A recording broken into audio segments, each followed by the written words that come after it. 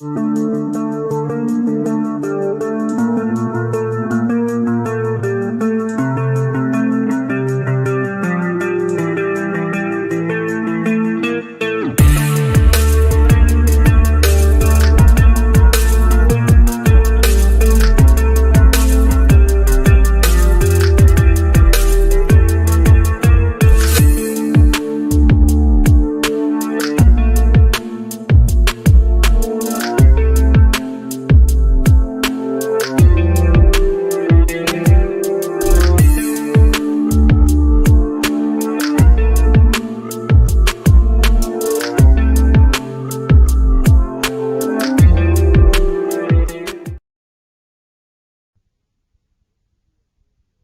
CBS Radio Mystery Theater presents...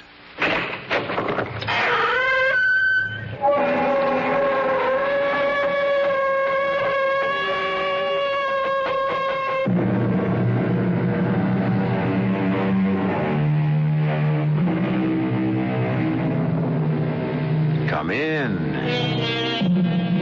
Welcome. I'm E.G. Marshall. From ancient days to the present, mankind has believed in ghosts. Some claim to have seen them, heard them, and even touched them. There never was any question about the terror of such an experience, real or imaginary. Even today, we read in our newspapers about apparitions and spirit messages which have no reasonable explanation. It was such an experience at a lonely inn in Maine that terrified a man of exact science named Professor George Weymouth. You saw what there? 100 yards offshore. An inverted funnel of water like a shroud, a winding sheet, the garment of the dead. Oh, come now, Colonel Pingree. A shroud? Just the wind whipping a wave crest into an inverted cone. You look as if you'd seen an apparition. Don't tell me you believe in that kind of thing. You said your name was... Weymouth. Weymouth? Yes. That could explain it.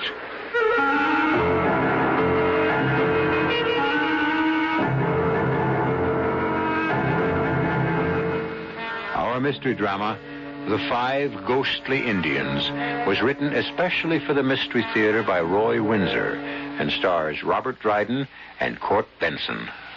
It is sponsored in part by Anheuser-Busch Incorporated, Brewers of Budweiser, and Sign-Off, the sinus medicines. I'll be back shortly with Act One.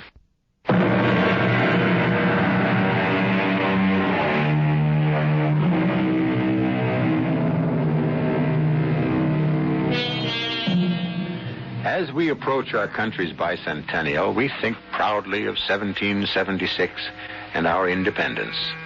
But what about the first people to live in America, the Indians? Long before we became independent, we had taken away their independence. Someone wrote, "The Pilgrim Fathers landed on the shores of America and fell upon their knees. Then they fell upon the Aborigines." An Englishman exploring the coast of Maine in the year 1605 captured and killed 5 Indians, and the bad relationship began. His name was George Weymouth, and this is the story of what happened to his present-day namesake. Look at this. An Indian arrowhead. Hello there! What? Oh, hello. There. Heard you'd arrived at White Pines. My name's Pingree. Colonel Caleb Pingree. How do you do, Colonel? George Weymouth. You don't mind me butting in this way? If you do, say so, and I'll finish my walk up the beach. Oh, certainly not. I was just about to walk back to the inn. It's growing dark, and I'm chilled. Yes. Oh, that's a cold-looking ocean. Forbidding. Well, come along. We'll have a cup of tea in front of the fire in the lodge. That sounds inviting. Oh, look here. Just before you hailed me, look what I found. What's this? An Indian arrowhead among the rocks? Well, that's unusual. There's a design on it. Here, let me rub off more of the moss. It's heavily encrusted. Must have been here for hundreds of years. Look. Drums. I beg your pardon? Drums. Indian drums. Hear them? Drums? What are you talking about? I don't hear anything. Here. Any idea what this design means, Colonel? Well, they're gone. They're gone. What? You didn't hear the Indian drums? No. When you rubbed the arrowhead, I distinctly heard drums. When you handed it to me, the drums stopped. Yes, well, let's not worry about them. Yeah, take a look at that design, Colonel. A diamond figure enclosing another diamond figure. Oh, that's very unusual. It means medicine man. Why unusual? Because a tribe's medicine man hardly ever went into battle. He was called a shaman and had great authority because of his special guardian functions. That's why he became known to us as a medicine man. Well, you've made a remarkable discovery. Here you are. It's quite beautiful, isn't it? Good heavens. Well, what is it? Quiet. The drums. And look. Look out there, about 100 yards offshore. See it? See what? I see whitecaps as far as I can see, nothing more. And drums? You're hearing things, Colonel. Look there. Follow where I'm pointing. See that inverted funnel of water? It's like a shroud. Don't you see it? I really don't. May I have the arrowhead? Yes, of course. Well, the drums have stopped. And that funnel of water is gone. You're a romantic, Colonel. Yes. Do you know what I'd do with that arrowhead if I were you? I'd throw it in the ocean. I certainly won't do that. You said it was unusual. My young daughter will treasure it as a wonderful souvenir. You're not pulling my leg, are you, Colonel? I assure you I'm not. What did you say your name was? Weymouth? Yes. George Weymouth. I'm an assistant professor of zoology. Weymouth. Yes. That could explain it. Explain what? Do you know anything about the history of your surname? No, not too much. There have been Weymouths here since the Revolutionary War. General Tad Weymouth. The name goes further back than that, Professor. I think I'd better tell you about it.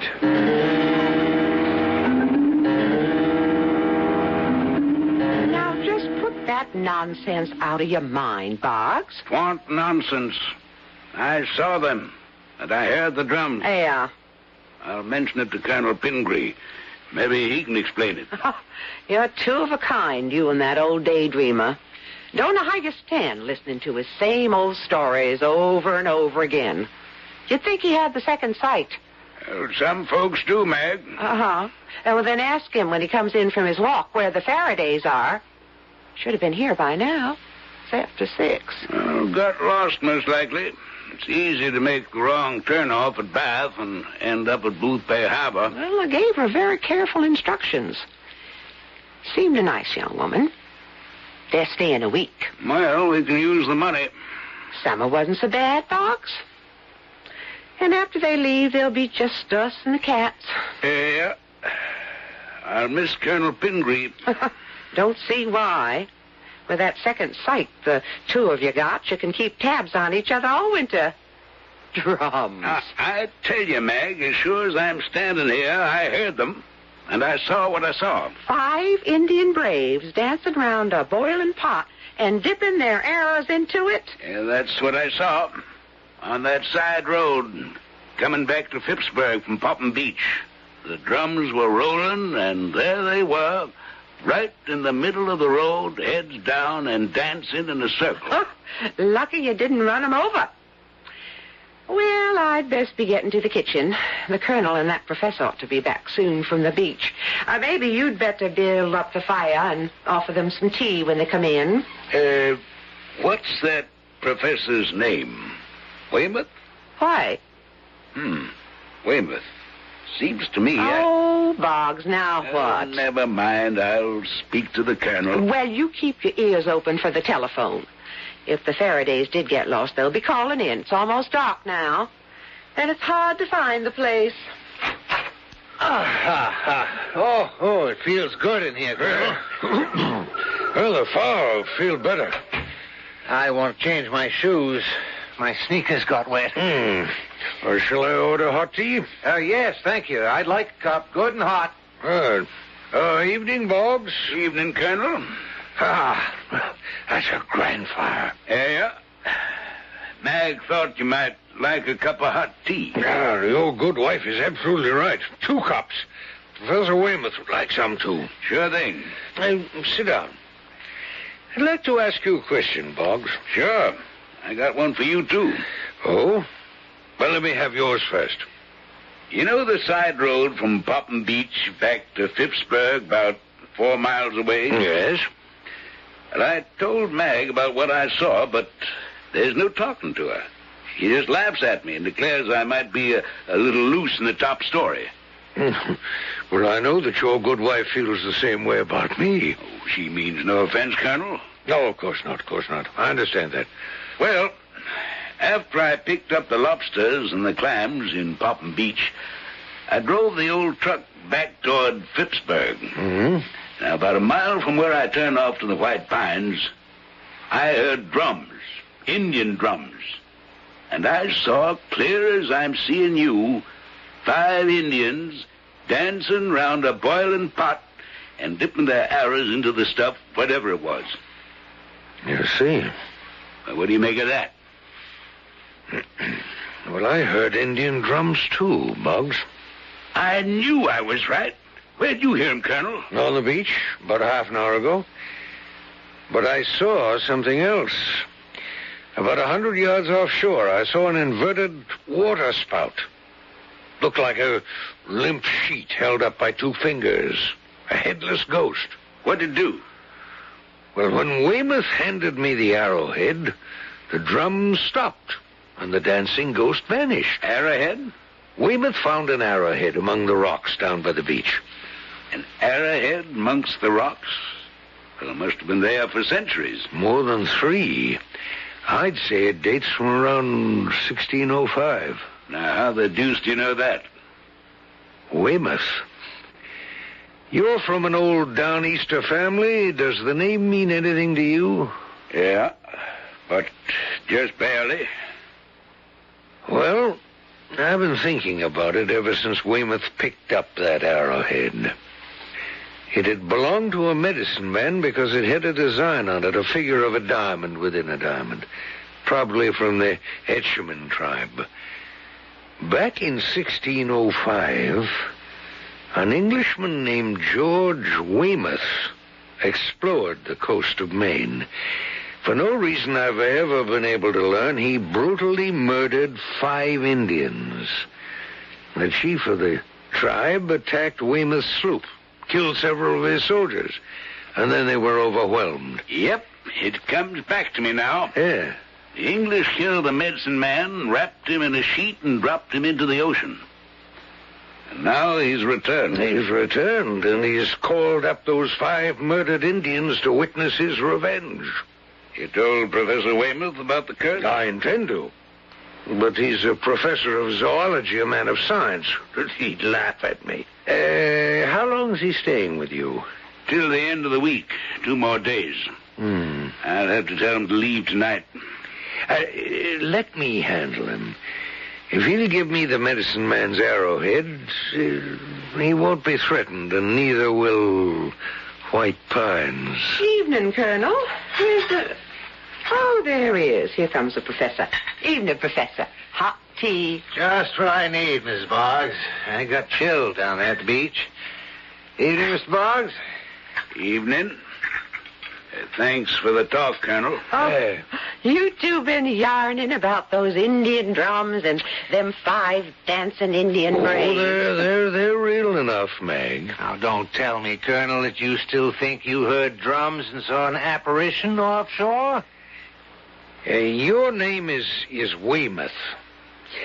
Over 300 years ago, your ancestor, George Weymouth, cruelly murdered 5 Indian braves and killed the medicine man of their tribe and buried him at sea.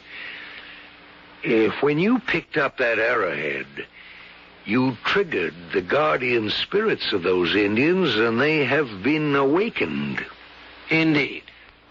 To what purpose? Revenge, Professor Weymouth. I don't believe it, Colonel.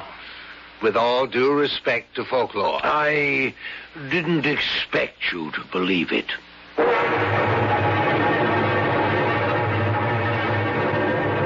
If Colonel Pingree and the innkeeper Boggs swear that they heard those celestial Indian drums and saw those apparitions, why should we disbelieve them? They are otherwise normal men.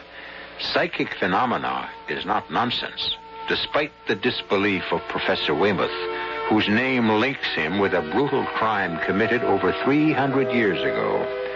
I'll be back shortly with Act 2.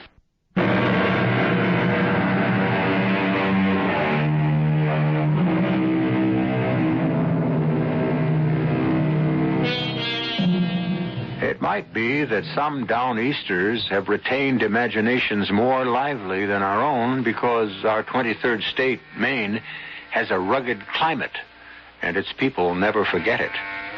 In the sparsely settled wilderness, it would be easier to see ghosts of Indians from long ago, in the forests, in front of a blazing hearth. Professor Weymouth might scoff at folklore, and so does Mag, the innkeeper's wife, but not Boggs, the innkeeper. He and Colonel Pingree know what they heard and saw. Boggs, what was that talk about an arrowhead? Weymouth found it. That's when the trouble began. Oh, Indian drums, dancing Indians, a ghost on the water. Oh, you and the Colonel, you're some pair. 7 o'clock, still no Faradays? Lost, probably. Well, you'd think they'd telephone. Well, I'll serve the Colonel and Professor Weymouth and put the other steamers and lobsters in the icebox. I think I'll go outside, look around a little. Now, you be very careful. Don't want some Indian to scalp you. Couldn't run White Pines alone. One of these days, Mag, you'll believe. I'll be back half an hour or so. Keep an eye out for the Faradays. Yep. We can eat any time Mag is ready to serve, Boggs. Coming right up, Colonel. Good. Oh, you look concerned, my friend. Nope. Just annoyed. Young couple named Faraday was supposed to arrive at 6. I haven't heard a word from him. Well, it's easy enough to get lost on these back roads. I'm going out to look around. We just got that one light out front, and they could drive right by. Had any luck, Colonel? I'm still not convinced, Boggs.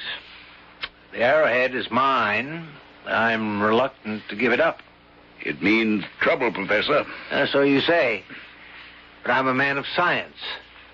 Folklore is charming, but I don't believe in it. We know that myths were created to explain certain practices and beliefs. But when reason is applied, they disintegrate. As much as I'd like to believe your story about the Indian drums and the apparition on the sea, I can't. Well, then, Professor, I'll have to... No, Boggs, not so fast.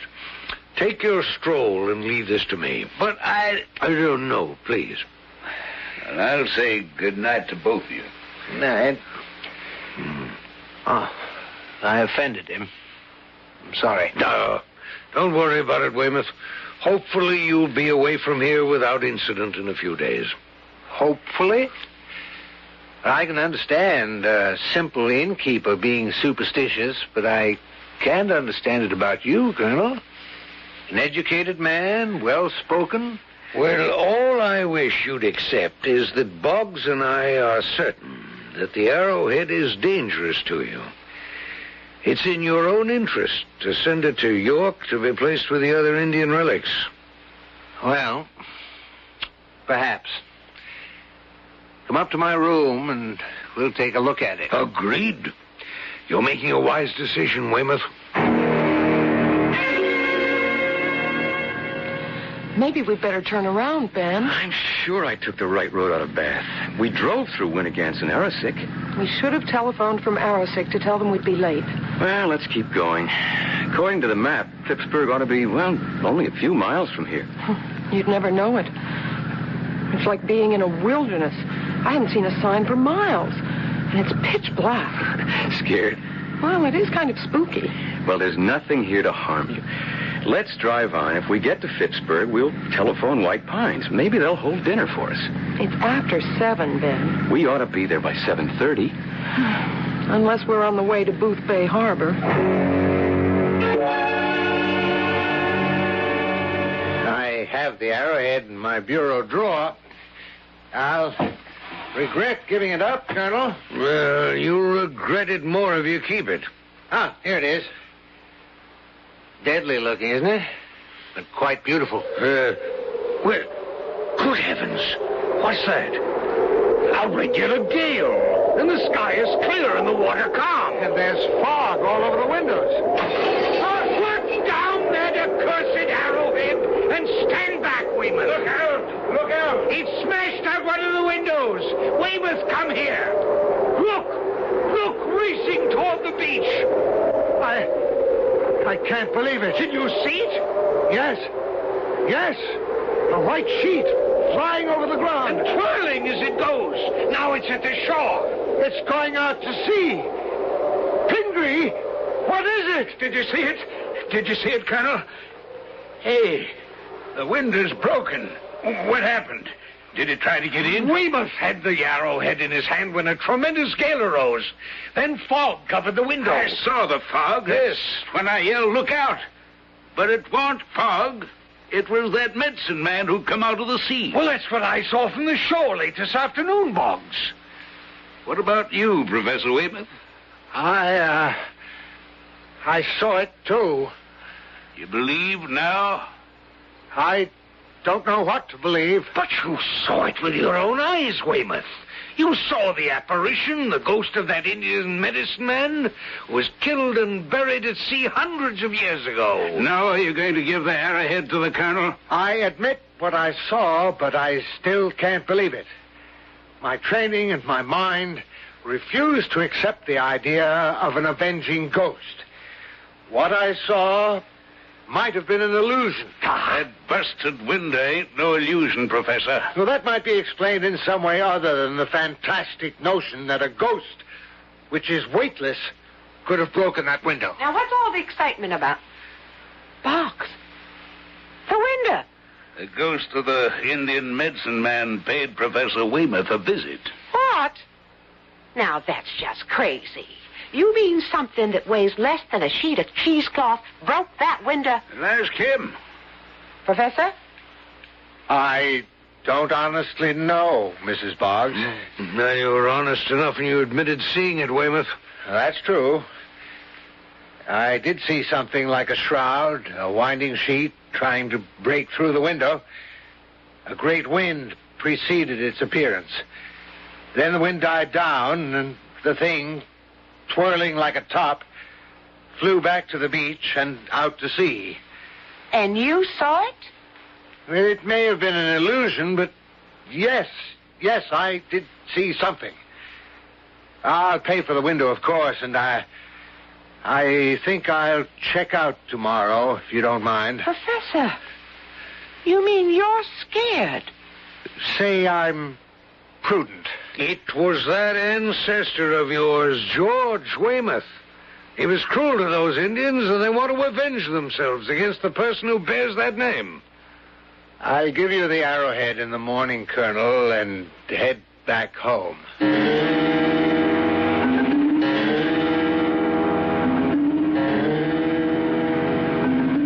About 10 more minutes for Anne. I'm glad we telephoned. She was so nice, Mrs. Boggs. She'll have the steamers ready and then the lobster. Perfect. I could eat for hours. Ben, slow down. Ben, stop. What is it? You sound terrified. Look up there ahead. You see them? Huh? Don't you see them? Who's them? You mean you don't see them? I don't even know what you're talking about, Fran. The Indians. What? Indians. 5 of them. They're dancing around a big pot. And listen, drums. Indian drums. Hey, come on, you're pulling my leg.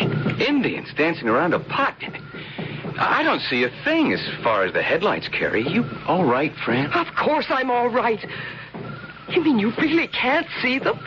They're dipping their arrows into the pot as they dance around it. Toledo, you must have flipped. I assure you, honey, there's nothing in the road. Nothing. There is. I tell you, I see them. Hunger can make a person see things sometimes. I'm hungry, but I'm not starving to death.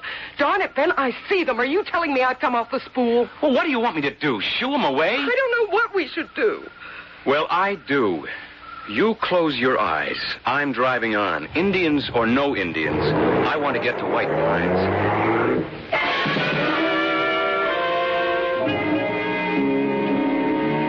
Faraday's ought to be along any minute. Yep.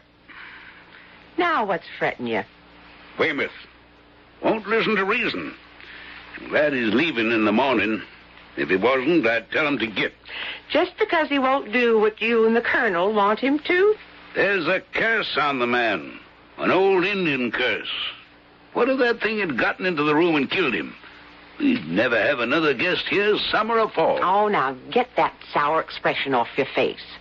It's almost 7:30. You stay here at the desk and wait for the Faradays. And be pleasant. I'm about ready to serve them steamers. Oh, that's them, Boggs. Evening. Hello there, Mr. Boggs. Yep. Glad you made it. Evening, ma'am. Good evening. Have trouble with the road? Well, no, the directions were fine. We just weren't sure we were on the right one. But it worked out. What a fine inn you have here, Mr. Boggs. Oh, it's lovely. Look at that lodge room, Ben, with logs blazing away in the fireplace. Fran, why don't we go in and have a drink in front of the fire? I can bring in our bags later. Never mind the bags. I'll fetch 'em. If you'll give me your keys, I'll park your car off the road. My wife will get you a drink, and you can have dinner any time. Steamers and lobster. Hope you like 'em. Perfect. Nothing better. All over your scare, darling? Oh, Ben. Something go wrong on the way down? Oh, it's too silly to mention, Mr. Boggs. Oh. Well, I'm not a pride man myself. My wife saw 5 Indians dancing around a pot and dipping arrows into it. Hunger pains, I told her. Did you now? Silly, wasn't it? Depends. You'd better sign the register, and I'll have her come out and fix you some drinks.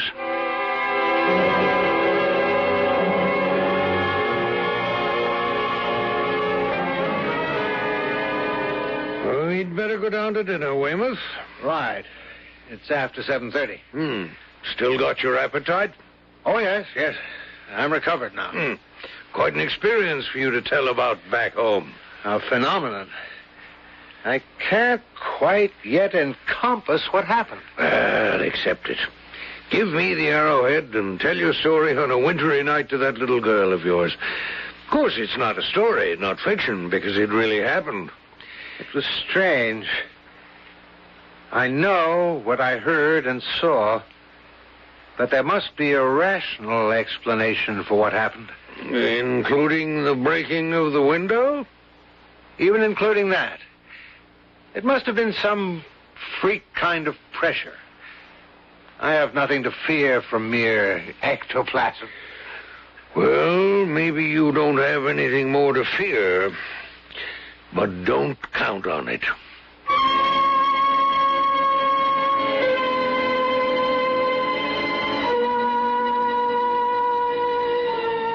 Professor Weymouth, even as you and I, is a rational man. He accepts only what he can touch or see. His mind rejects the possibility of ghosts.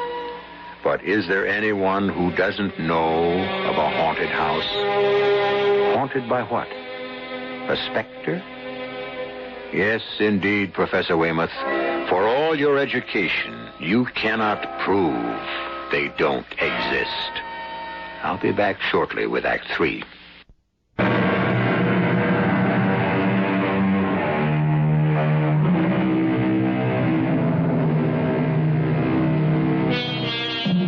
The White Pines Inn is located a few miles from Phippsburg on the rocky coast of Maine. The coast is beautiful, but forbidding, as the British found out during the Revolutionary War when 6,000 men of Maine fought them determinedly.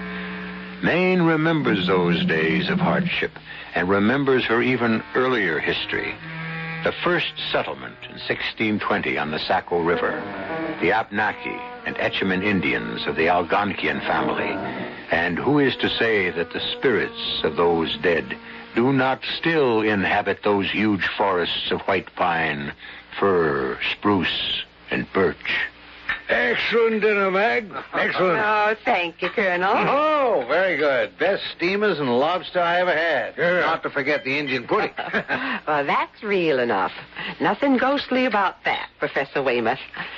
You want coffee here or in the lodge room? Well, let's have it in front of the fireplace, Mag, if you please. And introduce yourselves to that nice young couple they're finishing up. Name's Faraday. Yeah, I'll do that. Faradays seem as content as we are. Good evening.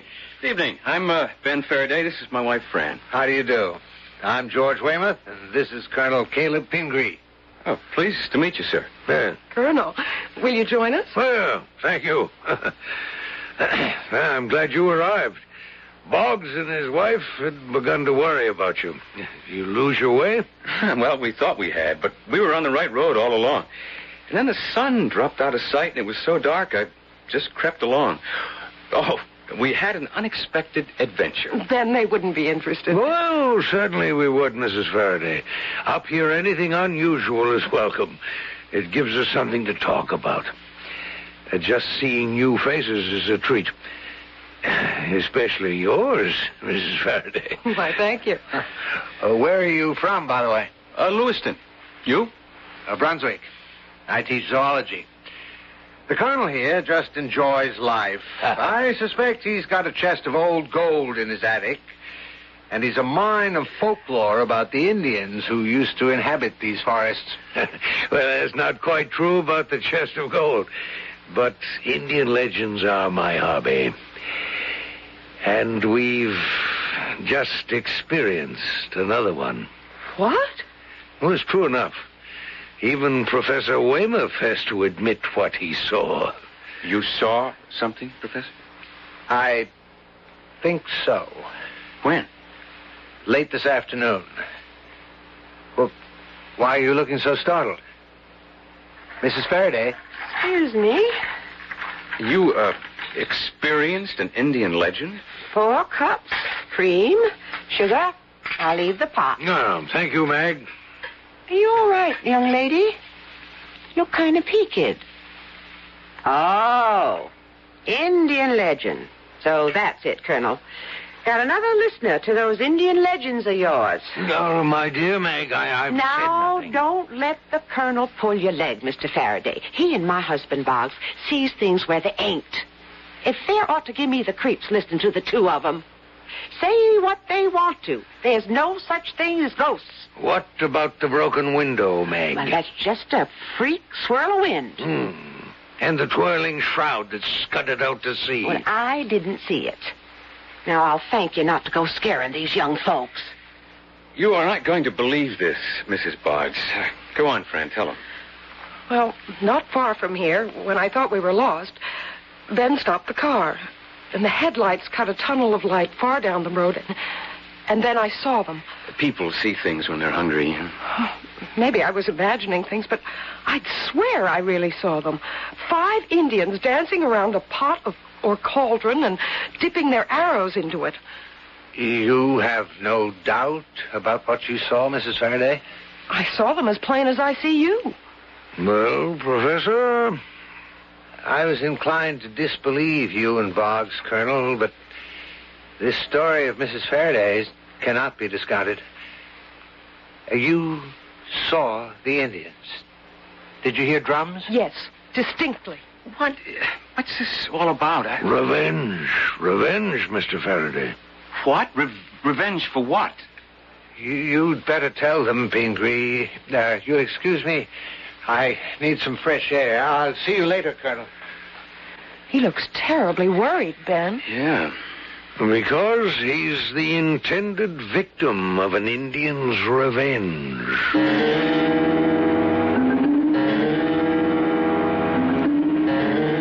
Boggs, come in here with me. I was going to turn down the Professor Weymouth's bed when...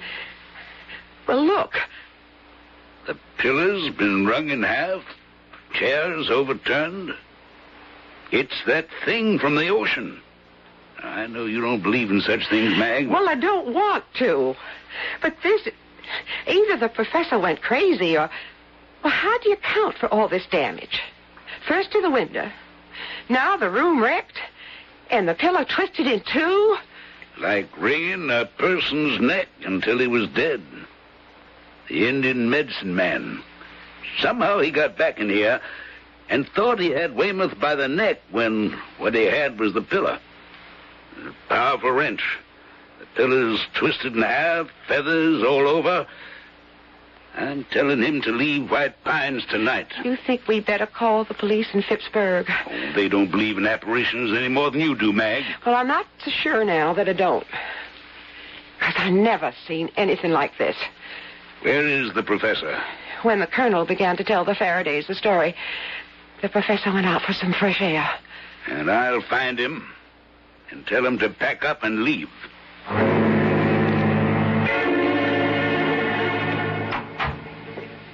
Oh, Mr. Boggs. Like to have a word with you, Professor. Enjoy your stroll, Weymouth? I just stood outside and breathed deeply and looked at the sky. Mag went upstairs to turn down your bed. The room was a shambles. Chairs overturned, the bed all rumpled, and the pillow wrung in half. What? I haven't been near the room since dinner time. The ghost of that Indian medicine man's been there. If you'd been stretched out on that bed, you'd be dead. That pillow was twisted in two. Feathers all over the place. Good Lord. I'm sorry to have to say this, Professor, but I want you to pack and leave. Tonight. I don't blame you. I'll pay for all the damage. I'm deeply sorry. Bring me the arrowhead, Weymouth. That's the source of your trouble. Until you've disposed of the medicine man's arrowhead, you won't have peace, and you may, in fact, die. Have your doubts about specters, but give me that fatal arrowhead. I'm convinced, Colonel. I'll be right back. And even Mag's convinced now, Colonel. I'd imagine so. The professor's a doomed man. Not if he gets rid of the arrowhead. Think the Faradays have gotten scared off? No. They went to bed about a half an hour ago. Mrs. Faraday has the sight, Boggs, like you and me. When I told her what happened, she believed me. Even her husband began to be convinced. Oh, they'll stay. But you're quite right in telling Weymouth to leave. Tonight.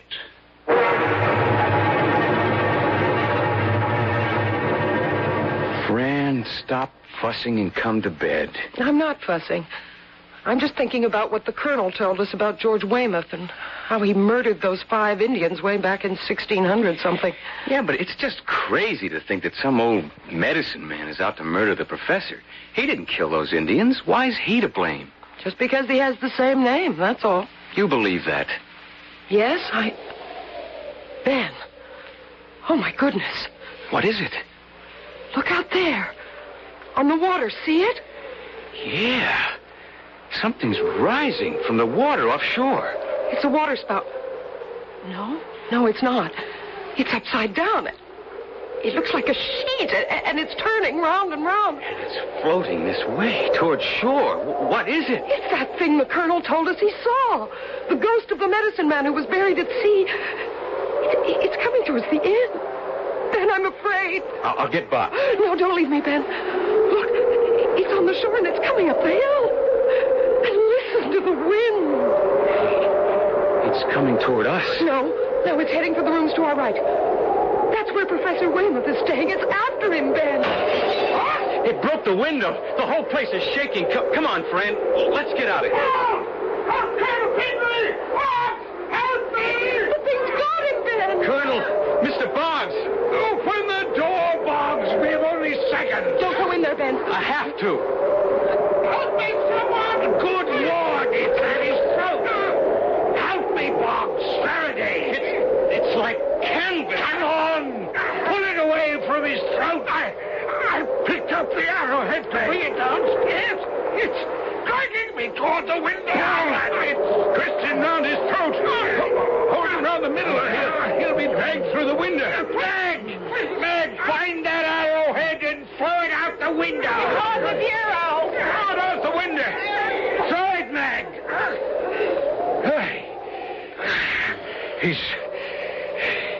He's fainted. Here's some water. Notice the wind's died down.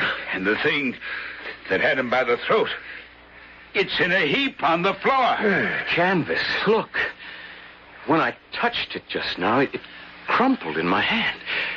It's like dust. Oh, my throat. Oh, thank you. Heard you. You had a close call, Weymouth. You're lucky to be alive. Thank God all of you were close by, or it would have killed me. I'm very grateful. Can you tell us what happened? I can. I was looking out the window when I saw the apparition come out of the sea and drift this way. Then a great wind came up, and the thing kind of embraced the house. It was when the window broke that the professor began to cry out. It floated in like a small upside-down cyclone. I tried to stay out of its way, but it began to wrap itself around me. It was horrible. What in heaven's name was it? What could it be? You know, Weymouth. It was the ghost of the Indian medicine man come back to avenge the murder of those 5 Indian braves. It was your forebear who killed them, and the spirit of the medicine man has never forgotten. When you picked up that arrowhead, you aroused his spirit. Only by giving up that arrowhead could you break the fatal connection. Well, where's the arrowhead now? I threw it out the window, Professor. Oh. And something else. When it hit the rocks below, there was a burst of flame. And then nothing. I believe it. I believe all of it, Colonel. The 5 ghostly Indians. They did exist. Lucky for you, Weymouth, that you've lived to tell the story.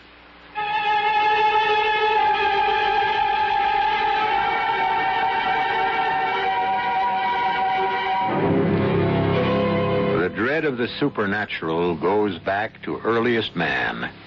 As he roamed the earth, he was encompassed by many terrors. There was the terrible dark, with its countless dangers. Legends about second sight are endless. To this day, the avenging specter of the Indian medicine man lives as fact in the mind of Professor Weymouth. I'll be back shortly.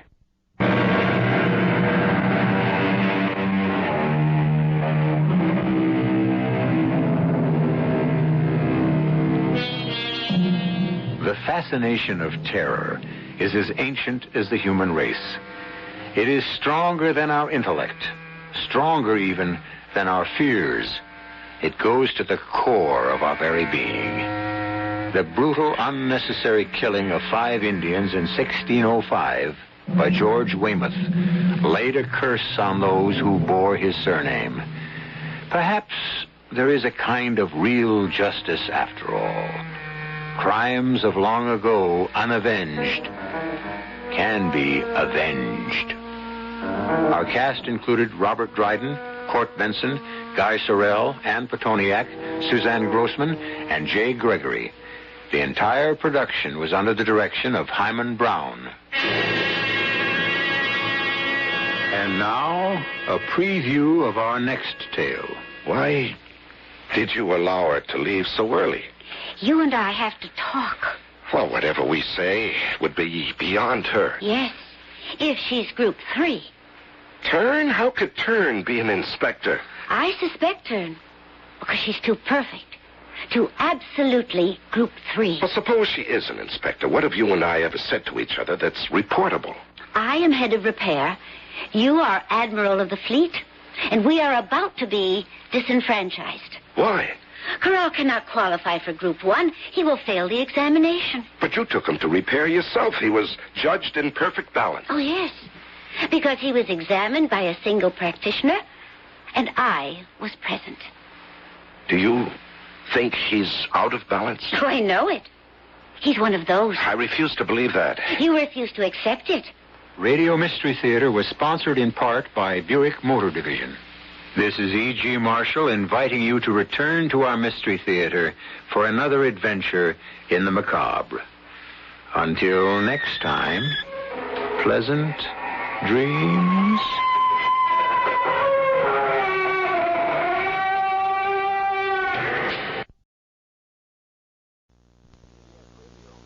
CBS Radio Mystery Theater presents...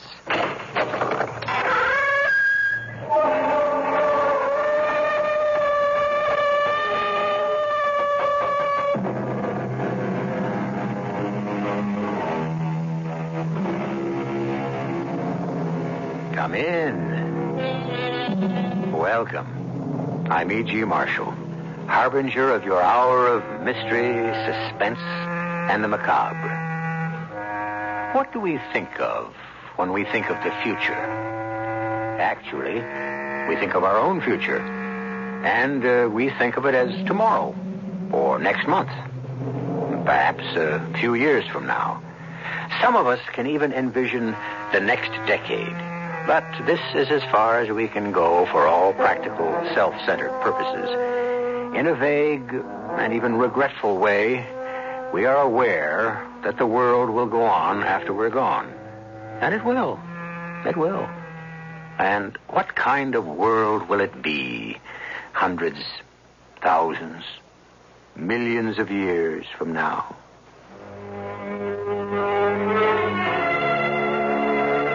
My name is Rado. I'm an admiral of the fleet. You're not aware of me, but I can make the decision that will end your life and the life of every living thing in the solar system. I have the power of decision. When we patrol space and I hear my observers say... Unknown ship. Range? 34 million miles. Clear for action? Clear for action. Aimer ready? Ready. Firing switch on? Firing switch on. Right now is when I decide. Do I or do I not press the button that will destroy the world? It's my decision. Mine and mine alone.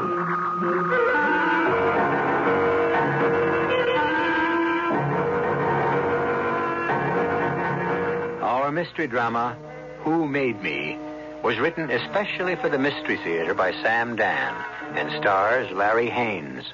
It is sponsored in part by Buick Motor Division and True Value Hardware Stores. I'll be back shortly with Act One.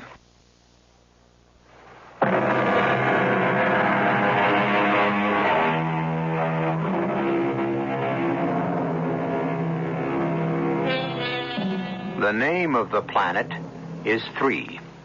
In our day, we called it Earth. But so much has happened since we lived here.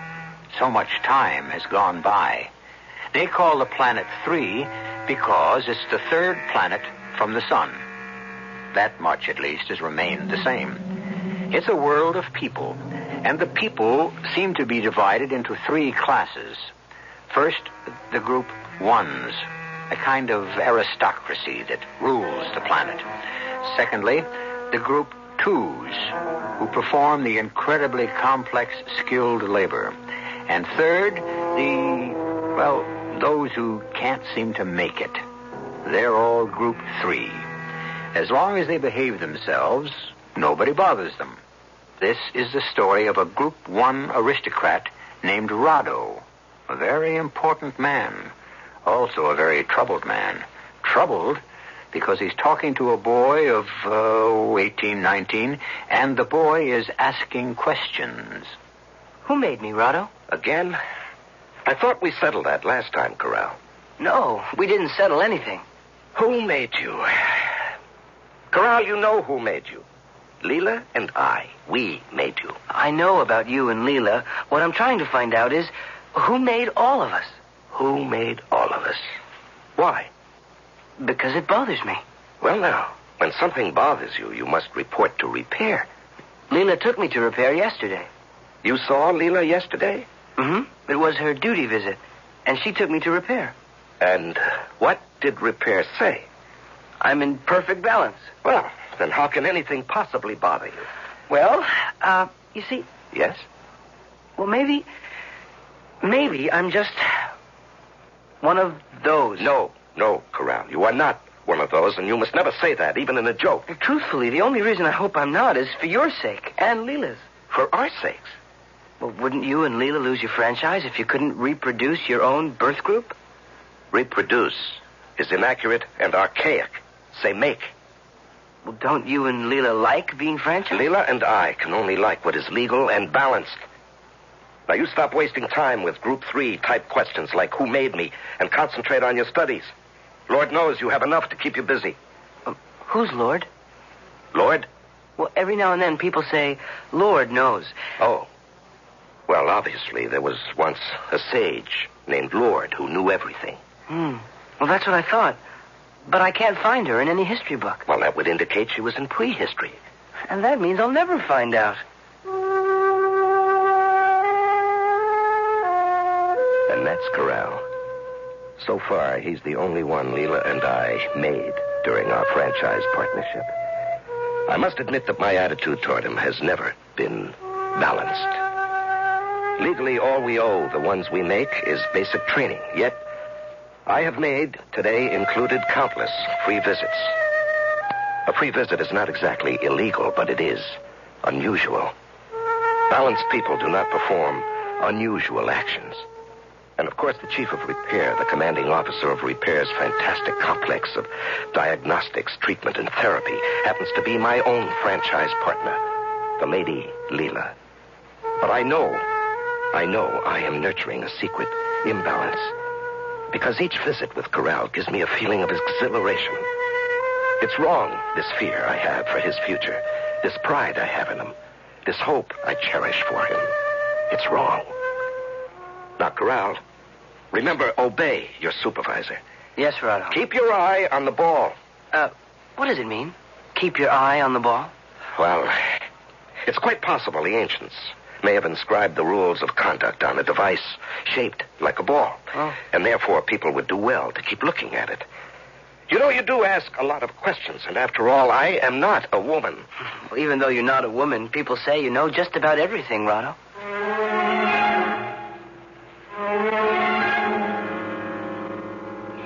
You made a free visit to Corral today.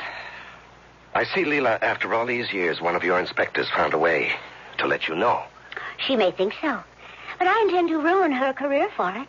Now what, my lady? Do you suggest I report for repair? Will you assure me that any Group 1 can ask for it without prejudice? I suggest you go inside. Until turn, we shall dine shortly. Certainly. Turn had punched out the food request. Characteristically, she had asked the wrong menu. But I said nothing. You know how they are. The tiniest criticism and they collapse into a severe depression or explode into a manic tantrum. When Turn saw me, she smiled. A typical Group 3 smile. You know those people. They seem to smile with their entire body. I can release dinner any time, Admiral. The lady will tell you. Say the word, sir. Speak one little word, or point your finger, or blink your eye. I said the lady will tell you. May I leave the villa tonight and visit my partner, You sir? must ask the lady. If the lady says no, I will kill myself. You are free to leave now, Turn. We shall release dinner ourselves. Oh, thank you, lady. Darling lady, sweetest lady ever made. Why did you allow her to leave so early? You and I have to talk. Well, whatever we say would be beyond her. Yes, if she's Group 3. Turn? How could Turn be an inspector? I suspect Turn because she's too perfect. Too absolutely Group 3. Well, suppose she is an inspector. What have you and I ever said to each other that's reportable? I am head of repair. You are Admiral of the Fleet. And we are about to be disenfranchised. Why? Corral cannot qualify for Group 1. He will fail the examination. But you took him to repair yourself. He was judged in perfect balance. Oh, yes. Because he was examined by a single practitioner, and I was present. Do you think he's out of balance? Oh, I know it. He's one of those. I refuse to believe that. You refuse to accept it. Yesterday he asked me, do you love me, Leela? Love? I see. Love. Well, the best I could get out of him is that love is an intense form of like. Well, couldn't you explain that any emotional intensity is a form of imbalance? Well, love is an intense like. It can only be bestowed on one person. It restricts and excludes. And what type of Group 3 questions has he been asking of you? I was afraid to tell her. And yet see how calm she is. It's because she's a woman. We men, we take things so much harder than they do. When Corral is classified down to Group 3, he'll disappear from her life forever. But I know this. He will never be gone from mine. He'll never be cold or sick or hungry, and he shall not die young. Secretly, somehow, I'll arrange to protect him. He's my Corral. What are you thinking about, Rado? I'm becoming reconciled to the fact that Corral will not be admitted to Group 1. Who said he will not be admitted? You did. Well, I said he couldn't qualify. Well, isn't that the same thing? No. Because, qualified or not, he will pass the examination. He will? How? You and I will prepare him for it. Leela, that's illegal. Of course. I shall pay my duty visit the day before the exam. I will inject him for stability in physical function. Well, if that's discovered, we'll be degraded. I know. I wrote that law myself. But why, Leela? Why? Because I don't want to be disenfranchised. Leela, you're talking like a man. Oh, shut up. My lady, you're obviously out of balance. So report me to an inspector. Now, let me take you to repair. No. Please.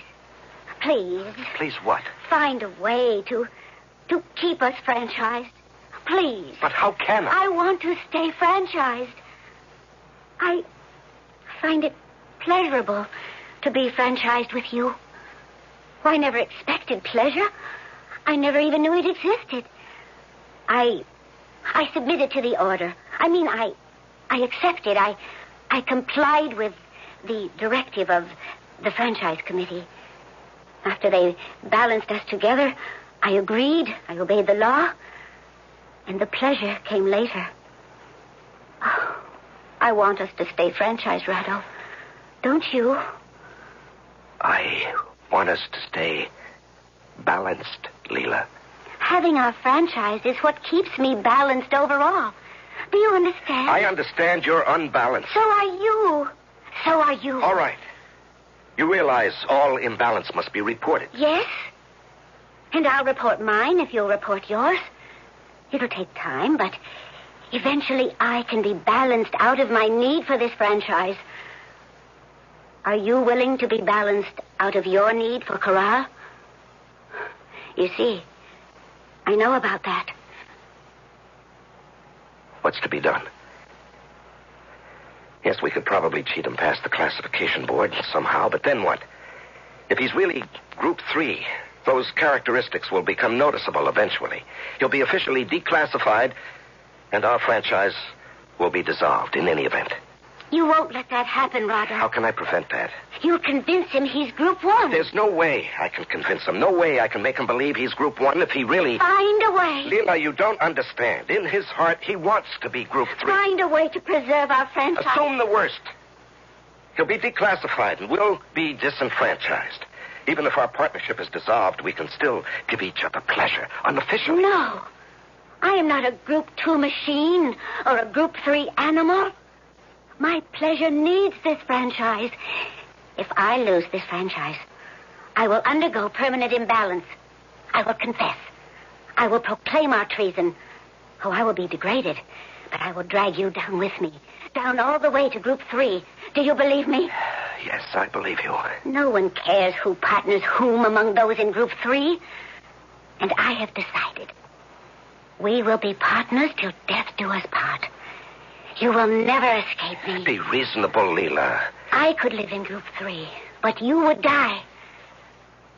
Now, place your arms around me. Oh, yes. Yes. Oh, now. Now I feel I'm in perfect balance. And you will save Corral. Leela, the truth is, he doesn't want to be saved. Save him, dearest. Save him. Save him. Or I will kill you. You must remember we're telling you a story that takes place in the distant future. But in many respects, much of what you've learned so far could very well have taken place in our own time. As we evolve, it's only the outward trappings that change. People remain the same, basically. Or do they? Well, there'll be some differences when I return in just a few moments with Act 2.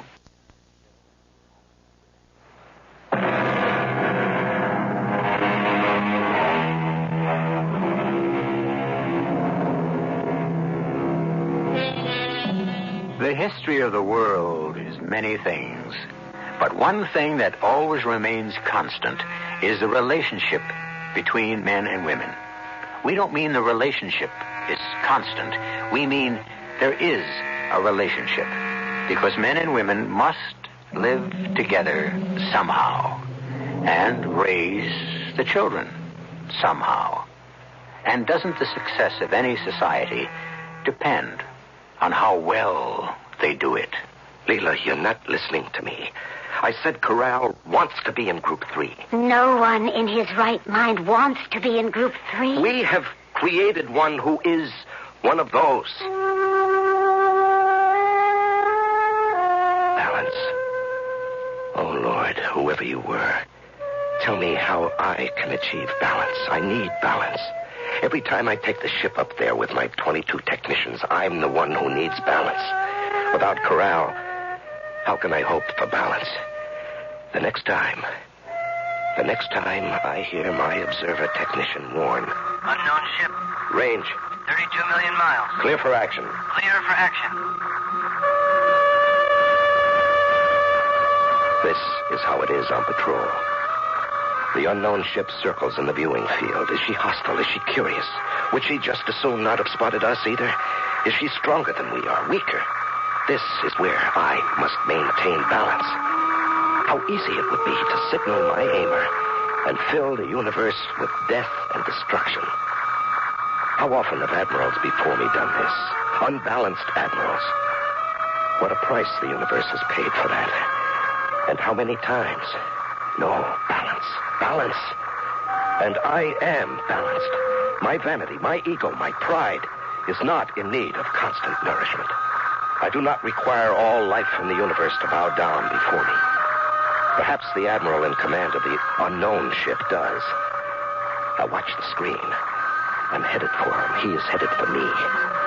Very well, Admiral. I am not willing.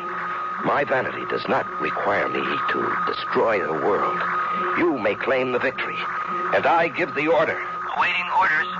Execute 180-degree turn. Acknowledge 180. Head for home. Heading home. And once again, I have saved the world. Because I am balanced, I have saved the world. I must never lose this balance. But without Corral and without Laura,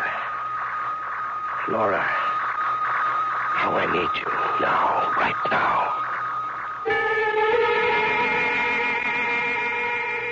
Are you tired, dearest? She kills me, Laura. You don't have to talk about her, Rado. They train you and destroy you, these Group 1 women. Laura, tell me you love me. Tell me you love me. I love you, Rado. I love you. Listen to me. I'm fantastically unbalanced. But I don't report to repair. I come here to this Group 3 woman, to this illiterate, but beautiful, soft, and lovely woman. I have the power to destroy the universe, but I am helpless in her hands. I come to her so that she can save me from myself. Don't kiss me now. Why not? I love you. You don't want to kiss me. Not now. Not while there's something inside you that's angry, that's frightened.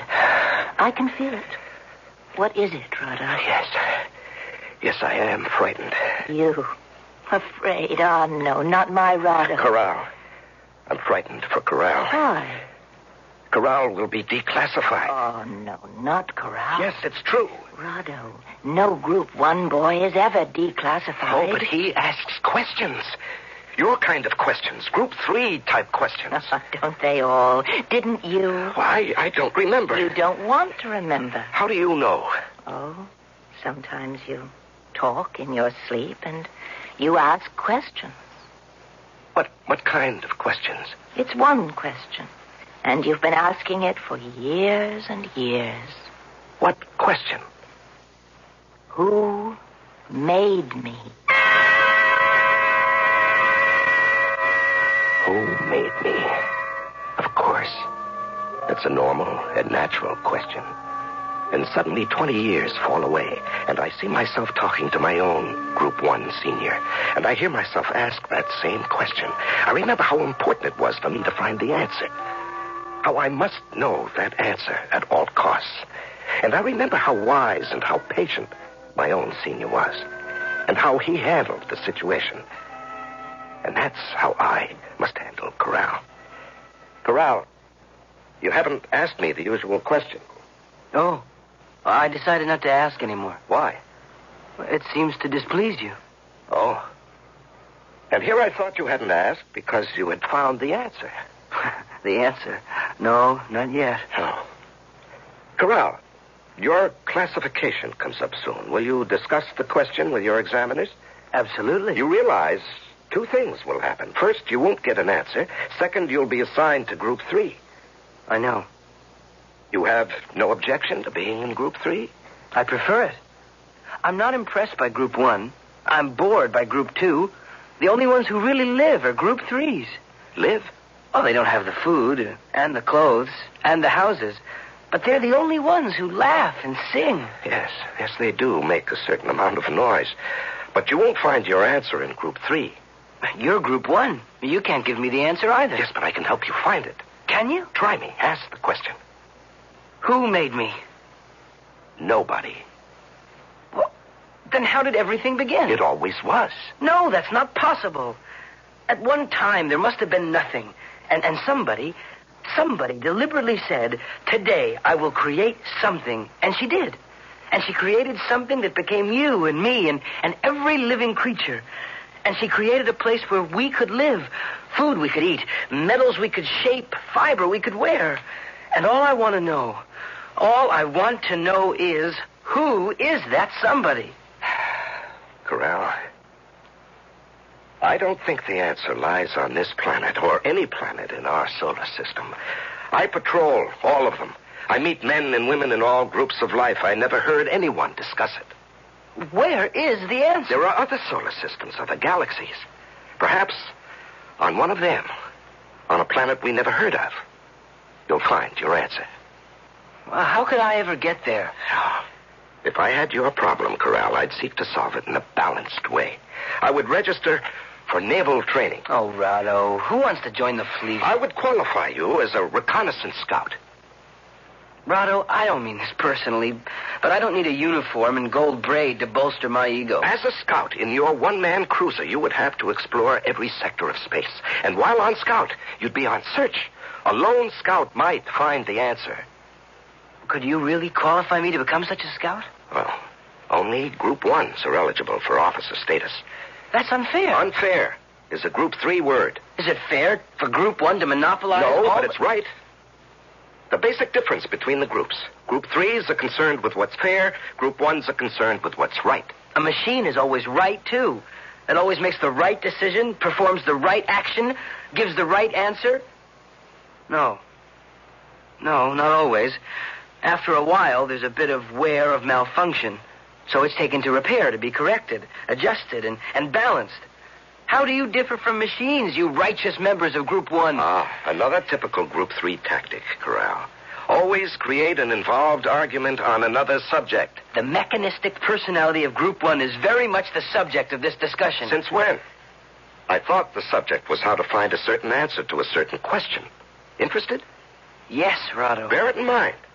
And you'll breeze through your exams. And don't ask embarrassing or unbalanced questions.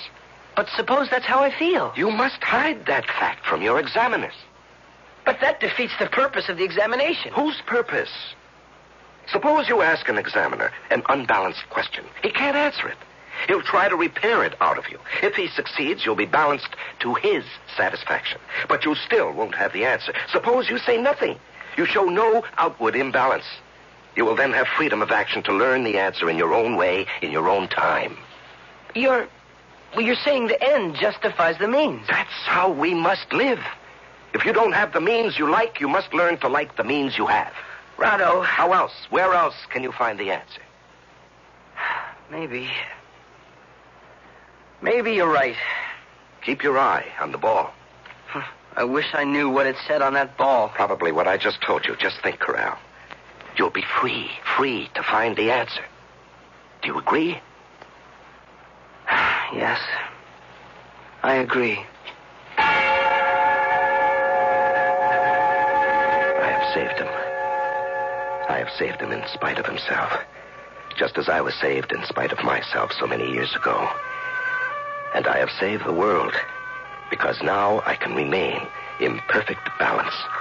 And the next time observer technician calls out, Unknown ship.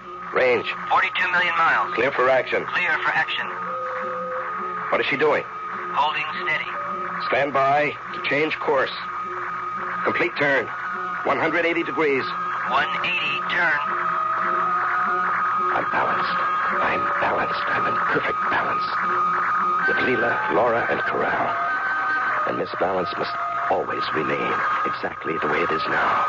And I beg, I implore, whoever, whatever made me, keep me in this balance. Don't let me destroy the world.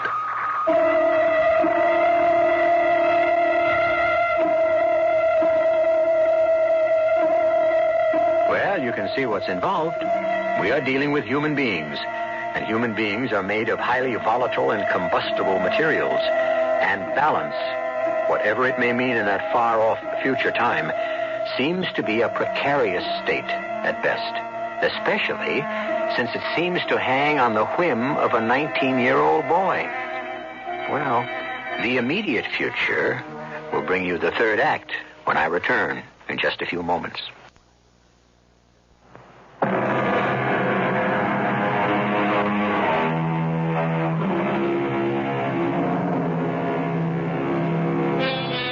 From time to time, we speculate about the future. Will it be paradise? Will it be utopia? Some say yes. Some say no. Some say, why should we expect people to be smarter or better than our ancestors? Oh, we have more knowledge. But do we have more wisdom? Rado, you saw Corral today. Yes, Leela. And what did you say to him? Corral will pass his exam. Oh, are you sure? Mm-hmm. What did you do? Nothing. I simply remembered what it was like to be a boy. To be filled with fears by the size of the world around me. The confusion of sights and sounds. Permissions. Prohibitions. To look at the stars and wonder, where does it begin? And where does it end? Who made it? And I remember how I asked my own senior. Did he give you the answer? No. But he gave me the courage to go out and look for it. Mm. And did you, Rado? Oh, yes. Did you find it? No. Perhaps it doesn't exist. I looked for it a long time. Then one day, I stopped. Why? The answer didn't seem important anymore, or maybe the question no longer bothered me. I forgot it even existed until Corral brought it up. Well, it will bother him the way it bothered me. And then one day, he will forget it, just as I have forgotten it. Actually, I never forgot it. It just really doesn't seem all that vital anymore. And so, as the time for his exam approached, I could see that Corral had made his decision. He wasn't happy, but he was making the best of it. It's more important to be balanced. Yes, Corral. The world must be run, and the world must be saved by balanced people. The people of Group 1. Yes, say the rest of it, Corral. Our system requires balance. It ordains who is Group 1, who is Group 2, who is Group 3. This is our holy mission. Yes, Corral. You are ready for your exam. Rado? Uh-huh. What does holy mean? It means, complete and entire. It comes from the word whole. Huh. But why is it spelled without the W? Oh, some lazy Group 3 printer must have left it off by mistake and custom. I can't wait to qualify for reconnaissance scouts and leave. I can't wait. It was me all over again 20 years later. I have succeeded. I have saved him for Group 1 because he thinks, as I did, it's the only way to find the answer. Of course, later on, he'll realize the answer exists here at home. He'll find a Group 3 woman like Laura, and she'll explain it to him the way Laura explained it to me.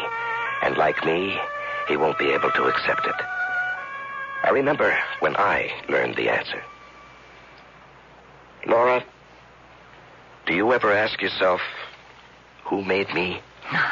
I know. I don't mean your senior partners. No, nor do I. I mean, I know who made all of us. You do? Yes. Love. Love. There is a spirit. It's called love. And it has created this beautiful world we live in. How do you know? Have you ever seen the spirit? Well, of course. You see it in the trees, in the flowers, in laughter, and in everything that's good. Can you prove it? You don't have to prove it.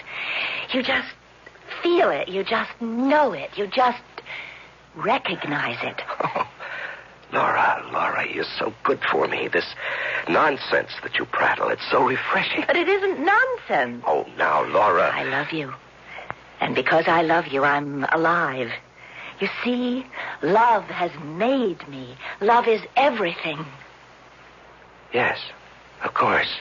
Well, one day, perhaps, you'll believe it. And on that day, I will be so unbalanced. Repair will have me reclassified out of Group 1. Love. It's true. True or not, only a member of Group 3 can afford to believe it.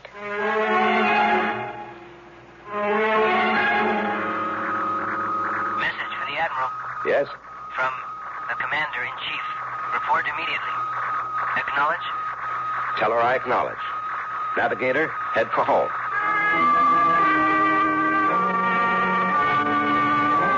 The Commander-in-Chief, the oldest, the wisest, the most powerful member of Group 1. And when she calls you in, it's for no trivial reason. It usually means war or revolution or something that could determine the very life of the people. I had never been summoned before. What could this mean? Be seated, Admiral. Yes, my lady. Do you know why I sent for you? No, my lady. I have here a directive. It is to be read to all Group 1 officers of the fleet. Effective immediately. No Group 1 commissioned officer is to associate with or visit any female member of Group 3. Signed, the Commander-in-Chief. Do you know the problem? No, my lady. Well, you should. You're part of it. In 18 years, how many offers have you made in your franchise? Well... You have made only one. Daily, our numbers dwindle. The Group 3s multiply like animals. Now, isn't that true? Yes, my lady. Now, you understand part of the reason for this directive. The other part is even more important, more sinister. The Group 3s are planning a revolution. A revolution? I can't believe that. You can't? Why not? Are we outnumbered heavily by Group 3? Of course. Since they form the majority, shouldn't it logically occur to them that they should rule the society? But, my lady... And isn't it a part of their strategy to seduce and debilitate the males of Group 1? And aren't they actually doing it? Do you agree? Yes, my lady, I agree. I thought so. That's the only balanced answer. No one in your command is to associate with Group 3 women. Understood? Yes. Intelligence has prepared a list of all known women in Group 3 who are visited regularly by Group 1 officers. Here's your copy. Thank you, my lady. They are all to be rounded up by fleet police and placed in special detention camps. For how long? For the rest of their lives. Oh, but my lady... It will discourage other women of that group from associating with Group 1 males. Yes, my lady. Well, is anything wrong, Admiral Rotto? No, ma'am. Perform your mission. You are dismissed. There was no way I could look at that list in her presence. I couldn't wait to get out of there. I couldn't wait to get to the bridge of my own ship where I could be alone and undisturbed. And I opened the envelope and took out the list, and my eyes shut down to the L's. And there she was. Laura. What was I going to do? And then the voice of my tech. Message for the Admiral. Acknowledge. Have passed examination. M Group 1. Leave immediately as a recon scout. Will return when I find the answer. Keep your eye on the ball. Signed, Corral. Acknowledge. Corral is gone from me. And they'll take Laura away, too. No, I won't let them. I can't let them. I can't give up Laura.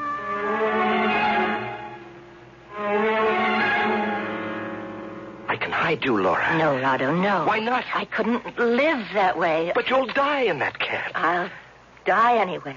I need people, music, happiness. I need life. Laura, listen. This is just a temporary scare. I believe it. What do you believe? I believe there'll be a revolt. Group 3 will revolt? Group 3 will try to overthrow the government how? With what? Just by being, just by existing. For your own good, Rado. I will leave you. For my good? You're living a lie, and I'm helping. Laura, I can't give you up. You don't have to. But the law says... The law says no Group 1 commissioned officer is to associate with women of Group 3. You are commanded to round up the women of Group 3. I know all this. Rado, become a member of Group 3 yourself. Then there's no problem, no violation of the law. There's your answer, Rado. You can't do it. I love you, Laura. But not enough. Laura, please. Poor Rado. Don't leave me. Don't leave me. You sent for me, Commander-in-Chief? Yes, Admiral. I have sent for you to give you a commendation. Read it. To Admiral of the Fleet, Rado. Well done. You have accomplished your mission in less than 1 month. Group 3 women are no longer the menace to an orderly, balanced society. Thank you, my lady. I shall overlook one tiny matter of imbalance. Madam? Yes, Rado. After all, I couldn't very well expect you to arrest your own Group 3 woman. My own? I couldn't expect any officer to arrest his own woman. And I know for a fact that every one of you took his own woman off the list. But, my lady... You see, Rado, this proves I'm right. It's how an association with a Group 3 woman can undermine a man. My lady, A special squad corrected all these missions. Your woman was arrested this morning. Later, she killed herself. Yes, my lady. Now, you are in balance. Go back to your duty.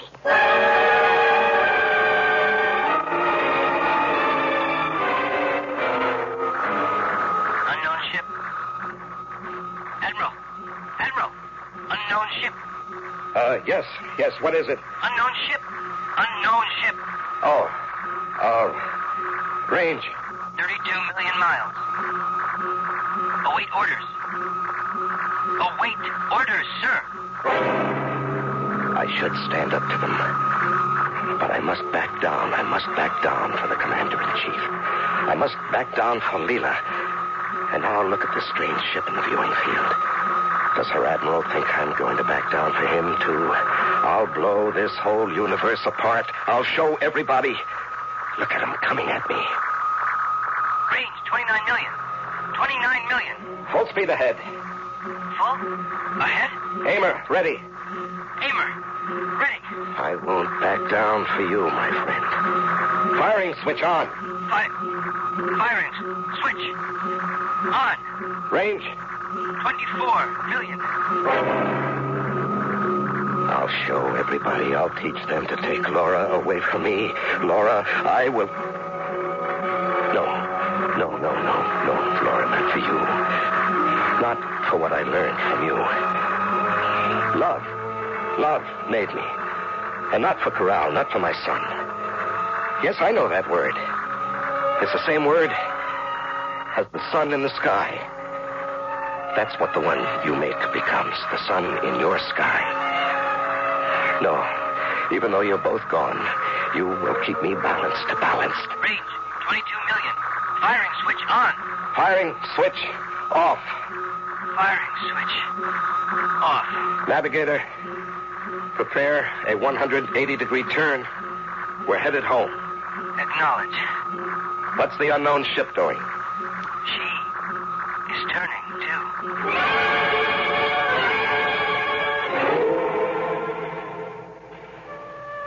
I almost did it this time.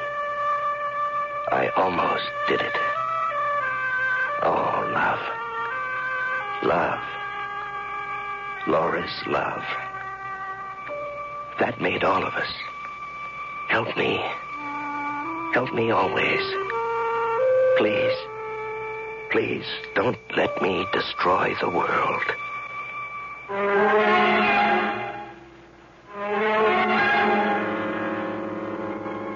More and more, we develop machines that can annihilate the universe.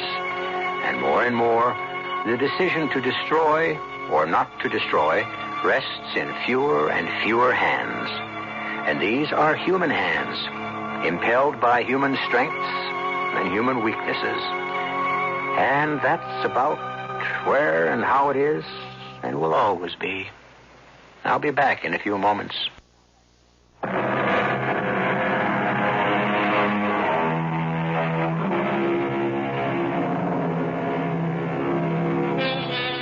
How many times has the world been destroyed? Are we the first civilization of our kind? How many have there been before us? Can anyone say? But the world will always be destroyed until we can all give Corral's question, who made me, Laura's answer, love. Our cast included Larry Haynes, Marion Seldes, Don Scardino, and E.V. Juster. The entire production was under the direction of Hyman Brown. And now, a preview of our next tale. He ordered her to. No one refuses him. And besides, look at her. She does not seem unwilling. Her eyes are looking straight into his. There's a smile on her face. No one resists the Saltmaster's son. See how closely he holds her. Stop them, Brother Ambrosius. Stop them. He shall not have her. I shall see her pretty face mocked with blood before he takes her. Musicians, stop playing. Stop the playing in the name of God. Stop. Benedicta. Where is everyone? Where have they gone? Why is it so silent? Why am I so alone? Amula, where are you? Radio Mystery Theater was sponsored in part by all state insurance companies. This is E.G. Marshall inviting you to return to our Mystery Theater for another adventure in the macabre. Until next time, pleasant dreams.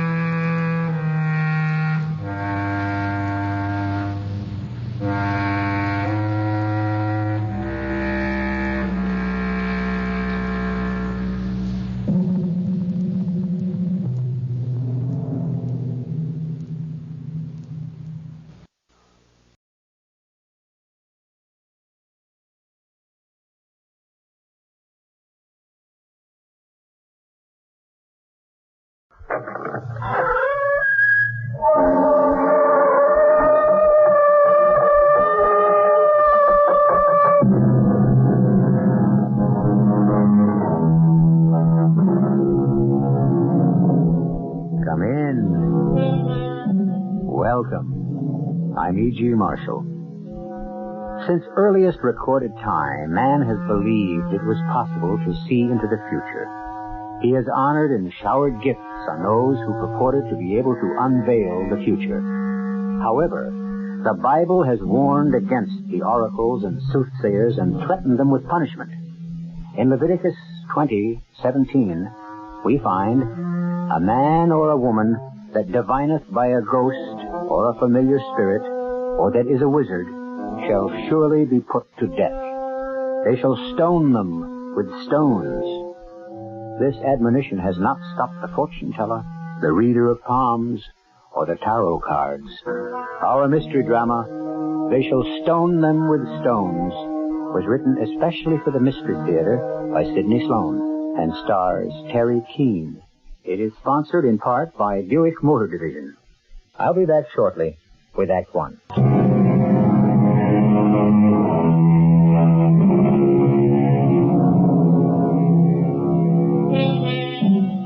It is a gloomy, rainy day in March. A small, poorly dressed woman makes her way down a debris-cluttered street in the poor section of town. Clutched to her breast is a newspaper package which she holds as though it contains all that she holds sacred in this world. Suddenly she stops, realizing that she had passed the entrance she seeks. She turns back and retraces her steps until she sees the garish red-on-black sign in a first-floor window. Madame Darazoom. Readings, palms, tarot cards, phrenology, help in business, love, and life. She eagerly mounts the few stone steps to the entrance and rings the bell. Welcome, Mrs. Fielding. Welcome to my humble house of repose and meditation. Oh, Madame Darazoom, I'm a little late. I'm sorry. Please, no excuses. I foresaw that you would be tardy. Come in, please. This way, into my tent. Tent? I am from a nomadic tribe. My ancestors have always moved over the surface of this earth. Now, sit down. Oh, yes. I see you have brought with you the objects I requested, the newly ironed handkerchief. Oh, yes, and the orange. Now, I want your mind to accept completely what I have to tell you. Mm-hmm. If you should doubt but the slightest, all will be lost. And I will not be able to help you. Oh, I don't doubt for a second. That's why I'm here, for you to help me. That's good. I feel the serene elements of the other world seeping into my being. They will guide me in my quest. You are here, Mrs. Fielding, because in our last meeting, I felt you were in the thrall of an evil presence. Now, you will follow my instructions to the letter. Yes. Oh, yes. Remember, everything depends on it. I remember. Hand me the orange and the handkerchief. Here. I wrap the orange in the handkerchief. I ask the beings that guide us to place their strength into this instrument, this orange, so that we may understand the nature of your trouble. Now, this orange covered with this handkerchief I place on your lungs, stomach, your brain, your heart. Now, bow your head and ask for help. Oh, help me. Please, help me. Here, take the orange, but do not remove the handkerchief. Place it on the floor beneath your right foot. That's right. Now press down with all your strength. Crush the orange. Crush it. Pick it up. Examine it. Examine the orange for signs. What do you find? No. No!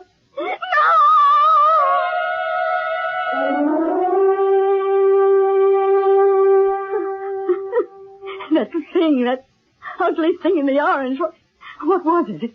It looked like a lizard or a spider or something awful. It was the evil thing that infests your body and your spirit. The powers that I called on revealed it in the orange, which you crushed. That ugly thing? It was a sign warning you. You are under an evil spell. Everything you possess is infected with it. Everything? Not only your person, the house you live in, the things you possess. Now, you have savings.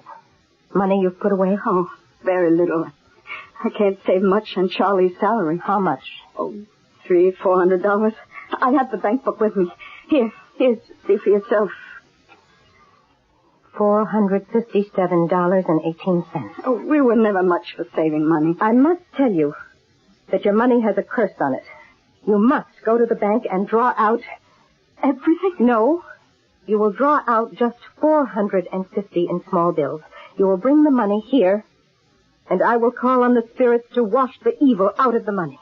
Oh, I don't know. Your money will be completely safe. I will wrap your money in a cloth, sew it up, and give it back to you. Oh. You will take the package of money to your bank and put it in your safe deposit box. You will lock the package of money away for 1 year and 70 days to allow the evil in the money to disappear. And then your money will be clean. Oh, yes. Yes, I'll do that. I'll bring you the money. Now, remember this. This is most important. If you should open the package even 1 minute before the time is up, the money will turn into worthless paper. Oh, no, I promise. I promise I won't touch it for 1 year and 70 days. Oh, you expecting someone? No. Open up! Open up! Wait! What is the meaning of this? Police, you're under arrest. The look on her face. She was out the door in record time. My cop impersonation was perfect. Go ahead and laugh, Harry. Very funny. Your gangbuster entrance did me out of $450. Saved you from a stretch in the pen, you mean? So you're back into that switch the paper for the money racket. Not better than the creaky old vaudeville act you and I were doing. What was wrong with it? We were a top act. Where? We hadn't worked for 3 months, and I began to get hungry. Dangerous, Emma. Too dangerous for you. For us. We ain't kids anymore. We can't run as fast as we used to. Harry, it's more than just earning a buck. I began to have... I don't know, something was bothering me. Began to feel something inside of me, telling me what was coming next. I was beginning to feel something that I never experienced before. Oh, come on. Now, listen. It was a young girl. After we'd gone through all the standard stunts, I suddenly had to speak to her, to warn her. You remember I asked her to come backstage after the performance? I sort of remember. Well, when I saw her, I knew that she only had a short time to live. She looked sick, huh? Now, on the contrary, there was nothing in her face or manner to reveal it. So? 7 weeks later, she was dead. A malignancy. Even her doctor didn't know it until later. It was then I began to wonder about what I was doing. I just had to get away and think. Well, I got the cure for those half-baked ideas you got in your head. And safer, too. You're coming back into our old act, and that'll keep you too busy to think about how you can really read minds.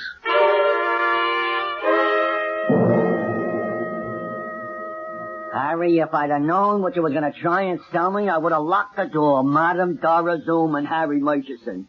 That act would have been dated in 1910. Let's go, Harry. No. Pinky, you gotta listen to me. Why, what's the point? I couldn't sell a cockamaniac like yours. We got something new. Big. Sensational. Yeah, what? Tell him, Emma. Tell him about how you can really see into the future. How you can read minds. Oh, come on. Will you quit wasting my time? It's true, Pinky. Tell him, Emma.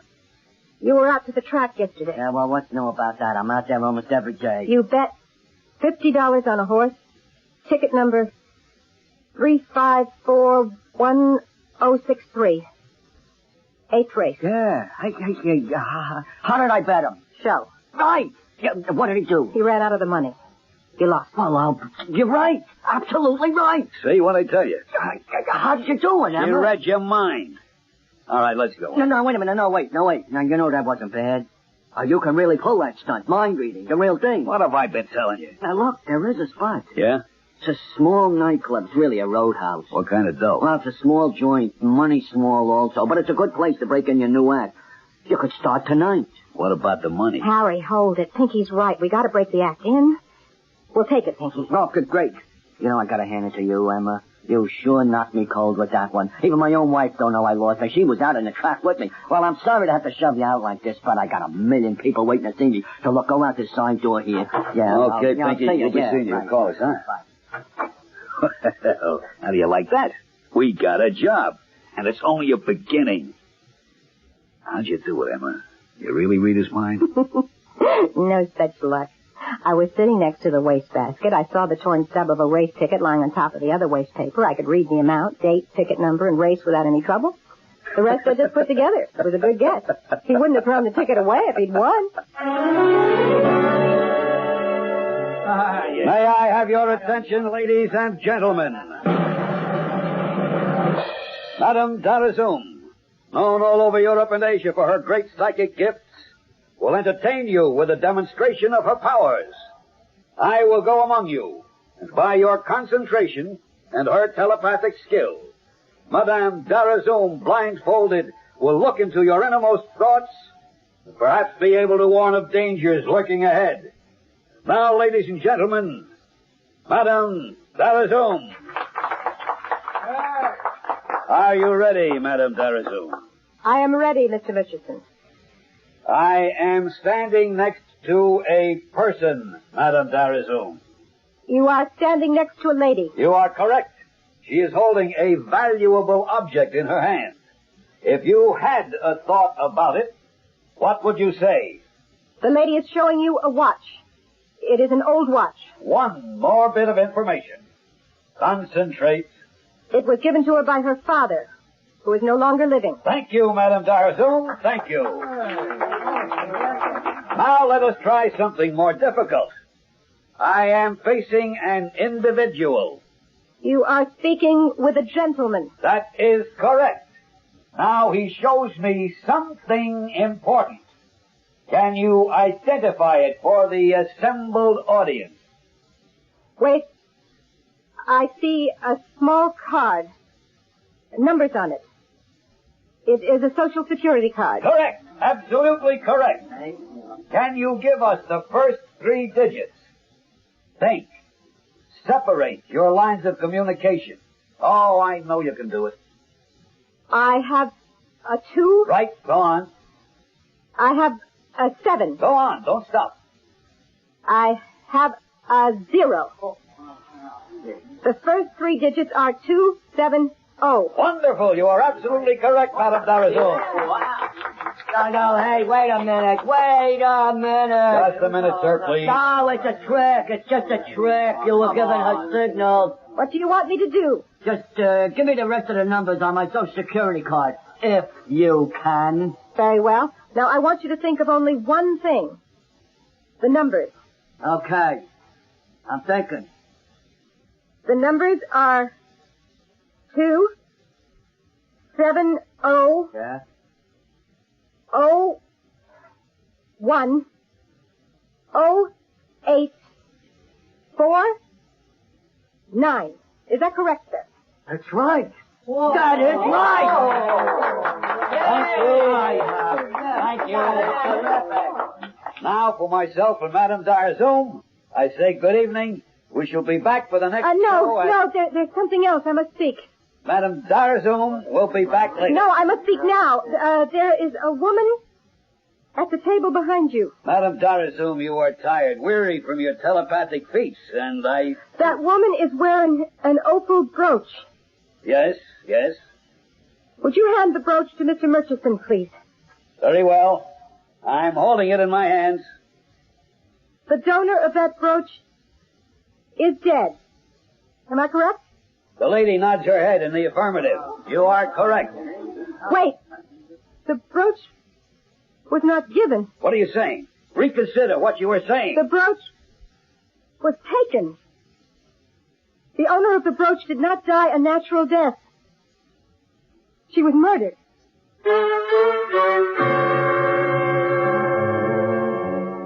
A flash, a momentary revelation.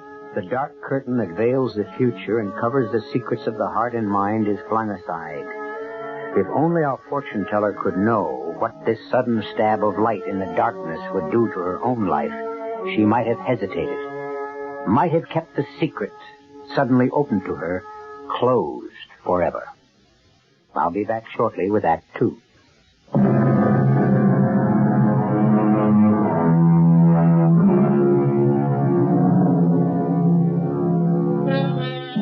There's an old saying, if you're good, you succeed. If you're too good, you fail. Madame Darazoom and her partner will find out the truth of the old adage.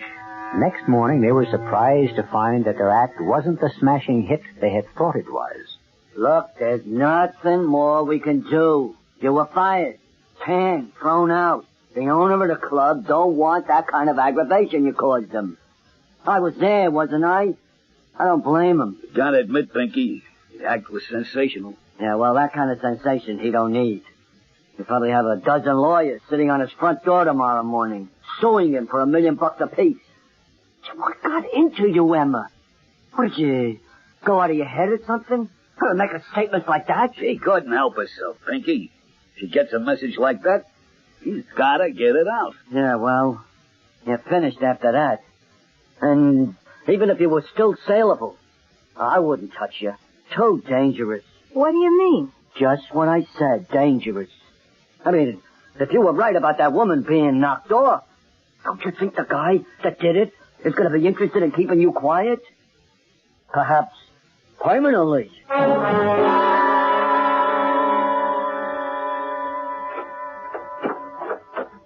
Well, our return to show business had a very short life. Who are you blaming, Emma? Oh, Harry, I'm sorry. I know how much you wanted to get the old act going. You went too far. Could have been a real moneymaker.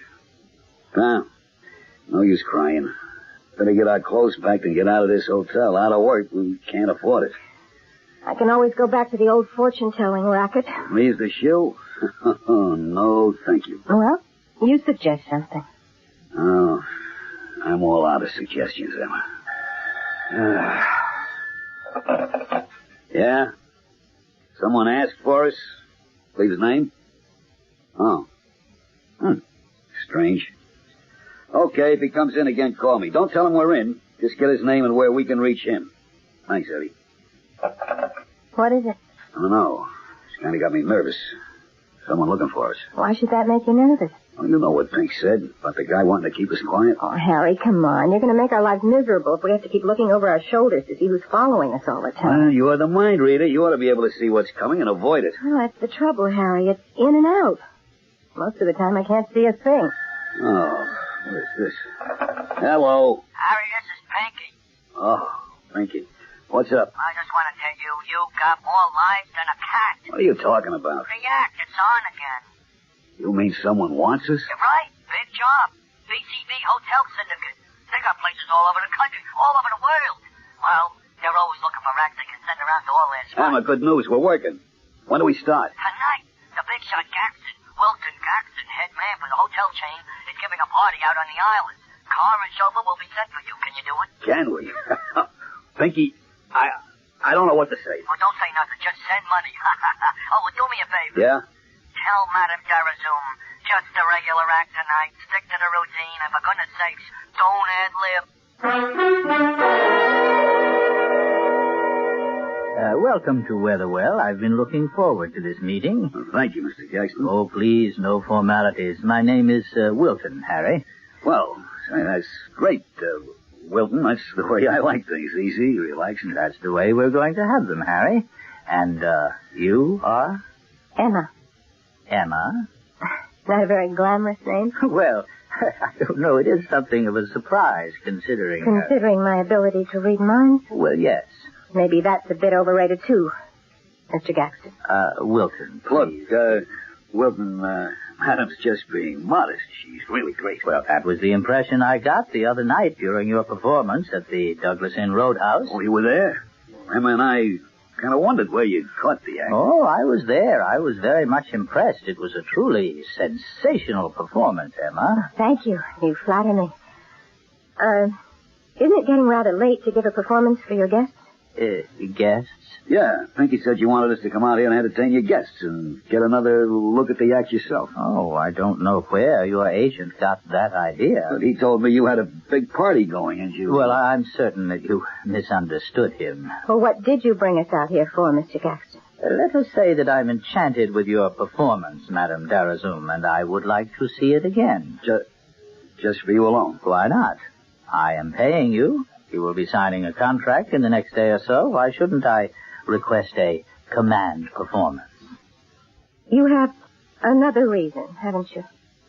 Is this part of your mind-reading act, madam? Are you reading my mind? No. Well, then, let's get on with it, shall we? Yeah. Showtime. Come on, Madame Darazoom. That's our cue. Thank you for your kind applause. Now, Madame Darazoom, known all over Europe and Asia for her psychic gifts, will entertain you.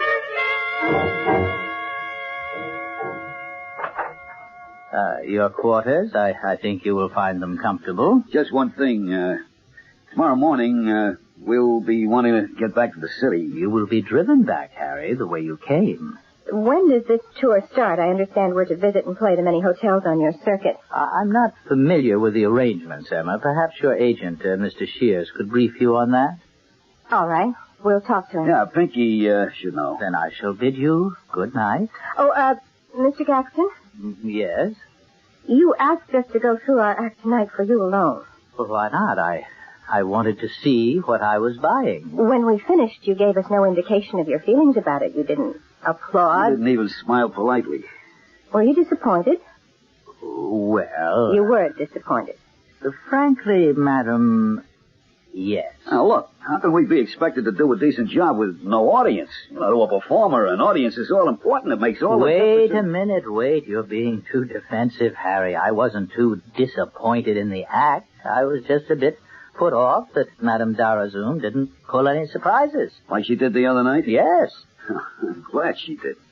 Pinky, he specifically warned her not to pull any surprises. Oh, I see. But it was that which sold me on your act. It was the part I found attractive and fascinating. Well, now, good night. How do you like that? Pinky wants us to keep the act under control. Gaxton only buys the act because you nearly caused a riot. And you guess it. I don't believe Mr. Gaxton is saying everything that's on his mind. I'm not absolutely certain. But he's concealing something. Yes. It has something to do with the opal brooch. He's mixed up in that business. Or it could be... I'm not completely sure, but why don't you say it, Harry? Murder.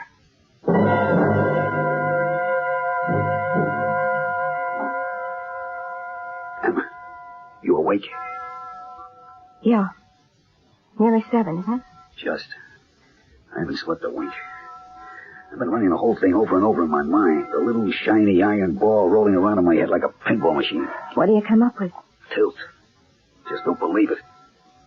What I've been wondering about is what relationship was the woman with the brooch to Gaxton? Look, let's stop playing cops. We're only a couple of performers trying to make up the buck. development. We are not the police.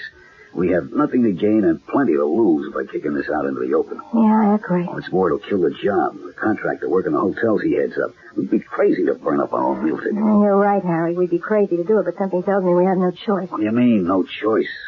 We keep out of it. No nothing. Somebody asks. Harry, if Gaxton is implicated, he won't wait. He won't give us a chance to play it anyway, but his way. His way? Look, we know something, or he thinks we do. We're in trouble. Yeah. Better get dressed. We're getting out of here. How? We're supposed to get a ride back, aren't we? We're not waiting. Hello? Hello? Who are you calling? Going to get a taxi. There must be a local taxi company out here. Start packing. Hello? Hello? Nah. Phone's dead.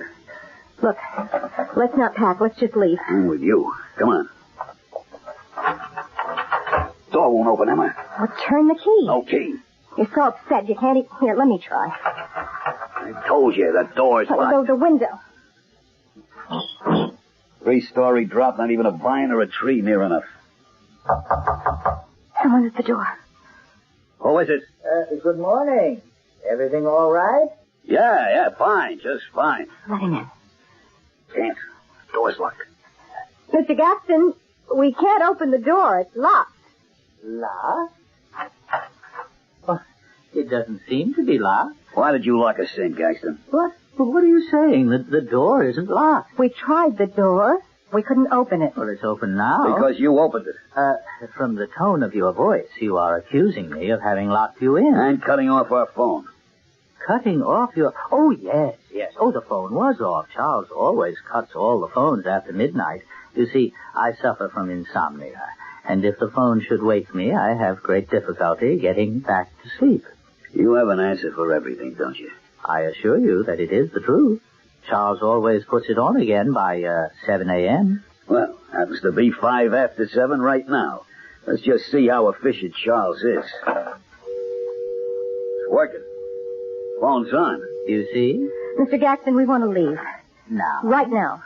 Can we have your car to take us to a train, a bus station? Well, now, something seems to be wrong. Why are you behaving so antagonistically towards me? Last night we discovered a lot of things. Such as? Harry, don't say anything. Suddenly your attitude has changed. Your conversation full of hidden meanings and innuendos. Now, come on. Come here. What's bothering you? Harry, don't say anything. I got it, Emma.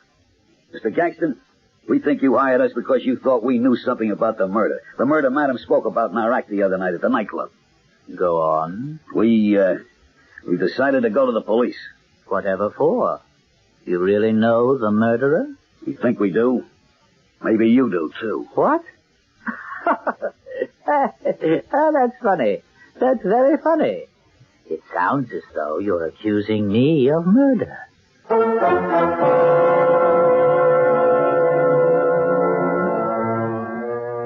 In the lexicon of professional mind reading, Rule 1, to which Madame Darazoom had always adhered, was that one had to be relatively certain before making a prediction. Harry's blurted-out accusation of Wilton Gaxton violates that rule. She was anything but certain of his guilt or his motives, and there is now in the back of her mind a feeling that nothing but disaster can result. I'll be back shortly with Act 3. Buick's 1976 Century Regal is the most luxurious mid-size car Buick builds. But it's also got a practical side. In fact, it makes a concession to practicality that no other American mid-size car does. It comes with a V6 engine, and a Buick V6 at that. Regal, it's got the spirit.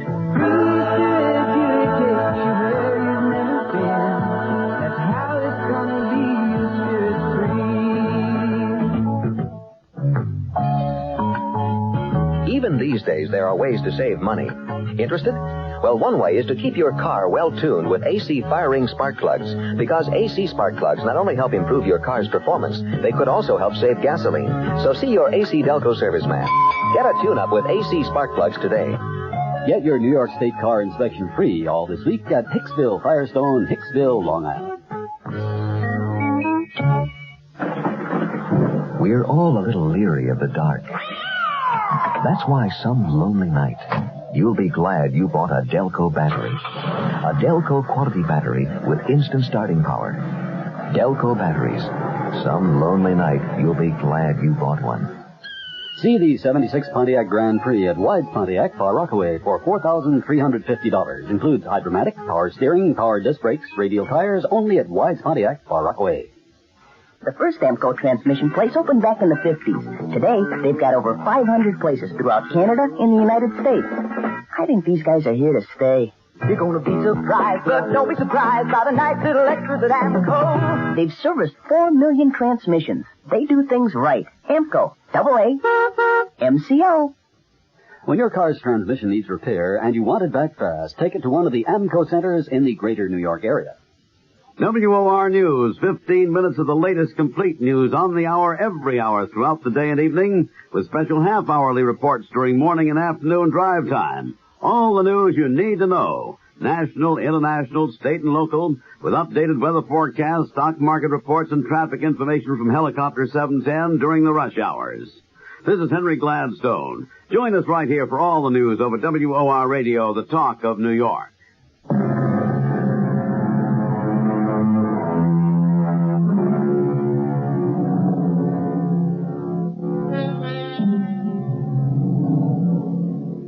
After their break with Wilton Gaxton, Madame Darazoom and Harry Murchison were driven back to the city by the Gaxton chauffeur. Harry was troubled by the situation which he felt he had caused by his ill-considered accusation of the man who at first had been so kind to them and then seemed so threatening. The question in Madame Darazoom's mind was equally unanswerable. No gleam of light penetrated the darkness. With great reluctance, they both decided to present the matter to the police. What you're saying could be very damaging, Mr. Murchison, and consequently could bounce back and cause you and your wife a lot of trouble. We told you what happened, Lieutenant, exactly as it happened. Yeah, your story is very interesting, but unsubstantiated. I mean, you've got to have facts, not a hocus-pocus vaudeville performance. Madam Darazoom can read mine. I'm familiar with your act, and also with your records.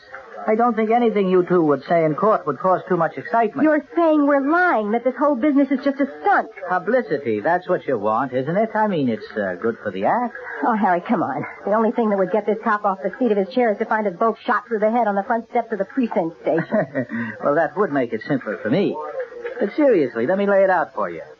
You are accusing Wilton Gaxton, a prominent man. Rich, powerful, with a license to kill. That's what you mean, isn't it? No. Now, damn it, you've wasted enough of the department's time. And I've been very patient with you. You haven't a shred of evidence. All you have is what Madame cooks up in her mind-reading act. And with your past police records, do you think anyone would give the slightest credibility to anything you could say? Sorry to have wasted so much of your valuable time, Lieutenant. Come on, Harry. Well, that was a waste of time. You wanted to go to the police, Harry. I knew what the answer would be. Let's grab a taxi and get back to the hotel. We gotta check out before 1 o'clock or we're stuck for an extra day. With our bankroll, don't you think a bus would be more sensible? Taxi! We haven't got time for the bus. Taxi! Taxi! Get in, Emma. Shelburne Hotel driver. What's our next move, Harry? We gotta get lost. Run. Hide. Anything. Not the mind-reading half of the act. But I can feel something. I don't like the way it feels. Where? Where can we go? We gotta make a buck. If only we could have gotten in advance on the job with Gaxton. Yeah, if... Maybe Pinky was smart enough to get in advance. No good. He'd have to give it back to Gaxton if we weren't going to take the job. Job? What job? There never was one. It was only Gaxton's way of getting us. Setting us up for the knockout. That car. Alongside. Look out, there's a gun! Hey! Stop! Stop! He's been shot! Oh, help me! Help me! My husband's been shot!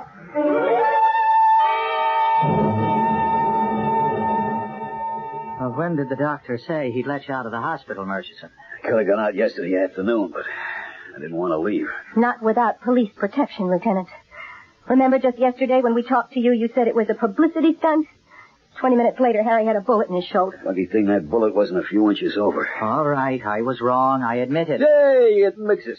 Guy has to get nearly killed before he gets any notice from the cops. Okay, you want police protection, you got it. What about Gaxton? You going to pick him up? And lose my job? We haven't got a thing on him. Oh, here we go again. Hey, Harry! Harry, Emma, take a look at those newspapers. Oh. You've got coverage in every one. Front page. Mystic Reed's mind gets shot. Oh, and here, look at this one. Mind of killer unmasked by seer. We saw all the papers, Pinky. Oh, yeah, sure, you saw them. But do you know what this means? It means some nut is trying to kill me. That's what it means. I don't think it was you he was after, Harry. I'm certain that it's Madam here who's being hunted. Who's this?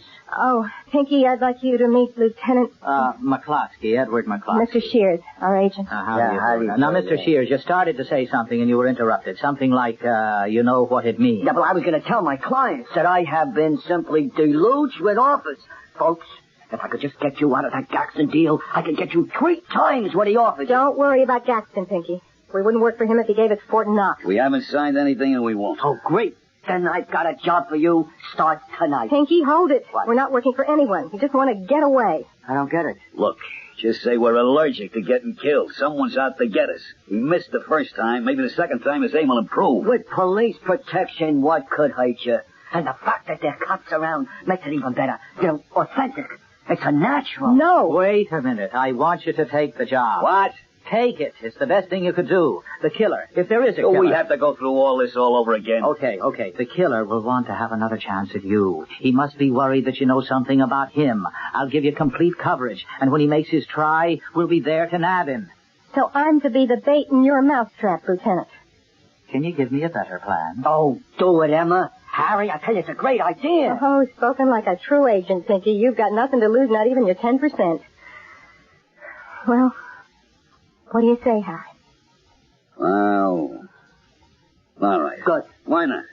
Better than going around wondering when it was going to happen. This way, it'll force it. When do we start, Pinky? Tonight. The bait is ready for the trap, Lieutenant. Better be sure you're ready to capture the rat.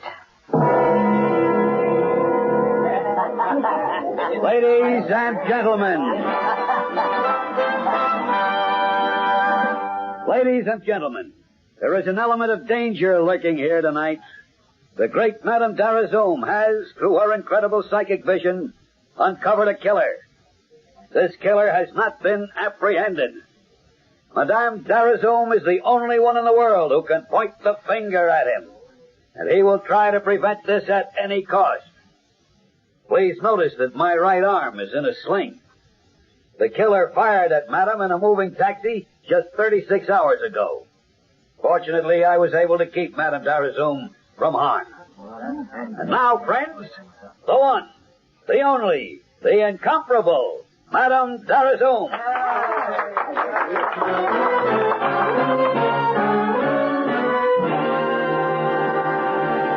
Oh, you're a smash, Emma. Yeah, well, I'm exhausted.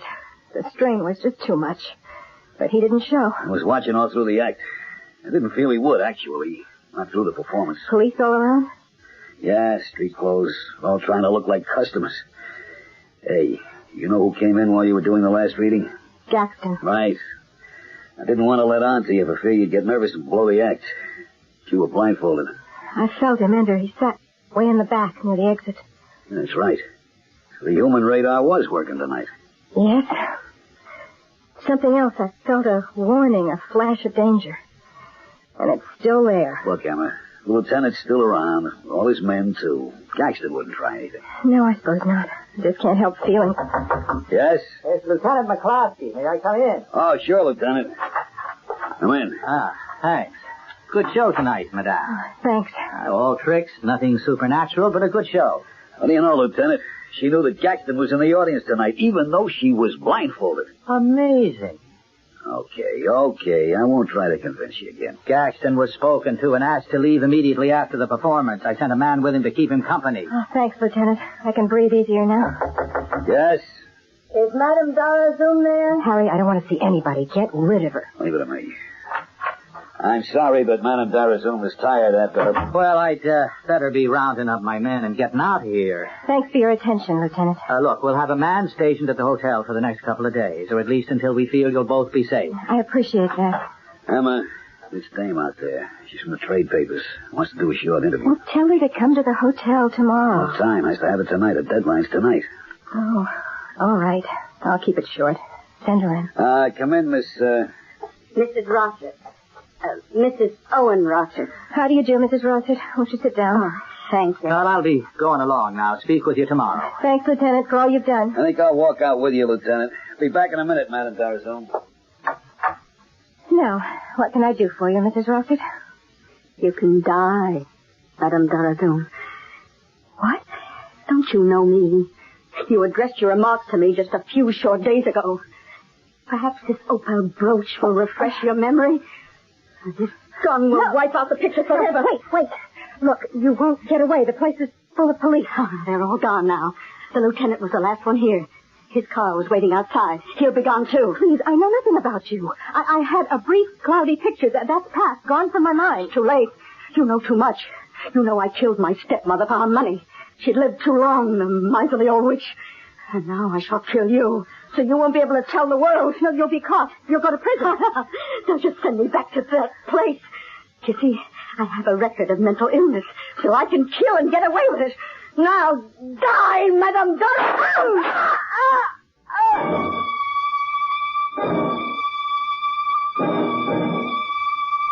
The doctor says the wounds were both superficial. You'll be out of here inside of a week. Looks like you and I are spending more time in hospitals and on the boards. Oh, I think our trouble is over. They got that Rossett dame and she's back in the sanitarium. For good this time. Oh, and I have to tell you. What? We're out of a job again. Seems we caused too much excitement. Sounds like the story of our lives. That must be the doctor. Said he'd be around to see me. Come in. Mr. Gaxton. Still afraid of me? No. I'm sorry about that. You see, we... Water over the dam, no hard feelings. What I want to know is, have you spoken to your agent, Mr. Shears? No. Oh, then you haven't signed the new contract I've had drawn up for you? But... No buts. I want your act. And the contract will run for 2 years with options for renewal twice the money, and no cancellation clause. What do you say?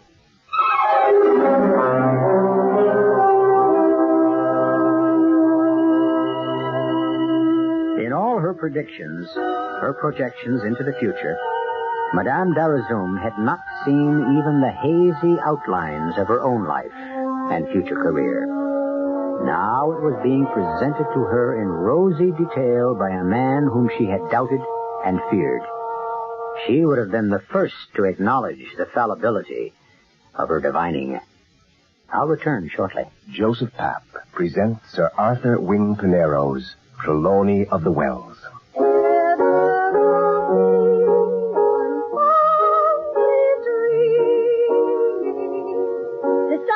Arthur fall in love with me. Oh, but don't believe that because I shall have married a swell, you and the old Wells will have become nothing to me. My grandson.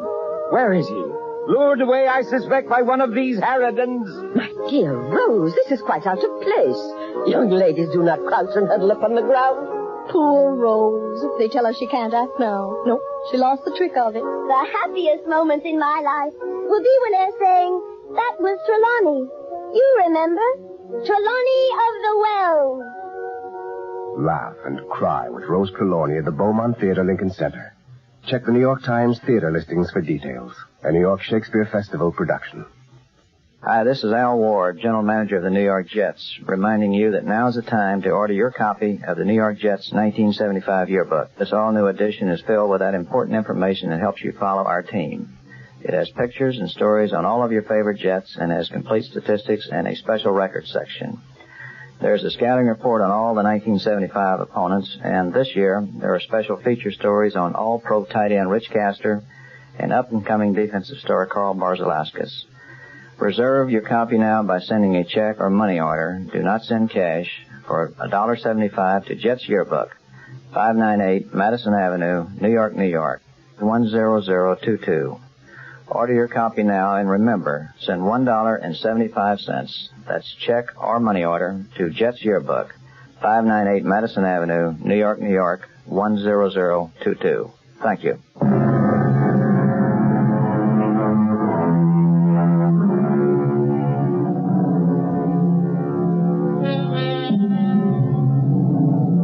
In Deuteronomy 18:19, the Bible warns us again.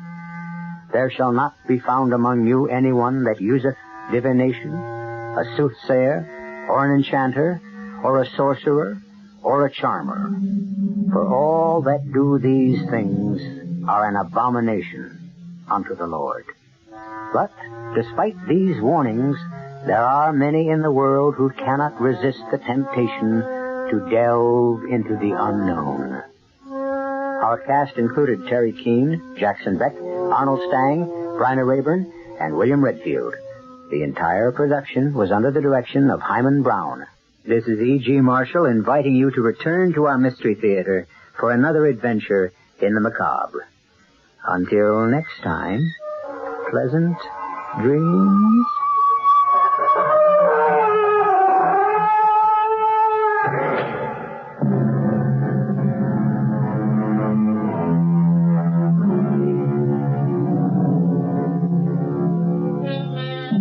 Tonight's WOR Mystery Theater was also brought to you in part by ShopRite Supermarkets, where you get a lot more for a little less. The preceding program was furnished by CBS Radio.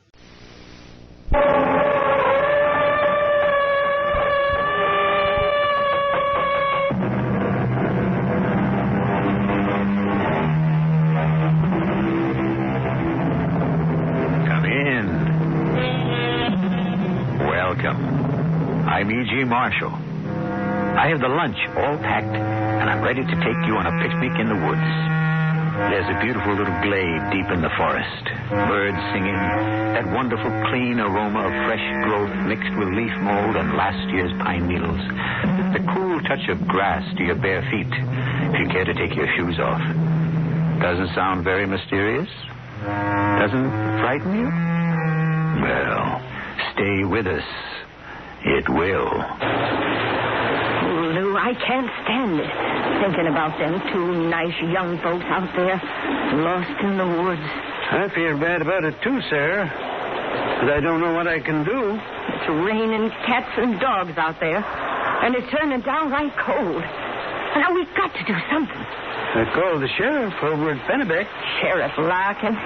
Do you think for 1 minute he's going to go into them woods looking for Ronnie and Peg? Or get somebody else to go? No. Tell you the truth, I do. Fella'd have to be out of his mind to go in them woods night like this. Any other time, for that matter. Well, what are you going to do about it? You going to just sit there? Yeah?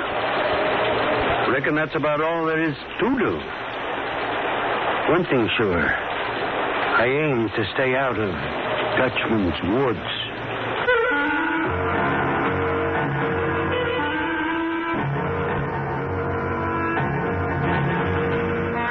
Our mystery drama, Stay Out of Dutchman's Woods, was written especially for the Mystery Theater by Field and Farrington and stars Paul Hecht.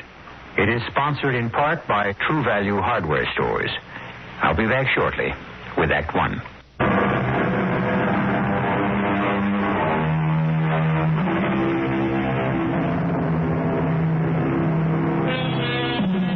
I think you'll agree there's nothing more delightful than that first day of vacation.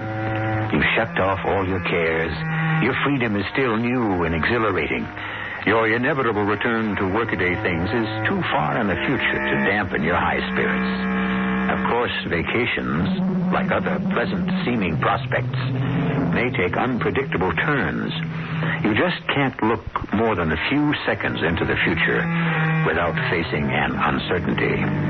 Ronnie and Peg Andrews have driven all day to get to their chosen vacation spot in the Maine North Woods. But are they tired? How about down by the Old Mill Stream? I think I can even do a pretty good tenor on part of that one. Down by the Old Oh, Ronnie, Mill. I love you dearly, for better or worse, like I told the man. But if you hit one more sour note, I'm going to get out of this car and walk the rest of the way. You know what your trouble is, Peg? You got a tin ear. How far do you think we are from the inn? Oh, can't be more than a few miles now. You tired? Not really. I don't know. We've been driving through this forest for miles. So it gives me the creeps. So dark and gloomy. The creeps? You're kidding. It's absolutely beautiful. In a way. It looks so... I don't know. Brooding. Contrast, that's all. The sun's so bright where it gets through to the road, it makes the woods seem dark. What are you doing? I just want to show you. 10 steps into the woods and you'll see there's nothing gloomy about it. It's just the contrast. I don't want to go in there, Ronnie. Oh, well. Okay. We can come back another day. Maybe tomorrow. It really is a beautiful forest. We could bring a picnic lunch. Well, okay. Maybe it'll look better to me tomorrow.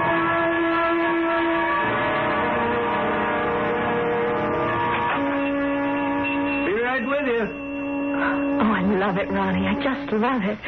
It really looks the way a cliffside inn ought to look. Even nicer than Bill and Edna said. Isolated, that's for sure. Now, you'd be Mr. and Mrs. Andrews, wouldn't you? That's right. We have reservations. Good thing you made them, too. We might just have closed down. And a season for us. Are we the only guests? Only ones. My name's Lou Griffin. I'm the proprietor. Sarah. Come in. I was just putting up a fresh pot of coffee. Figured we'd be wanting some, long trip and all. I thought I smelled coffee. Just what I need. Now, I hope you ain't disappointed in the place, Miss Andrews. Disappointed? I adore it. It's even nicer than Bill and Edna told us. Bill and Edna White. They were up here earlier in the summer. White? What? Oh, yes. They're the couple with the two young boys, huh? Ken and Eddie, yes. Never did see two young'uns could be in so many different places at one time. I've been thinking some about seeing if I can't get hold of some hex signs to keep young'uns out next season. I noticed the hex signs outside and even in here. Yeah? Anything we got plenty of, it's hex signs. Are they just for decoration, or do you really mean them to keep evil spirits away? Oh, they're just for what you call color. And it don't hurt to be on the safe side. What do you mean? Maybe there's evil spirits, maybe there ain't. Maybe they want to get in, maybe they don't. But I never heard of a hex sign doing any harm.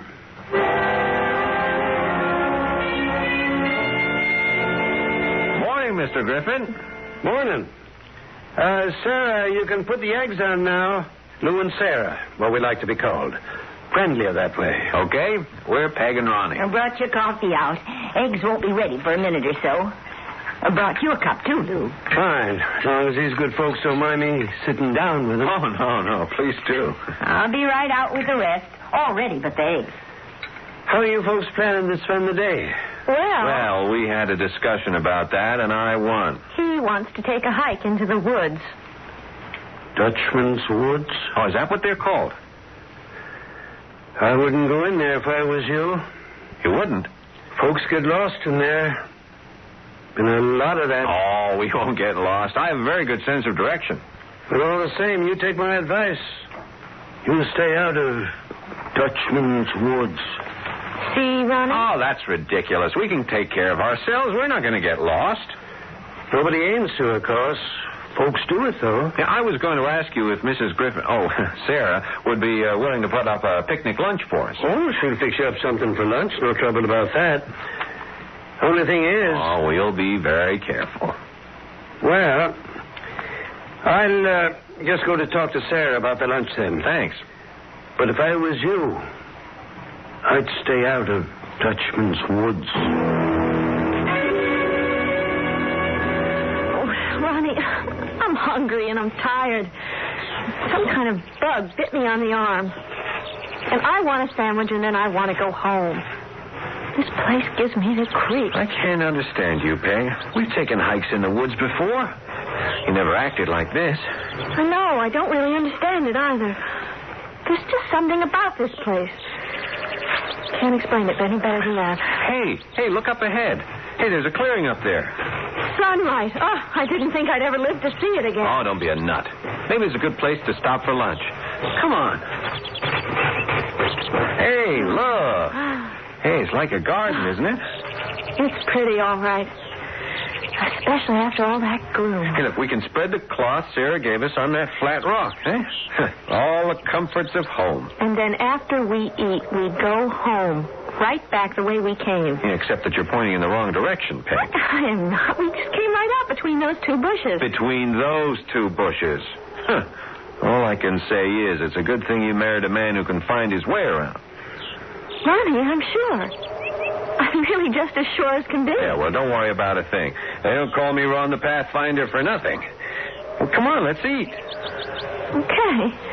But I could have sworn. Lou Griffin, do you mean to sit there and tell me you let them two wander off into Dutchman's Woods? Wasn't a matter of letting them, Sarah. Dead set on it they were. He was anyhow. Oh, if I'd known where them two was fixing to go, I never would have put up that lunch for them. I tried to talk them out of it. She didn't much want to go in the first place. But he wouldn't budge an inch. You could have told them the truth about that place. And got nothing from my trouble but laughed at telling a tale like that. No, sir. Comes to talk about Dutchman's Woods. I'm on my own business. Ronnie, will you stop and listen to me? Oh, all right. Ronnie, the underbrush wasn't this thick before. It didn't come this way. Well, I have to admit, I don't remember it being quite this overgrown before.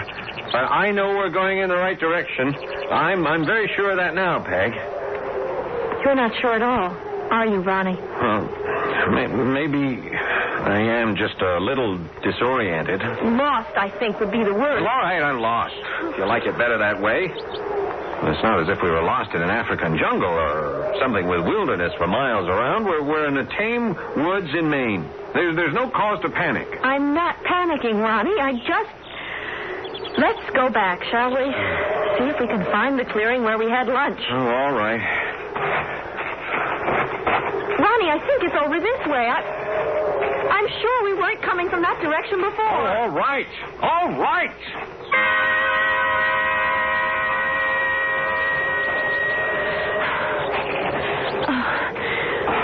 I've got to stop and catch my breath, Ronnie. Oh, we can't be far from the clearing now, can we? No, I wouldn't think so. I believe we passed that rowan tree over there when we came this way before. That's west, Ronnie, right into the sun. So? Don't you think we ought to keep walking east? I mean, the road is east of here. We know that. It doesn't really matter where we come out on the road, does it? As long as we do come out. Oh, okay. Well, you feel rested now? Oh, enough.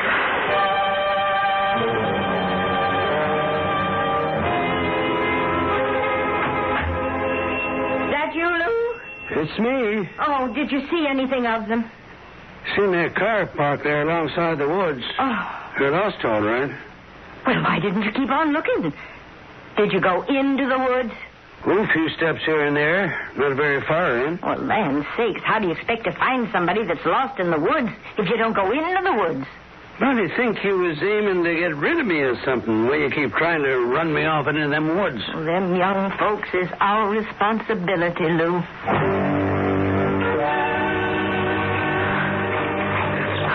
Ronnie, is it late enough to start getting dark? No, not yet. It's not quite 5 yet. Well, then why is it getting dark? Well, maybe it's going to rain, Peg. Oh, Lord, that's all we need. Well, the worst of it is, without the sun to guide us, we can't be sure we're still going east. It's getting cold, too. Yeah. Ronnie? Yeah? I'm scared. Oh, don't be frightened, Peg. There's really no reason to be. Sure, we're lost, and it's going to be inconvenient as hell. If it starts raining, we're going to get drenched and be damned uncomfortable, but there's nothing to be scared of. I am scared all the same. Oh, now, come on, let's keep moving. The underbrush has thinned out some, at least, and I'm pretty sure we're still going east. You were right about that. If we keep going on east, we can't miss the road. So, we're really not in such bad shape as we... Hey, Peg, there's a clearing up ahead. What do you want to bet it's ours? Peg? Hey, where are you? Peg? Isn't that a clearing over there, Ronnie? Oh, it must be. It's lighter in there. Ronnie? Ronnie, don't play games with me. I'm scared enough already. Ronnie? Where are you hiding? Ronnie! Peg! Answer me, Peg. Answer me, will you? Ronnie? Peg? Peg, is that you? Over this way, Ronnie. That's right. Ronnie, over this way. Yes, that's fine. Keep on just the way you're going. There. Hello, Ronnie. You aren't Peg. Of course I'm not, but won't I do? Don't you think I'm as beautiful as she is? Well, I was looking for... Don't you, Ronnie? Well, I think you're the most beautiful woman I've ever seen.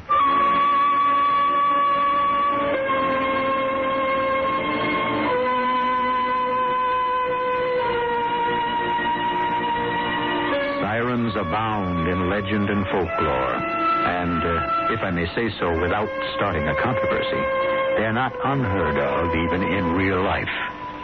Few men, no matter how virtuous, are completely siren-proof.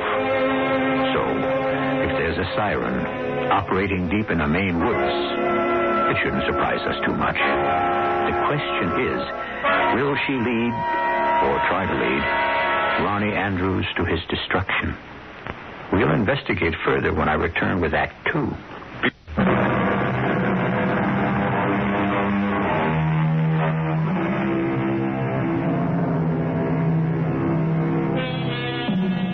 On the first day of their stay at Lou Griffin's Cliffside Inn, Ronnie and Peg Andrews decided to take a picnic lunch and go exploring Dutchman's Woods. As Lou had warned them, this turned out to be a mistake. First, they lost their way, and then they became mysteriously separated. In searching for Peg, Ronnie has come upon a strange and extraordinarily beautiful woman. In fact, almost his first words to her were, I think you're the most beautiful woman I've ever seen. Thank you. And you must be as good as you are beautiful, so I'm sure you'll help me. Of course. My wife and I, Peg, my wife and I, we lost our way in the woods earlier in the day, and Well, we've been wandering around in circles, I guess, all afternoon. People do get lost in Dutchman's Woods. Didn't anybody tell you? Oh, yeah. But, well, you see, I wanted to come anyway. It was, I don't know, it was as if the woods drew me. I understand. Yeah, and then somehow Peg and I got separated, and, well, now I can't find her. Do you know the woods well? I know every tree, every stone, every flower, every path. Oh, yes. I know Dutchman's Wood. Great. Now, will you please help me find my wife? My name's Katrina. Last names aren't important, are they? We'll just be Ronnie and Katrina. Yeah, well, I'm very glad to know you, Katrina. Mm-hmm. It wasn't far from here, the place where my wife and I got separated. Ronnie and Katrina. Would you like to see my house? House? Oh, you mean you have a house in the middle of this jungle? A very beautiful house, yes. Come, I'll show it to you. Oh, thanks very much. But maybe Peg and I could see it together after we found her. I just can't go wandering off with you while Peg's lost somewhere and probably looking for me right this minute. You must be hungry. You can have dinner with me, Ronnie. And I'll give you some of my special wine. Aren't you listening to me? My wife is lost. I can't just leave her out there. I got to find her. Will you please stop talking about that woman? It's very rude of you, talking to me about another woman. I won't have it. Look, I don't think you understand. My wife and I got separated somehow in the woods.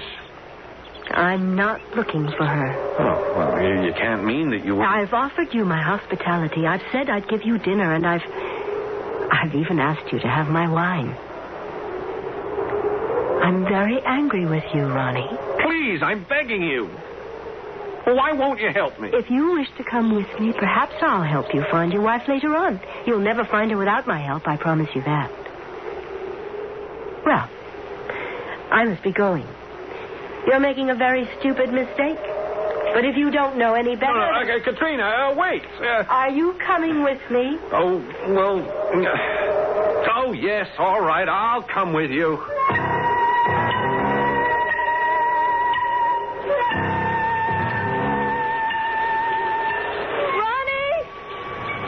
Oh, Ronnie, can't you hear me? I found the road, Ronnie. I found the car. I'm going back to the inn now for help. Try to find shelter from the rain, Ronnie. And don't.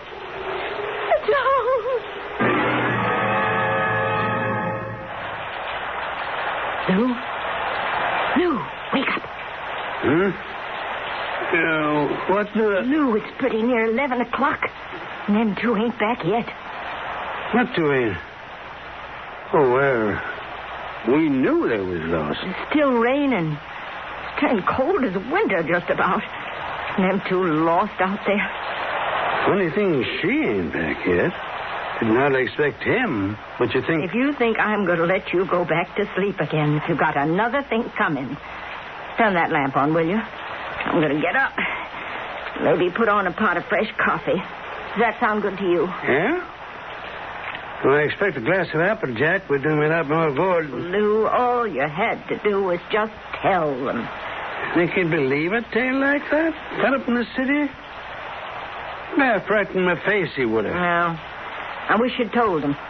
Sarah, we don't even know if it's true. We know men get lost. That we do know.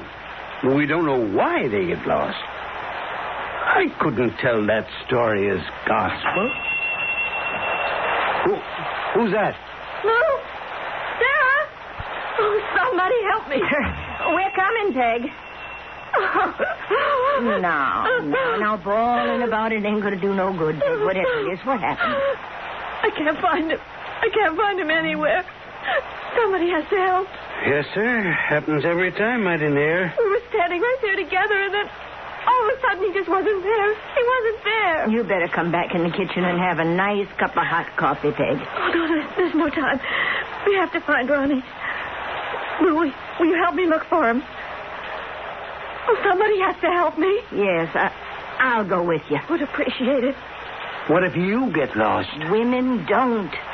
Peg found a way home all right, didn't she? And I've been in them woods before. I just can't understand it. You know, I thought at first he was hiding from me, playing some silly kind of game. He was there, and then he wasn't. 2 seconds later. I told him not to go into them woods. You gotta admit, I told him. Men just ain't safe in Dutchman's woods.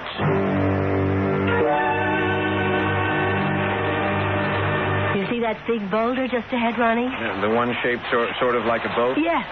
Just when you go around to the left of it, you can see the house. Take my hand. Oh, all right. Katrina. Yes? We are going to look for Peg, aren't we? I mean, afterwards. After I've seen your house and had some of this wine of yours. You can be so tiresome. Well, I'm sorry. Just a minute now. There. I don't believe it. I knew you'd be surprised. The others always have this. Others? Well, you don't think you're the first guest I've ever had, do you? All I meant was nobody ever expects to find a house like this out in the middle of the woods. Gee, it isn't a house at all, is it? It's a castle. It really is. A perfect replica of one, anyway. My husband had it built exactly like a castle in... Oh, I don't remember. Somewhere in Holland. Your husband? You're so jumping. He's been dead for years. I can't figure out how we missed seeing this place from the road when we drove in yesterday.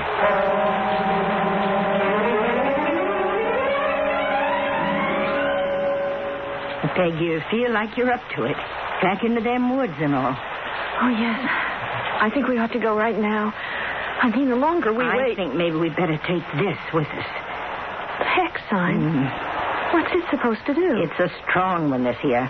It's meant to ward off witches and evil spirits and, well, just about anything else that walks the night. Well, like Lou says, it don't hurt to be on the safe side. Come, let's get out of here. If I ever find that man of yours standing around here telling old wives' tales.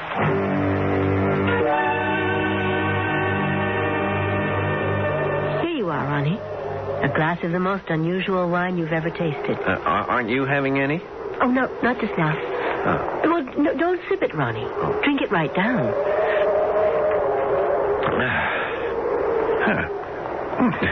Doesn't really taste like wine after all. You don't like my wine? No. I didn't mean that. It's just that... Oh, yeah. Now it does. Hey, it leaves a very pleasant aftertaste. Exactly. You can have another glass when we go in for dinner.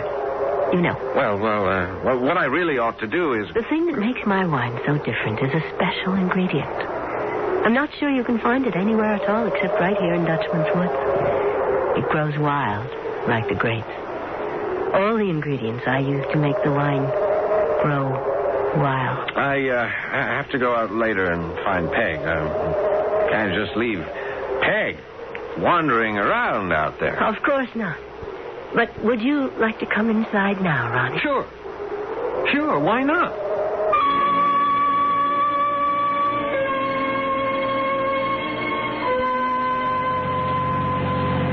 Can you point out where it was you stopped the car and went into the woods, Peg? I'm not sure. It all sort of looks alike. Well, no matter. You mustn't think ill of Lou because he didn't want to come out and help you look for your husband, Peg. Well, it did seem odd. See, he knows I'm safe enough. It's only men that get lost in Dutchman's Woods. That doesn't make sense. Well, it does if you know the story. Katrina's got no interest in women. Katrina? She's the cause of it all, if there's any truth in the tale they tell. When men get lost in the woods, they don't just disappear, do they? I mean, they're found eventually, aren't they? Oh, they're found all right, what's left of them. What do you mean? Well, now, I shouldn't have said that, but the truth is, they're found dead. Now, it's going to be different with Ronnie, Peg, and you got to believe that. Dead of what? Oh, exposure, sometimes starvation. Whatever it is that kills people lost in the woods. Though if you ask me, there's a whole lot more to it than that.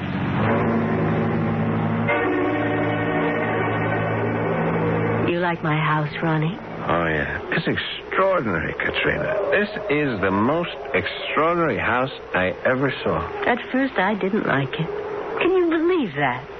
I thought it was too far away from everybody and everything, and I hated my husband for making me live in it. Oh, yeah, your husband. Hey, he's dead, did you say? Oh, yes, a long time ago. My wife is alive. She's lost in the woods, but she's alive. Drink your wine, Ronnie. Oh, yeah, I'm so sleepy. Wait until you see the banquet hall. Do you know I could seat over 100 people if I wanted to? But I like to entertain one at a time. Just one at a time. 3 is a... What is it 3 is? Oh, a crowd. Exactly. We're going to like each other, aren't we, Ronnie? Are you sleepy, Ronnie? You know, you're quite handsome.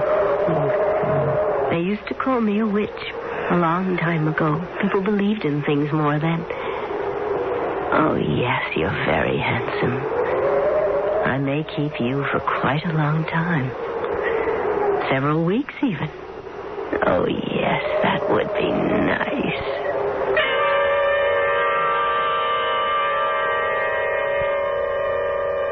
A bleak, rainy night in a dense forest that already has an evil reputation. A good time and place for unnatural goings-on. Well, there's a good deal going on in Dutchman's Woods that seems unnatural. If you accept Webster's definition of natural, occurring in conformity with the ordinary course of nature, Webster says. The abrupt and unexplained separation of Ronnie from Peg doesn't seem to qualify as natural, according to that definition. I'll be back shortly with Act 3.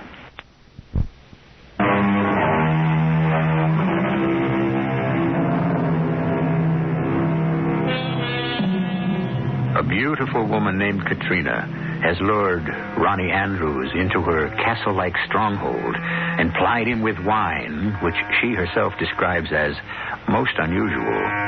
Peg, Ronnie's wife, along with Sarah Griffin, had gone into Dutchman's Woods looking for Ronnie.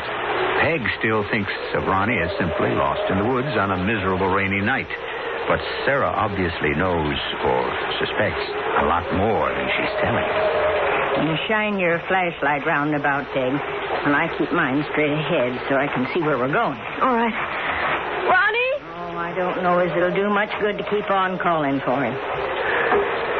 Sarah, what did you mean when you said somebody called Katrina was the cause of it all? That's a long story, that one. And don't seem like a very good time to go into it right now. I want to know. Well, yes, I guess you would. Sarah, tell me. I guess I ought to, yes, now that I've gone this far. Keep on flashing your light around. Yes, I will. Well, it starts back a long while ago. Not much after the Revolution was over. The American Revolution? That's the one. Seems there was this man, Dutch trader, named Hans Groot. And he fell head over tea kettle in love with this young girl that was sashaying around New York society at the time. Her name was Katrina. Katrina? But that was around the time of the Revolution, you said. Just keep on shining your light around now. He must have been filthy rich, this Hans Groot. He was no spring chicken at that time, and yet Katrina agreed to marry him without so much as a maybe, and her hardly out of her teens yet. So they had a big, fancy wedding and settled down in a house he'd bought in New York. I think if we find Ronnie, he'll already stop worrying, honey. Well, anyway, they didn't exactly live happy ever after there in that house. Katrina was a wanton. Only word that suits her. Wanton, pure, and simple. Got so she was spending more of her time with the young blades around town than she was with her own husband. And it didn't take him long to get good and sick of it. I can't see what all this has to do with... Well, now you asked me to tell you, Peg. All right. I'm sorry. But he was still as stuck on Katrina as ever. So he got a hold of this great big wooded acreage up here in Maine. Well, mighty near all woods anyway them days. And he built such a house on it as you wouldn't believe if you was to see it. Regular castle it was. Right out there, middle of the woods. Millions of miles from nowhere. And he brought Katrina up here and put her in that house, and that was that, way he figured. Here? You mean right here in this forest? Dutchman's Woods, it's called. Hans Groot was the Dutchman. Trouble was, you see, the Dutchman himself couldn't spend his whole time in his castle. He still had his business affairs in New York. And even some interest overseas, they say. So he had to leave Katrina alone in that big old house now and again. And that Katrina, She must have been a resourceful one. She found her men, all right. Was no stopping her. Even shut up in the house? The castle? Means of travel. But she took to roaming around the woods. You see, there was plenty of poaching went on in them days. Lots of it. So Katrina'd run across a poacher hunting on her husband's property, and she'd take him home with her, and... might as well have left her in New York for all the good it done Hans Groot. Is the castle still standing? No, not properly speaking. Anyway, Hans Groot come home and caught Katrina with one of them poachers. And he killed them both. Katrina along with the man. And you think the same Katrina? That's the way the story goes. If you're superstitious enough to believe it, Katrina still walks Dutchman's Woods. And any man that comes her way is fair game.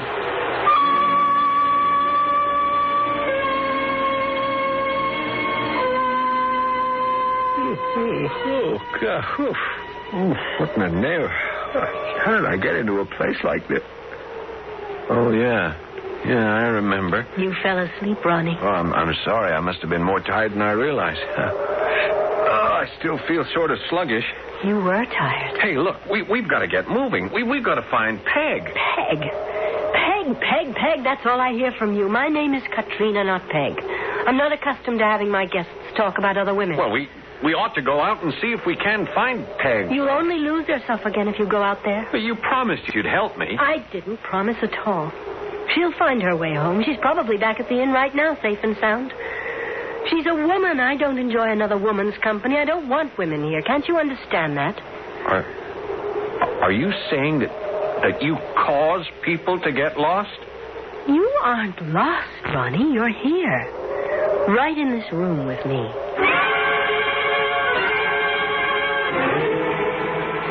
There's a clearing up ahead.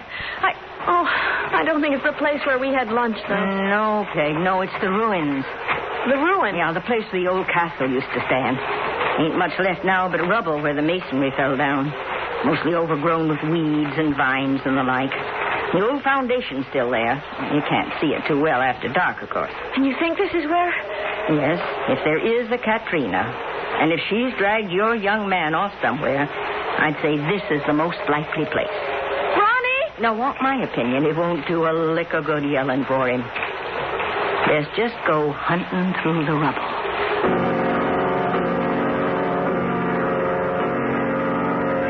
I feel funny, Katrina. Kind of fuzzy, yeah. Oh, it must be that wine of yours again. It's partly the wine, I'm sure. But also partly just me. Oh, Ronnie, we're going to be very happy. Happier than you've ever been, I promise you that. Is it raining outside? I can't tell. It looked like... You're not listening to me. Oh, yes, I am. You were talking about happiness. You've never been happy, Ronnie. I mean, wildly happy. Happy with nothing to intrude. You've never been happy that way, have you, Ronnie? Well, you're very beautiful. It's all for you. Right now. Not forever, I don't promise that, but right now. You're my only reason for being beautiful. Very beautiful. What was that? We'll belong to each other. I'll be completely yours. Listen. Somebody called me. I have a feeling, Sarah. I have this crazy feeling that he heard me. It's no crazier than anything else. Maybe he did. Ronnie! Can you hear? Sarah, look. It's turning into... It's not just an old heap of... It's a castle. Sarah, can you see it? Sarah? Sarah, where are you? Oh, no, she's... Dear Lord, help me.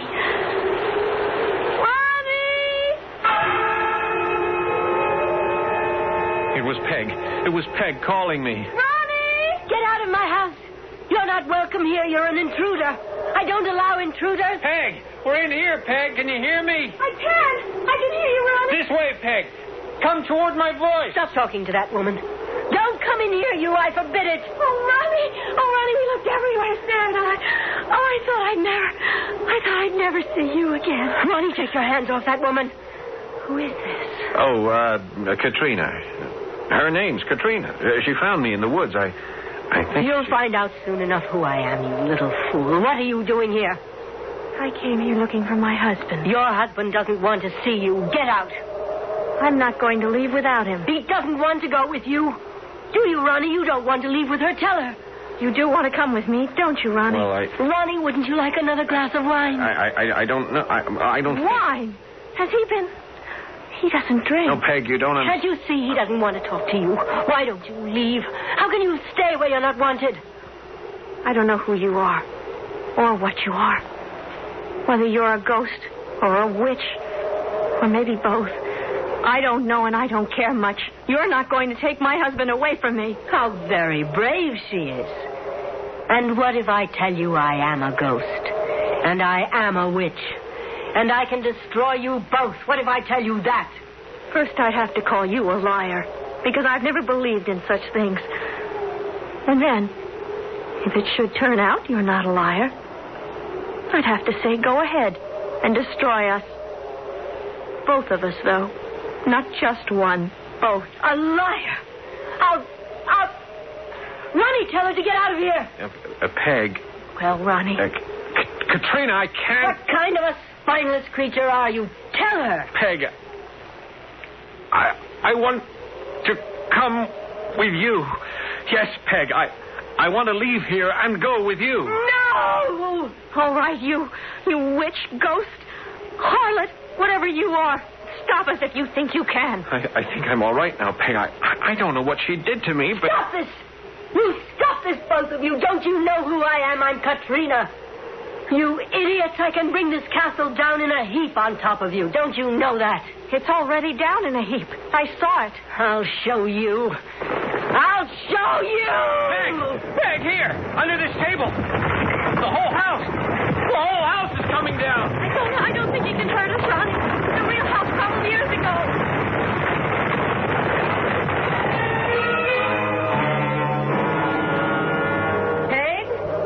Peg, where'd you get to? Over here, Sarah. Help us. Is that you, Peg? Where in the world did you... Land sakes. Oh, it's Ronnie. Help me with him, will you? We've got to get him up off this flat ground. Ronnie. Where am I? Is that you, Peg? Yes, Ronnie. Can you stand up? Well, I think so. I feel sort of dizzy. I don't understand what. How'd you get here, anyhow? We must have walked past this spot half a dozen times. What happened to him? I'm not quite sure. He was all right just a minute ago. I was with him in the house, the castle. He was all right except for the effects of the wine. And then seemed to be wearing out. Just hold on a minute. You know, you ain't making no kind of sense. I'm so cold. Oh, he's soaked to the skin. The rain stopped, thank goodness, but we'd better get him. He was perfectly dry a minute ago. And then the house actually did just crumble around us the way she said it would. Only, of course, it wasn't real, or we'd both be... How did he get that wet? I hope you know what you're talking about. I sure don't. Oh, I feel stiff. I ache all over. We got to get you home and into a nice, warm, dry bed before you catch your death.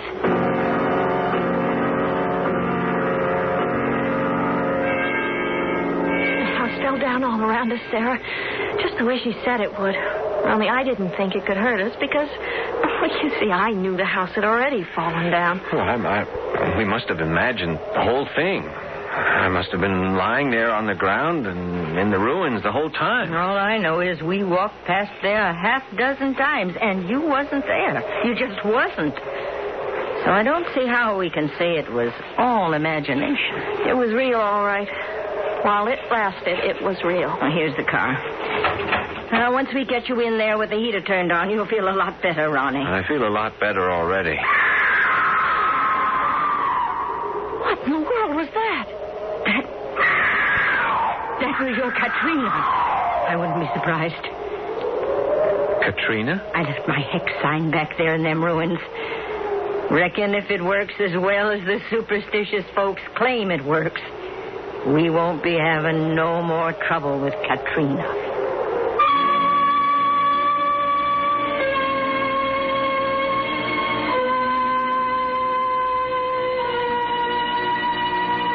ghost Katrina certainly was. Any woman who was killed by a jealous husband in the 18th century and shows up again in 1975 must be considered a ghost. But is it really fair to call her a siren and a witch? By Ronnie's admission, one thing is certain. Whether Katrina was a siren, a ghost, a witch, or all three, Ronnie was lucky to get out of that one alive. I'll be back in a few moments.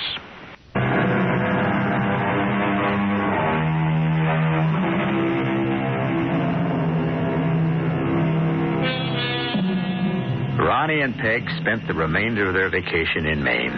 It's a beautiful state. Why shouldn't they? But they gave Dutchman's Woods a wide berth. To this day, when Ronnie Andrews sees more than 3 trees forming a clump, he crosses to the other side of the road. So between now and our next look into the nature of things, stay away from all suspicious-looking forests. We're saving you for another and quite different kind of jeopardy. Our cast included Paul Hecht, Jada Rowland, Santos Ortega, Joan Loring, and Mary Jane Higby. The entire production was under the direction of Hyman Brown. This is E.G. Marshall inviting you to return to our Mystery Theater for another adventure in the macabre. Until next time, pleasant dreams.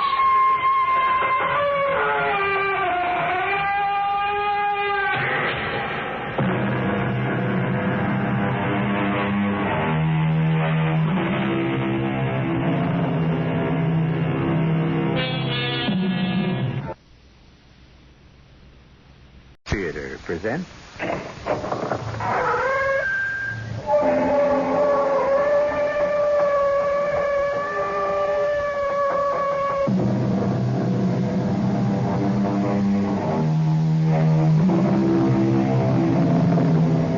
Come in.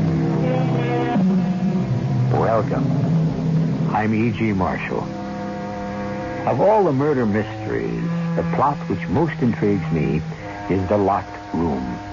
And when you take that as an ingredient and add to it elements of the supernatural, both sacred and profane, then you have a tale to tantalize and terrify, such as the one I bring you now. Now look, Doctor, the law is...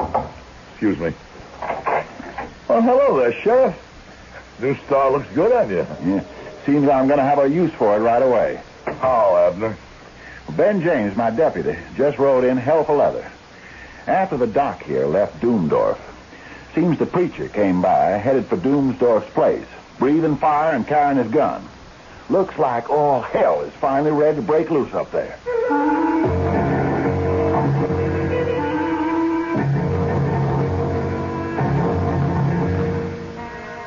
Our mystery drama, The Sealed Room Murder, was adapted from the M.D. Post story, The Doomdorf Murder, especially for the Mystery Theater by Ian Martin, and stars Howard Da Silva and Fred Gwynn. It is sponsored in part by Buick Motor Division. I'll be back shortly with Act One.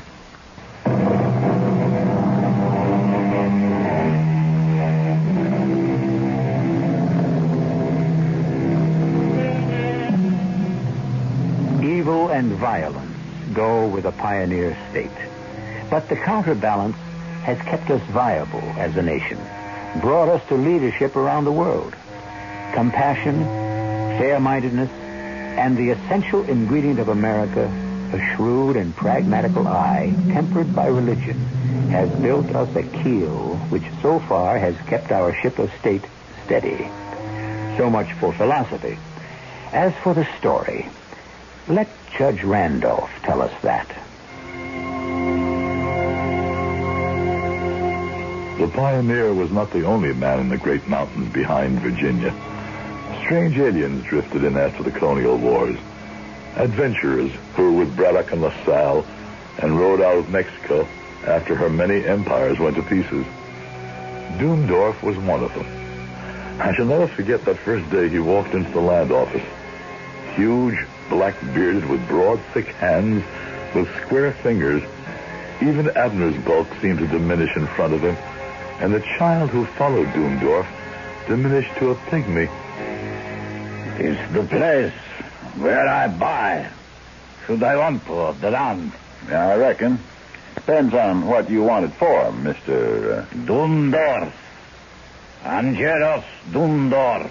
Oh, excuse me. This here's Mr. Randolph. I should say one of our foremost lawyers in town. Saving only, that's all we got right now. One. I'm Abner Dale, county clerk. I reckon you'd term me. And what would you want this land for? To live on. Uh-huh. You and your daughter. Me and her, yes.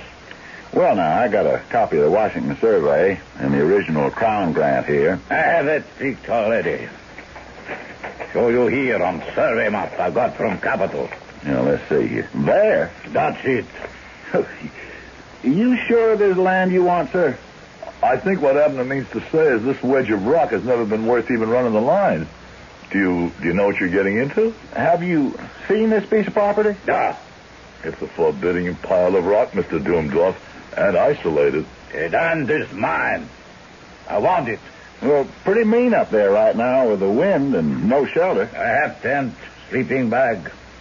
All my life I live rough.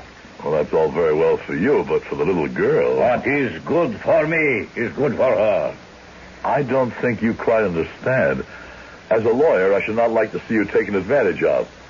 The parcel of land which you have bought was never surveyed because it is not worth surveying. It consists almost entirely of rock. I know what he's like. He's right for me. Well, how are you going to feed? Ain't much game running up in that part of Western Virginia. I make out all right. Here is gold. Enough.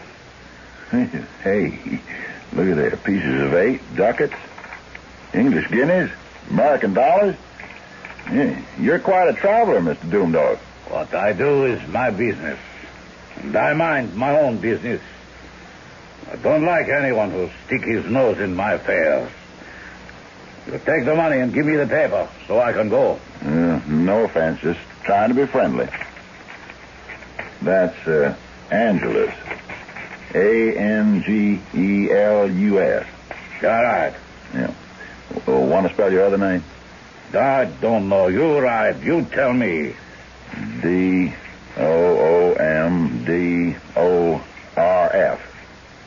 That look right? Yeah, will do. It's coming on to winter, sir. If there's any way we can help you build your house... I build myself. With enough gold, anything can be done. You will see. Now, you finish that paper, senor. Oh, yeah, I reckon. You sign right here, and me and Mr. Randolph will witness it. Here? Yeah, right. I make my mark. That is legal. No. Mr. Randolph? His mark? Yeah, I think we can witness that, Abner. Let us not delay Mr. Doomdorf and his daughter further. I'll add my John Hancock to that. There you are. Signed, sealed, and delivered. Your deed of possession to what we call the Devil's Hump. And welcome to our community. Do not count me a part of it. I live to myself. Come, you. Well, if that don't beat all. A hard man. Evil man. One who's done a lot of living. Notice the scars? Yeah. I'll wager he has bullet wounds underneath his shirt to go with the knife tracks. I sure wish he hadn't chosen our neck of the woods to hide out in. Hide out? What else would you figure? The Devil's Hump is no place for a man to make his home. That's a place for a man to set his back against the wall, to fight off what he knows is coming after him. I suppose you're right, Abner. The more's the pity. Why? Oh, that innocent child should be dragged along to share such an exile. Yeah. You get a real close look at her. What was she? Dumb that she couldn't speak? I doubt it. Afraid. And now you got it. Afraid and beaten. Well, I pity her. That's a hard man. For all he seeks solitude, I doubt he'll find it. We have not seen the end of Mr. Doomdorf. Only the beginning. I'll stake my life on it. But it was not my life that was to be staked, but others. For a while, my uneasy feelings seemed just to be based on a negative reaction to Doomdorf himself. He squatted on the rock, troubling no one, seeking no help, while by hiring old Robert Stewart's slaves, he built a stone house on the rock. Then, in the handfuls of earth, wherever a root would hold, he started to plant the mountain with peach trees. Then the beginning of the end began to start. Hey, Rosa, una cervera beer, huh? You're new in town. So? The lady behind the bar is the owner, a widow lady. Her name is Mrs. Cambridge. That's all right, Abner. Here's your beer, Vaquero. Muchas gracias, la dama Cambridge. Senora will do. I do not want to make enemies. I am looking for a friend. It's a friendly town. Who? He is an old amigo de la guerra. A big man with a black beard, big like so. And this strange accent. I think maybe his real name is Doomdorf, like that. Doomdorf? Mary, what is this? We are old comrades? I just want to find him to settle an old debt I owe him. Well, why don't I let him know you're here and you can meet him in town? If you will, it is no matter. But why not I just go see him? He's kind of queer-like. Like he don't take to mixing so good. Non importante. You see him, you tell him Jose Garcia was look for him. But I have not so much time. Maybe on my way back I look him up then. Hasta la vista. I see you. Why didn't you tell him where to find Doomdorf? Just a crazy notion, maybe, but I got it set in my mind that he wanted to see him to put a bullet in him. We found the man who said his name was Jose Garcia, snagged on a rock at the Devil's Elbow, 2 to 3 miles below Doomdorf's mountain eyrie. His neck was broken. That was the first of the Doomdorf incidents. So many during the next 10 years, I wouldn't wear your patience to recount them. Only the highlights. There was the night before we knew what use Doomdorf was putting his peach crop to, when he arrived at Mrs. Cambridge's inn, primed with liquor, an insensate beast. $10. Not enough. So, 15, 20. I think you've had enough to drink, Mr. Doomdorf. I must ask you to leave. What? A prostituta who runs a cantina asked me to leave. The lady asked you to ride out, mister. Better you go easy. By yourself. You mean I don't go? You make me. Yeah, no cause for any ructions. You've been drinking. Oh, you want to make trouble? Not me. I just want to keep the peace. Then stab.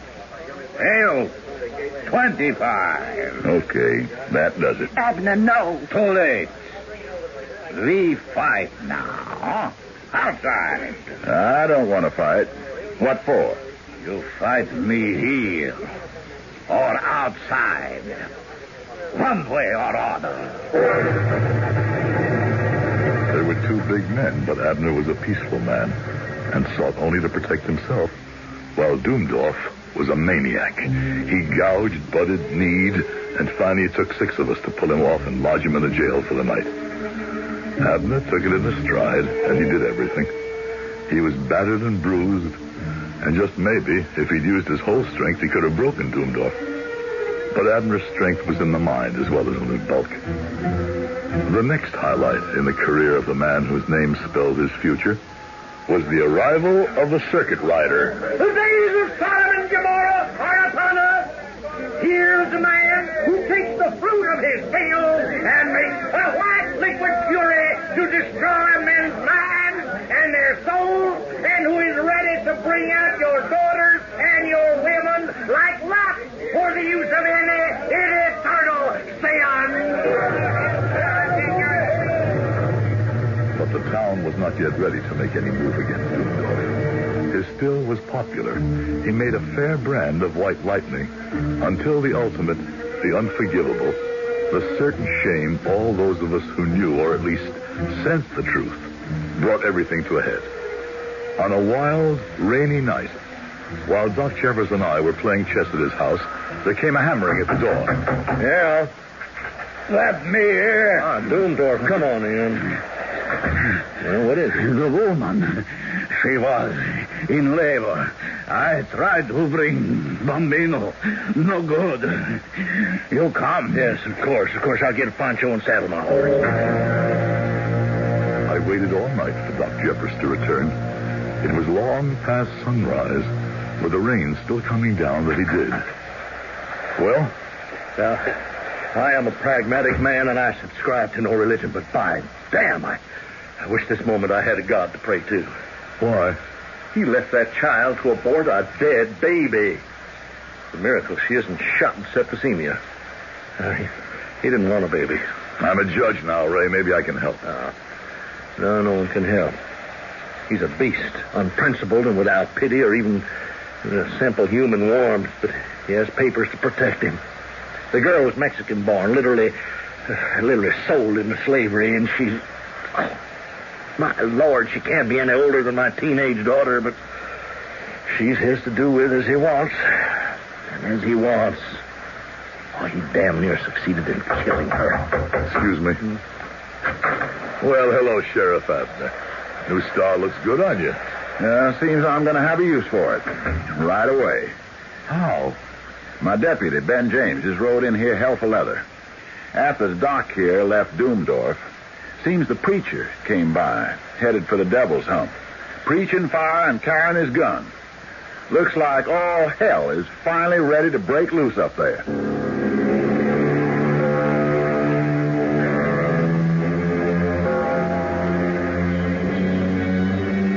All hell break loose. All right. But for whom? For poor little... Now, there's a sad thing. Poor little who? We don't even know her name. If she has one. Or has retribution caught up with Doomdorf? And if so, how? And why? And where? I'll return shortly with Act 2.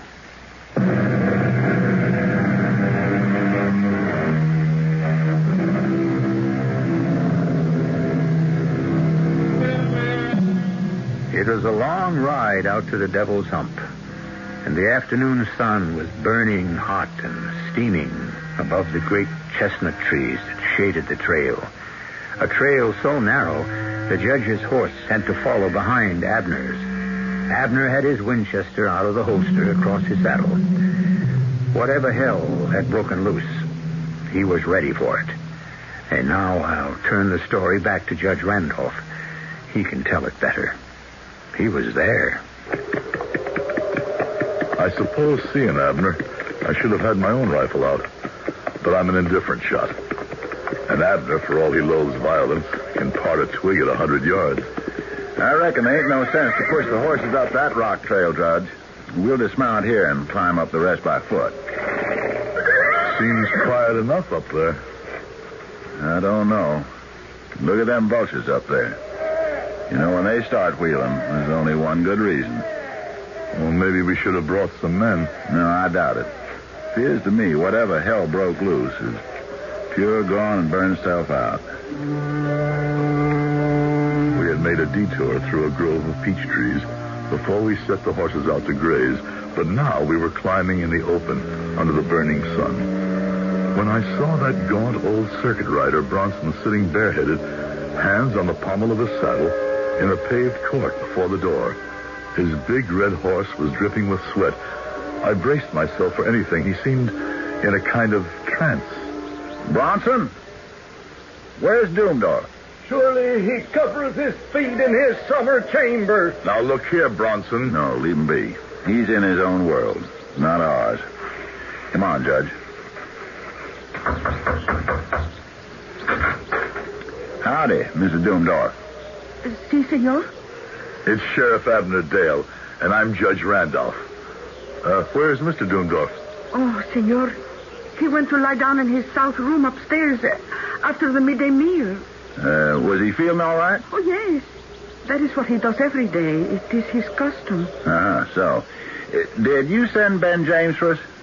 Send for you? Oh, no, senor. But come in.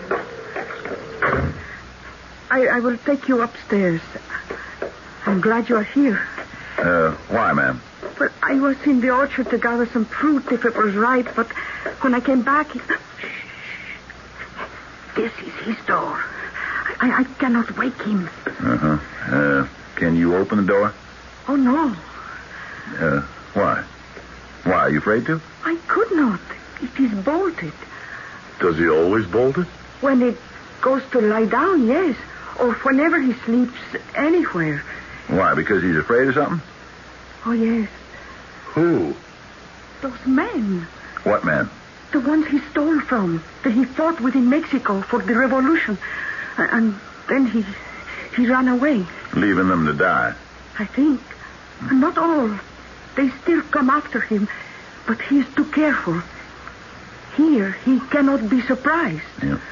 Maybe just for once he wasn't so careful, and they did. Knock on the door, Abner. Sure thing. Doomdorf! Doomdorf, wake up. You're in there. Let me. Doomdorf, it's all right. This is Judge Randolph. Doomdorf, come out. If he could come out, he would. I do not think he can come out. Any other doors to this room? No. Windows? The casa, the house, is built on the cliff. No way in from the outside. All right, Abner. Let's break it down. Stand back, Judge. I'll get it. This time. Keep back till I make sure the coast is clear. Doomdorf. Doomdorf, you... What is it? Oh, he is dead. I'm afraid so. Oh, then at last I have killed him. I'd better go after her. No need. Where can she go? No, we better look at him first. I'll close the door. He's been shot. Yeah. Pretty near ripped him in half. Look at the size of that hole in his waistcoat. Smells like burnt powder in here. You sure we're alone? See for yourself, Judge. Nothing in the room but some chairs, the couch he's lying on, and that table with a bottle on it. No doors. Window shutters thrown back, but the window's closed. Well, at least we know he wasn't shot from outside. Yeah, it kind of looks that way. You sure he's dead? He's cold in the mackerel. Even the sun coming in couldn't keep him warm. Where's the weapon? Well, right behind you, I'd say. On them two dogwood forks on the wall. Those would be made to rest it on. The shotgun, yes. It's been fired quite recently. There's a freshly exploded cap right under the hammer. Yeah, I saw that. He'd been drinking some. Heavy, I'd say. You think it's suicide? I don't hardly think after he got a hole blowed that size in him that he'd get up and hang up that gun nice and neat. No, I don't hardly think so neither, Abner. This is murder. The woman took that gun down and shot Doomdorf while he was sleeping on that couch. Could be, I suppose. But what about Bronson? He came in here breathing death and destruction. Oh, he's just a mad old circuit preacher. Who's been preaching a crusade far and wide through the hills against Doomdorf for furnishing this here moonshine. We have a murder on our hands. And you think the woman is guilty? Well, what else? Well, let's go ask Bronson first who killed him. But by the time we got to the outer courtyard, the old man had disappeared, although his red horse stood tethered to a rail. I hesitated for a moment or two, turning the strange and tragic event that had taken place over and over in my mind. Come with me, Judge, around the other side of the house, huh? Very well. Yeah, but stay behind me for cover. Cover from what? Who knows? There's a murder around here somewhere. Well, the woman has already confessed. I think she's not quite right in the head after all she's gone through. Hey, hold it. What? The back of the house. Flush with the edge of the cliff. Over 100-foot drop to the river. Judge, Doomdorf was a soldier, all right. Well, how do you reckon that for certain? Any good general first makes sure his rear is protected, and he couldn't be flanked. The only way to flush Doomdorf out was up that goat path we climbed to the house. He knew what he was doing when he made this his castle. Yes, Abner. I recognized that years ago when that man who called himself Garcia came looking for him.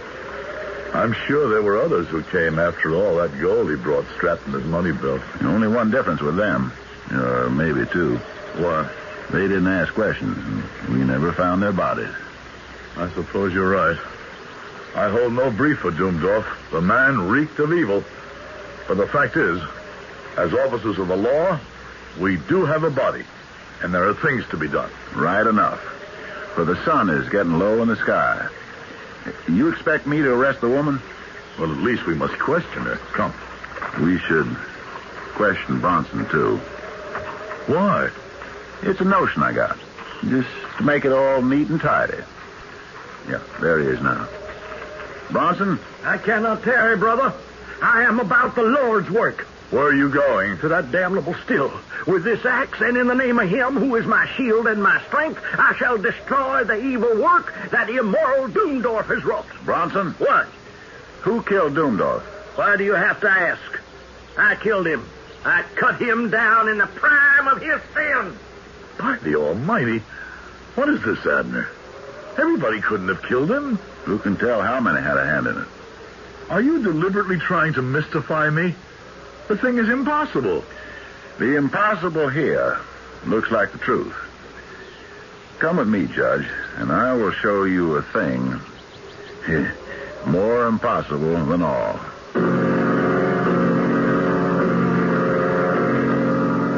I followed Abner back into the house and up the stair again up to the room. The door swung open, the shattered edge of it with the lock hanging half out, and Abner closed it carefully behind us after we entered. I want to show you something, Judge. The bolt. They kept the door closed. Yes, sir. But I want you to see that it is no way connected with the lock itself. See? And it is on the inside. Now, how could the one who killed Doomdorf get into the room when we know the door was bolted and we had to break it down to enter? Only one other way. Through the windows. Well, let's look at them. Now, remember, we have seen from the outside that there is a sheer drop of at least 100 feet to the river, and the rock is as smooth as glass. Now, try looking out. Oh, just as you said, the wall of the house is plumb with a rock face. Yeah, that isn't all. You can't open these windows. See? Examine the frames. They're cemented into their casement with dust, and they're bound along the edges with cobwebs. That's right. These windows have never been opened. Yeah. Then how did the assassin enter? Well, of course. The answer is evident. Whoever killed Doomdorf hid in the room till he was asleep. Then he shot him and went out. Where could he hide? And even supposing he could, when he left, how did the assassin bolt the door behind him when the bolt was on the inside of the door? Then who knows? Maybe Doomdorf did kill himself. No, we ruled that out yesterday. Then there's only one open road out of the mystery. Both the woman and Bronson claim they killed Doomdorf. Let us get down and ask them. Question them. No. In the law court, that procedure could be considered sound sense. But, Judge, we are in God's court, and things are done in a somewhat stranger way. In what way do you mean? In a way that still must be put to the proof. And for that, we need to borrow time. But I have every faith that time will show us exactly who murdered, or perhaps the better word might be, executed the man who lies dead before us.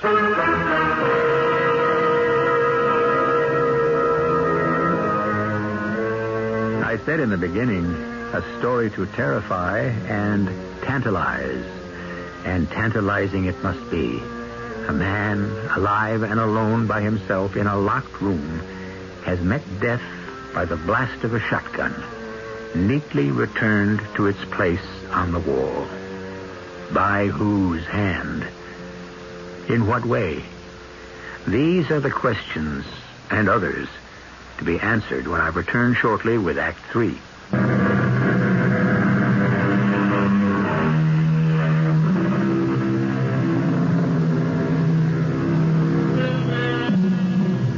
the room with the dead man, Judge Randolph faces Sheriff Abner Dale, a frown of puzzlement on his patrician face.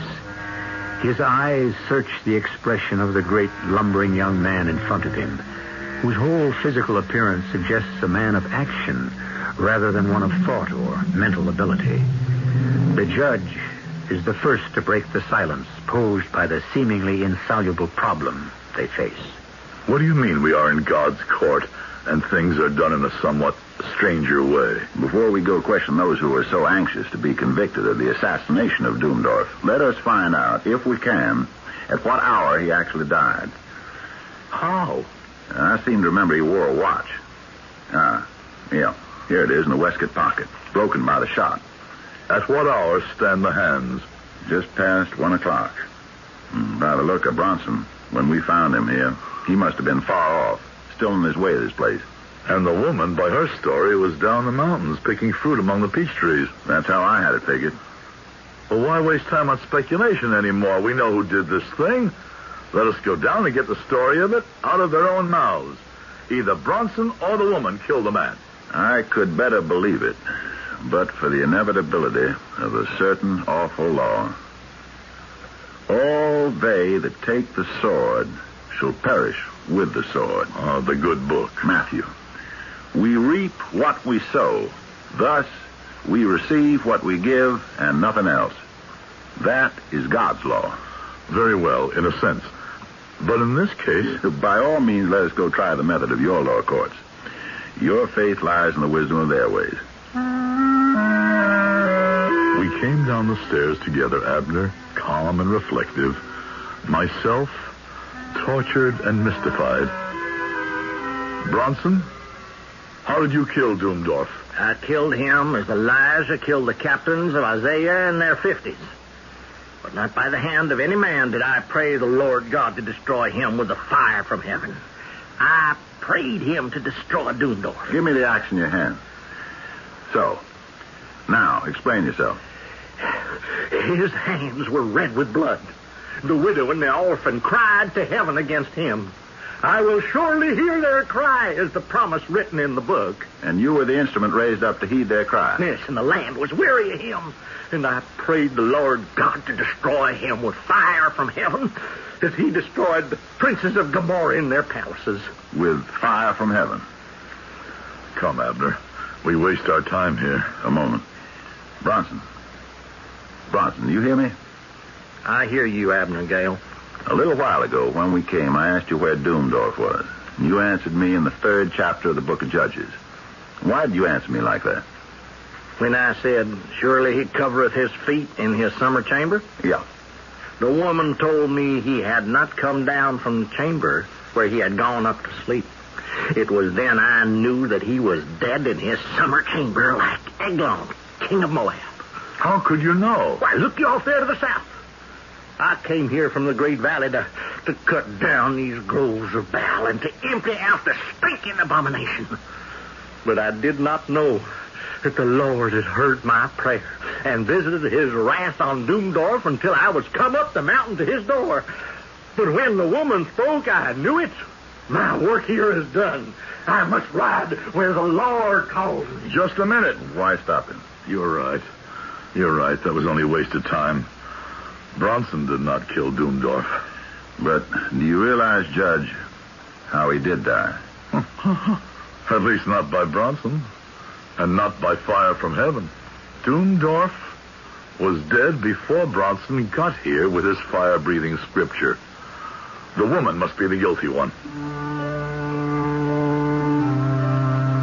Night had entered the valley with the setting of the sun, and there were other things to do before the inquisition of the woman. By candlelight, the shadows weird and fearsome on the wall, we made a coffin. We put Doomdorf in it, straightened out his limbs, and folded his arms across his shot-out heart, and we set the coffin on benches in the hall. Then we kindled a fire in the living room, where the woman had put some meat and golden cheese and a loaf on the table. You have eaten enough? As much as is fitting. I will leave it as it is, in case you should want more. I am going now. Where? To the sea. And the ship. He is dead. And I am free. Not quite. There's a question still to be settled. Who killed Doomdorf? But I have told you. I killed him. It was fair.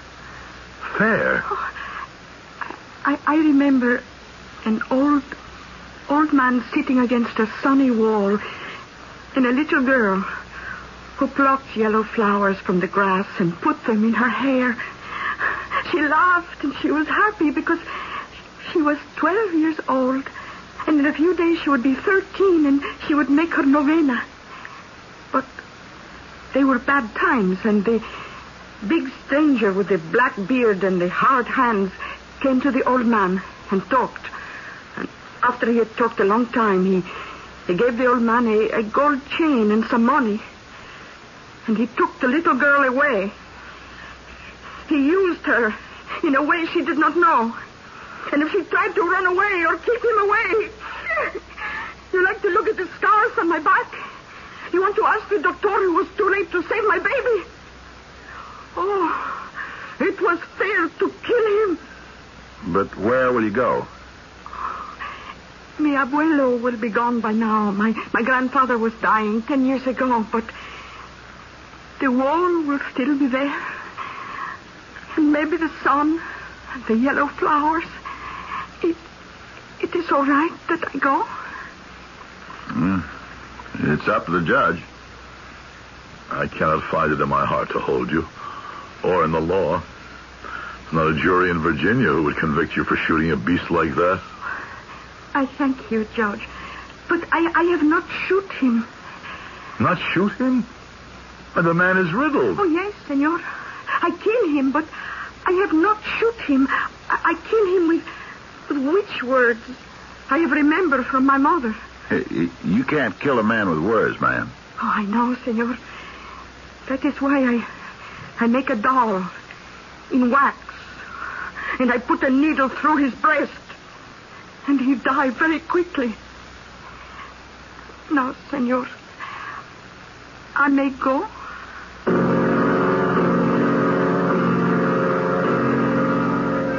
It was good that you let her go, Judge. No, it was pathetic. A harmless little dream to rid herself of a monster with an enchanted straw man. I think she had money in her saddlebag, but I slipped some extra just in case. And now, where are we? Waiting, like her, for the dawn. This is the strangest thing that ever happened. Someone shot the man, but who? And how did the killer get out of that shut-up room? For that matter, how did he get in? Through the window. Through the window? You yourself have showed me that was impossible. You proved it could never have been opened. I did. It never was open. Abner, what are you trying to tell me? How Doomdorf died. You're trying to say that the one who killed him climbed that sheer wall, got in through a closed window without even disturbing a crumb of dust or breaking a cobweb? I'm telling you, the murderer of Doomdorf did even more. What? We must wait for tomorrow, when the assassin returns. Then I'll show you who killed Doomdorf and how. I could have argued, but I knew that set look on Abner's face too well to waste my time. I could not have believed that I could sleep with the thoughts spinning in my brain, but I did. We ate, and through the morning dug a grave for the dead man in silence. By the time the last spadeful of earth was thrown back, it was high noon, and Abner squinted up at the sun. Yeah. Time to throw our spades down and go lay an ambush for the assassin. He's already on the way here, Judge. Where do we go? Back to the house and up to Doomdorf's room.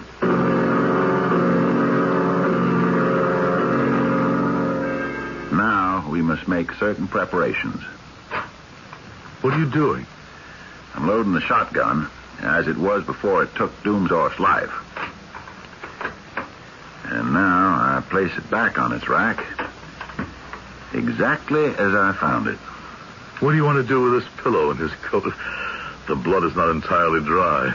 Here, give them to me. We'll wrap the coat around the pillow as if it were a body and place it here on the couch just where Doomdorf lay. Now, look out the window. Is the day still clear? Not a cloud in the sky. Just like yesterday. If not hotter. Now for the moonshine. Or this bottle of still liquor. Let's see. Good. You can see by the dust ring on the table that it sets just where it did yesterday as I return it to its resting place. Whatever you say, but I still don't see how. Quiet. Shh. We are about to trick the murderer in the act. But we came without guns. How can we protect ourselves? We need no protection, Judge. It is all in the hands of the Lord. Look, the assassin is creeping along the wall. Where? Look, that point of light. I followed the line of his extended finger and saw what he meant. A tiny disk of focused, white-hot sunlight moving slowly across the wall toward the shotgun. He that taketh the sword shall perish by the sword. The water bottle, full of Doomdorf's liquor, is focusing the sun to the heat of a lighted match as it travels to the lock and firing pin of the shotgun. The answer to Bronson's prayer. The fire from heaven. Now, watch it. Now.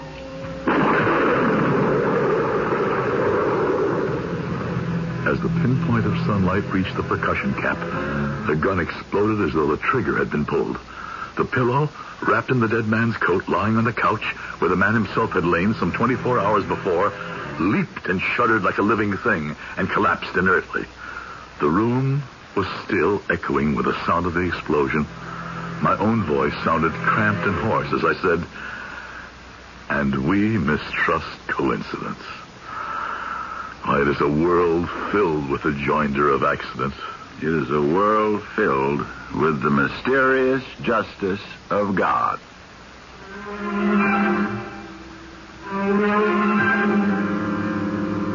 The answer to the mystery of the Doomdorf murder.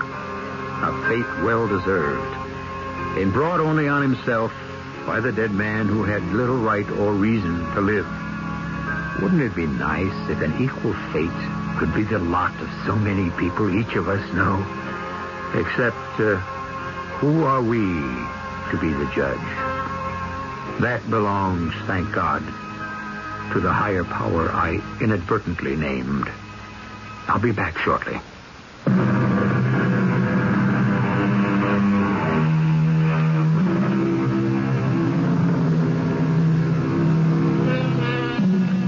It seems to me necessary, in conclusion, to put a quote used in this story in its exact context.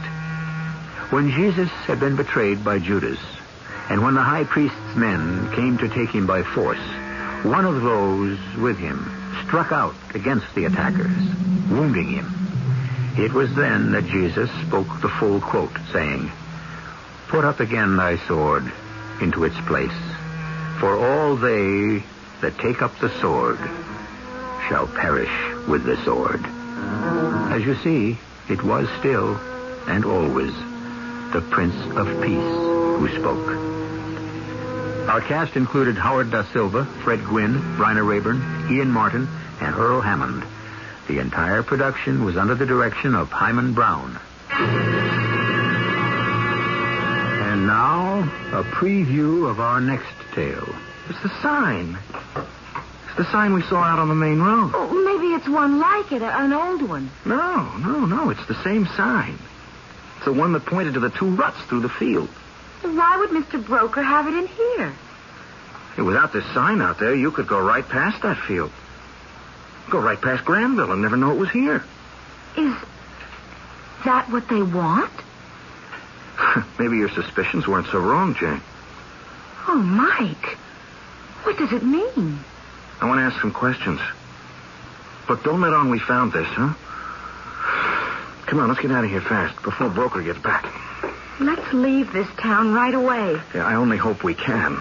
Tim Egan did. Oh, did he? You were suspicious about that sudden departure. Now I'm beginning to wonder. He departed, but I'd like to know where. This is E.G. Marshall inviting you to return to our Mystery Theater for another adventure in the macabre. Until next time, pleasant dreams.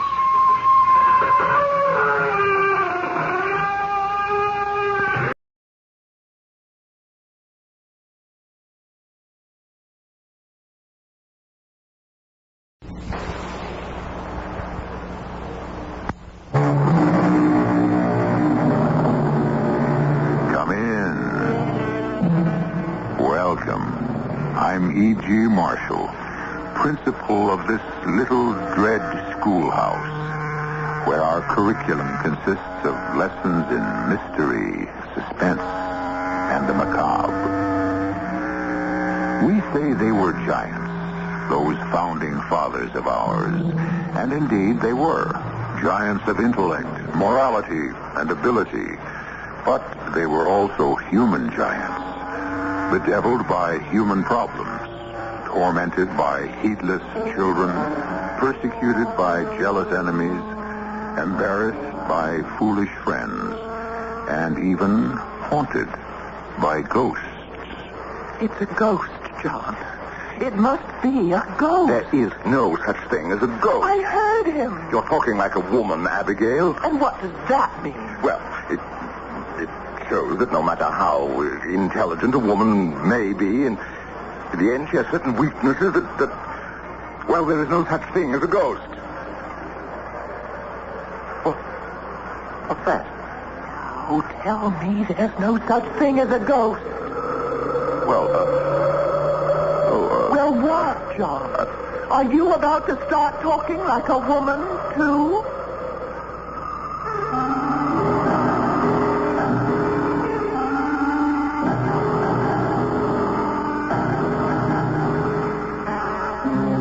Mystery drama Ghost Powder was written especially for the Mystery Theater by Sam Dan and stars Marion Seldes and Michael Wager.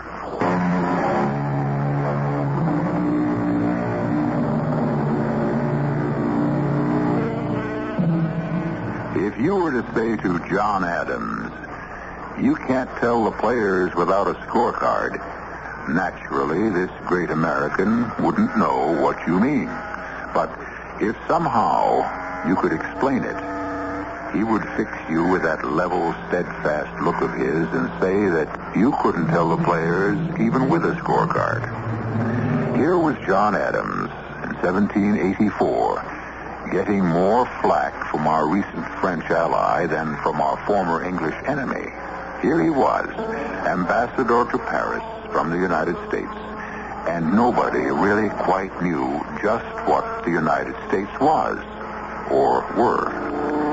His colleagues, Franklin and Jefferson, were great men, as we all know, but very difficult to live with. His wife, Abigail, insisted that she couldn't run the embassy properly on his meager salary, and when he asked the Congress for more money, their answer was to cut his wages. In addition, their rented chateau, a place called Auteuil, was haunted by a ghost. But Henri swears he heard him.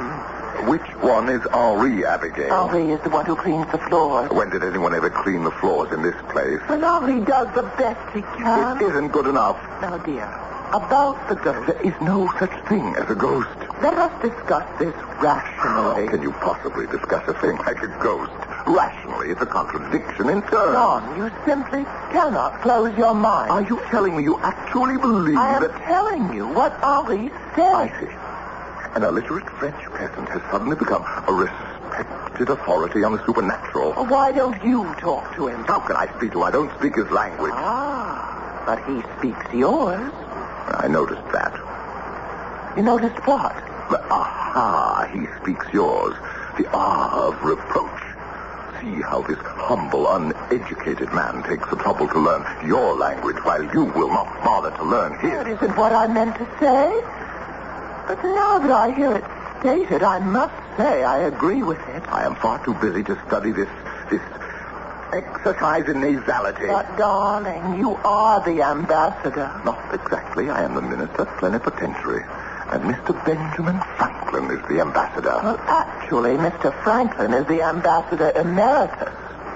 I wish Mr. Franklin would go home to Philadelphia, where I understand he is worshipped. Mr. Franklin is coming to dinner. Oh, no. Why are you so stuffy this afternoon, John? It's so unlike you. I've been away from Boston too long. Now, about Henri and his ghost. I don't wish to talk about Henri and his ghost. What is there that I can say to this superstitious servant who... Why don't you listen to him first?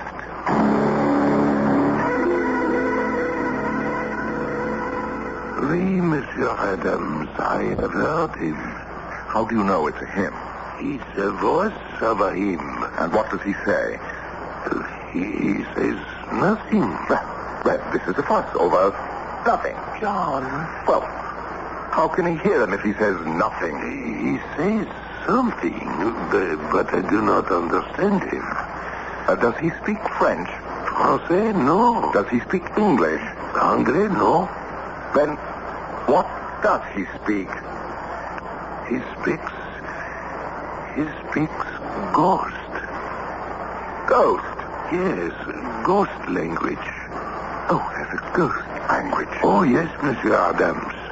But what is this ghost language? And where do you hear this alleged language? Oh, I hear him all over. But where?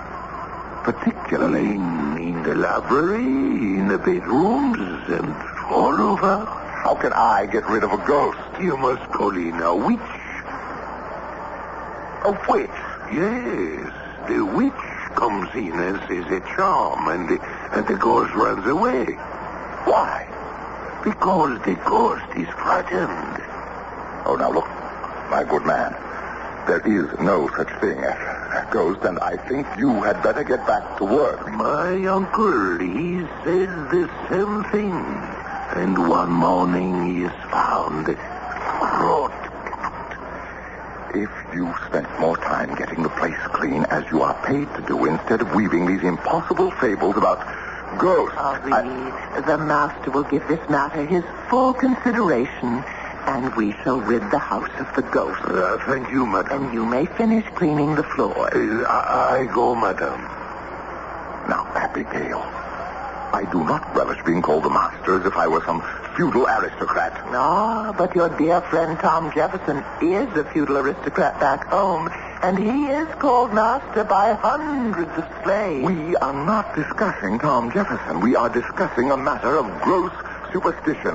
Why must I indulge him in this superstitious nonsense? To make my life easier. What does this have to do with you? One day, my dear, there will be another revolution. A revolution of the women. What on earth do women have to revolt about? It will come in a faraway future. I shall not live to see it. My dear, I do wish you would stay to the subject. Although you change it so many times, I confess I am at a loss to know where exactly we are. Call in a witch and have this demon, this ghost... This figment of Henri's imagination. Well, whatever it is, properly exorcised from the premises. My dear, it does the lower elements no good to reinforce their superstitions. Perhaps not, but it will do me good. Henri's story has infected the entire staff. I want you to go along with this mumbo-jumbo before they all run away. Oh, let them. We can hire others. No one will want to work here. Oh, please, John. Hire a witch. Do you realize what would happen if a word of this reached home? I'd be the laughing stock of the country. Thing could be done for a single silver franc. Jefferson.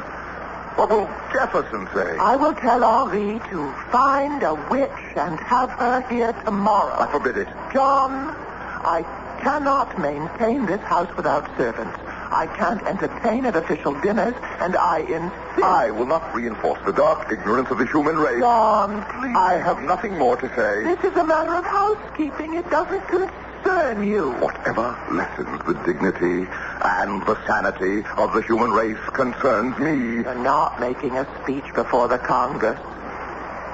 Oh, I'm sorry, John. I just realized how I sound. And, well, I realize how I must have sounded. Good. Let's compromise. And call in a witch. No, I cannot permit it. Do you understand? I can no longer be mistress of this embassy. Yes, I realize that, and therefore I shall resign the post. John, this is an impasse, my dear. Each of us is standing on a principle. But you can choose to resign. But I cannot choose to be party to the dark barbarism of the Middle Ages. I cannot sanction witchcraft.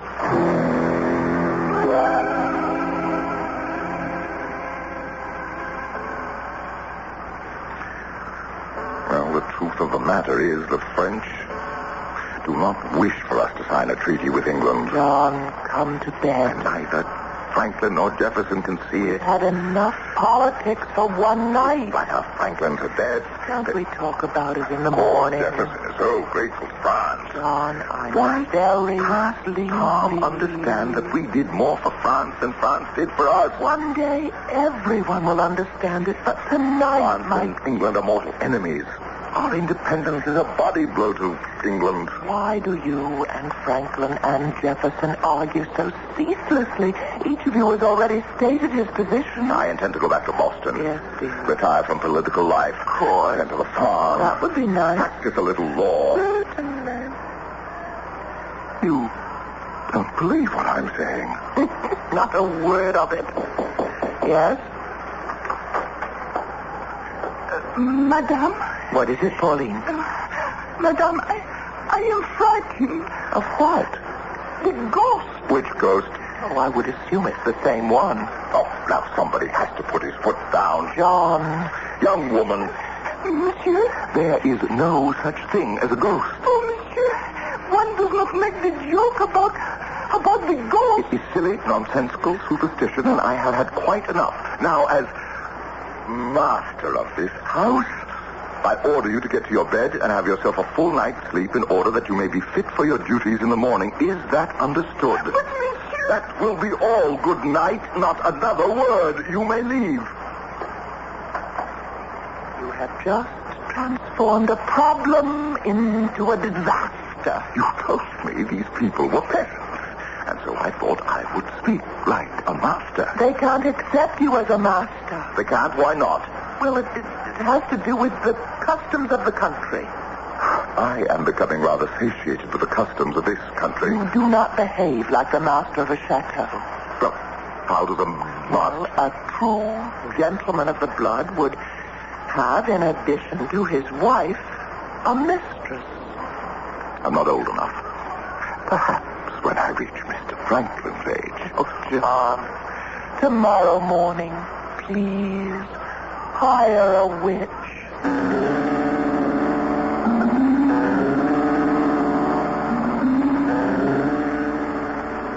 John. What? Huh? John, please wake up. Wake up. Why?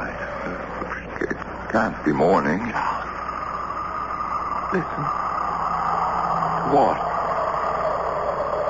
What is that? That? It's your imagination. You don't hear it? It is. I think so. Well, is it your imagination, too? No. What is it? That's a ghost. Now, Abigail. I know there's no such thing as a ghost, but what do you call that? Well, John, I remember my grandfather and my aunt. They'd tell us children's stories about... John, I'm frightened. Oh, dear Abigail, it's impossible. Big, gloomy, frightening house. Who knows what crimes may have been committed here? Abigail, there... No such thing as a ghost. Then why is your hand shaking?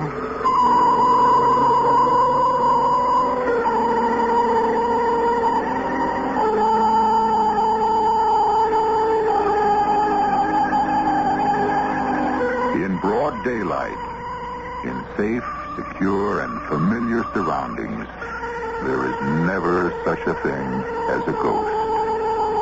But in the dead of the night, in a strange country, in a large, gloomy house, one can never really be sure. We have never had, in this country, a more down-to-earth, sensible pair than John and Abigail Adams. But they've never had occasion to spend a night like this one either. I shall return very shortly with Act 2.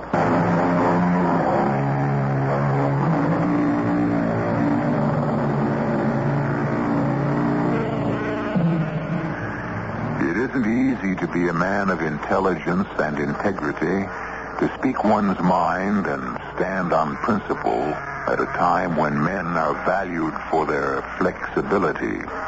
Nor is it easy to be a woman of wisdom and candor at a time when women were valued purely for decorative and pleasurable purposes. And so we have described John and Abigail Adams. And these two intelligent and rational people are now having what can be described as a crisis of confidence. Each would insist there is no such thing as a ghost. And yet... Oh, John, it's a ghost. Abigail, there is no such thing. I know, but just tell me what that is. I am going to find out. Let me come with you. No, you stay in bed. No. I'll settle this once and for all. John, do we have a pistol? Now, when did we ever have a pistol in this house? You have to have something to... Well, if it's a robber, this fireplace poker. But suppose the place is being robbed. What is it that we really care about? That can't be a thief. Thieves would be quiet. I'll go see. John! John!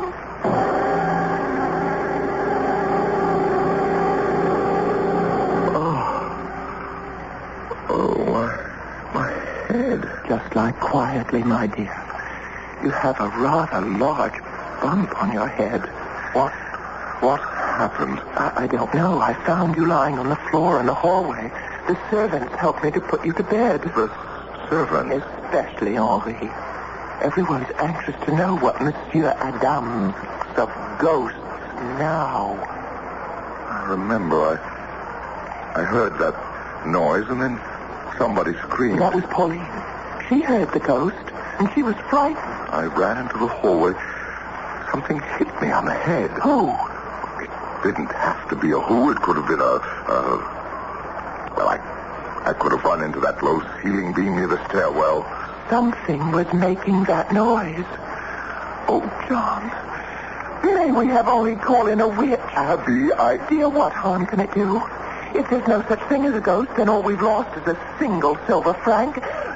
But if there is now... Abigail. Please, John. It's the only way that I'll be able to keep the servant. All right. But no one must know. I'll be silent. Silent as the grave. That is hardly a fortunate figure of speech.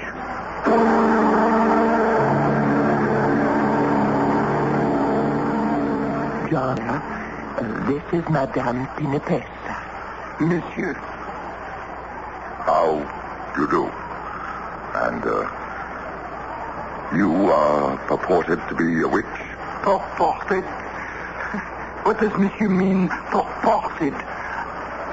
I am a witch. Well, I mean... Monsieur is a politician. I am a witch. Whose profession is older. and more honorable. Well, what can you do for us, Madame Pinipes? The noise you hear is the Duc Dormant. How do you know? He was strangled in the chateau. Why? It was 200 years ago. He was the Queen's lover. She came to visit him here. They were betrayed. These things happen. But if he's dead... What can I say, monsieur? We are told that those who are killed for love never really die. Ah, so he wanders about the chateau, does he? Yes, monsieur. Wandering and wailing for his lost love. And how do you propose to dispose of him? That, monsieur, is my own secret. There are tricks to every trade. I do not ask how you employ yours.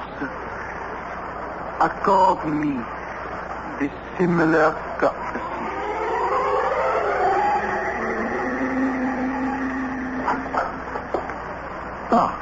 Count de Verlaine. Madame said to wait for you here, Monsieur Adams. Welcome, Your Excellency. To what?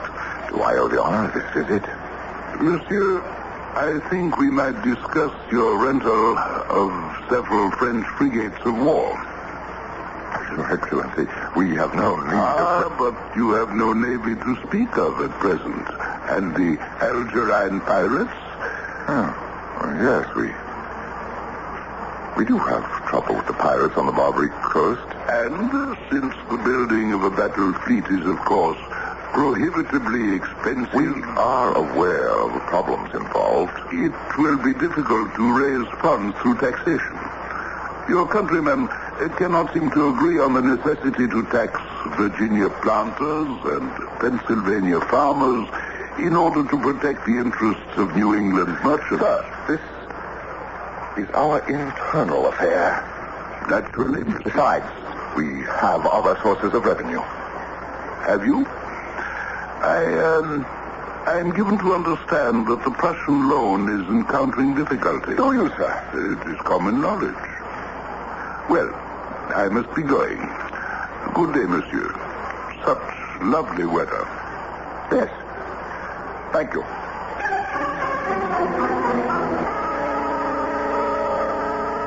John, Tom Jefferson is in the library. Good. We have business.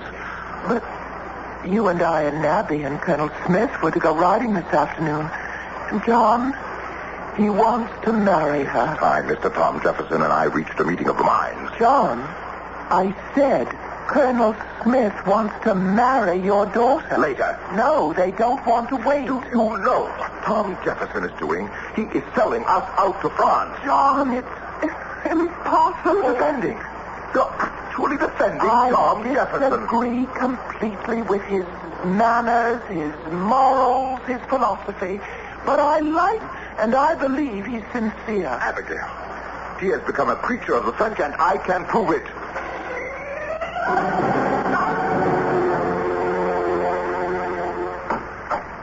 Well, John, why did you want to see me? Tom, we must have this out. What? Well, George Washington won't live forever. Hamilton, too unpopular, personally. Hancock, they... Thinking nobody really thinks they have enough. Enough of what? Buzz, too slippery. What is all this, John? This is the talk that's going on at home. This is how people are thinking and speculating. It's going to come down to a fight between you and me. What kind of a fight? Power. Who is going finally to rule our country? I never thought much about it one way or the other. You want the truth, John. I think you're more qualified. You do a better job of it. Maybe you think that, but your friends, your Federalist friends, won't let you think that way forever. They'll egg you on for their own purposes. Don't you have the same kind of friends that I do, John? Yes, and all with axes to grind. And I shall be the victim of my friends, too. And it has to be this way, Tom. Why?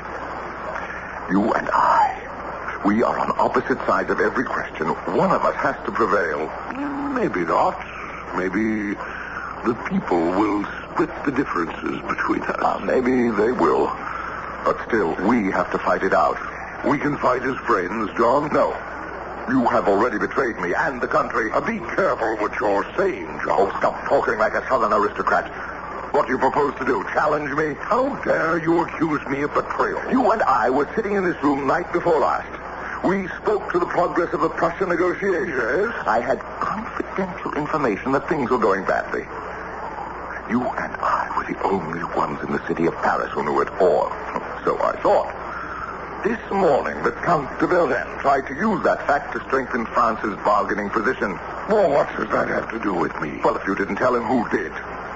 Ben Franklin was also in the room. When I read the dispatches from Prussia, Ben Franklin had fallen asleep. Oh, what makes you think I told Verlaine? Your friendship for France is notorious.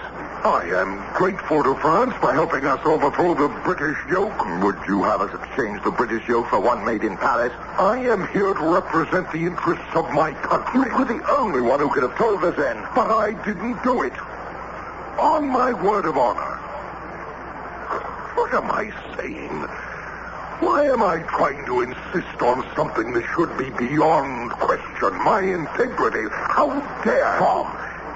We worked on the Declaration of Independence together. How can you even accuse me? Tom, I'm sorry. I don't know what to think. Someone is betraying our secrets. Does anyone else know? No one. Are you sure? Can you swear that not one other single solitary soul? Yes, I can swear. Well, what?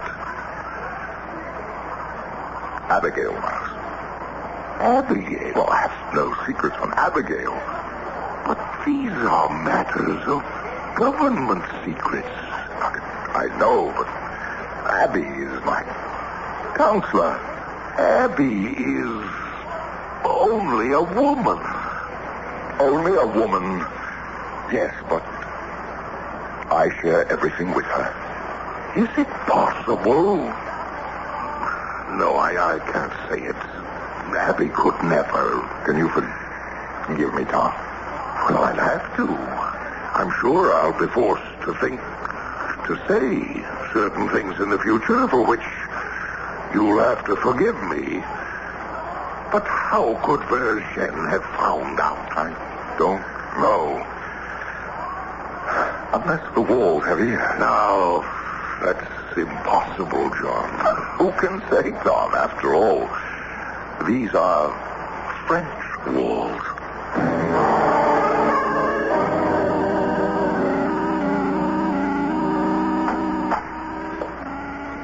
John. Oh, did I wake you, my dear? You know I always wait up for you. How was your day? Well, Tom Jefferson and I will somehow manage to live as friendly rivals. The British are impossible. French are unreasonable. They are unmovable. The Prussians are inscrutable. How was your day? Well, we got through it somehow. Has our sorceress managed to exorcise the ghost? So far, the staff seems quiet. Who could have told Verlaine? Perhaps the courier. No. I would stake my life on his loyalty. Well, it's a problem we should sleep on. After all, sufficient unto the day is the evil thereof. I agree. I thought our witch took care of all of that. That's Madame Guinevere.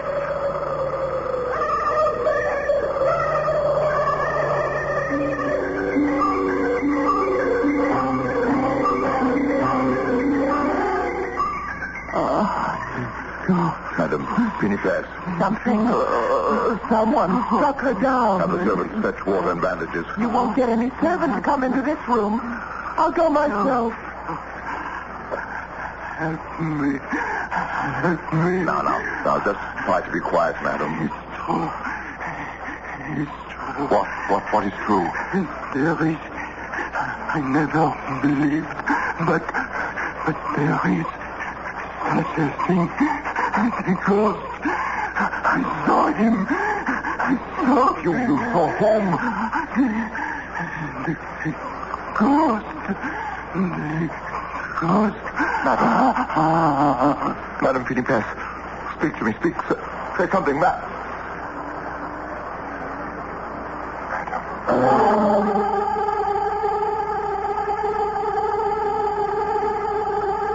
That's twice the ghost or whatever has struck. But this blow appears to be fatal. Is it a ghost? Well, we have the word of perhaps a foremost authority, a witch. Who would know more about the subject? You'll get to know a great deal more when I return in just a few moments with Act 3.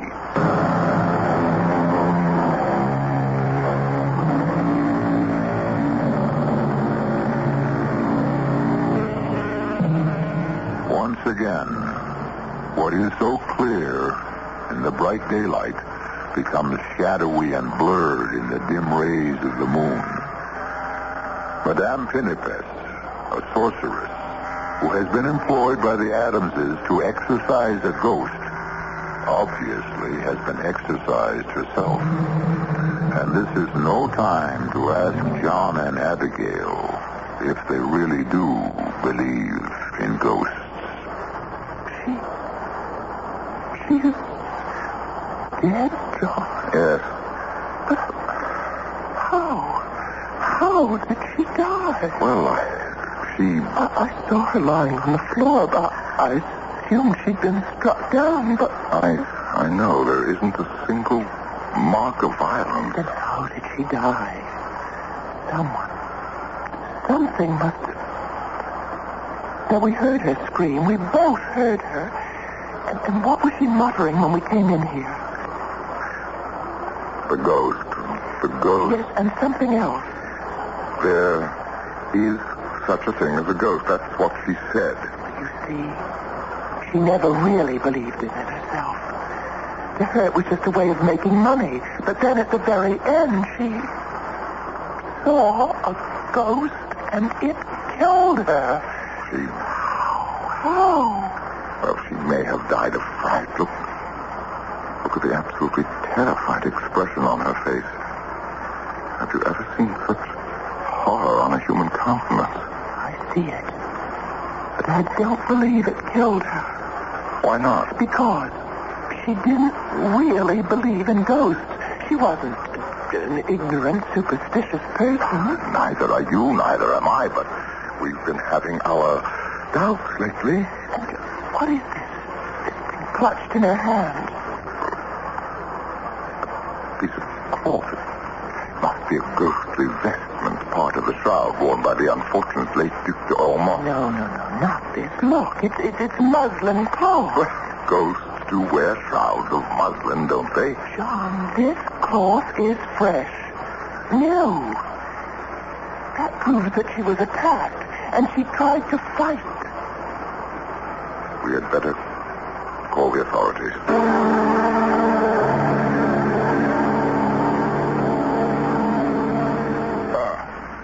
And for what purpose had you employed this woman? We were having trouble with a ghost, Monsieur Commissioner. So, make a note of that, Sergeant. The house is haunted, then? It would appear to be. If the ghost killed her... If the ghost killed her... Oh, surely, Monsieur, you cannot believe in ghosts. Monsieur Adams, I have an open mind on the subject. But such a thing, it's not... It's not what? Possible? Yes. You and Madame say you heard the thing yourself. Well, we may have heard the wind whistling through the chimney. Surely, Monsieur Commissioner, you, a man like yourself, you cannot believe in ghosts. Monsieur, as a police officer, I must adhere to the facts. And these are the only facts we have. Well, then, at present. What do you propose to do? Nothing. A woman has been murdered. The physician who examined her could find No mark or sign of violence. But something must be done. Ask you, monsieur, what? If the deed was committed by a ghost, how do we proceed against him? But, monsieur, there is a more convenient explanation. Convenient? Well, perhaps satisfactory. The woman was over 80. It is entirely possible she died of old age. Yes, that would satisfy everyone. Sergeant, write that she died of old age. The most respectable killer of all.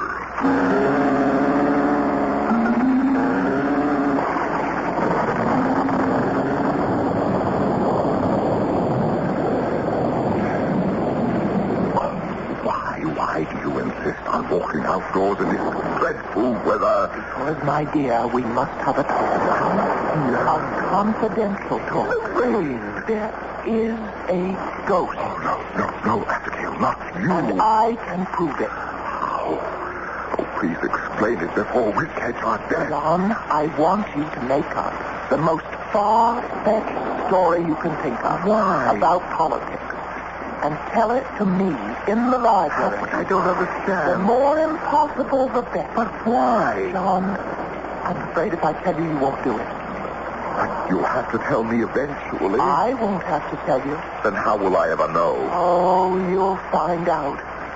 Now, please, let's go back to the library, and you must tell me the story with a straight face, in the utmost confidence. It must be a very serious matter. You must play your part to perfection. But my dear, I'm not an actor. No, but you're something even better. You are a lawyer.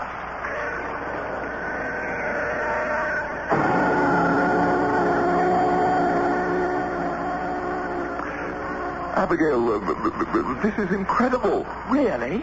Yes, this message I have just received from St. Petersburg. Really, my dear? Yes, from Count Ramunzev, a confidential minister to the court. But what have we to do with the Russians?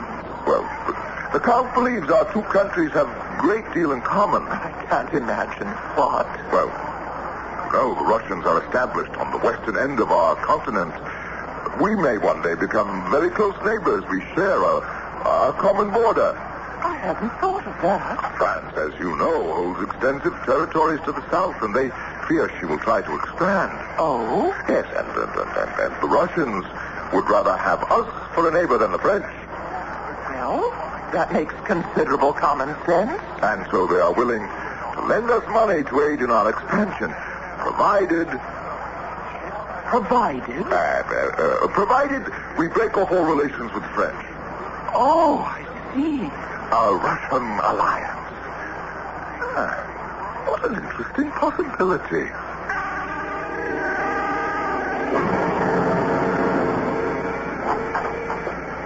Tom, you're early. Dinner isn't front hour yet. You needn't expect me to dine in this house. Tom, now, what is it? You accused me of selling out to France. And all the time you were scheming to betray us to Russia. Me? You needn't look so innocent. I've been told that you're in correspondence with the court at St. Petersburg. For what purpose? How can you ally us to the most tyrannical ruler in Europe? Who told you I was in correspondence with the Russians? A confidential source, the Count de Vilzen. How did you know? I shall explain it at dinner.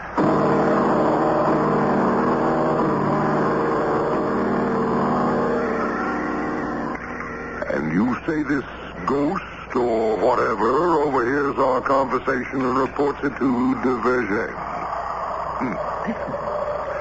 That is our ghost. That sound? Where's it coming from? The library. And, there he goes now. Where?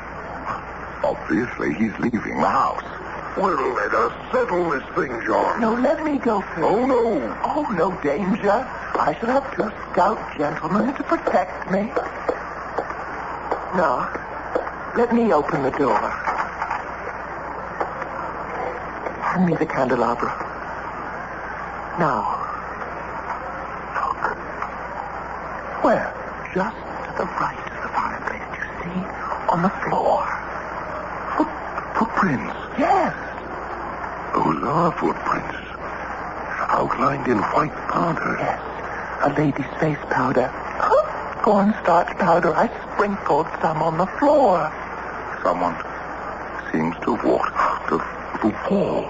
That wall, it must have a false entrance, a hidden panel. We should be in no trouble finding it. Now that we know what to look for, there must be a hidden release. Here, tap against every part of the wall. That's it. Keep tapping all over.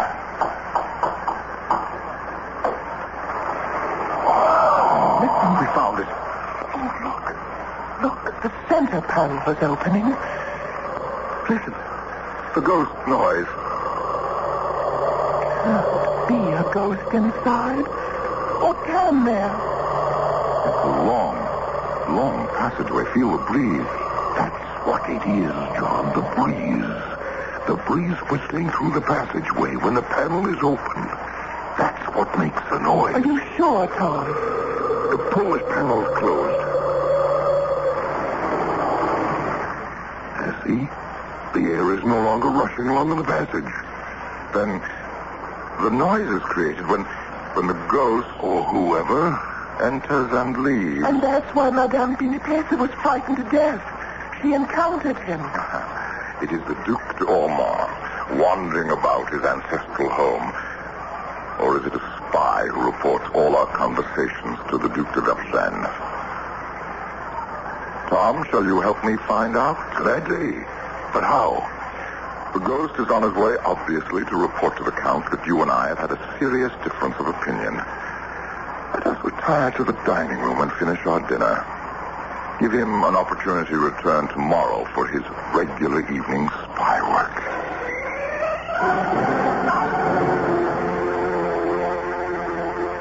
It is no secret. What is no secret, Count Vergennes? That your country's existence is threatened by factional strife. Factional strife may be a sign of vigorous national health. Oh, my dear Adams. Now, suppose France supports your side. My side. Suppose we give you money, even troops, in the event of civil war. Assuming all you say is true, why support me? We would support a solid, conservative person such as yourself. Do I make myself clear? I must say, sir, you seem to have a most incisive grasp of the situation. We have excellent sources of information. So I see. A word to the wise. Consider it. Indeed, sir. I shall.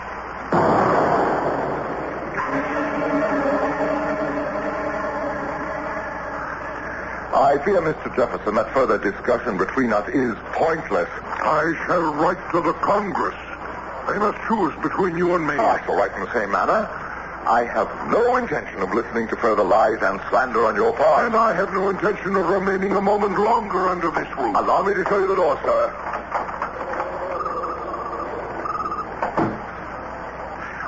Well, if our ghost was there, we gave him an earful. If he was there. Did you gentlemen stage your quarrel? Abigail, you shouldn't be here. Why not? It might be dangerous. But it was all my idea. You know, Abigail, sometimes it's difficult for me to believe you're a woman. I accept that as the sincerest compliment you're capable of, Tom. It was so intended. Listen. Yes. Our ghost bestirs himself. Panel has just opened. That's the wind. I hope. And now the panel has closed. He must be headed for the doorway to the library. But if he is, I'm ready for him. Now. Hold him. Hold him. I've got him. Abigail, get a light. A light. Put your light. Yes. Here. Lord. What? Wait. Well, The police commissioner. Madame, at your service. What am I doing here? Yes, you well may ask. And we are asking. You see, I am conducting an official investigation. Indeed, sir. Yes. There have been allegations of a ghostly presence on these premises. And so, since ghosts are... Yes? Ghosts are what? Ghosts are illegal. You could have told us you were on the premises. No, sir, but it was a confidential investigation. I understand. Have you found the ghost? No, Abigail, nor do I think the commissioner ever will. Will you agree with me, Commissioner, that the ghost would seem to have left these premises for good? Yes, monsieur. It would seem that way. And we'll mention it to no one. Not even to Monsieur le Comte de Vergennes. Oh, that would be appreciated, madame. Besides, the library appears to be too drafty a place in which to discuss various matters in the future. I understand, monsieur. So I don't think that the ghost will be entertained by the conversation of Mr. Adams and his friends anymore. I understand. Monsieur, madame, good night. Good night. Well, that's the end of our ghost. I think. That noise. Panel must still be open. Let's close it. It's the wind roaring through the passageway. John, look. The panel. It's closed. It's not the wind. Now, Abigail, I am sure there must be a reasonable explanation.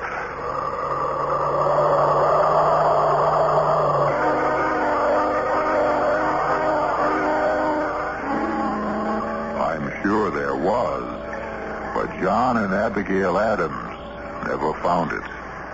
Within a few months, they received orders from the Congress, which transferred them to England, where John Adams became the first American ambassador to the court of St. James. And if you think he had problems in Paris, when he arrived in London, he really that's another story. I'll be back with a sidelight on this one in just a moment. There's something almost, I can't say supernatural about Adams and Jefferson. Natural enemies, they were warm friends. They outlived all the other heroes of the Revolution. They became the grand old men of the new country of the United States of America. And America became a fusion of their opposing ideas. And if you really want something to think about, they both died on the exact same day, the 4th of July of 1826, on the 50th anniversary of the Republic. Our cast included Michael Wager, Marion Seldes,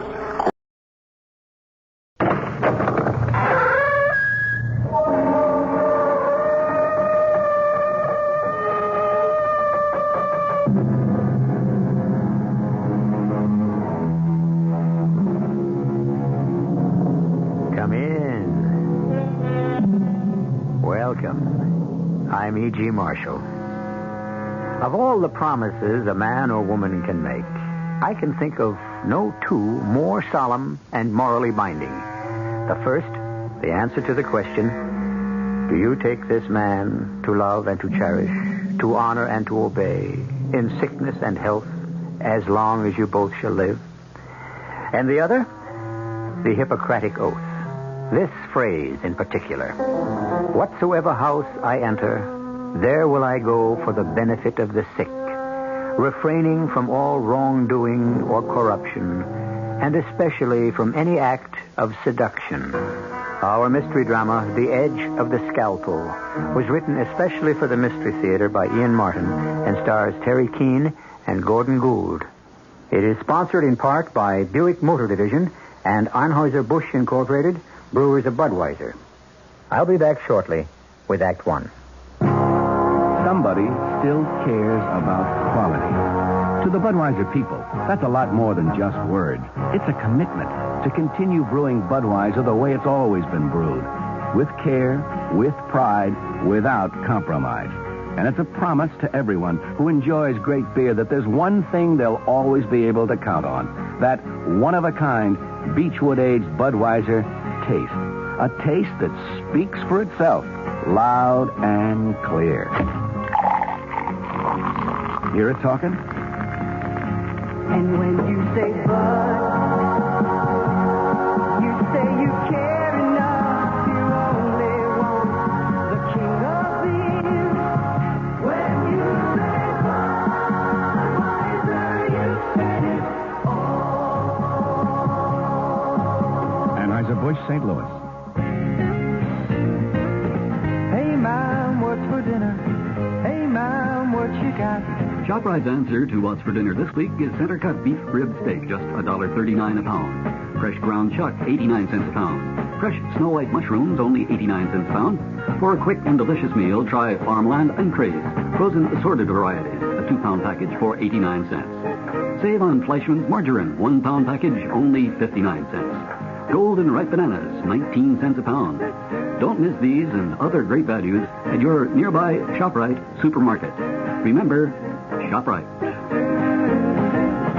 She loves the family. She wants the best.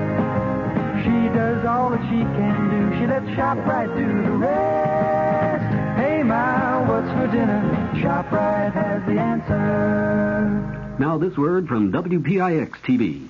I grew up in New York City. I was born and raised here. You're listening to Pat Harper, anchorwoman on the Channel 11 10 o'clock news. As a New Yorker, living again in New York, is that New York is a composition of many small towns. We walk down into Chinatown, or we go down into Little Italy, or we walk anywhere in New York City. Maybe I'm prejudiced because I'm a New Yorker. Let's face it, any given day we live is not just terrible terminal things. We're sitting here That's laughing Joe right Harper, now, man. anchor man on the Channel 11 10 o'clock news. Have to get more balance into the news. A lot of good things happen. I think we ought to be screaming to the high heavens about how great this city is in a lot of respects. I think it's one of the few news shows that allows you to walk away from it feeling pretty good. Joe Harper and Pat Harper, anchorman and anchorwoman, on the Channel 11 news at 10 o'clock.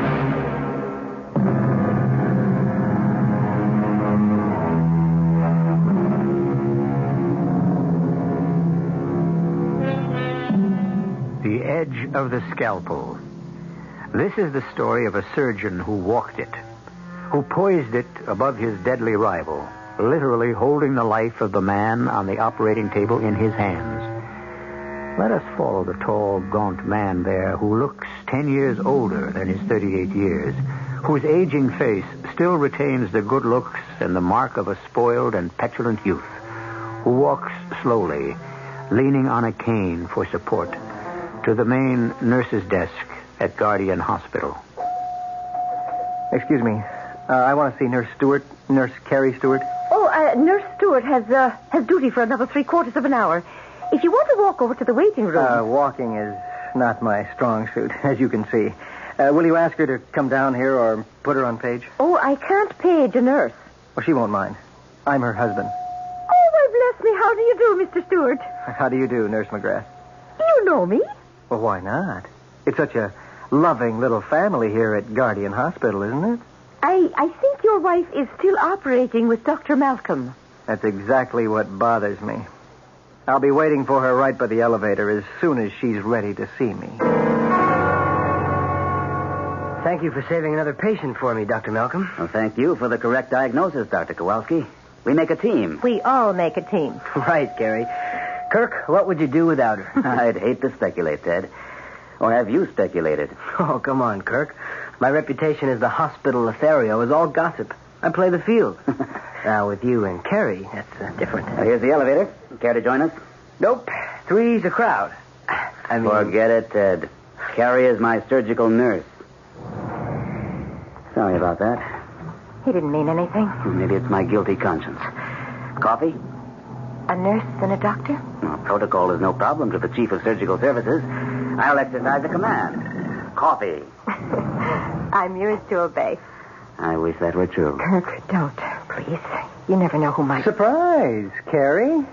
Your loving, if lame, husband. Joe, what brought you here? A question maybe I should be asking. Hello, Mr. Stewart. Nice to see you again. Oh, Dr. Malcolm. At the moment, I feel like the usual third wheel. Obviously, you are happy about something special. The most fantastic operation, Joe. Kirk, Dr. Malcolm just saved a man from certain death. I don't think your husband is interested in hospital small talk. Small talk? It was a miracle. A miracle? Oh, I hope I'm not interfering with it. The miracle has already taken place. I was just asking your wife to my office to have a cup of coffee. Won't you join us? I'm afraid I can't. Unless it's for some special consultation. No. Perhaps I could be allowed to steal my wife away. You can scarcely steal what is your own, Mr. Stewart. If you'll excuse me. Certainly. Did you have to go out of your way to be rude? Was I? Oh, I didn't notice. Could I sit down for a moment? Of course you can. You shouldn't be on your feet this much anyway. What brought you out here? Loneliness. Sick of looking at nothing but four walls. So I took a bus and ended up downtown feeding the pigeons. Well, it's a nice thing to do, but not to the point of exhaustion. I feel they're my kin. They walk as clumsily as I do. Only they have wings to spread and fly. Joel, why do you fight the operation that could help you? Dr. Malcolm tried to explain. I'd like to forget Kirk Malcolm. And he'd be the last person I'd be likely to tell I'm scared out of my skull of an operation. Carrie, drive me home. I can't. I'm still on duty. Well, can't you beg off? No way. We're shorthanded. Back in the same old circle. Everyone has a duty but me. You have one. Go back to work. You know there's always room in advertising for your talent. Joe, please, I should be back on the operating floor. Why did you come here? Not to spy on you, Carrie. Whatever you think. Just that my legs gave out. I couldn't face the bus ride home. Excuse me, Carrie, but OR just called down for you. Emergency. Oh, thanks, Mac. I'll be right up. Oh, I'm sorry to chuck it in your lap. Joe, here are the keys. You take the car. I'll take the bus. If only we could go back to where we started, Carrie. It was good, wasn't it? Yes, Joe, but... Look, I cannot talk now. I've got to go. A busy little breadwinner. But just hang on to one thought, lover. I'll never be satisfied with the crumbs.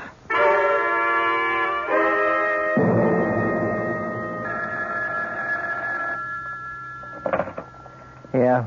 It's Carrie, Joel. I won't be able to make it home for dinner. Can you manage?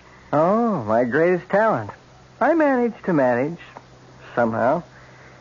Where are you spending the evening? With one of your doctor buddies? It's an emergency operation to try to save a young boy's leg. Oh, how noble. Will the great God, Malcolm, perform another miracle? I don't know. None of us knows. Which is exactly why you'll never get me near an operating room. They never know. None of them does. This way, at least I have two legs. Not very serviceable, but there, in an emergency. I may be very late. Don't wait up for me. Don't try to protect my feelings. I ended being less than a whole man a long time ago. You should be very proud of what you did for that boy, Kirk. If it works. In the long run, we can all be proud, Ted. Such modesty. Don't you love him for it, Carrie? I respect him, Dr. Kowalski. Right. I should choose my words more carefully. Well, I'm off. I have an angel waiting for me in the wings. Oh, my goodness. What is it? The time. I gave Joel the car. I've got to dash if I'm to catch the last bus. No need. I'll drop you off. If you want me to. All right. There's so many things I'll meet you at the doctor's entrance in 10 minutes.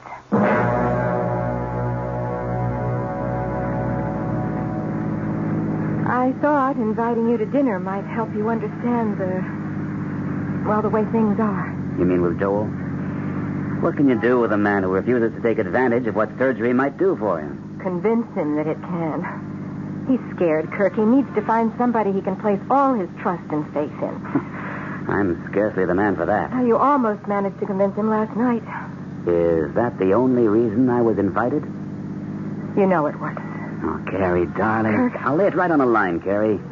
He's afraid he wouldn't be able to hang on to you if you knew he didn't need you anymore. He has every right to hang on to me as long as he wants. Isn't that a little masochistic? I was driving the car when he first got hurt. That has nothing to do with his condition now. He has the Riche's syndrome, a deterioration of the lower aorta.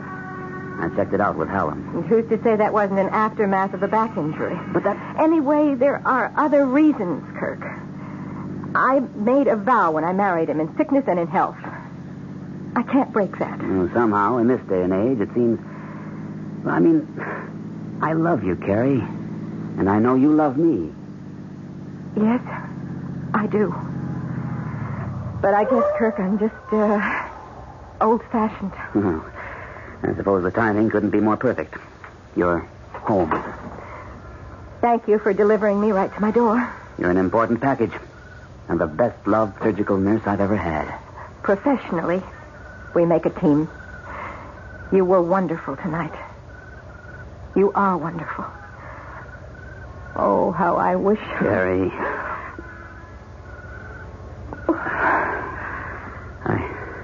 I apologize for that. You should. It has no future.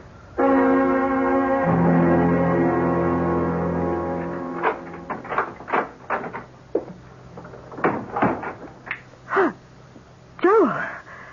You startled me. I just thought I'd throw a little light on the subject. I gather it was a successful operation? It'll be a year before we know that for sure. Funny, I thought you'd already gotten far enough to predict results. Joe, I don't quite know what you mean, but I do know I don't feel like matching rapiers tonight. I am tired, and I want to go to bed. I'm not stopping you. Good night, Joe. Aren't you going to kiss me goodnight, too? So you saw. I've been waiting all evening. And watching. Well, it didn't mean anything. Or if it did, it was an end. Not a beginning. Whatever you say, Carrie.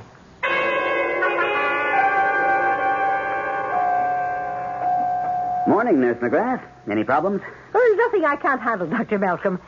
How's the little boy? Well, so far, he's holding his own. Oh, and we have an identity for him now, I understand. Well, his name is Fenton. Tim. His parents are waiting in your office. All right. There's some reporters waiting to see you, too. Why not? You're famous. Morning, Mac. Morning, Dad. Morning, Dr. Kowalski. And indeed, you are, Dr. Malcolm. Oh, you must be very proud of what you accomplished last night. Well, it balances out. Oh, Mac, has Nurse Stewart checked in yet? No, she called in earlier to say she'd be delayed. Her husband isn't feeling well. Oh? Anything serious? No, she didn't say. Any message we can give her? Well, no, it's a personal matter. I'll be in my office with Tim's parents. Now, what kind of a personal matter would you suppose exists between Carrie and Kirk Malcolm? Sure, if it were common knowledge. It couldn't be very personal now, could it? Meaning mind my own business, huh? You said it, Doctor, not I. Well, it is sort of my business because Dr. Malcolm is my friend. Mac, you know the hospital better than anyone. You've been here longer. But I came with the cornerstone. Are there rumors going around about Carrie and... But I didn't plant the grapevine, and I feed it no nourishment. All I'm worried about is that any hint gets to the Iron Duke upstairs. If old Hadley up in administration noses out what's being whispered around, we could lose Dr. Malcolm and Carrie. I wouldn't want to see that. Oh, nor me.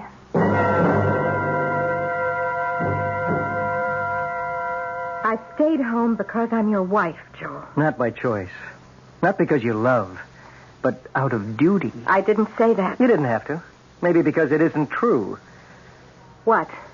You might be a little ashamed after last night. I told you that's a closed chapter. I doubt it. Why don't you admit you'd give anything to be rid of me? What good am I? I can't support you. I can't even make love to you. I'm a husband in name only. If I had any guts, I'd walk out of your life. Only I'm not very good at walking either. That's something that could be fixed. How? Under your surgical boyfriend's scalpel? No, thank you. I wouldn't give him the chance to dispose of me so easily. That's a terrible thing to say. And a terrible thing the two of you are doing to me. I may be no damn good, but you're my wife. And that's what you're going to stay till... Joe? Oh, Joe, what is it? Pain. The pain. Joe. Again. Maybe you'll get your wish after all. But you hear this, Gary? You get me my own doctor, or I'll haunt you the rest of my life.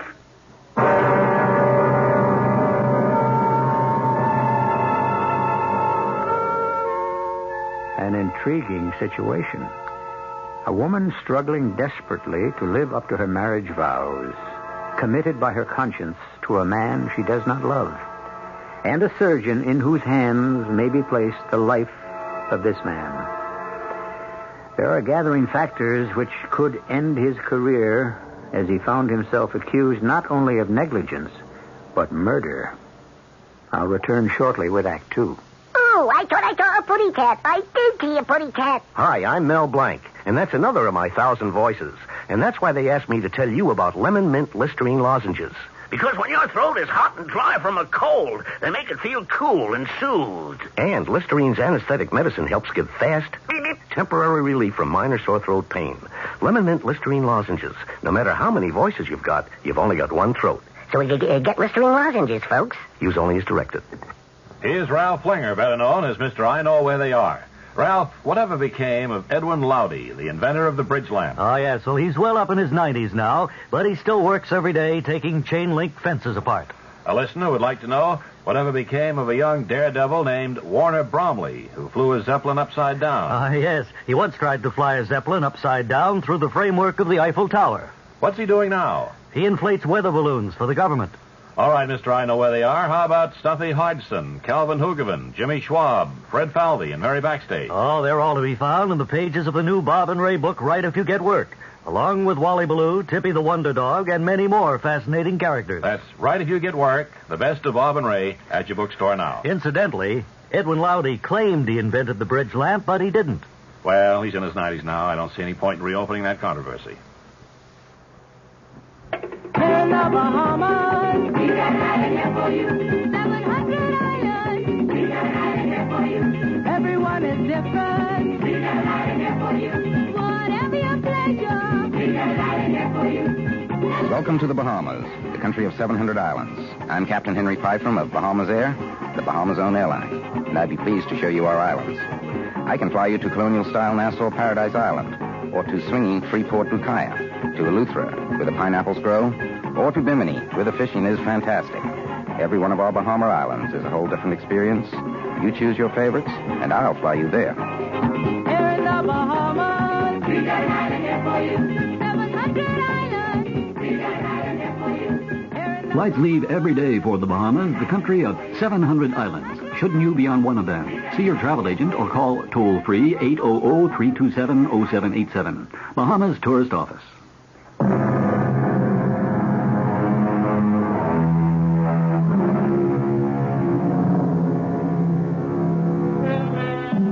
Now the real suspense begins. The ultimate suspense in our world. The fight to save a human life. As the door to the emergency room opens, Carrie turns toward it, her face drawn and strained. A nurse and orderly wheel Joel out, now mercifully unconscious. Doctors Kirk and Kowalski follow. Orderly, take Mr. Stewart to room 416. Dr. Kowalski will be in charge for the moment. You want him prepped for surgery? Did you get through to Dr. Hallam? Yes, he sprained a wrist 2 days ago playing squash. He can't handle it. Who else do you want? I don't know anyone else, Hold the but... prep, Ted, till we settle on a surgeon. Make sure there's an OR available and a surgical team. Can do. But, Chief, I don't think You're keeping the patient waiting, Dr. Kowalski. Yes, sir. Let's go inside for a moment, nurse. Better sit down, Carrie. Been a rough morning for you. You don't know how rough. You'll never forgive me. I'll never forgive myself. It's hardly your fault he had this attack. Isn't it? After last night? He saw us, you know. Oh.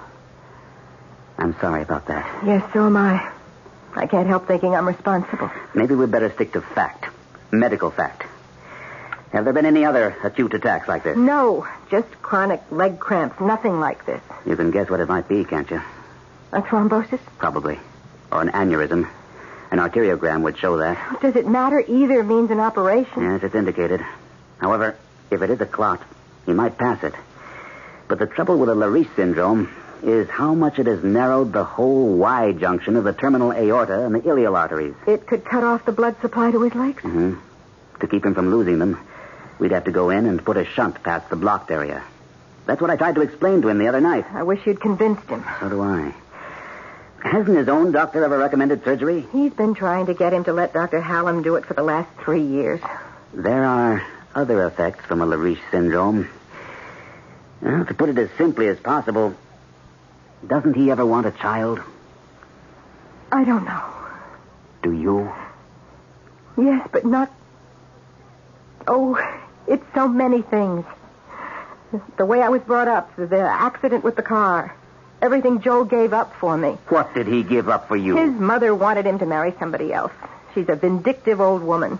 She cut him out of her will and refused to see him after we were married. He sounds well off without her. Well, that's just the trouble. He was very well off with her. I didn't know that when we were married, that most of his income was an allowance from her. He never dreamed she'd cut it off. But all of this doesn't matter. Joel's health comes before anything.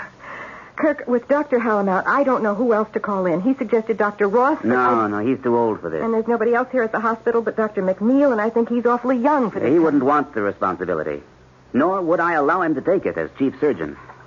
So, will you operate? Well, let's see how it goes. If the situation is an emergency, and you can convince him to sign the waiver for me to operate, I'll perform it.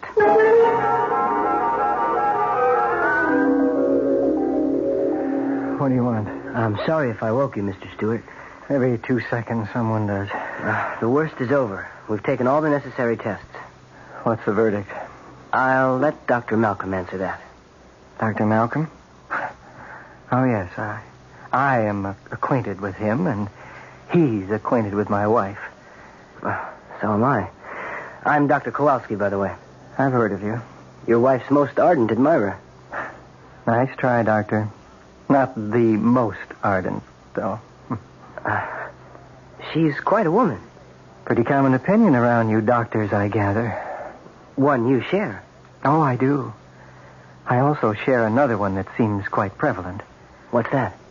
That she's much too wonderful a woman to be wasted on a helpless invalid. Isn't that what her colleagues say? I've never heard anyone say it. As to your being a helpless invalid, that isn't accurate. In a sense, what happened to you this morning may turn out to be your lucky break. In what sense? Well, you could have gone along for years with a chronic circulatory condition. Now that it's acute, something has to be done about it. An operation? That's up to Dr. Malcolm. Oh, no, my friend. It is not. Only over my dead body. How's the patient, Dr. Kowalski? Just fair, Dr. Malcolm. Forgive me, Carrie. That's all right. I want to know. Okay, this is right to the roots. There's advanced claudication in the lower extremities. I'd say immediate operative procedure is indicated. Does my husband agree? I didn't tell him directly. I said that was up to the surgeon. Well, then let's settle it right now. Why don't you have a talk with him first, Carrie? All right. But you do feel it's an emergency, Dr. Kowalski. I know damn well it is. Then I'll prepare him. Thanks. Who is going to operate, sir? I am. If Mr. Stewart agrees, Mrs. Stewart has asked me to. Oh. Well, he's in pretty poor general health. He might not come through. I know. But if he isn't operated on, he could lose one or both of his legs. Or his life. Look, why stick your neck out? A surgeon sticks his neck out every time he takes that knife in hand.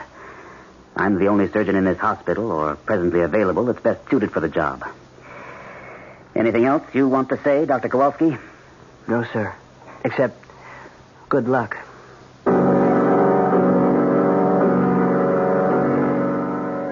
What will they do, Carrie? Stop the pain, or can they really put me all the way back to what I was before? There's every chance they can. You sound pleased at the prospect. Why wouldn't I be? Joe, I want to see you healthy and complete. So you can walk out on me at last? You should know me better than that.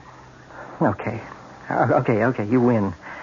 But first, if I agree to an operation, do you promise never to leave me? I promise. Then let's get Dr. Hallam and get this over with. Hallam? Well, isn't he the surgeon? He sprained his wrist. He's not available. Well, then who else? The finest surgeon you could want right here in this hospital. Malcolm? Yes. You think I'd let him touch me? The man who wants you every bit as much in the world as I want you? Joe, where a surgeon is concerned, there are no emotions involved. But where love is concerned, there is nothing else. I can only judge this by myself. And I tell you, if I were in his spot and had the chance, the pain, I can't. Help me, Carrie. Oh, I am in such terrible pain. Help me.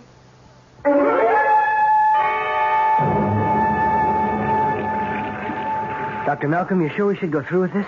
You're the internist. You know that it's crucial. And that time is the main criterion. Well, suppose you lose him. Why should I? The actuarial figures are 5% mortality under normal conditions. But with complications. I'm a surgeon, not a mathematician. You'll need a little briefing on this one, Dr. Kowalski, and the rest of us who are scrubbing up. It's an unusual operation, so we will put it on closed-circuit TV. I don't think I have to go into any details here. We'll wait for the operating theater.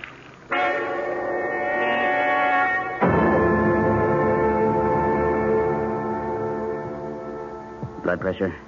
200 over 120. I don't like that. Still, there was bound to be hypertension.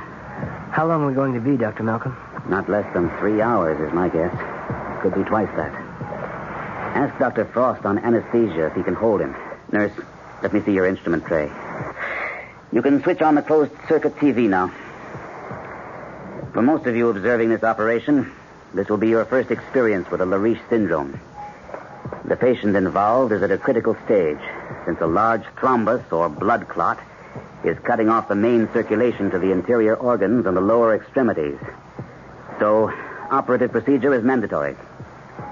Is everyone ready, Dr. Kowalski? Ready, Dr. Malcolm. Very well. Nurse, skin knife.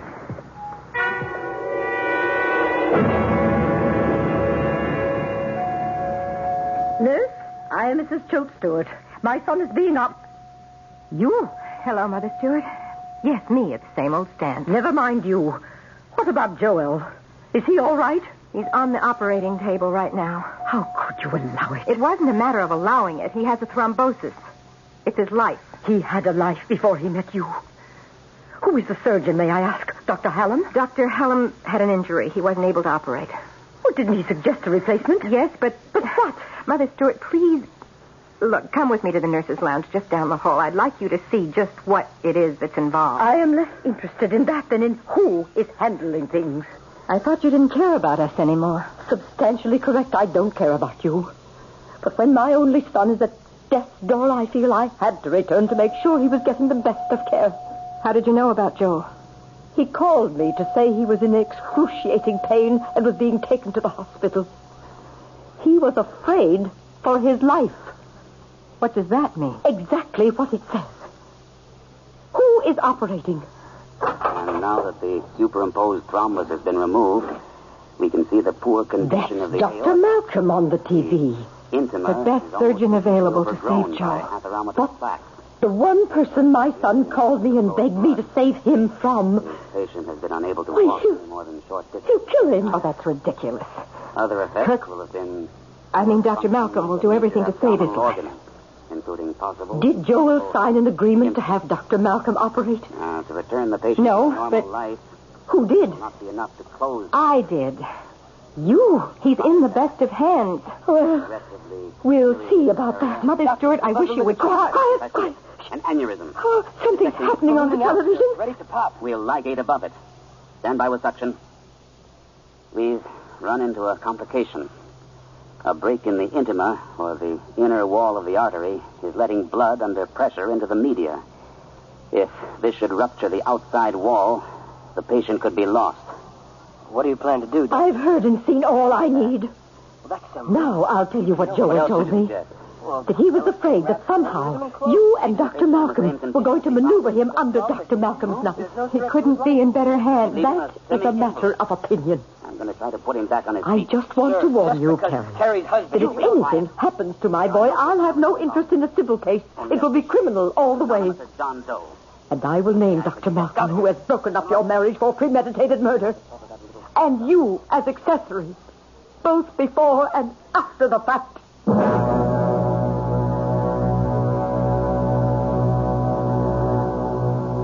In the operating theater, the drama of life and death is played out according to established rules. Or is it? And watching the drama, two women are as completely involved as if the instruments were in their hands. I'll return shortly with Act 3. Isn't it nice to know you're free? To see the things you want to see. To touch the heights you dare to reach. To know you're all that you can be. In the Free Spirit department, Buick's midsize 1976 Century has a lot going for it. Efficient size, lots of room, neat things like that. But Century offers bonuses. It's a Buick, remember, which says one heck of a lot about how nicely it takes care of you. And Century does something for the sake of efficiency that no other American midsize car does. It comes with a V6 engine, and a Buick V6 at that. Century, the spirit will move you. Free Spirit Buick on the wings of the wind. How it's gonna be your spirit's free. We're all a little leery of the dark. That's why some lonely night, you'll be glad you bought a Delco battery. A Delco quality battery with instant starting power. Delco batteries. Some lonely night, you'll be glad you bought one. Enter the AC Delco Energizer Sweepstakes. Win a Holland America cruise for two at Wasco Auto Supply, 139 Nassau Avenue at McGinnis Boulevard in Greenpoint. How long has it been since your car had a tune-up? If it's been too long, it could cost you money. Money for gas now, money for expensive repairs later. Save yourself some money with a tune-up at your Long Island Oldsmobile dealer. The dealer who handles quality AC Delco parts and is known all over the island for service reliability. Drive in soon to your Long Island Oldsmobile Network dealer for a tune-up with AC spark plugs and Delco points and condensers. Your line dealer in Freeport is Addy Oldsmobile, and in Great Neck, it's Belgrave Motors. The scene is a commercial bank in New York State. A trust officer is listening to his client explain that he no longer wants to manage his money himself. Well, you understand, I've managed my money myself over 30 years. Like doing it. But now, well, we'll be traveling a lot. I can't be worrying about dividends on the golf course. Is there some way... There's a trust. Oh, not part of a will. Well, I've already arranged No, not part of a will. A living trust or an investment management program. I see. You don't mean one of those in trust for joint savings accounts, do you? I believe in investing. Oh, no. Our investment people manage your money as you would manage it yourself. Take care of all the day-to-day details. And you'll probably find the fee is tax deductible. Well, if I'd known that a couple of years back... Well, now you know. Ask to see a trust officer next time you're in your local commercial bank to help protect your family's future. A message from the Trust Division of the New York State Bankers Association.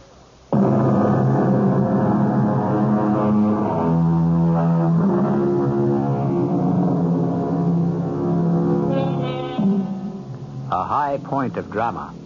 Suspense piled upon suspense. Conflict on conflict. Watching on closed-circuit TV are the wife of the patient, whose life rests in the hands of the surgeon, and with her, the patient's mother, to whose biased, bitter, horrified mind her son appears to be helpless. I want it stopped. You can't do that. This is Joel's chance to become a whole man again. Or a dead one. I want it stopped. There is no way we can now.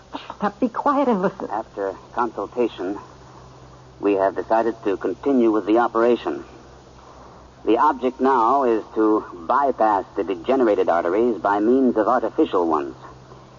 I'm aware that there is some risk to the patient.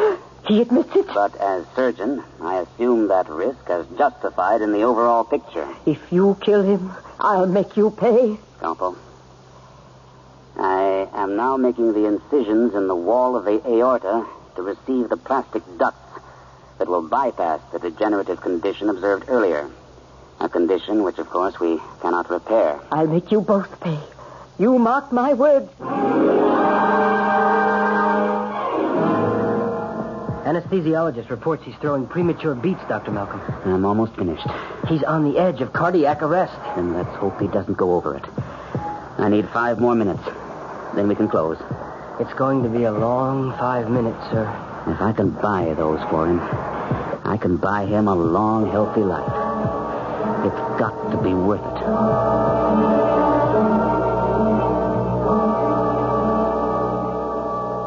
How much longer do I have to wait here till someone tells me whether my son is alive or not? Mother Stewart, you know he's alive. You saw on the monitor and heard the end of the operation. He looked more dead than alive after all that. Joel came through it. He lived. And he's going to be everything he ever was before. Then why isn't someone down here to tell us so? Because it takes a few minutes for the surgeons to clean up. The first moment he can, I'm sure Dr. Malcolm will be down to give his report. Kirk? Hmm? Nurses call doctors by their first names. So Joel was correct. Yes, I'm sure he'll be down to report to you. Not to me. He doesn't even know I'm here. He should be here any moment. Oh, I don't want to talk to him. I don't want to even be near him. Not the man who planned to break up my son's marriage. You were the one who was against Joel marrying me. I should think you'd have been glad to have any excuse for something to break it up. Oh, is that what you have in mind? You think I'd permit a little snip like you to walk out on my son? I have no intention of walking out. As long as Joel wants me, I'm his. If I know Joel, he'd never allow you to make a fool of him. It must have made you pretty desperate to attempt anything like this. Sorry I took so long. I'd have phoned, but I thought you'd rather hear the news in person. I'd like to hear it, too. I happen to be his mother. This is Dr. Kowalski. Since I have been sitting here for hours watching him on that TV screen, I'm quite aware of that. And of other things. You were against the latter half of this operation, Dr. Kowalski, or whatever the name is, correct? Against?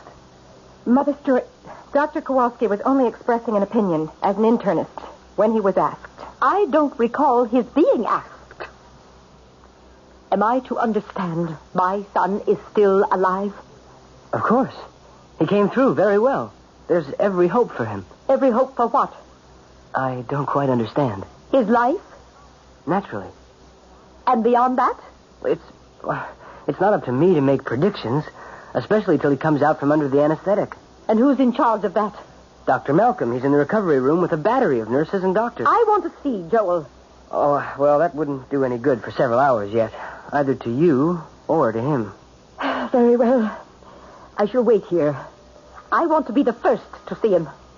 By hospital procedure, it would be his wife. His wife and I can straighten that out between us.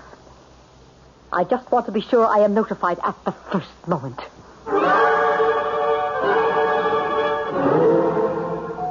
A whirling witch, Mac. I kid you not. Just because I'm an elder citizen around here, Doctor. Stop trying to get me mixed up in what doesn't concern me. Mac, we both love Kirk like he was your son and my big brother.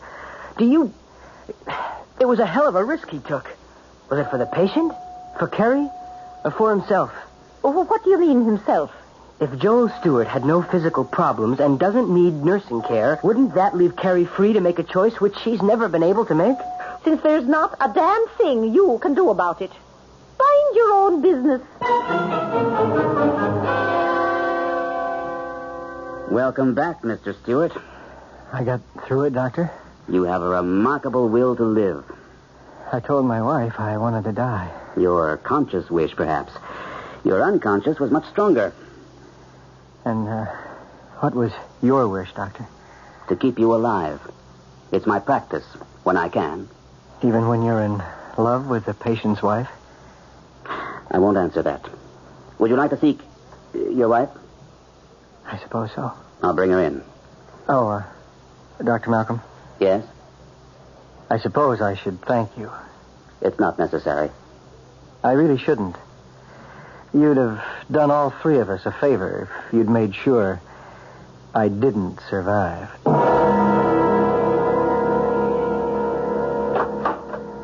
Well, Carrie, it looks as though... Excuse me, Dr. Malcolm. I don't believe you've met Joel's mother, Mrs. Choate Stewart.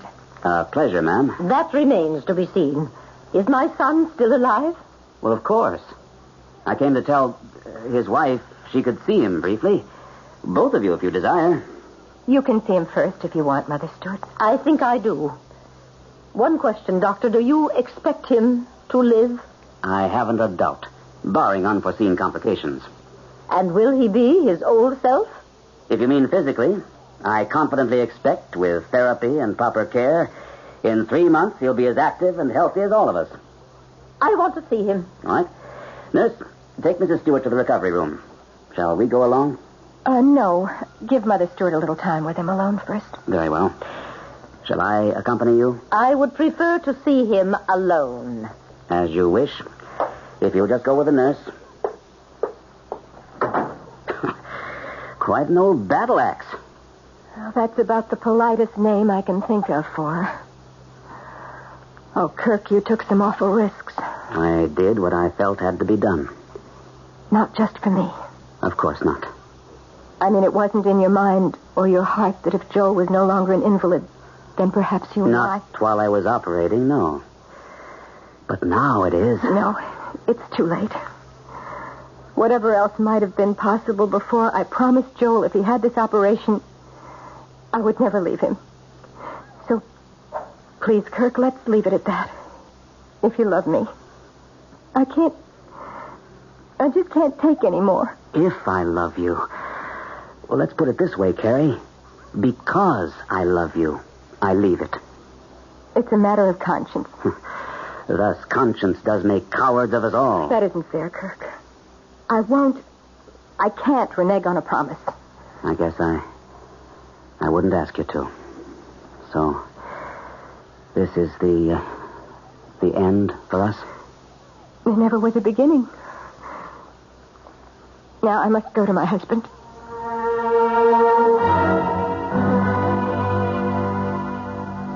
Please don't pretend, Carrie. I'm not pretending. You can hardly wait to start nursing me again, Does that mean I still have a wife? Yes.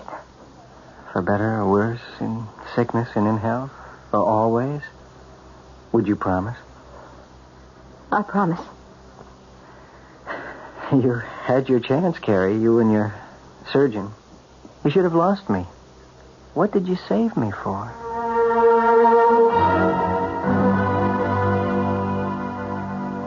I'm a hard and unpredictable old woman, Carrie. And I've learned a lot of things today. A respect for others that I give seldom and grudgingly. A recognition of my own selfishness and of your unselfishness. The dedication of your surgeon, Dr. Malcolm. The weaknesses in my own child. Some of which he inherited from me. Mother Stewart, Let me finish. It will be a long and expensive convalescence. I can afford it. You can't. He will mend physically. But all the flaws in his character, which I see so clearly for the first time, will still be there. When I told him I would remake my will in his favor and renew his allowance, he jumped at the chance. Mother, I can manage. I am perfectly willing. I know you are, Carrie. And now that it's too late, I wish you were to be my daughter-in-law. I don't understand.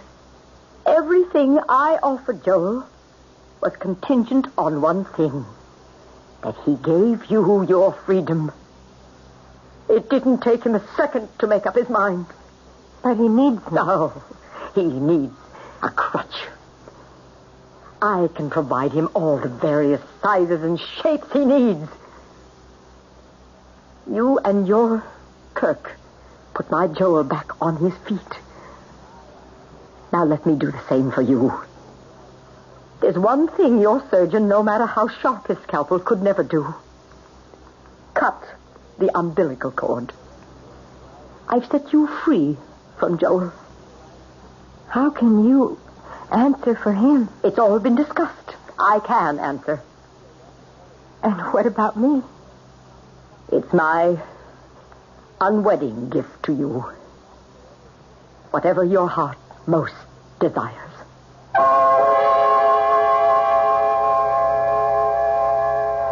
It was a quiet wedding 6 months later for Dr. Kirk Malcolm and the former Mrs. Joel Stewart. Ted Kowalski was best man, and everyone else who had attended the operation was there, except for the patient himself.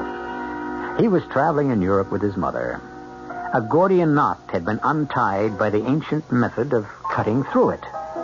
But whose scalpel was sharper, the surgeon or that vitriolic old lady who had strength enough to admit her mistakes? I'll be back shortly. I want that sinus medicine. Headache tablet? No, the sinus medicine that relieves headache and congestion, internal sinus pressure, and postnasal drip. You mean sign-off? Exactly. Compare sign-off tablets with anything you've ever taken for sinus. No sinus tablet you can buy relieves more symptoms. Sign-off gives you a full dose of pure aspirin plus a powerful sinus strainer. Sign-off works fast to help sinus pain while you drain. Sineoff. Sign-off, the sinus medicines in the bright red box. Take when needed, only as directed.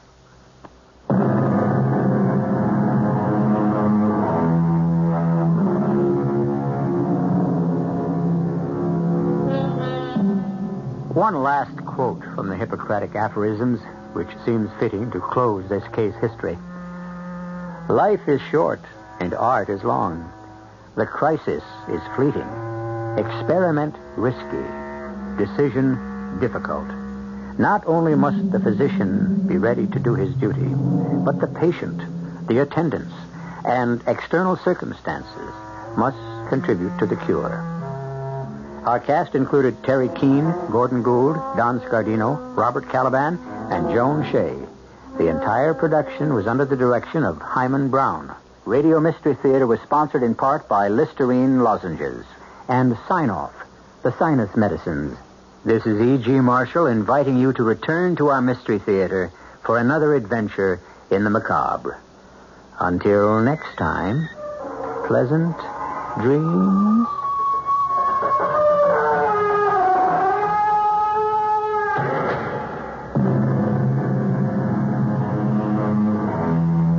Tonight's Mystery Theater was also brought to you in part by ShopRite Supermarkets, where you get a lot more for a little less.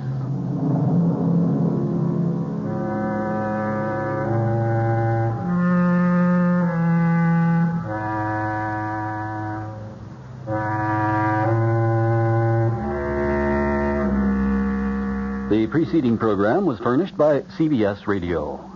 Your dial is set for 15 minutes of late news with John Scott reporting. This is Barry Farber. Join us immediately following the 8 o'clock news right here over WOR New York, the talk of New York. Mayor Beam argues for the city at the National Press Club in Washington. Governor Carey now calling for state aid. Police investigating the death of a 16-year-old in Nassau County Hospital. It's 64 degrees in partly cloudy mid-Manhattan. The man says clear tonight with a low in the middle 50s, sunny tomorrow with a high near 70. This is John Scott with the 8 o'clock edition of the news. Mayor Abraham Beam went to Washington today, and he told a National Press Club audience that President Ford has offered a cop-out, not a cure, for the city's fiscal ills. The mayor added he wants federal guarantees for future loans, not tax dollars. Beam said New York is not asking the federal government or the public for 1 cent. On the other hand, default will cost America billions. The mayor also touched on the political implications of the president's position. A look at the record of public discussion on this issue shows that the great weight of expert opinion is opposed to the administration's casual analysis of the local, national, and even international impact of a New York City default. The president's assertion that major New York banks would be the prime beneficiaries of federal action to avert a default comes somewhat as a surprise, since Federal Reserve Board Chairman Arthur Burns has already indicated that the federal government would act to help banks threatened in the event of a city default. The administration's concern seems to begin and end with the banks and with the credit markets. However, default, like all other economic disasters, will most affect the innocent, the powerless, and the least resilient members of our society. Governor Carey asked the federal government today for a $576 million loan. The governor says the money is needed to head off default by 4 state agencies that are handling $2.5 billion in construction projects. In a letter to President Ford, Carey said the Housing Finance Agency, Medical Care Facilities Financing Agency, Dormitory Authority, and Environmental Facilities Corporation face imminent default. The reason, Carey said, is because the investment community has been scared off loans to governmental agencies since the president's recent speech calling for bankruptcy by the city of New York. In yesterday's election, New York City voters approved 6 charter amendments that mandate a balanced budget and other fiscal and government reforms.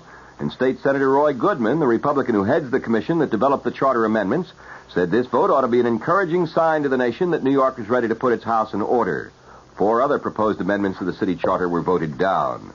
Triumphant opponents of the proposed Equal Rights Amendment to the state constitution, defeated in yesterday's election, have already launched a drive to get the legislature to rescind its earlier approval of a similar proposed amendment to the U.S. Constitution. The voters also turned down proposed constitutional amendments that would have allowed some local governments to bypass constitutional tax limits to pay for employee benefits and would have clarified the right of municipalities to borrow for storm sewer systems. Amendments were approved to allow the legislature to call itself into special session and to set up a new disciplinary system for the courts. Still undecided are proposals to expand the types of gambling allowed for charitable organizations and another to set up a new administrative structure for the court system. Nassau County's medical examiner said today that Mrs. Janet Sarvant asked doctors on several occasions to halt the use of a life-preserving kidney dialysis machine and take no extraordinary steps to save her terminally ill daughter. The girl, 16-year-old Mary Jane Dahl, died Sunday at Nassau Hospital. Police said a respirator, which also was used to sustain life, had been disconnected about 15 minutes before her death, and they termed it highly unlikely the plug was pulled by accident. Mary Jane was admitted to the hospital a week earlier for treatment of meningitis, complicated by Hodgkin's disease and uremia.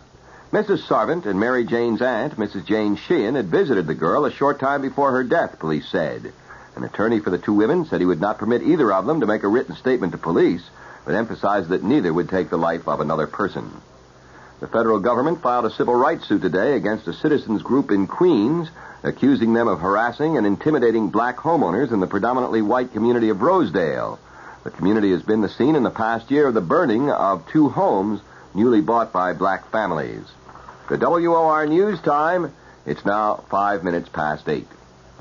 Back to the news. Argentina's President Isabel Perón has scheduled a nationwide broadcast address, but there's no word yet on what the speech will deal with.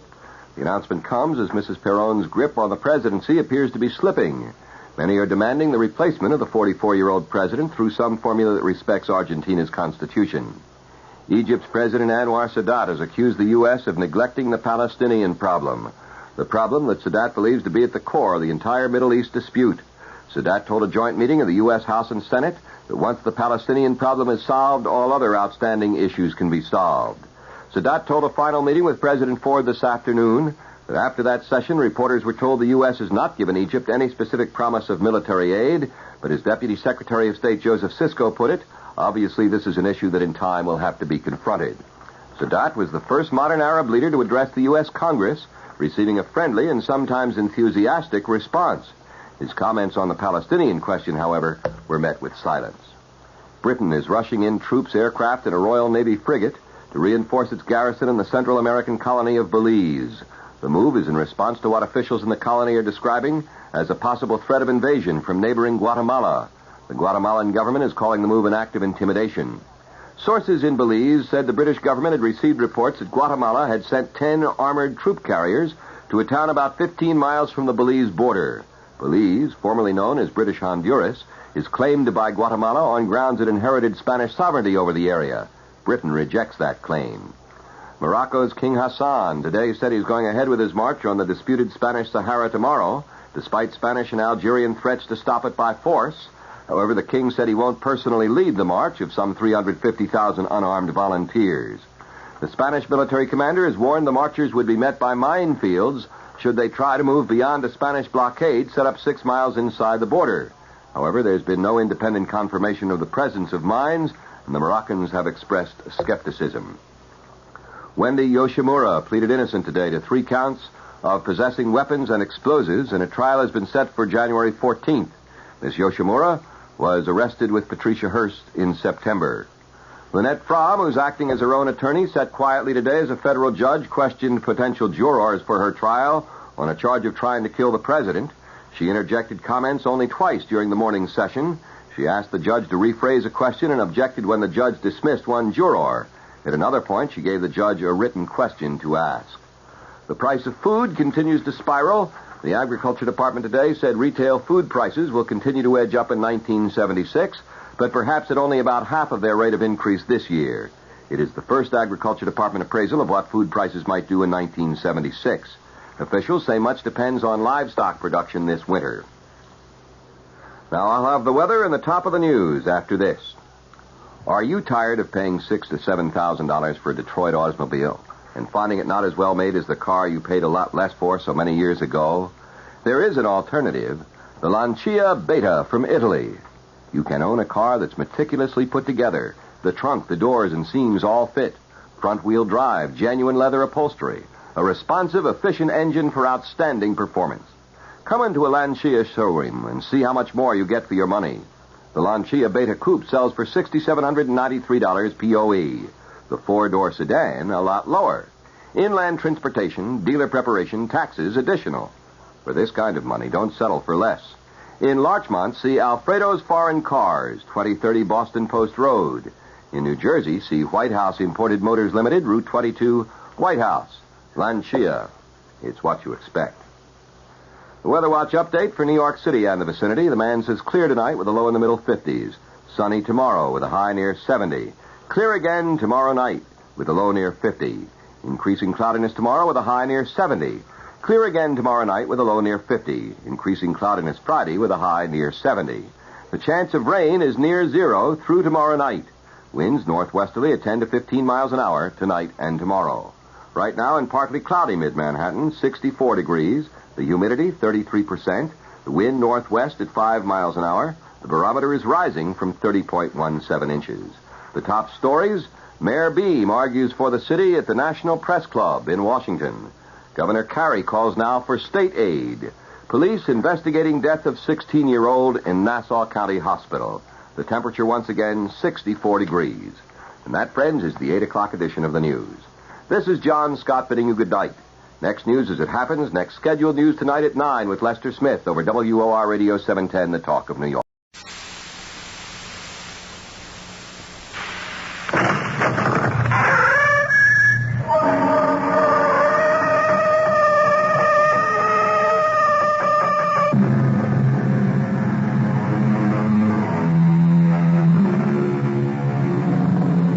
Come in. Welcome. I'm E.G. Marshall, moderator of these meanderings through the mysterious and the macabre. We say revenge is sweet, but the accurate quote is, sweet is revenge. And the full quote is, sweet is revenge, especially to women. And it was written by Lord Byron, who certainly was in a position to know. And if you don't believe Lord Byron, you can take the word of Moliere, who said, a woman always has her revenge ready. Does revenge really come more easily and readily to women? Or is this the chauvinism of male writers? Our mystery drama, Killing Valley, was written especially for the Mystery Theater by Sam Dan and stars Kim Hunter. It is sponsored in part by Luden's Medicated Cough Drops and Buick Motor Division. I'll be back shortly with Act One. When you say Budweiser, when you say Bud, you said a lot of things nobody else can. can say. When you say but, you got it more and you can go to get the very best. When you say but, you said the word that means you like to do it all. When you say but, you say you care enough to only want the king to be. There is no other love. There's only something left. Because the king of peace is leading all the rest. When you say Budweiser, you said it all. Anheuser-Busch, St. Louis. Hey, Mom, what's for dinner? Hey, Mom, what you got?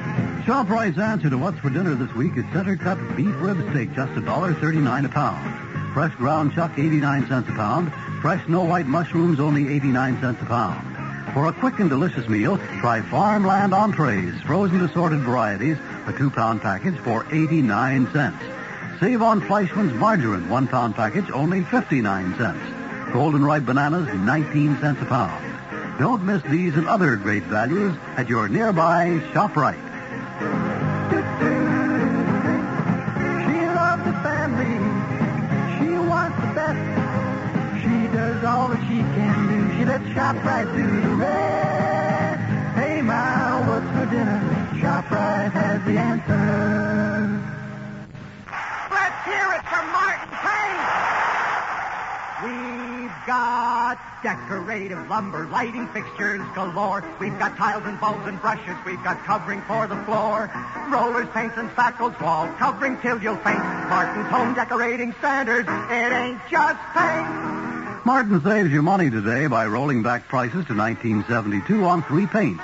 Latextra outside paint, Wall Pride dripless flat wall paint, Wall Pride semi-gloss enamel paint. These paints all carry the Parents Magazine guarantee of product performance. Buy 2 gallons, save 50% on special Martin ceiling paints, wall paints, porch and deck and house paints. Buy cushion soft bathroom seats, $9.99 each. Galore. We've got tiles and bulbs and brushes. We've got covering for the floor. Rollers, paints, and spackles, wall covering till you'll faint. Martin's home decorating standards. It ain't just paint.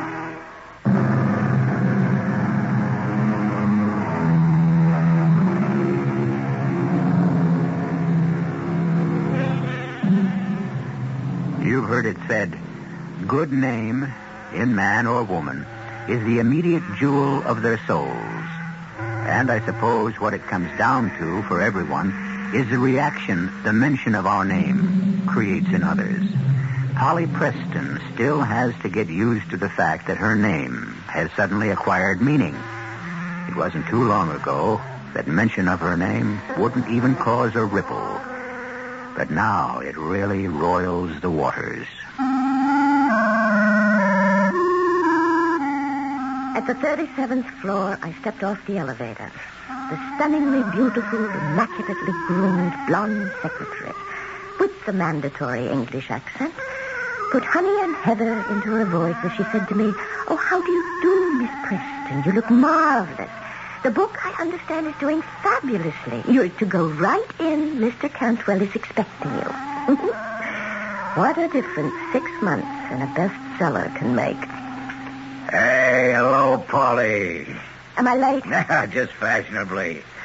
Now, about the advance on your new book. Herb, you'll have to discuss that with my agent. Little Polly Preston, 6 months ago I had to advance you money for your room rent. And now you're having a headache with your taxes. A most delightful headache. Have you thought about your next book? Any ideas? Well, I should have a first draft in 3 weeks. You'll have another bestseller. Ah, what's it about? Ever hear of a town called Killing Valley? No. I was born and raised there. Oh, a book on life in a small town, huh? Yes, and it's already written. Everything's in my head. But it's been 10 years since I've seen the place. I'll go back there for a few days. I want to get the feel of it again. You know, if I were you, I'd go back there for at least a month. Never. I couldn't stand the place that long. Why don't you like it? I despise it. I detest what it stands for and everyone in it. All those corrupt, vicious people. Oh, I see. It's going to be that kind of a book. You know, I'm afraid it won't be very good. Oh, you don't have to publish it. Polly, you wrote Month of Sundays. It had humor and art and understanding. That's your style. I dashed that off as an exercise to see if I really was ready to write. I am. Look, do something for me. Send out a publicity release. Say that Polly Preston's new book is to be an expose of a small town very much like the one she grew up in. Are you sure you want it to be an expose? Oh, and I want it in tomorrow morning's papers. When I arrive in Killing Valley, I want them all to know why I've come back. I want to watch each of them wonder and worry how I'll portray them. Oh, I'll have a wonderful time. Ah, Polly, this can't be you. Why not? I've seen people spoiled by sudden success, but I'd have bet my life on that down-to-earth, gentle girl I met 6 months ago. But for 10 years, I've bided my time, Herb. I've directed my entire life toward one goal, revenge.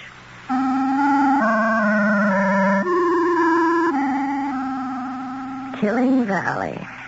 Named after its first settler back in 1823, Josiah Killing. Oh, what a prophetic name. And through the generations, the family has practically owned the place.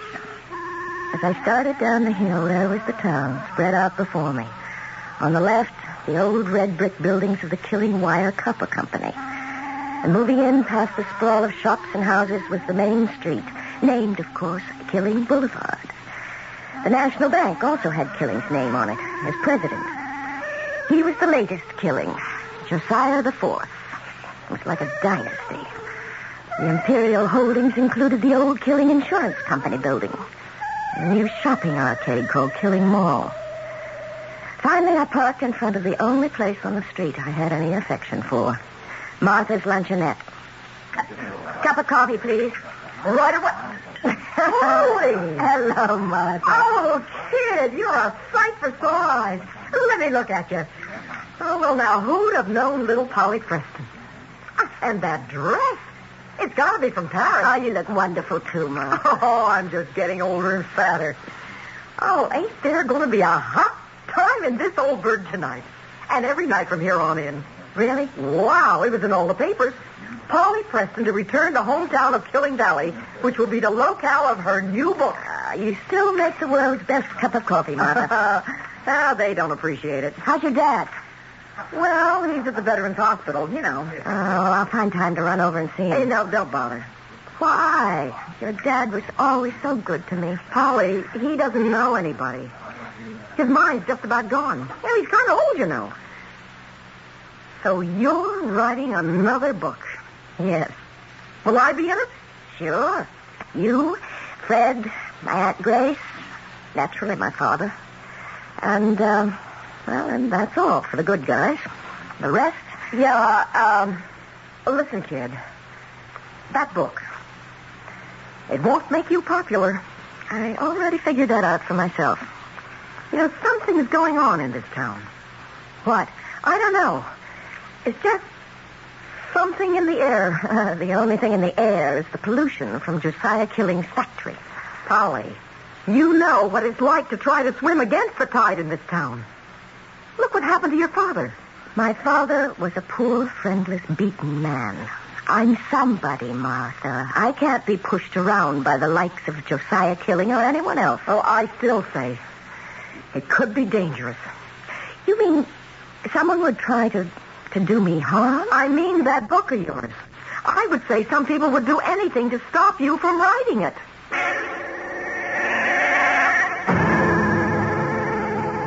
I'll sit down, Mr. Killing. I'm about to fly home, Mr. Mears. Thought I'd say goodbye. I've given you folks all the information you need. Yes. Do I detect a shade of doubt in that, yes? Well, you see, Mr. Killing, the underwriting group would ordinarily look at your proposition as an extremely sound investment. Ordinarily? I thought that was all settled yesterday. Well, what? Are you saying people have changed their minds? If so, sir, I'm entitled to an explanation. Well, I think we may be entitled to an explanation. You have asked our group to invest millions in the revitalization of the town of Killing Valley. And I tell you, it's a fantastically sound investment. Yes. Do you know Polly Preston? Of course I know Polly Preston. Knew her father and her mother. Well, Miss Preston is a very successful novelist, and there have been reports she intends to write a book about Killing Valley. Well, now, what does that have to do An with... expose. Of what? According to the publicity of all the sordid, corrupt, and immoral people who live there. What? Well, that's... Look, just, is it true? Is what true? Are the people who live there sordid, corrupt, and immoral? Absolutely not, Mr. Mears. No more so than the people who live anywhere else. Well, quite frankly, that book isn't going to do our project very much good. Well, you could write a book like that about any town. Unfortunately, a prominent writer has chosen to write one about Killing Valley, and the timing couldn't be worse. Frankly, I only see one way out. And what's that? Convince her not to write that book. Convince her? Oh, how? I don't know. But one way or another, you have to stop her.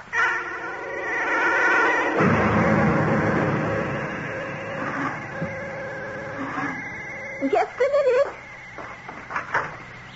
Hello. Helen. Oh, it's Helen. Oh, where have you been all these years? No, Aunt Grace, it's me, Polly. Oh, of course, Polly. Oh, you look so much like your mother. So much. And I was thinking of her and of me when we were both young. And so may I come in? Oh, I'm such a silly old lady. Oh, come in, come in. Oh, yes. Oh, my. You startled me. But I spoke to you on the phone. You knew I was coming. I knew. Oh, you look so beautiful. And you're back. You've come back home. I kept my promise, Aunt Grace. I said I'd come home when I'd be able to make this town pay the price for Dad and Mother. Now I can collect. How long can you stay, child? Until I finish this book. The book? Is it to be the book the whole town seems to be talking about? Mm-hmm. Oh, my. Why? Why are you writing it? Aunt Grace, you of all people should know what this town did to my father. And to your own sister. Yes, I want revenge. Oh, Polly, don't write that book. The past is gone. Don't disturb it. They'll kill you. Oh, well, that's the second threat today. Martha's afraid for my safety, too. Oh, that's not the sort of thing I mean. Polly, you're writing this book in order to kill people. Well, that's the thing. You'll become a killer also. And the first person you kill is yourself. The self that is kind and generous and open-hearted. Oh, don't kill that person. That young girl I knew.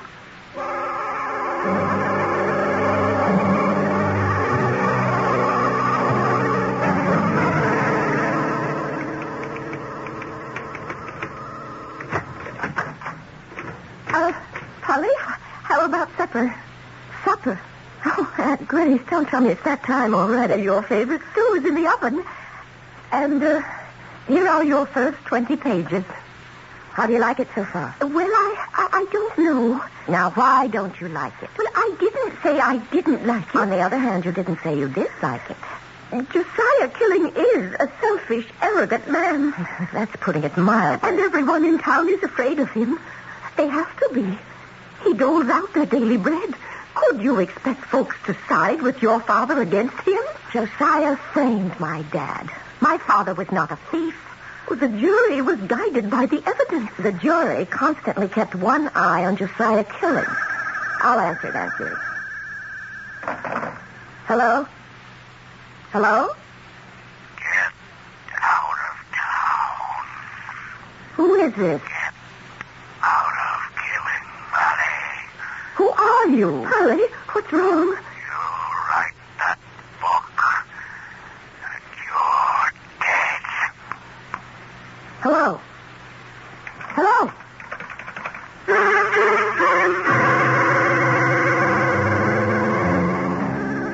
So far, we have the classical elements of conflict. We have a writer who wants to write about certain people. And we have certain people who don't want to have themselves written about. If each side is determined to have its way, then things must move to a crisis, which must occur in Act 2, which I shall deliver in just a few moments. Isn't it nice to know you're free? To see the things you want to see. To touch the heights you dare to reach. To know you're all that you can be. In the Free Spirit Department, Buick's midsize 1976 Century has a lot going for it. Efficient size, lots of room, neat things like that. But Century offers bonuses. It's a Buick, remember, which says one heck of a lot about how nicely it takes care of you. And Century does something for the sake of efficiency that no other American midsize car does. It comes with a V6 engine, and a Buick V6 at that. Century, the spirit will move you. Free spirit, Buick on the wings of the wind. How it's gonna keep your spirit free.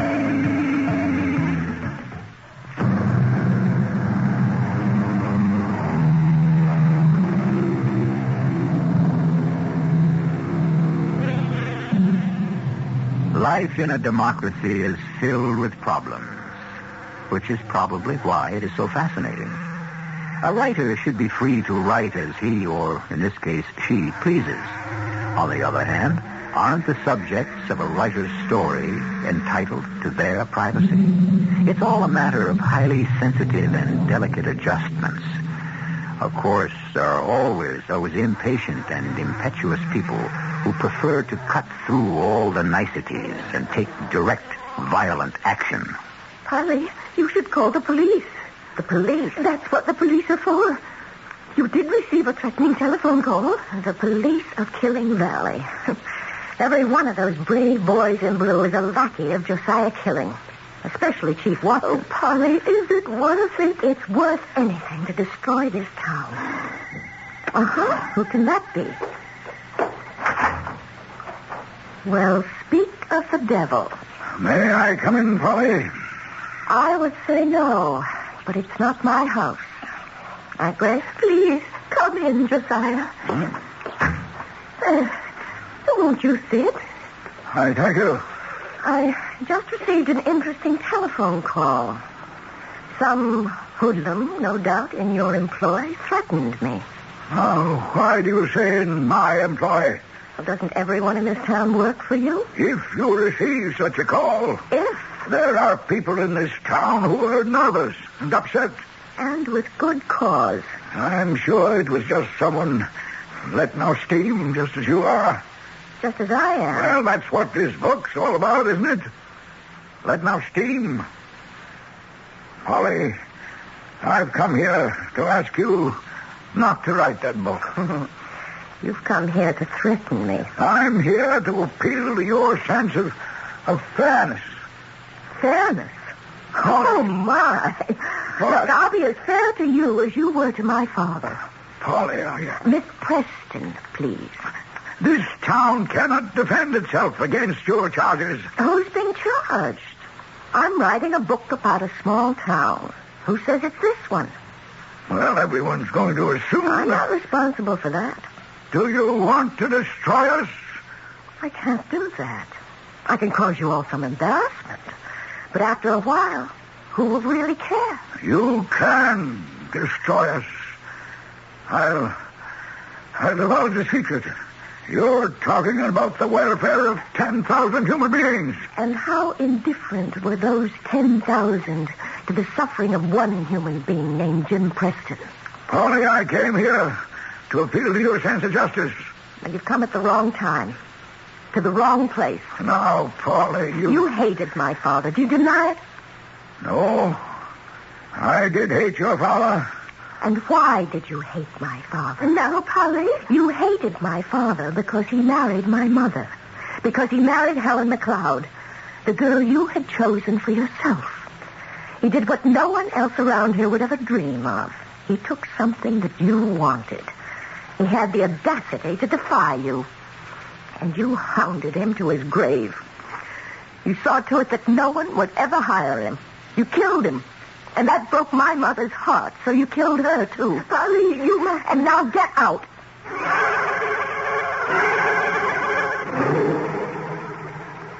Well, how's it coming? Oh, just great. Oh, by the way, Polly, I'm financially grateful to you. Why? Everybody knows you and I are old chums. Well, if I have a true friend in this world, it's you. You stood by me when no one else did. Oh, it was nothing. I didn't have any friends. Nobody wanted their kids to play with that Preston girl.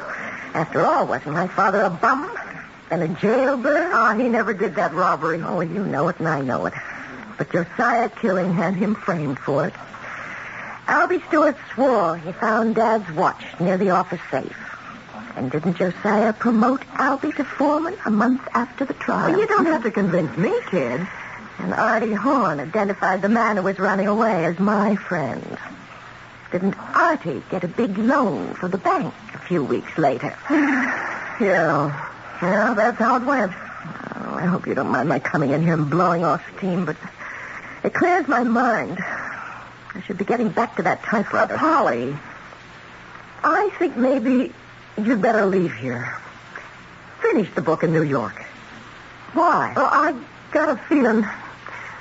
I think things are going to get rough around here. I'm not afraid. If you're going to turn the place inside out, you ought to be.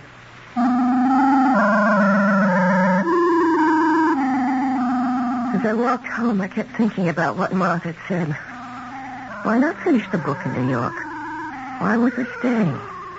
What was keeping me here? What was I enjoying it? After all, I didn't have to stay here longer.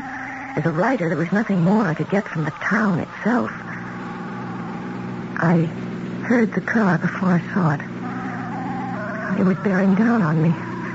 Surely I'd be killed for what seemed an eternity, but it must only have been a fraction of a second. I was frozen.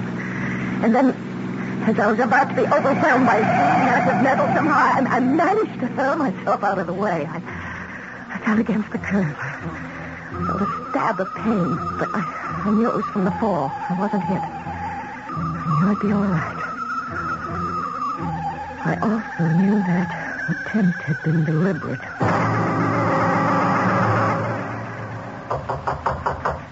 Come in.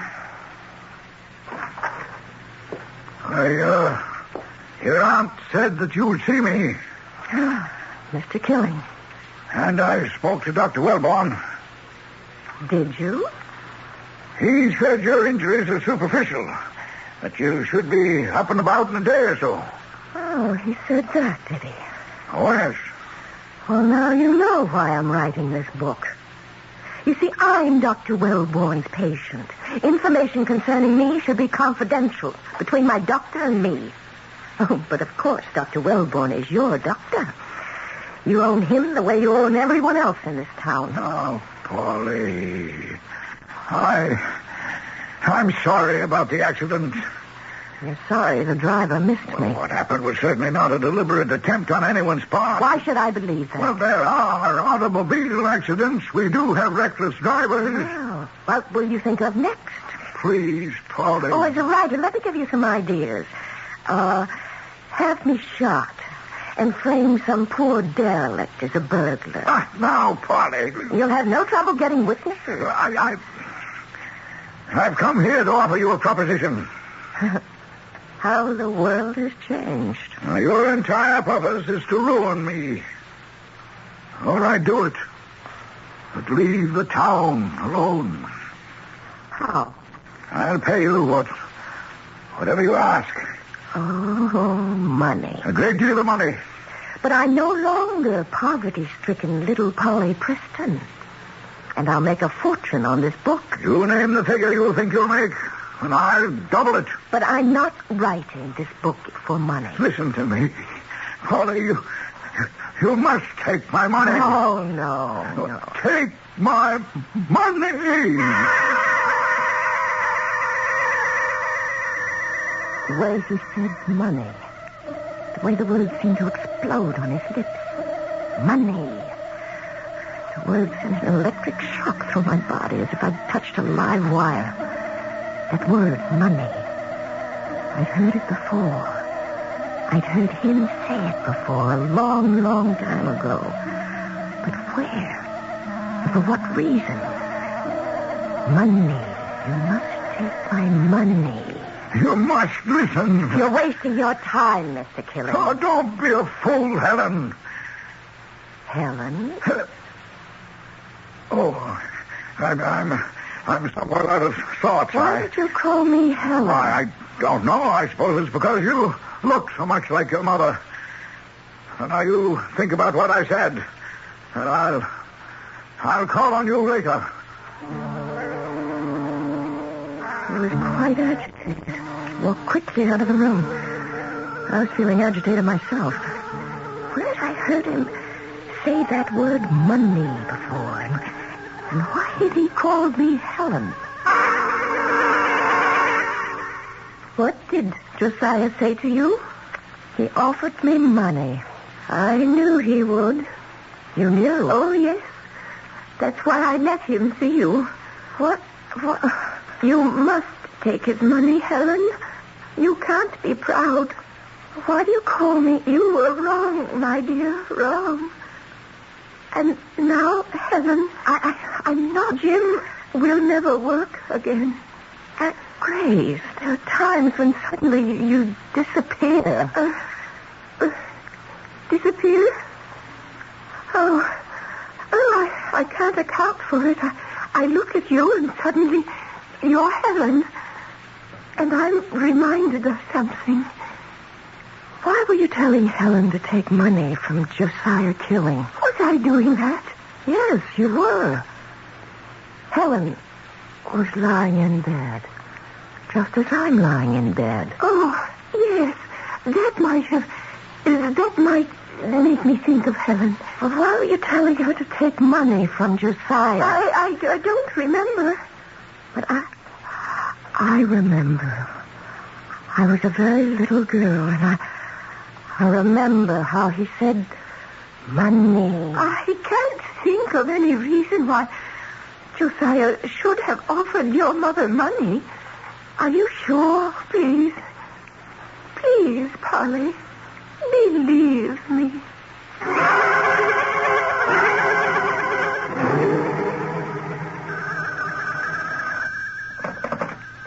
Hello? Mr. Killing, it's John Mears. Oh, yes.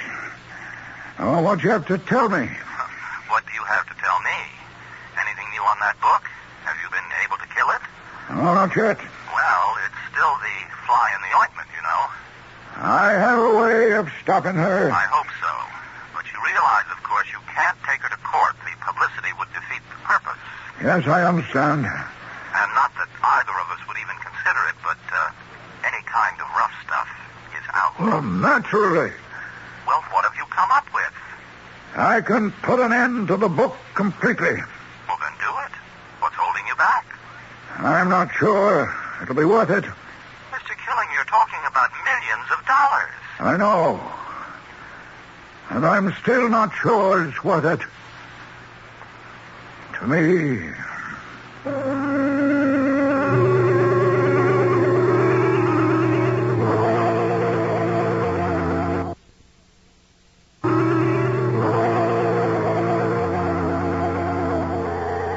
Balzac had a word of advice for all writers and speakers.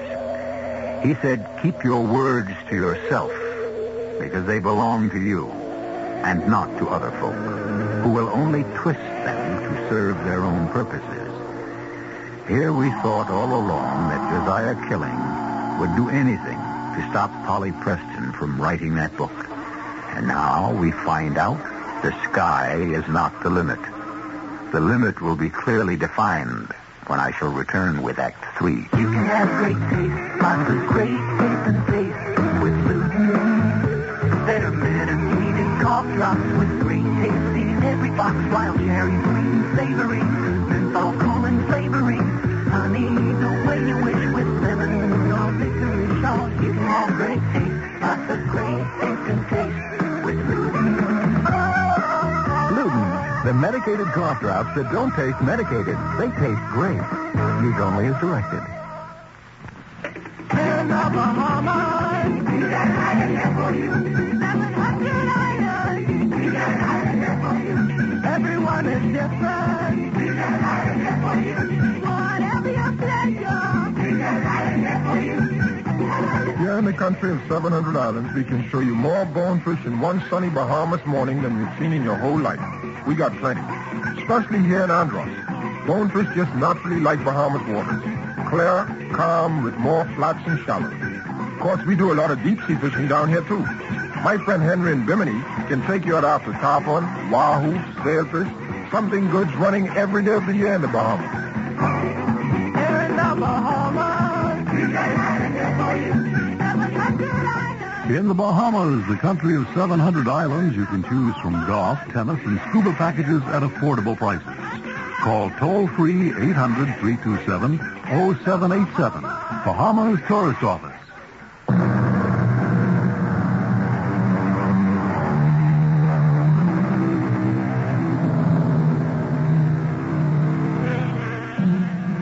It must be wonderful to be able to pay back the people who hurt you. To hurt them even worse. Maybe it's wrong, but it feels wonderful. That is, it's supposed to feel wonderful. Polly Preston has it in her power to destroy an entire town. So why doesn't she feel wonderful at this moment, which should be her moment of triumph? Well, kid, I told you to go back to New York. Now, be careful crossing streets from now on. You know, people can get awfully ugly when it's going to hit their bread and butter. Martha, why would my mother take money from Josiah Killing? Whoever says she did? She did. When I was a little girl, something somehow lit up in my memory. I remember she was very sick. She was in bed. Oh, yeah. Yeah, she was real sick when you were no more than 5 or 6 years old. And I remember Aunt Grace was there and Josiah Killing. Well, now, what would he be doing in your mother's room? I don't know. Well, did you ask Aunt Grace? She doesn't remember. Oh, how can she not remember? Oh, she's old, and maybe she doesn't want to. And I can't ask Josiah Killing. No. Well, there's nobody left who remembers those days. Your mother's dead, so's your dad, and my father's. Well, Your father. now, honey, my father, he's so sick. He's in another world. So he's my only hope.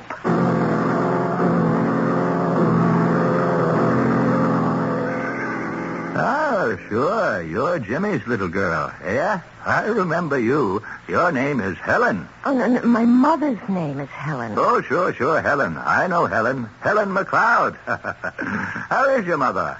Mother's...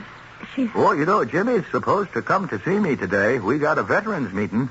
Jimmy and I, we're going to go to the convention in Washington. Mr. Doyle. Oh, no. Not Mr. Doyle. Uncle Jack. Right, Uncle Jack. Did Mr. Killing ever give my mother any money? Oh, sure. Lots of money. Now, what can be keeping your old man? When did Josiah Killing give my mother money? Always, all the time. You know, if your old man keeps me waiting much longer... Why did he give my mother money? I'll go without him. That's what I'll do. Why did he give my mother money? Oh, my poor Jimmy. He never had any money to give your mother. I don't mean my dad. I mean Mr. Killing. You see, Jimmy meant well, but if he ever got his hands on $1, he'd spent it on the booze. I'm not talking about... And I helped him. The good Lord forgive me. Tell me about my mother and Josiah Killing. Your mother. She was the prettiest girl in town. And Josiah Killing was sweet on her. Engaged they was. And Jimmy said to me, Jack, I'll bet you $5 I can get her away from him. And I said, man, you're crazy. And he was. But he did it. Who could resist your old man? Look, I know all that. But why did Josiah give her money? Did he give her money? Who said that? You did. Oh, well, then it must be true. Tell me why. Now, Helen. I'm not Helen. Well, there's no need of your yelling at me. I can't stop Jimmy's drinking. Please. I'm not the one that gets him into trouble. He's the one who gets me into trouble. And that's why I can't ever hold a job. And Martha, my little girl Martha, can't even go to school. She's got to sling hash in that greasy spoon. I'm a bad father. I'm so bad. But at least I ain't as bad as Jimmy Preston. What are you saying about Jimmy Preston? He's your best friend. Oh, yes. Yes, my best friend. Yes. Oh, I told you about him. I told you, Helen, before you married him. I'm not Helen. I'm Polly. Oh, yeah, sure. Little Polly. So nice of you to come to see me. Uncle Jack, please, think. Try to remember. Why would Josiah give my mother money? Josiah killing, giving away money? Why, he wouldn't give away the time of day. Now, why is that old man of yours keeping me waiting? Suddenly, something was happening inside of me. I didn't know what it was, but it somehow concerned my mother, my father, and Josiah killing. And why he'd been giving my mother money. It was all so long ago, and I was so young. All I had were little stabs of memory. Tiny glimmers shone briefly and died. Money, that word. And it was how that word changed in sound. Yes, sound. The sound of it changed in my mother's voice. My Aunt Grace could tell me. I'd make her tell me, in spite of herself. Am I disturbing anything? Oh, no, Aunt Grace. Come in. I haven't heard that typewriter going. Well, I'm thinking. Of what? Money. Aunt Grace, I look more and more like my mother every day, don't I? Oh, God rest her soul, yes. It's the same face. And my voice? Oh, Helen. I can't take the money, Grace. I can't. Is it pride, my dear? What about the child? Don't make me take his money. Jimmy will never know. Grace, I don't know what to do. He loves you. I know. A woman always knows. Josiah loves you. And so therefore it isn't wrong. But take the money. It's all right. He loves you. But I'm married now. It doesn't matter. How can you say that it doesn't matter? Let him be good to you. But it's wrong. No. If it's an act of love, then it's right. Aunt Grace. What? So my mother betrayed my father? Polly, what are you saying? How can you think? Even she betrayed me? Who told you this monstrous falsehood? You did. I said no such thing. My mother had an affair with Josiah Killing. Polly, you must be mad. He corrupted everybody, even her. He robbed my father of everything, even of me. Polly, what are you saying? And it was my mission to write that book as a memory to my father, to save his name. Polly, but Josiah is going to stop me. You see how? Just before the book goes to press, he'll confront me with the proof. Proof of what? Proof of the fact that my mother was his mistress. His bought and paid for mistress. You can't say that. Oh, yes. Here I am writing about the gutter morality of this town and who's down in the mud with the rest of them. My own mother. That's not true. It's not what happened. Well, what did happen? You mustn't think badly of your mother, dear. Oh, no, of course not. Look, why don't you sit back in the chair and relax? I'll try to nap also. Just relax, Aunt Grace. Relax and close your eyes. Yes, relax, Aunt Grace. Grace, are you asleep? It's me, Helen. Yes, Helen. Look, I don't feel well. Oh, try to rest. Try. Grace. Yes? If something happens to me, what will you tell Polly about me and Josiah? Nothing. You know that. You made me swear she should never know. Oh, yes, that's right. But Helen, dear, Polly should know. Oh, no. It would destroy her memory of her father. It should be destroyed. He was a bum, a drunk. He abused you. It was Josiah who kept this home going. His money. Polly must never know. And the money to send her to college. Am I supposed to lie about it? Am I supposed to say it was my money? Yes, please, Grace, for me. There was never anything between you and Josiah. He never did more than touch your hand. Oh, please, Grace, let Polly have her memory. Let her keep her father. He was no good. Even Josiah's influence couldn't get him free on that charge of burglary. Jim's dead. Let Polly have something.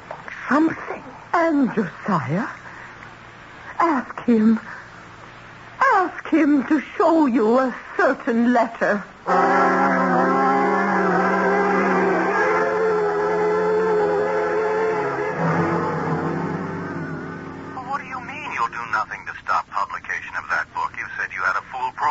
I figured out the cost. It isn't worth it.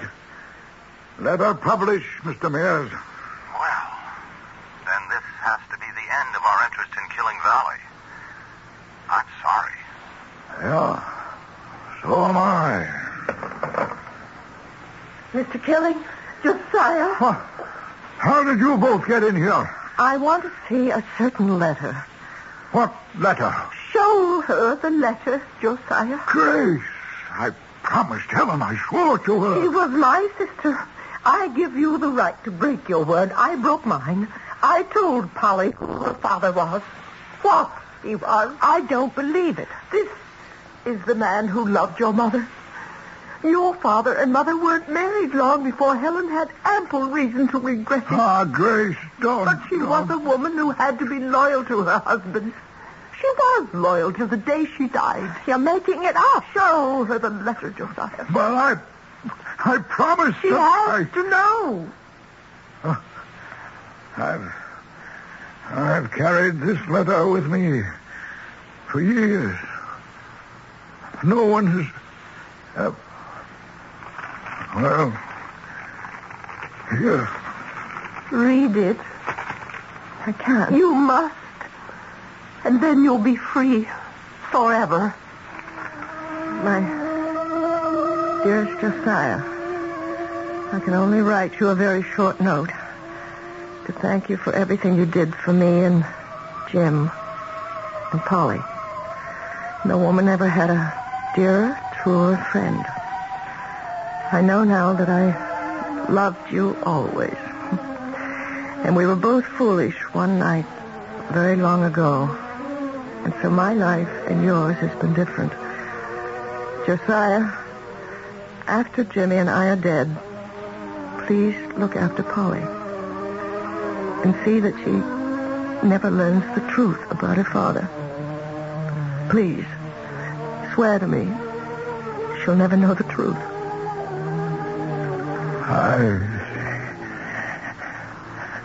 I'm sorry.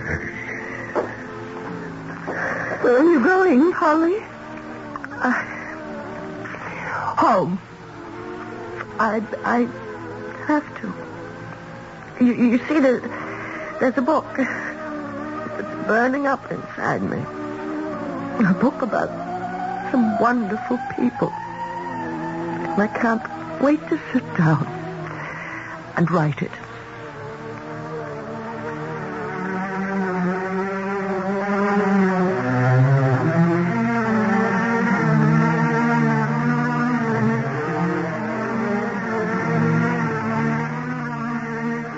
And she did. And it was a very good book, too. It was well received and sold a fair amount of copies. But a bestseller it wasn't.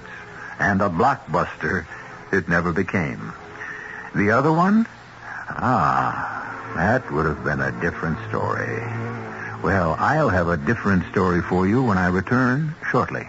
Would you say that Macy's has just about the most complete selection of fine china and glassware anywhere? Yes, I'd say that. Would you say lovers of fine china and glass would be excited to hear Macy's is having its biggest and best sale of the year, reducing $1 million worth of these items 20 to 50%? I'd not only be excited, I'd be on my way out the door. When? It's one day, tomorrow, at Macy's. How much off on Mikasa bone china? 47% off. What about Royal Dalton and Wedgwood? 20% off and 50% off Mikasa stoneware. 20 to 30% off Noritake. Fabulous. Oh, tell me about Macy's stunning glassware. 50% off Royal Brierley English Crystal. 20% off Royal Dalton stemware. 50% off French lead crystal. What else? 20 to 50% off lead crystal bowls, vases, decanters, and more. Macy's has enlarged their departments and added extra sales help for this event. I can't wait. You won't have to. Take your purchase or get immediate free delivery. Macy's $1 million china and glass sale. One day, tomorrow. Don't miss it. Miss it? You gotta be kidding.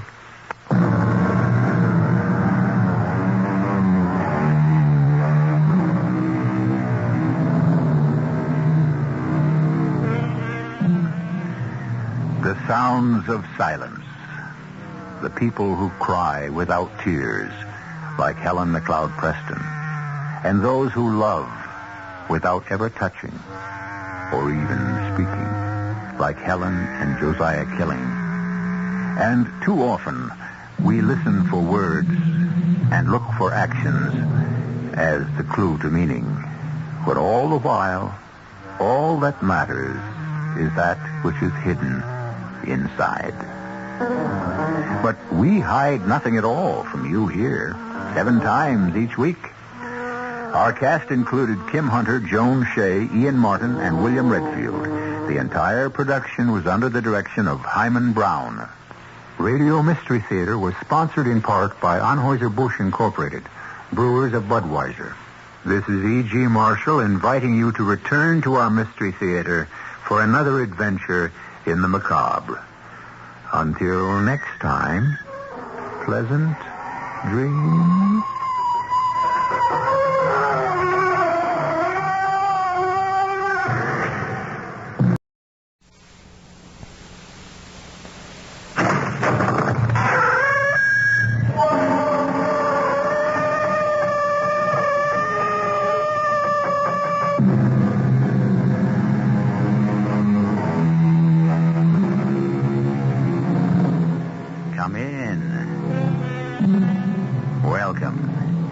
I'm E.G. Marshall, curator of this cryptic museum dedicated to the mysterious and the macabre.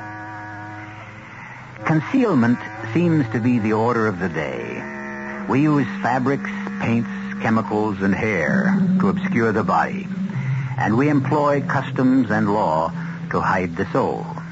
Life, for so many of us, is a series of rituals and ceremonies, all of which are directed toward curbing our natures.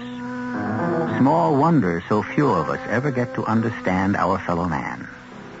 So few of us ever get to know ourselves. Our mystery drama, The Public Avenger, was written especially for the Mystery Theater by Sam Dan and stars Arnold Stang and Marion Haley. It is sponsored in part by your nearby Goodyear Auto Service Center and Buick Motor Division. I'll be back shortly with Act One.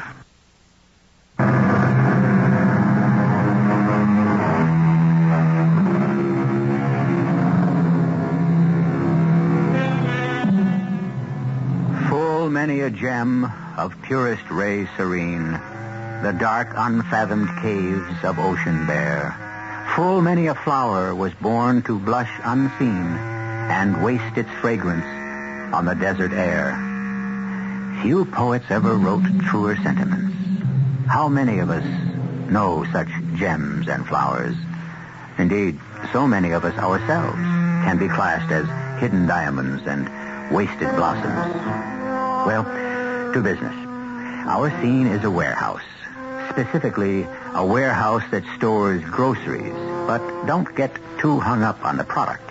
It really has nothing to do with the story. Miss Ellenbogen. Yes, sir? Get Stewart in here. Oh, I'm going to fire that clown. Maybe I'm not a camel, but this is the last straw. My back is rusted. I don't care if he's worked here 50 years. You sent for me, Mr. Fenris? Stewart, you're fired. Fired? Get your money and get out of here. But why, Mr. Fenris? Why? Because you're stupid, muddle-headed, and useless. You've got no ability, initiative, ambition. Yes, sir, but what did I do? What did you do? You cost me the biggest account I got in the house. That's all you did. Atlantic Stores. Their order has to be out of here by the 15th. I'm walking through the warehouse just before, and there it is. Still piled up against the wall. Oh. Yeah, all it takes is one idiot like you, and I can lose 25% of my annual volume. But, Mr. Fenris... I don't want to hear any more. Yeah, but, sir, Atlantic Stores doesn't want that order sent out until the 20th. You've got to be lean and not have 1 ounce of excess baggage. And Atlantic Stores doesn't want the order sent out till the 20th. What do you mean they don't want the order? We called up and they said... Why wasn't I told? Well, I left the message on your desk. Well, what kind of communications have we got around here? Where on my desk? There it is, sir. There. Where? Right on the right-hand side. The right-hand side? Yes, sir. Mr. Fenris. Well, no wonder. You've been working here 15 years, and you don't know by now that you have to put messages on the left-hand side. Oh, yes, sir, Mr. Fenris. On account of your stupidity, I almost had a heart attack. Oh, I'm sorry, Mr. Fenris. Well, I'm going to give you one more chance. Yes, sir. One more chance, but that's it. Oh, thank you, Mr. Fenris. Yes, drop the ball one more time, and you are through. Oh, yes, sir. Now, get out of here. Yes, sir. And see if you can keep out of trouble for the rest of the day. Mr. Haskins? Yes, Miss Ellenbogen. May I ask you a personal question? Well, yes, I suppose so. Why do you allow him to bruise your psyche like that? Bruise my psyche? Well, I'm afraid I don't understand. Oh, I'm sorry. Is that an expression you learned at college? How do you know? I'm going to college. Well, I see those books on your desk. Oh, yes. I'm just attending at night. Well, I've never gone myself. I wish I had. Well, it's never too late, you know. I'm studying psychology. Oh, I understand. That's quite a deep thing. Well, the psyche is, well, in religions, it would be the soul. Oh. In psychology or psychiatry, it is in the mind, but considered as an organic system reaching all parts of the body to adjust the whole organism to the total demands of the environment. Oh, yes. That's very interesting. What was that question you asked me? Oh, well, on second thought, perhaps it's most presumptuous. I'm sure it's something quite private. Why do I allow Mr. Fenris to bruise my psyche? Well, I don't know. I don't know. I don't feel bruised. You don't? No, although maybe if I knew where my psyche was. Miss Ellenbogen. Yes, Mr. Haskins. Do you go to night school every night? Oh, no, not every night. Yeah, well, I was wondering if, Yes, Mr. Haskins. No. Oh, my goodness. I have to get that... I have to get that special order out to South Coast Markets. I'm late. Yes, Mr. Haskins.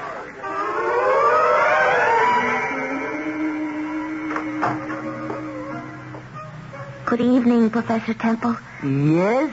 I'm Rose Ellenbogen. So, Miss Rose Ellenbogen, and you are here for... A conference, Professor Temple. Conference. We were to discuss my term paper. So? Yes, well, I was thinking of doing a study of a certain person. Yes, he works in the place where I'm employed. Oh. And he displays an abnormal behavior pattern. Male, white, 32 years employed in years. His name is Stuart Haskins. And he is the daily recipient of the most vicious mental abuse imaginable. From whom? From our employer, a Mr. Ferdinand Fenris. Why?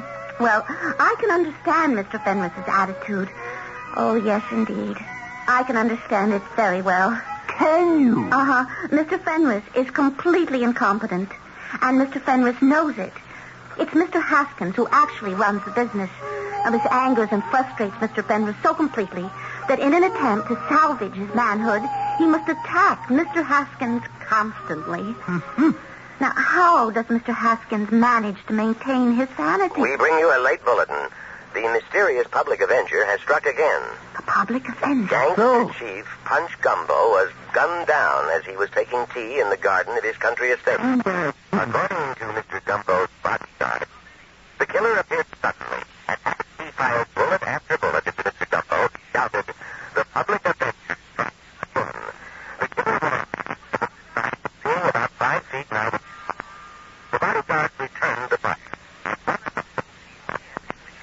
But the assassin made good his escape. And now we return to Symphony Hall. Oh, I wonder who he is, Professor Temple. Simple. You mean you know? Oh, yes. Who he is? Who is he? Mr. Stuart Haskins. Professor, you're joking. The last time I made a joke, it was with Professor Freud in Vienna in 1936. Professor, it's impossible. You...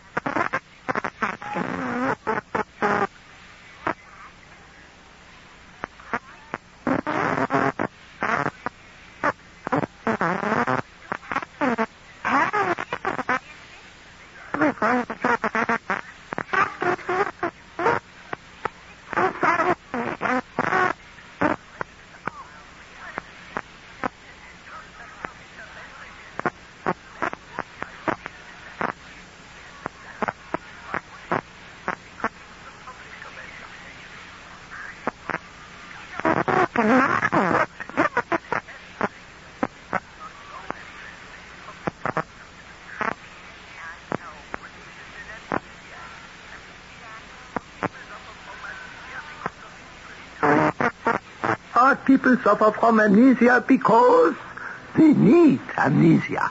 Are you saying that Mr. Haskins... Psychogenic amnesia.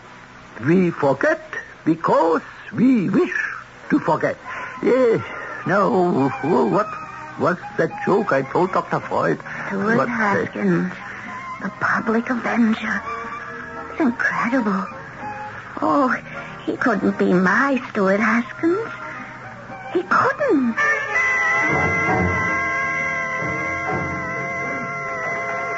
Good morning, Miss Ellen Bogan. Oh, would you please put this letter on Mr. Fenris's desk for me? Certainly. Although I think he's looking for you. Oh? Yeah, he said if you came in from the warehouse, you're to go into his office. Oh, well, I really would rather not. Do you suppose you might not mention that I was around here? I won't. Stuart! Oh, gosh. You come right in here, Stuart. Yes, sir. Oh, excuse me, Miss Ellen Bogan. You wanted to see me, Mr. Fenris. Where's that invoice from Pleasant Valley Markets? Or did you lose it? Oh, no, I put it in your in basket, sir. I thought that way it wouldn't get mislaid on either side of your desk. Oh, yeah. Well, Stuart. Huh? Where's your jacket? My jacket. I don't care how you look down in the warehouse, but up here we wear jackets.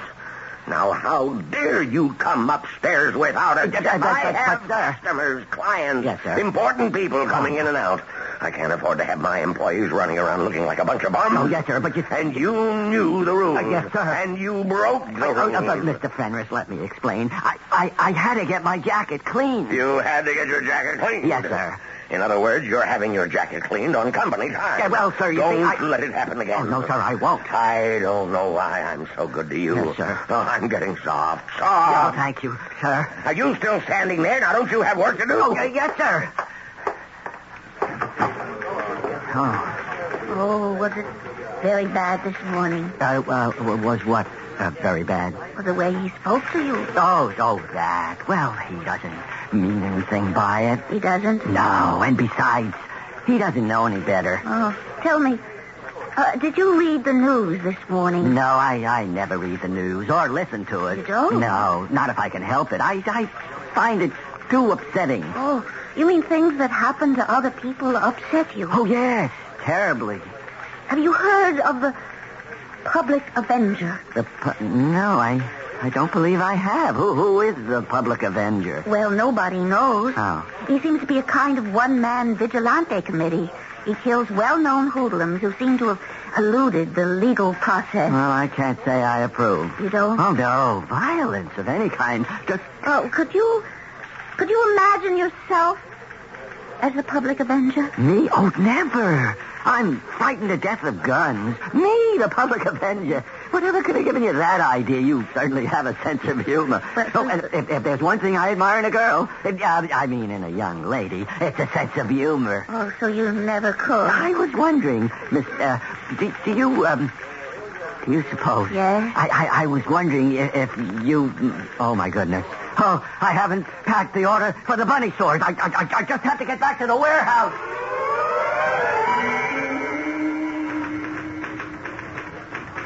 Yes, may I help you? I'm supposed to leave this jacket for Mr. Stuart Haskins at the reception desk. All right.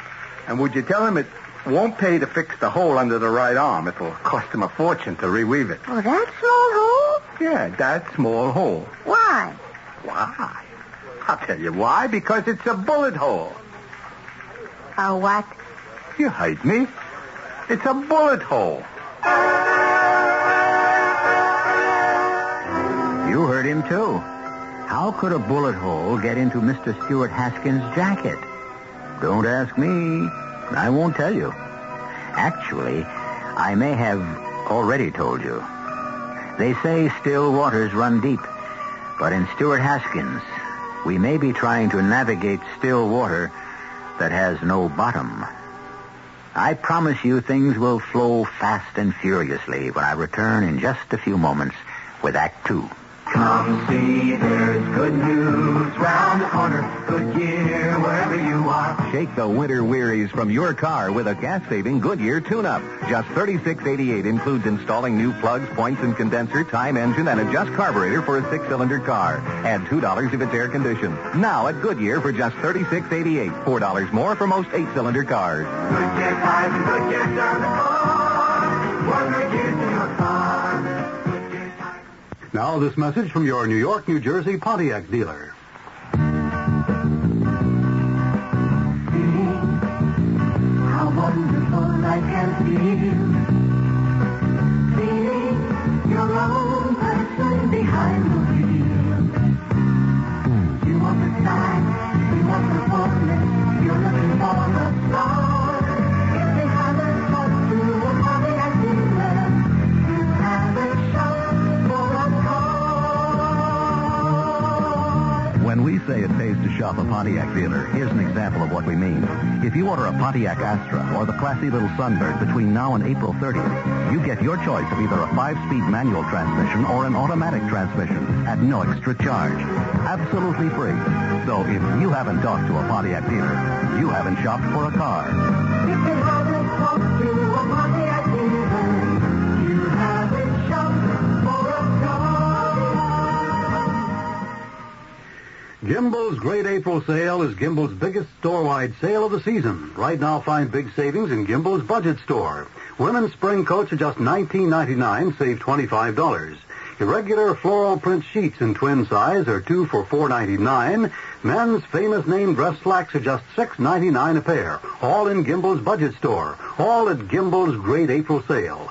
Don't miss Gimbel's biggest store-wide sale of the season. Right now, you can buy better at Gimbel's because Gimbel's is getting better every day.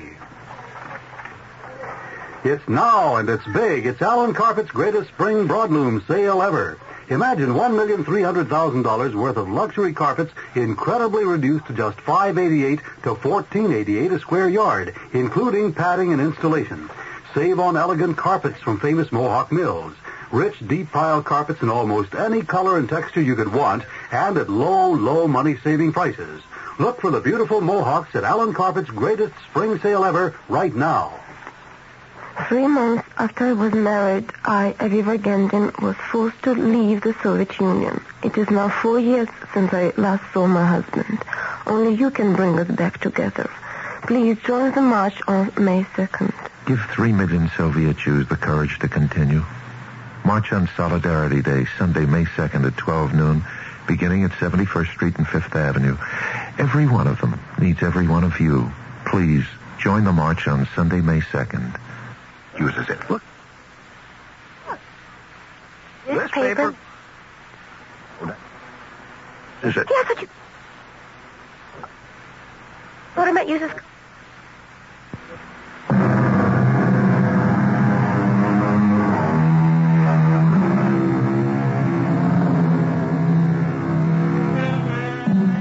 We live in a time when no speculation can be too extravagant. Because the fact is, everything is possible. Practically all of the once considered far-out fantasies of Jules Verne have not only come to pass, but most of them have already been passed by. So when Professor Franz Joseph Teppel and his student, Miss Rose Ellenbogen, speculate that Mr. Milquetoast himself, Stuart Haskins, can actually be a one-man vigilante committee known as the Public Avenger, who is to say them nay? Yeah, lady, that's a bullet hole. A bullet hole. You see the material all around the hole? That's burned. Those are powder burns. Powder. Yeah, gunpowder, lady. Like you get close to the muzzle of a gun that's going off. The flash, like you see in the movies, that flame that spouts out of the barrel, that burns. So all the material's ruined. But how could Mr. Haskins get a bullet hole through his jacket? Don't ask me.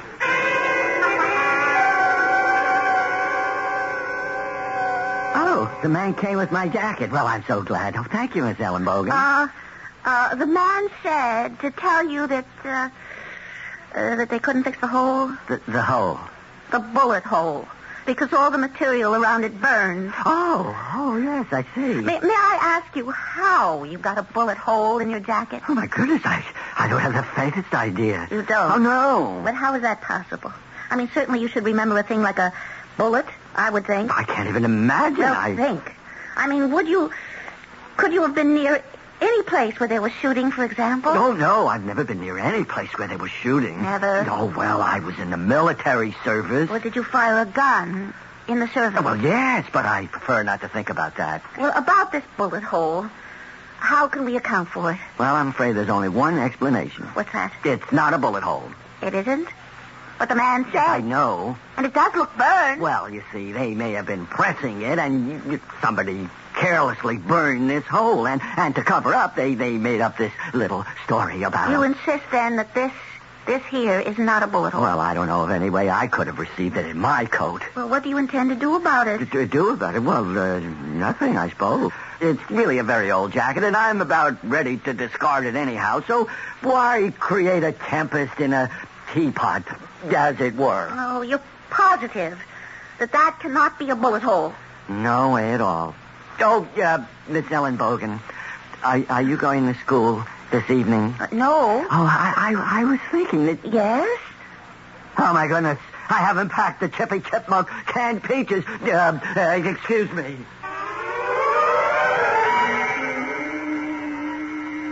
Ach so, a hole created by a bullet. Well, but now that I think about it, he may have been right. It could have been carelessness on the part of the cleaners. No. It was a bullet. It's impossible now that I think of it. He's so meek. I said confront them. Confrontation. And I looked at his face. The very thought seemed to make him ill. That's that joke I told Dr. Freud. Professor, we are discussing Stuart Haskins. Oh, yeah. Well, what is there to discuss? Stuart Haskins is the public avenger. How can you make such a statement? I explained to you. I know. And I've gone through the literature on disorders of orientation. Well, then, if you have gone through the literature, where is the problem? One look at Stuart Haskins would be enough to convince you that he couldn't possibly... You do not want him to be the avenger. And now our half-hour news bulletin. Joseph Folsom, known as Joe the Jabber, reputed kingpin of the drug traffic, has been released by the authorities. The federal prosecutor in New York City says he cannot proceed because of lack of evidence. Ironically, Joe the Jabber himself is somewhat less than happy with the decision. He is quoted as saying, "If you feds want to put me back on the street, You've got to protect me from this crazy avenger. More news later. The public avenger shall strike tonight. Tonight? Mr. Haskins shall shoot Mr. Joe the Jabber. But Joe the Jabber is in New York. That's 1,000 miles from here. This is Friday night? Yes. There is work at the warehouse tomorrow? No. And so, Mr. Haskins has 2 days to accomplish his mission, no? And return Monday? Oh, the public avenger is tough, resourceful. Oh, yes. And Stuart is so timid and ineffectual.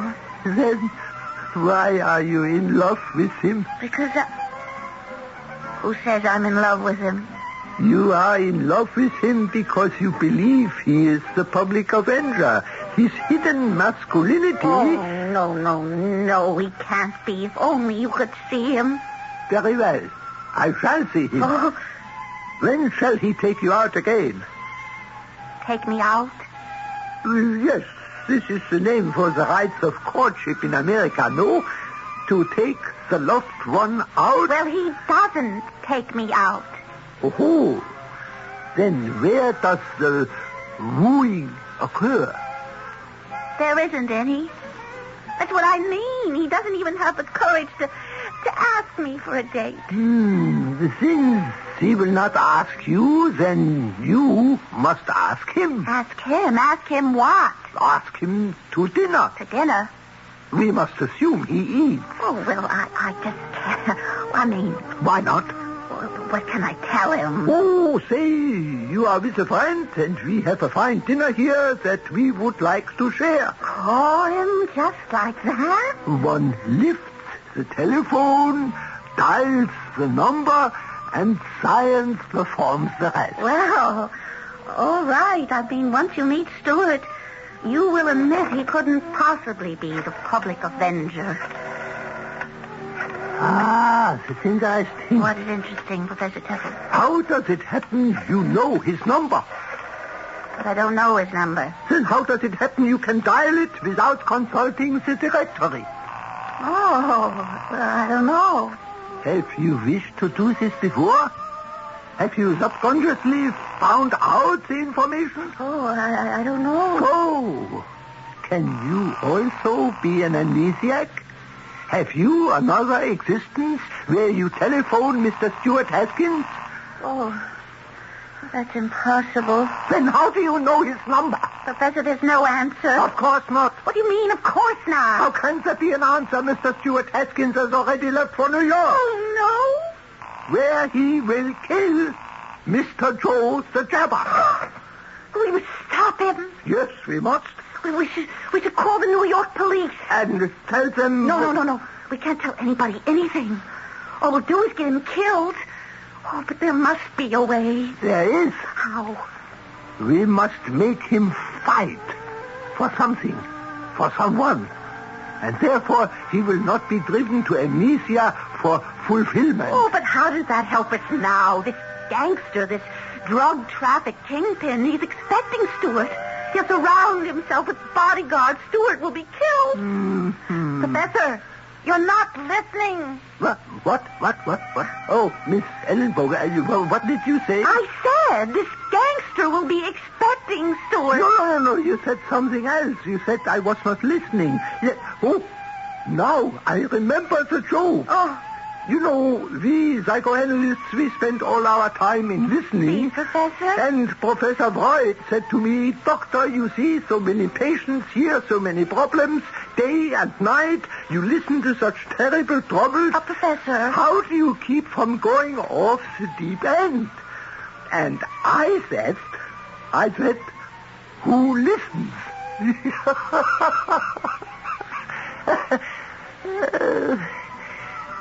I must say, Dr. Freud did not think it was funny either. Oh, what are we going to do about Stuart, Professor? I'm so worried. Now you see why I do not tell jokes. Once bitten, twice shy. But you got me into this. I got you into... But if it weren't for you, I'd have never known Stuart was a public avenger. Oh, please. Please, Professor. Maybe Maybe there's a chance he isn't. My dear Miss Ellen Bogan, I have never been wrong. He is.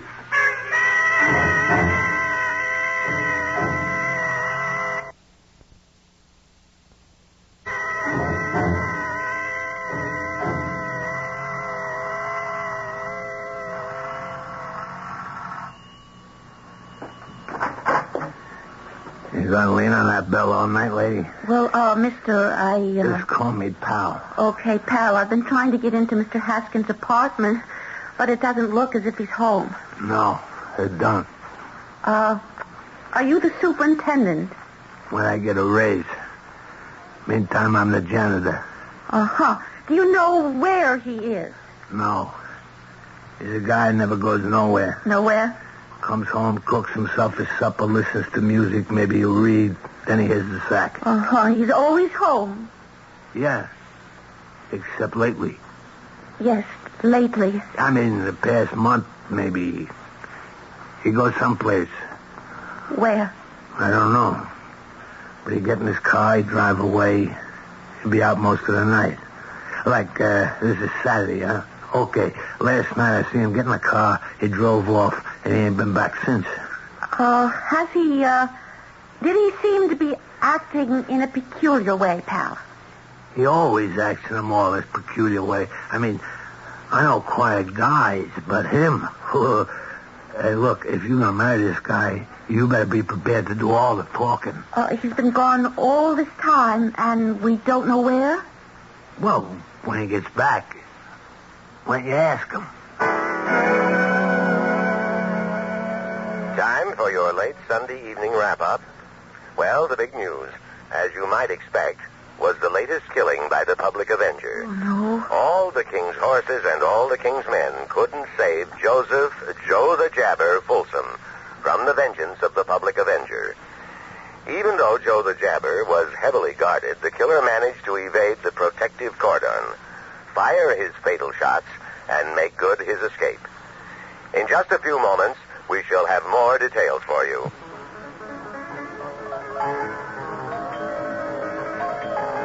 Just a minute. Now, who could... Professor Temple. May I enter? Well, yes. You heard the news? Yes, and that is why I am here. Oh, do you know something? Something that should make you happy. I want you to know that your Stuart Haskins is not the public avenger.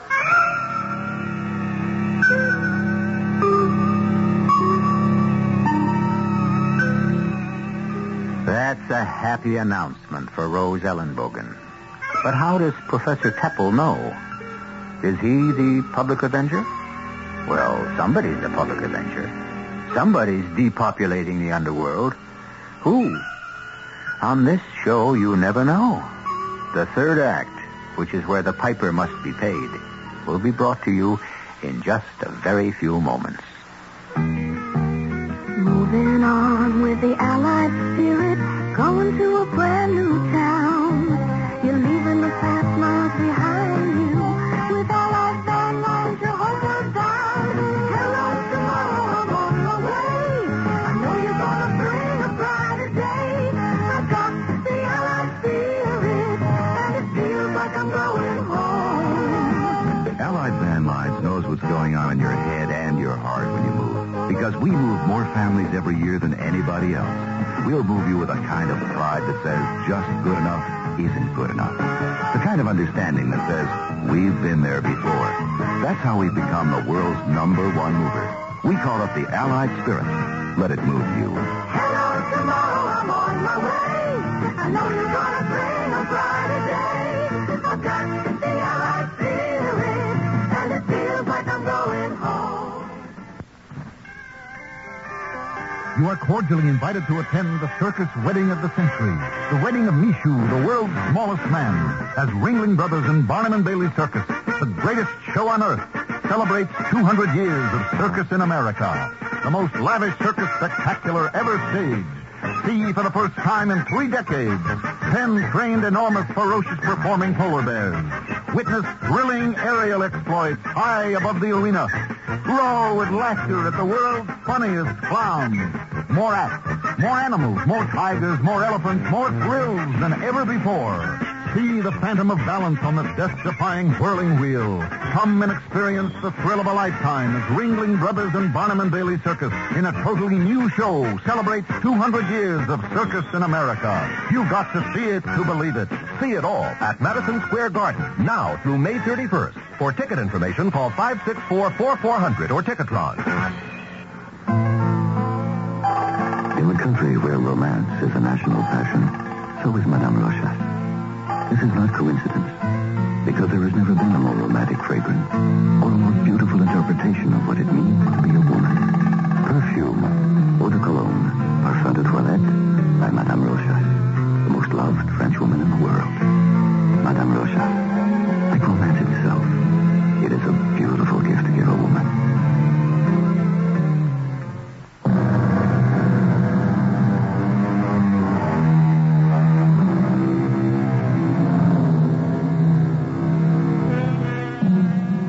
You take a timid soul, subject him to harassment and abuse. You thus drive him to daydreams and fantasy. He sees himself as a knight-errant, a hero, a righter of wrongs. With most people, it remains at that level, fantasy. But there are those who seek to make their dreams reality. They forget this world and try to live their ideal in another. Of course, they don't remember doing it. This physical attempt is a form of amnesia, which is what we've been talking about all along. You say Stuart is not the public avenger? He is not. And can you ever forgive me? Forgive you? For what? For making you think so. Well, after all, you thought so yourself. Not I. I never thought so. Well, you were the one who made such a logical diagnosis. I know, but you see, it was my poor sense of humor. I don't understand what... Every 40 years I try to make a joke, and it's simply not funny. This was a joke? An example of how a hypothesis can lead one astray. But according to the textbook, dissociative behavior... people like Stuart would seek an outlet. I mean, they are logical candidates for psychogenic amnesia. Yeah, but you see, to become a public avenger requires more than the wish. One must have the body, the fire, the elan, the ability. And this was a joke. Yes, to see how easily one may be taken in by words and theories. You mean Stuart isn't the public avenger? There is no way under the sun, moon, and stars that your Stuart Haskins could possibly be. It is my last bad joke. Certainly I cannot live another 40 years. You forgive me? Oh, forgive you, Professor. I love you.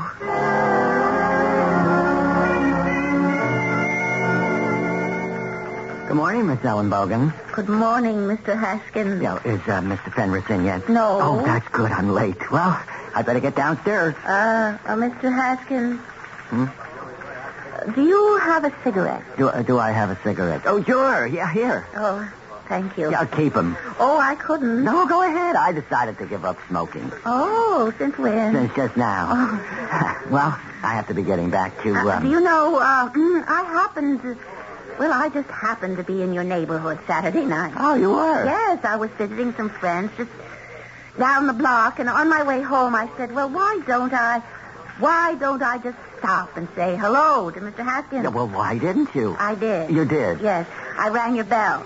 Oh, but you couldn't have rung my bell. But I did. You didn't, because if you did, I would have heard you. How could you have heard me? You weren't home. Oh, yes, I was. I was home all weekend. Where would I have gone? But I did ring your bell. Are you sure you had the right address, 217 Lawrence, apartment 5? Oh, yes, and the superintendent came out, and he said, pal, his name was, you've gotten into your car Friday night and driven off someplace. I was home, Miss Ellen Bogan. Miss Ellen Bogan. Is something wrong? What did he say? Well, all of a sudden, it's as if you, as if something hit you. You're not sick, are you? Look, if Mr. Fenris comes in and asks for me, tell him I wasn't feeling well. Is there anything I can do for you? Just tell Mr. Fenris I'll be back in a while.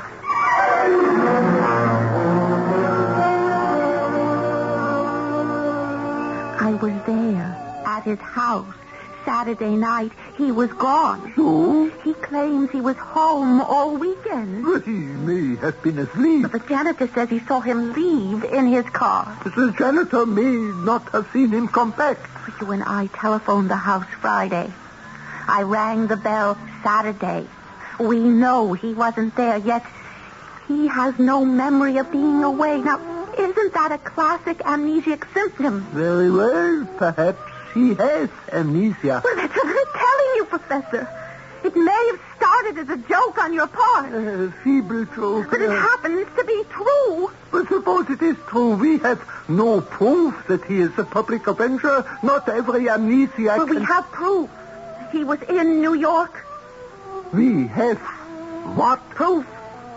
What proof? Here, this package of cigarettes. He gave them to me, see? They come from New York. Oh, no. You can purchase those cigarettes anywhere. Well, of course you can. But then why do you say he bought them in New York? Because of this stamp. This New York City sales tax stamp. Now, doesn't that prove... Somebody may have given him the cigarettes. First, we have the bullet hole. It might have been a careless cleaner. Second, he was not home all weekend. This cannot be proved. Third, the New York stamp on the cigarette package. Not conclusive. And now the news on the hour. Reliable information has it that the organized underworld has collected a fabulous war chest to protect itself against the public avenger. No expense will be spared in a mammoth operation to find the killer. The law enforcement authorities have announced a full-scale drive to apprehend the public avenger. And so it appears that both the government and the gangsters may very well be united in an effort to fight a common foe. A foe who... Interesting alliance. Oh, what am I going to do, Professor? We still have no absolute proof. Well, if he keeps on, they'll kill him. One side or the other will kill him. Yeah, there's no doubt about that. But how can I make him stop? How? Why does he have amnesia? Because his boss persecutes him. So. This must be put a stop to. But how? Let us apply psychology to the problem. And we have special orders to send to, ask store. Yes, Mr. Fenris. Will that be all, sir? Yes, that's all. Oh, I dropped my book. Oh, that's a pretty heavy book, Miss Ellen Bogan. Doesn't your arm get tired carrying it? Oh, no, sir. It's a psychology book. You see, it's really fascinating. Oh, yeah? Oh, yes. As a matter of fact, most employers today are great students of psychology. Why? Well, most people in their human relationships use the direct head-on approach. Oh, what's wrong with that? Well, now, a person like Mr. Haskins. Yes, Stuart. Now, he is really a very intelligent, sensitive human being. He is? Oh, yes. Well, that's news to me. Well, Stuart, could respond so much more effectively to kindness. Oh, you're wrong. What do you mean? All this psychology stuff now. It's bunk. Now, how can you say that? Psychology. You know how to manage people? Well, yes, through understanding, kindness, through sympathy. Through fear. Fear? Fear. Naked fear. Oh, Mr. Fenris. Fear. That makes a man tremble for his job. Shows him who's boss. Makes him toe the mark. Keep in line. But, Mr. Fenris... You've got to be as tough as nails. You've got to be a hard-nosed, two-fisted, iron-jawed... Oh, Mr. Fenris, what fantasy are you lost in? As I was saying, I don't want love. But you should. I want fear. No, Fear. That's what gets the work done. Why, all those Greeks and Romans, when they wanted to get their ships to move, how did they do it? With psychology? With a whip? Yeah, which reminds me, get Stuart up here. It was awful. Awful. Oh, poor Stuart. I felt so badly. What am I going to do? Well, you have tried psychology. Now you must try something else. Well, what else is there? You must approach the problem as a woman. A woman? Well, I am a woman. Then you must begin to behave like one. But I've been behaving like a woman. Have you? Like a desirable, seductive, enticing woman? Well, I'm not sure I know how. Then you must learn. Oh. We interrupt to bring you a news bulletin. Oh, no, not again. Ebenezer Twitchell, the mass murderer and leader of the macabre devil worshipper sect known as the Moonblood, has been released from prison on a technicality and is now free. No, I don't want to hear any more. Stuart is going to trouble. How can we stop him? Yeah, I told you. You must learn to be a seductive, enticing... Oh, I don't have time. Stuart will go there tonight. And this person is surrounded by an army of human fiends. That is difficult. Well, we have tried psychology. We have attempted to use the law. And with no success. We are left with one remaining approach. That. Sex. Sex? But how can I? My dear Miss Ellenbogen, forget psychology. Do what comes naturally.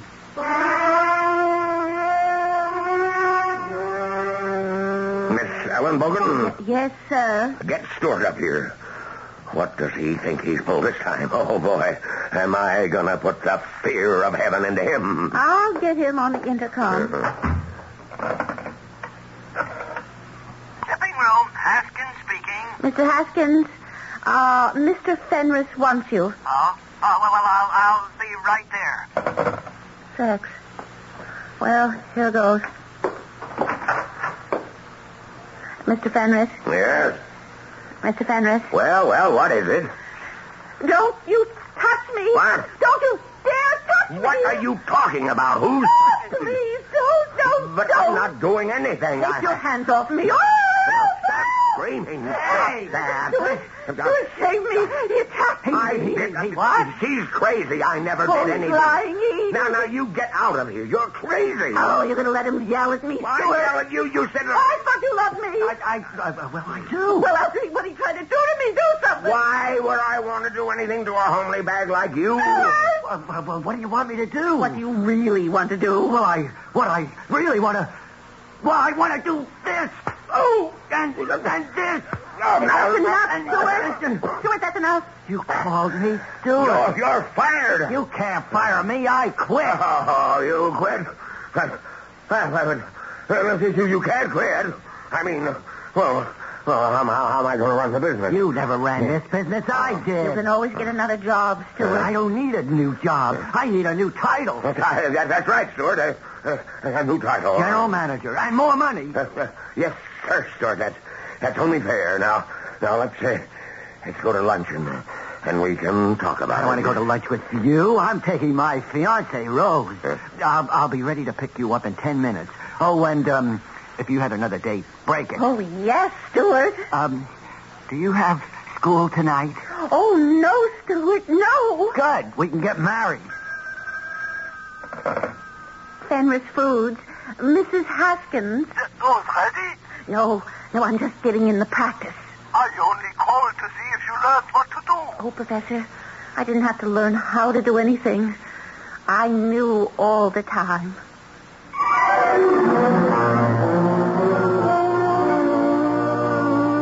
And so they were married. For reasons no one has yet discovered, the public avenger has disappeared from view. He has been unheard of since. So we can't say that Rose's gain has been society's loss. No, we can't say that.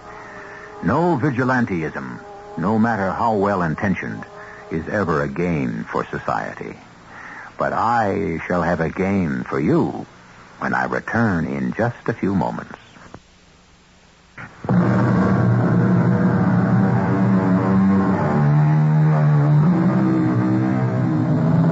Our cast included Arnold Stang, Marion Haley, Robert Dryden, and Leon Janney. The entire production was under the direction of Hyman Brown. Radio Mystery Theater was sponsored in part by Allied Van Lines. This is E.G. Marshall inviting you to return to our Mystery Theater for another adventure in the macabre. Until next time, pleasant dreams.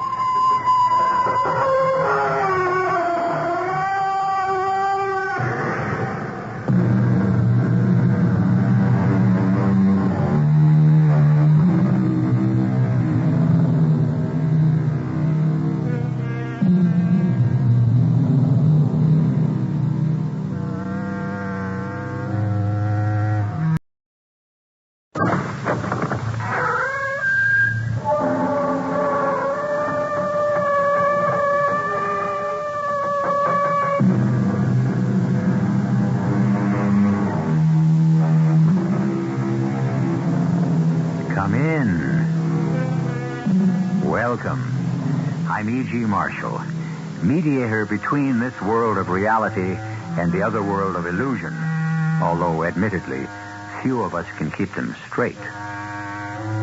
The road to hell, they say, is paved with good intentions. And you might justifiably ask, how does this happen? Well, the first building blocks are honest and square. But as you travel downward, the light becomes dimmer and the way narrower. And before you know it, that fine line between good and evil is lost in the darkness. And although you begin by reaching for a star, you end up by falling into the pit. Our mystery drama, Party Girl, was written especially for the Mystery Theater by Sam Dan and stars Mason Adams. It is sponsored in part by Anheuser-Busch Incorporated, Brewers of Budweiser, and your Singer Sewing Center. I'll be back shortly with Act One.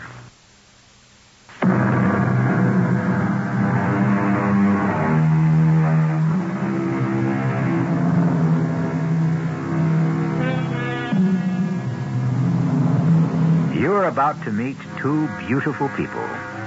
Let us consider the gentleman first. He's just past 35. He's handsome, he's intelligent, he's rich, he's destined to go far, or so it seems. The young lady is in her 20s. She is slender, blonde, pretty. Indeed, a fit companion for the gentleman. I'm sorry to say that both these people are just slightly inebriated. They are at the gentleman's summer home, actually in his den. He is a sporting gentleman. He has invited her here to look at his spectacular collection of firearms. And why not? Don't artistic gentlemen invite ladies to look at their etchings? Well, yes. But who ever heard of anyone being killed by an etching? I don't know the first thing about guns, but I bet I recognize the prize. You sure did, Suki. That's a Belgian 29 caliber Armand de Vizier. Armand who? Hey, why do they call you Suki? Oh, this little revolver is so pretty. I don't know anything about guns, but this is so pretty. Suki, don't point it, for goodness sake. Even if it isn't loaded, you should never point it. Like a beautiful piece of machinery. Hey, you didn't tell me why your name is Suki. Oh, my father called me Suki. Is that so? Why? Well, he had two daughters. He called one Polly, so he could tell her to put the kettle on, and he named me Suki, so he could tell me to take it off. You're joking, huh? Oh, Papa. Poor Papa. If he could see what's happened to his little Suki, it'd break his heart. Oh, don't say that. You're a great little girl. Papa, I'm sorry. Really, I'm sorry. You know what I think? I think you need a drink. Yeah, that's right. I do need a drink. I never used to drink. Oh, what am I hanging around here for? Well, the evening's young. We're going to have a lot of laughs. I mean, What am I hanging around on this earth for? Oh, you're a profound one. What am I hanging around on this earth for?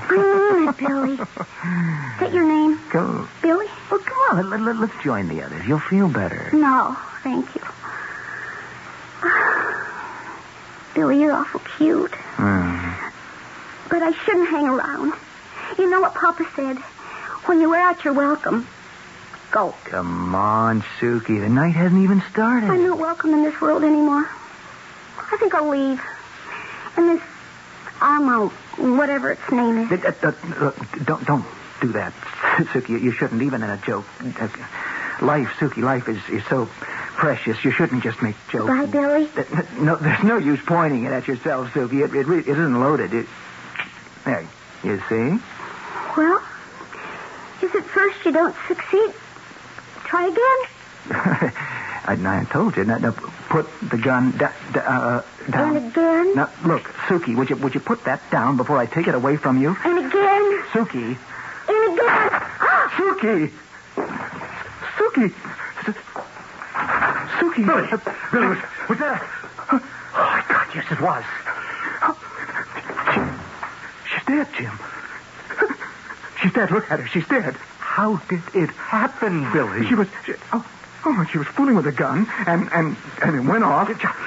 Just like that, Jimmy. You've got to believe me. I want to believe you. I want to believe you in the worst way. Oh, I don't know. I think she was depressed. She really thought she wanted to kill herself. Why? How would I know why? This was the first time I ever met her.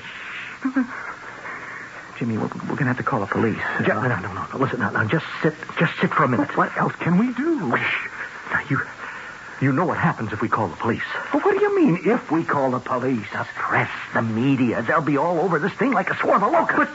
But we have to call the police, don't we? You see, Billy, look, what everyone will want to know is, what was she doing here? Oh. That way we've got to think about this from every angle. Oh, Jim, what are we going to do? All right, okay, now, the first thing we have to do is to be calm. Calm. Yeah. Now, what time is it now? It's 8 o'clock.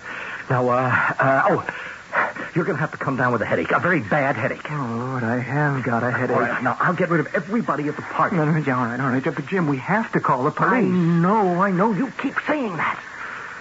You have to keep saying that. They all will know that she was here, Jim. No. Nobody knows her. Nobody has seen her. The two of you got here early, and you hadn't made your grand appearance yet. We're covered on that score. Now, what do you mean, covered? Billy, just let me handle everything. Now, don't you move out of this room. Don't you show your face. 8 o'clock. Now, we can't make it too abrupt. We'll have to let the party run for a couple of hours. Jim. And once we get everybody out of the house, What are you doing? Hi there. Hey, how's it coming? Everybody having enough to eat and drink? Hey, great. Is Arthur around? Yeah, please. Jim. Artie, you've got to come to the den this minute. We have got problems. Who's that? Now, who would it be? Billy. Artie took care of everything. Now, first he got everybody out of the house, diplomatically and Jim, I've been thinking. You don't have to think anymore. All you have to do is forget. Oh, yeah, forget. Well, we got everybody out by 10:30, and then when we were all alone, we arranged the other thing. Jim, don't use weasel words to cover up. Say what you did. You got rid of the body, right? We drove her car back to town. We parked it in front of her apartment building. And the police will find her in the front seat. Oh, Jim, this is wrong. In politics, you see, right and wrong become a matter of time and place. The police will think she was robbed and murdered, and, well, that'll be the end of the matter. The end of the matter. What could we have done? She was a foolish girl. It wasn't your fault. It was my fault. Every gun in the collection. I'm so careful to make sure that they're empty. But there was a live round in one of the chambers of the Armand de Vizier. All right, but she was a girl who wanted to kill herself. What I'm not facing up to is the other thing.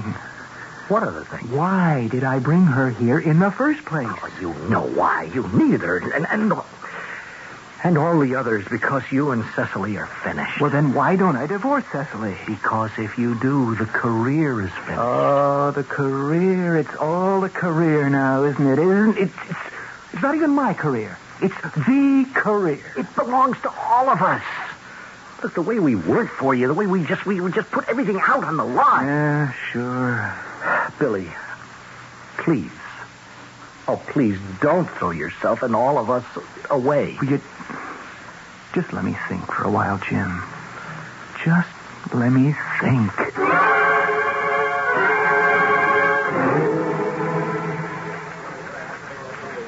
Here we had a homicide last night. You got the report, Ben? Girl, Captain, 25. Name of Suki Prentice. A model. Was she a model, or are you being kind to her? She was found sitting behind the driver's seat in her car, a blue two-door Reliance sedan, which was parked in front of her apartment building at 334 West Palmer. Shot once in the right temple. 29 caliber bullet. 29 caliber? It's a funny caliber. I wouldn't use the word funny, but I agree. Time of death said at 8 p.m. Body discovered by foot patrolman at 12:18 a.m. Anybody hear anything? Nope. And nobody saw anything. It's a very quiet residential neighborhood. Motive? Apparent motive, robbery. Purse was lying beside her, open and empty. No money inside.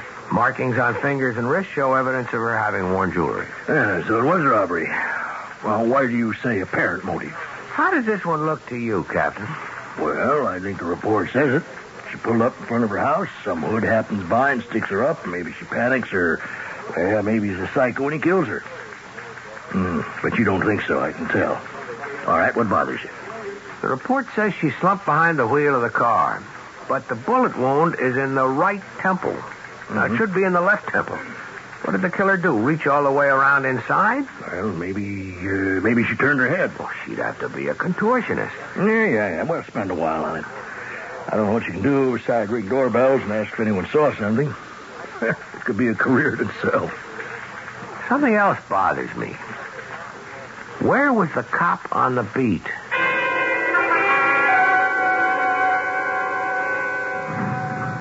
Hello there, Officer Malone. Hello, Sergeant. Malone, how are you as a ticket writer? Oh, depends on the mood I'm in, I guess. Some nights I ticket everything in sight. And then I have nights where I love all my fellow men. I forgive them the little traffic trespasses. And how were you last night? Last night I was a lion raging through the street. Nothing, no one escaped my wrath. Right here in front of 334 West Palmer, the sign says no parking at any time. Oh, that is my favorite spot. I call it the quota corner. There's always someone breaking the law right here. Really? Well, you let someone get away with it last night. Oh, no. There was a convertible parked there between 7 and 10. And he got his. There couldn't have been a convertible parked in front of 334 between 7 and 10. What are you telling me? I know who I tagged. Because at 8 o'clock, a Miss Suki Prentice was shot to death there in her car. And she wasn't spotted till after midnight when your relief man took over. Oh, no. So the fact is, you didn't even walk this part of the beat for the 4 hours between 8 and 12. Now, a little bit of cooping on the beat might be okay, but you must have had yourself a slumber party. Sergeant Kravitz, I put in a full 8 hours. I patrol every square foot of that beat. Not only did you not ticket a car that was illegally parked, but you didn't even notice that a woman was slumped over the wheel dead. Now, you better listen to this, Sergeant. At 7 p.m., I'm in front of 334. Okay? A blue NMC convertible is illegally parked. I ride him up. I pass by once an hour. He's still there at 8, at 9, at 10. At 11, he's gone, and the spot is empty. So I don't know anything about your two-door sedan with a dead dame in it. But that's impossible. You want to see my duplicates? Go on down to headquarters. I turned them in this morning. She wasn't killed in front of the house, Captain. She was killed somewhere else. Okay, Ben. That much is obvious. Well, this becomes another kind of crime. It's no longer some hood who spots a mark and moves in. It's something else. What? Well, it means it's a It's a killing with a texture. Come on, Ben. Now, what are you trying to say? It has a story. It has complications. Somebody had to figure out certain moves. Okay. Why was her body brought back to her house? To get it away from the spot where she'd been shot. Far away. Because if we find out where she was killed, we know who killed her. All right, then. You get to work, Ben. I will, after lunch. I never knew you to stop for lunch when you were hot on the case. Well, this is a very special lunch. An old college friend of mine is in town. Has a summer house upstate. Hey, how come you never got rich? He may be rich, but he's a great guy. You know him. How would I know him? Well, you know of him. He's Congressman Bill Anderson, who's probably going to be the next governor of the state.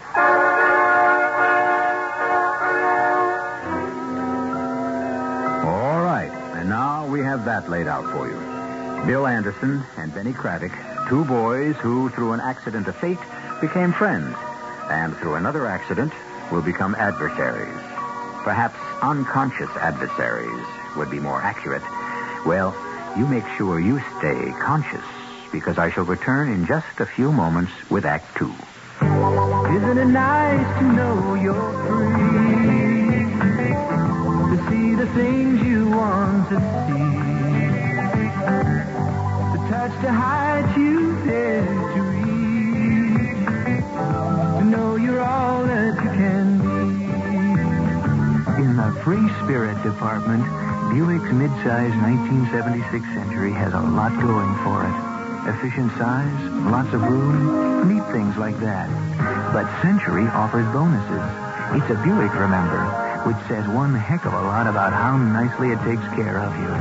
And Century does something for the sake of efficiency that no other American midsize car does. It comes with a V6 engine, and a Buick V6 at that. Century, the spirit will move you. Buick on the wings of the wind. How it's gonna be your spirit free. Now this word from WPIX-TV. When I started out, I'm sure there were an awful lot of men poking each other in the ribs, elbow pokers. You're listening to Pat Harper, anchorwoman on the Channel 11 10 o'clock news. I think men are trying really hard to go along with everything that we're asking them to go along with, but I still think they're elbow pokers. Channel 11's Pat Harper, anchorwoman, newswoman. But I've done hard news on the scene since 1962. Well, she wades in where normal people fear to tread. That's Joe Harper, anchor man on the Channel 11 10 o'clock news. I've got 28 years in the business. Without being braggadocious, I think Patty knows something about the business. Out of the studio, on the street, we talk about the business.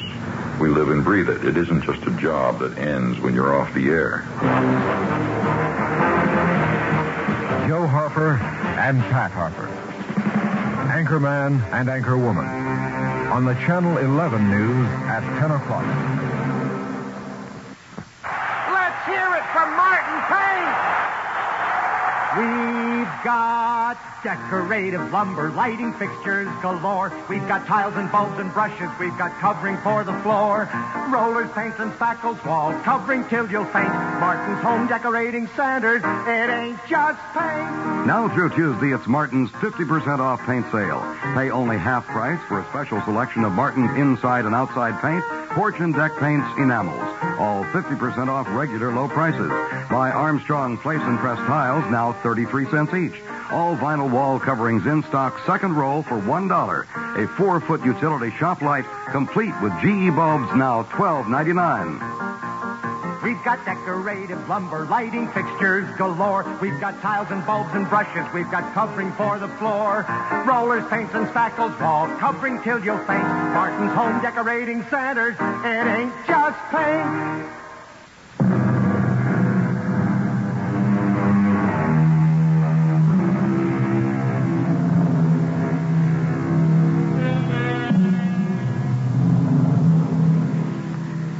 She was a party girl, and since a term like that can be defined in many ways, you can define it to suit yourself. She really didn't do anything spectacular when she was alive, but now that she's dead, she could just about set the world on fire for so many people. Oh, Ben, you haven't changed a bit. Neither of you, Cecily. You're still a golden girl. The Golden Girl. That was my private nickname for you. And all the time, I thought you were my best friend. Now it can be told I was madly in love with Cecily. Were you? I was madly in love with both of you. And I decided I'd marry the one who asked me first. You know, I can't believe that the three of us are sitting here just the way it used to be so many years ago. Bill, I read this stuff that Ben wrote, and I think it is sensational. What's he talking about, Billy? Your master's thesis on crime, Ben. Who in his right mind would be interested Well, in... Ben, I invited you here on business. Well, if you menfolk are going to talk business, then, now that you know the way, don't be a stranger. Darling, don't forget the concert tonight. Of course not. And give the old man a kiss before you go. Mm. And it'll hold me for a while. See you soon, I hope, Ben. Now, what is this about business and my master's thesis? Ben, I want you to join me. Join you? Billy has got to be the logical candidate for governor, Benny. Now, he's the fresh, new, dynamic face the people demand. And I want you to do a position paper on crime for me.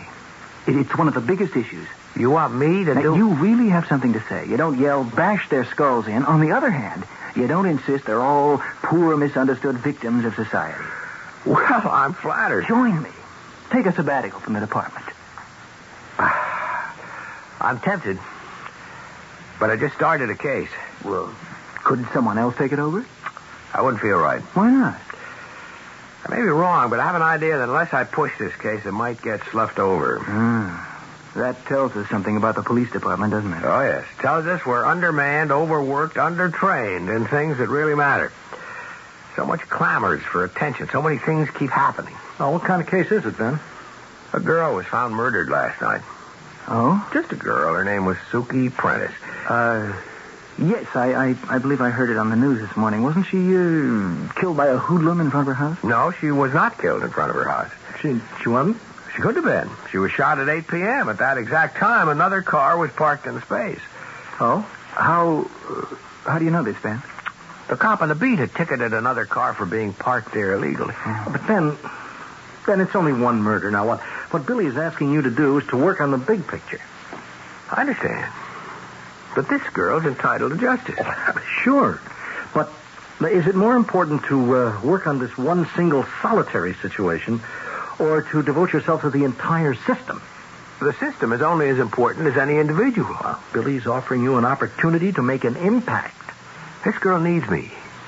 And I'm the only friend she has in the world. Well, what are you talking about? Did you know her? No, but she's dead.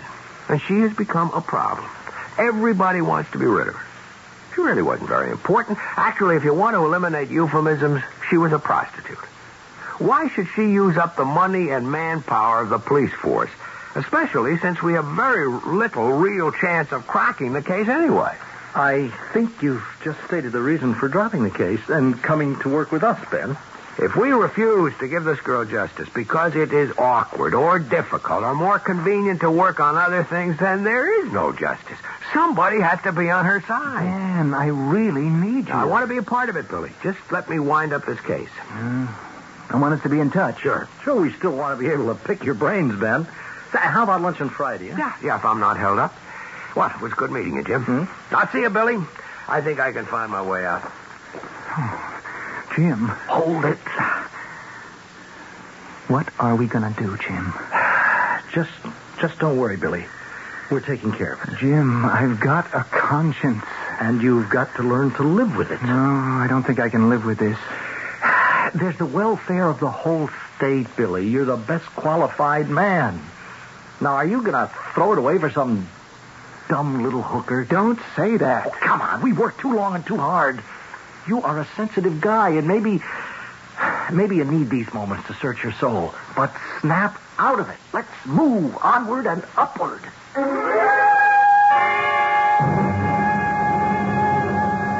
What do you mean you don't have the copy of the summons? The officer turned it in yesterday morning. He told me so. It has to be there. 7 p.m. the 19th. Yeah, in front of a no parking sign at 334 West Palmer. That ticket has to be there. Well, let me know if it turns up. Hey, Ben. What hit you? That summons Patrolman Malone made out for that car that was parked where Suki Prentice should have been. It's gone. It's disappeared. Well, it may have been misfiled. No, it doesn't exist. I've been on the clerk's back for the last 3 hours. He's gone through every piece of paper now. Well, don't let it bother you. It has to bother me, Captain. It's part of the case. Yeah, but it's not your case anymore. What are you talking about? You're off it. Since when? Since the chief inspector said so this morning. Why? Well, I was going over manpower with him. You know, we have got to be more productive. Now, Sergeant Kravick on this party girl thing, he says. No, Ben's too much detective for that. You assigned him to the Morrison murder. That thing's a month old. Besides, it's Maxwell's case. Yes, I know, but Maxwell has to go to the hospital for some surgery next week. Something's wrong. What? First, the parking summons. It's gone. Who says it's gone? The traffic clerk never saw it. Huh? Maybe it never existed. Malone says he wrote the ticket. Maybe he feels he had to say it. Are you accusing Malone of... Well, he's an old-timer. He's come up to retirement. Now, look, I know Malone. I like him. Well, so do I. But that night he may have shortened the beat. It was hot. He was tired. And then when he found out about the murder, he tried to cover himself. You know, made up a story about another parked car. I don't believe it. Well, it could have happened. Why am I being taken off? Now, do you want to tell the chief inspector how to run his division? Let me have a couple of more days. Ben, what has got you glued to this thing? She was young, good-looking, and expensive. The guy she was with must have killed her. Where's your evidence? Because only rich and important guys could afford her. It's all theory. And it could be the guy is rich and important enough to apply heat. Are you saying the heat got to Inspector Dennison to take you off? It could have been a coincidence, and that traffic ticket could have been lost by accident. Or maybe it was never written in the first place. I got another lead I want to follow up. Let's just see if I run into coincidences there, too.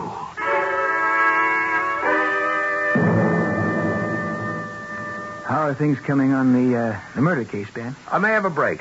She must have been out with some man that night, and he killed her. Is that the latest police theory on the case? It's all I have to go on so far. Well, what's your lead? I didn't think you'd be interested in the grubby details of some tawdry little murder. Anyhow, I decided to work on this position paper for you at night. Oh, Ben, that is great. Yeah. What is this lead that you have, Ben? I'm fascinated. Well, an informer of mine, or to give him his proper name, a stool pigeon, is going to meet me at about 4 o'clock. At which time he should be able to tell me who arranged, shall we say, liaisons for Suki Prentice. I see. And that way I'll know who Suki was with on the night she died. Now, about society's attitudes towards criminals. Look, this is between you two eggheads. I have practical matters to arrange for. It's good seeing you again, Benny. Sure, Jim. Now, what was I telling you, Billy?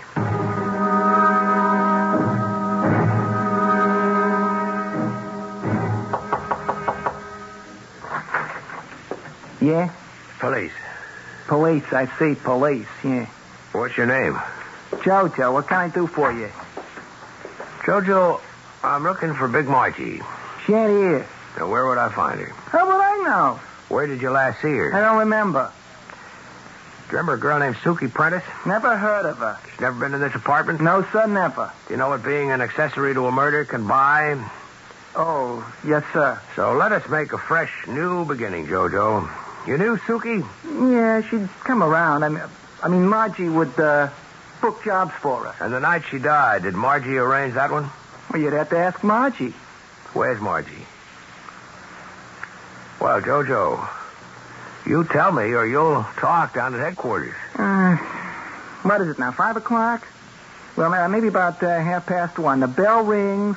A couple of guys come in, very well-dressed guys, and I figure there were a couple of Johns. You see what I mean?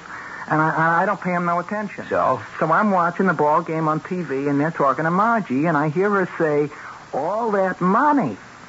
And then she comes up to see me, and she says, I'm going away for a while. Here's a couple of bills to keep you out of trouble. And she tosses me $500. And then she packs. I mean, she loads up them suitcases like she's really moving on, and off they go. Did you ask her where? Sure. I says, where you going? And she says, if I told you, you'd know something. These men, did she seem to go with them willingly? Oh, yeah. There was laughing, everything. And when did she say she was coming back? You want to know something? I don't think she's ever coming back. I said all I needed was one more coincidence, Captain, and I got it. I got a line to somebody who knows where Suki Prentice went that night, and that somebody disappears 3 hours before I get there. Well, that doesn't have to mean anything. This big Margie, she was bought off. There's heat there. There is real heat. Look, Ben, you got to take over for Maxwell right away. Now, I told the inspector I'd give you a few more days in this, and he blew his lid. I'm staying on the case. Ben, you can't disobey a direct order from upstairs. Captain, here's what I'm going to do. I'm going to leak it to the press. What are you saying? Why is the department soft-pedaling the Suki Prentice killing? Ben. Who's turning on the heat? You can't prove anything. I don't have to. I'll just let the press run with it. You won't do yourself any good. Look, if I were out to do myself that kind of good, I wouldn't be a cop. Well, okay. Take another day or two. I'll hold the wolves off somehow.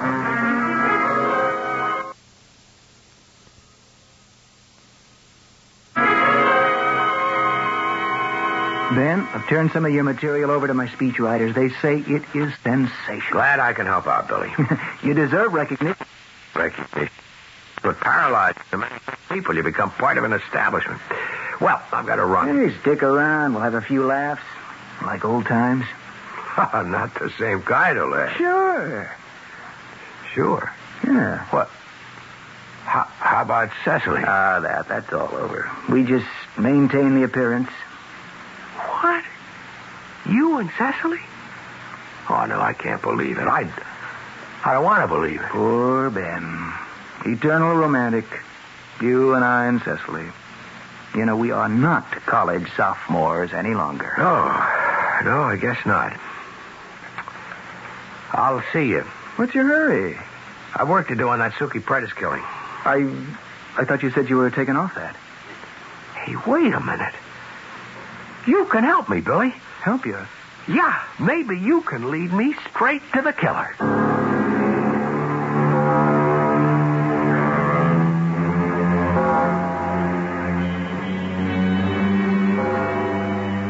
And he could do it, too. Well, not to the killer exactly, because we know it wasn't a murder, but certainly to the heart of the problem. Obviously, Billy Anderson is going to be kept in suspense. And hopefully, you will be, too, until I return in just a few moments with Act 3. There's no place like Singer, and no time like now to save. Right now, save on a Singer machine with Flip and Sew. Flip and Sew, the two-way sewing surface Singer invented, makes it easy for you to sew necklines, collars, and sleeves. Get this Singer machine with its handsome cabinet now and save $100 off the regular price. There's no place like Singer, and no time like now to save.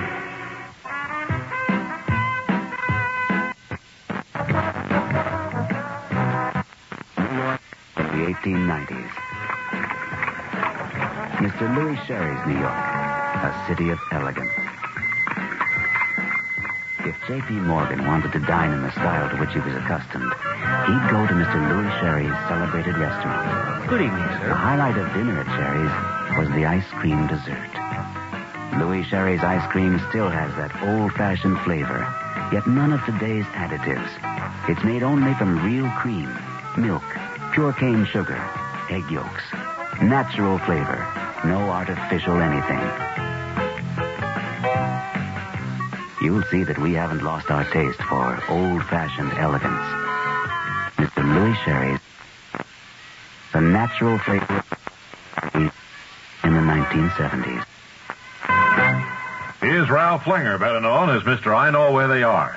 Ralph, whatever became of Edwin Lowdy, the inventor of the bridge lamp? Oh, yes. Well, he's well in his 90s now, but he still works every day taking chain-link fences apart. A listener would like to know whatever became of a young daredevil named Warner Bromley, who flew a Zeppelin upside down. Yes. He once tried to fly a Zeppelin upside down through the framework of the Eiffel Tower. What's he doing now? He inflates weather balloons for the government. All right, Mr. I Know Where They Are. How about Stuffy Hodgson, Calvin Hoogovan, Jimmy Schwab, Fred Falvey, and Mary Backstage? Oh, they're all to be found in the pages of the new Bob and Ray book, Right If You Get Work. along with Wally Ballou, Tippy the Wonder Dog, and many more fascinating characters. That's Right If You Get Work, the best of Bob and Ray, at your bookstore now. Incidentally, Edwin Lowdy claimed he invented the bridge lamp, but he didn't. Well, he's in his 90s now. I don't see any point in reopening that controversy. Right If You Get Work, the new book by Bob and Ray, is available now at book and department stores, published by Random House. Tomorrow morning, listen to Rambling with Gambling, the program with all the degrees. There's Fahrenheit, Celsius, and there are some others, too. Dr. John Gambling here, inviting you to join me and the other doctor, Dr. Bob Harris, along with Peter Roberts, Jack Allen, Harry Hennessy, Henry Gladstone, Walter Spencer, George Meade, Fred Feldman, and the whole crew here in Studio 2 for our daily seminars over WOR Radio from 5 till 10 in the morning. Now, what courses would you like to take? We have music, news, sports, weather, traffic information, a little bit of alleged humor now and again, and just about everything else to start your morning right. That's Rambling with Gambling, daily, 5 till 10 in the morning here at WOR Radio, the talk of New York.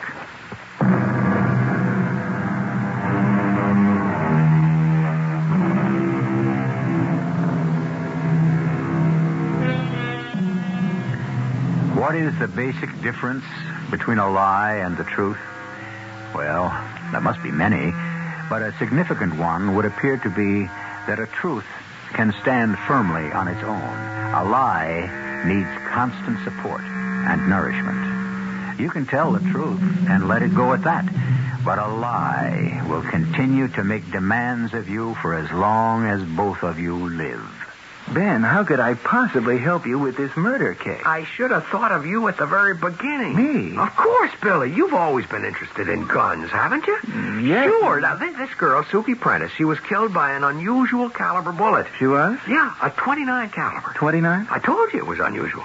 Now, who would make a 29 caliber handgun? Who? Have you ever heard of one? I'm not sure. It's not your ordinary weapon, would you say so? Yes, I would say so. Hey, Billy, I hope I'm not imposing. No. Go ahead if I can help in any way. Now, here's what I know so far. I know that I've got a high-priced party girl. She must have been killed by the guy that she was with. An unusual caliber gun. Probably a custom-made weapon. Expensive, but so what? Her guy is rich. You seem to see it so clearly. Well, he has to be very rich, very well placed. I told you about all the heat I'm getting. I don't want to bother you or bore you with more of this. No. I'm fascinated. How do you plan to move ahead now? Well, I've got a request out for information. Who makes a 29 caliber? And when I get the answer, I may be able to trace the gun. That's pretty smart. Yeah, it's just routine police work.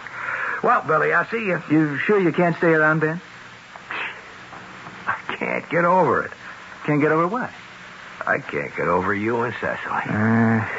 Guess it's just one of those things. It can't be. I'm sure that the two of No, we're happy, Ben. We found a way of life that suits us. Yeah. Could you finish the paper for me this week?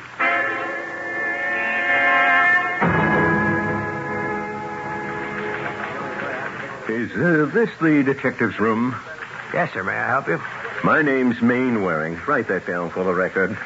Mainwaring. Now, I'm here about that robbery. Oh, well, you want to see a man from the larceny squad. One of them should be inside. Oh, now, I'm sick of being tossed around from one office to another. You a detective? Yes, but I'm not the one you want. Now, don't hand me the old this ain't my table routine. My place was robbed the other night. The cop on the beat comes in, takes out his pad, writes something down, I don't know what, and that's the last I hear. Now, what happens now? The larceny squad will handle it. Come back after lunch. I can be put out of business. The law says I have to keep a record of every gun I sell. Oh, what am I blowing off steam at you for? Just steer me toward the right place. Wait a sec. Do you sell guns? Tell me about it. What do I want to waste my time with you for? You just said you're not the right detective. But maybe I can help you. That's crazy. I got the most exclusive gun shop in the country. I sell mostly to connoisseurs, collectors. Who else can afford me? Yeah, go ahead. Okay, the other night, my place gets broken into. All the guy does is bust open my safe, where all I got is maybe a couple of $100, and my record book. And that's all he takes. That's all? All around him is maybe $500,000 worth of handguns. I mean, I got merchandise there. Lugers, Dumont, Ferrands. None of your commercial junk. Every weapon is custom made. And all of this is untouched? All he takes is the couple of dollars and my record book. The book the law says I have to keep on who buys what. Well, now, why would anyone want to steal that book? It beats me. You know what I got in that shop? I got the most expensive revolver ever made. The 29 caliber Armand de Vizier. The what caliber? I'm the only shop in the United States where you can buy it. What caliber? 29. It's a collector's item. You have a record of the people who bought it? That's what I'm trying to tell you. The record is gone. And that's why I can be in a jam. Think. You don't sell such a gun every day. I don't sell one every year. Can you remember any of the people who bought them? I must have sold 3 all told. A guy named Humboldt, who died some years ago. A guy named Witherspoon, his yacht sunk in the middle of the ocean with all hands. So I guess the gun went with him. And the third to a dame. A dame? Yeah, a dame. I remember her. She came in. She said she wanted to buy her husband a birthday gift. He was a gun collector. And so, what can you give the man who's got everything? And I said a 29 caliber Armand de Vizier. And she said, wrap it up. Do you recall her name? A good-looking dame, youngish, and she had a kind of everyday name. Smith, Brown, Jones. Thompson? No, not Thompson. Well, that's close. It ended in a son. Wilson, Watson? No, go higher up in the alphabet. Johnson? No, but it's Scandinavian. Carlson, Benson? Anderson. Anderson? I'm going to have to put together my whole list like that. Hey, detective. Are you okay? Yeah, I'm just fine.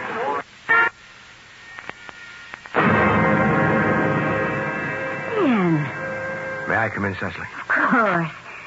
Billy's tied up with Jim or Artie or somebody. I wanted to see you. Me. Please. You didn't know. I guess I didn't know till just now. And you're the great detective, too. Cecily, I want to ask you something. I don't know the answer. That's a simple question. No, it isn't. I don't know what happened to us. Maybe Billy became too famous too quickly. Maybe he's not the same Billy. Maybe I'm not the same Cecily. Did you ever buy Billy a gun for his birthday? Did I ever buy Billy a gun for his birthday? Why do you ask? Did you? Yes. Do you know why? I thought it would save the marriage. Imagine. A revolver. An instrument of death to keep a marriage. Billy's things that interested him were also of interest to me. We could discuss them intelligently. Would you remember what kind of gun you bought him? Would I remember? Oh, it was a custom-made 29 caliber Armand de Vizier. Let's find it. Cecily. Really, what's the matter? Cecily, you mustn't say another word. Why? Let me tell you why. Don't listen to him. You both have to listen to me. Because you both have a decision to make. A girl named Suki Prentice was murdered some days ago. Oh, I think I read something about it. Looked like a robbery. I went to work on it. And I was stymied at every step. Evidence disappeared. Witnesses vanished. But why? It was as if someone very rich, very powerful, with connections everywhere, was applying heat against me. I was even taken off the case. Although that could have been a coincidence. But what does all this have to do with Billy and me? Billy killed her. What? You see, I had discussed the case with Billy. And every time I mentioned a lead, that lead disappeared. Ben, are you sure you're all right? Don't look at me. Look at Billy. Ask Billy here if he's all right. I don't understand. You have accused Billy of murder. Where is your evidence, your proof? I don't have any. Ben, this is monstrous. You, our dear friend, the oldest friend we have. Is this what politics can do? Have you been bought off? As of this moment, nothing exists to tie Billy into it. But how long can it last? Now, so far, Billy, you bribed somebody at traffic. Billy, Are you just going to stand there and You paid off Big Margie. But it got a little more serious with Mainwaring. That called for burglary. Mainwaring. That's where I bought... You'll have to tell her to deny that. Cecily, are you willing to perjure yourself for Billy? What does that gun I bought have to do... It's the gun that killed Suki Prentice. Oh, I don't believe it. Why don't we find out? Have the gun examined at the police ballistic lab. Or did you get rid of the gun by this time, Billy? Ask him, Cecily. The beautiful 29 caliber Armand de Vissier. Ask him if he still has it. What are you going to tell her, Billy? It's been lost? Stolen? No proof. Ever had such a gun. That really isn't the answer you wanted to hear, is it, Cecily? You didn't ever buy me such a gun. Did you, Cecily? Did you, Cecily? No. I could expect you to do nothing less, Cecily. You love him. But she's the least of your problems, Billy. You bribed somebody at traffic. He's a rotten apple in the barrel. How do you know he won't start becoming more curious? He doesn't know anything. How about Big Margie? She knows everything. Why should she stay bought? You lay golden eggs. What she knows is worth millions. Or how do you know she won't get loaded one night and shoot her mouth off? Billy, don't lose your cool. There is no evidence. And now the party's complete. Here's good, true, and faithful Jim. You can't prove a word of this. From now on, Jim will take care of everything. Your hands will never be dirty, Billy. Jim has already gone from bribery to burglary. He can also arrange for murder. And it's all being done for you. Did King Henry II kill Becket? No. He only said, "Who will rid me of this meddlesome priest?" All of you have enough Jims and Arties. Ben, listen. Billy, I tell you, you are in the clear. Ben, believe me. What do you want me to believe? I didn't kill her. It's a lie. It's the truth. She killed herself. Billy. She was down, you know? And, well... Do you realize what you are saying, Billy? Yes. Yes, Jim, I'm sorry. Now, maybe her life was getting a little too much for her, but somehow I left a live round in the chamber, and she pulled the trigger. That's the way it happened. Yeah. Ben, what good will it do to expose this? Don't you understand? The state needs him. He is the best man. He was a week ago. But he's losing ground every day. Aren't you, Billy?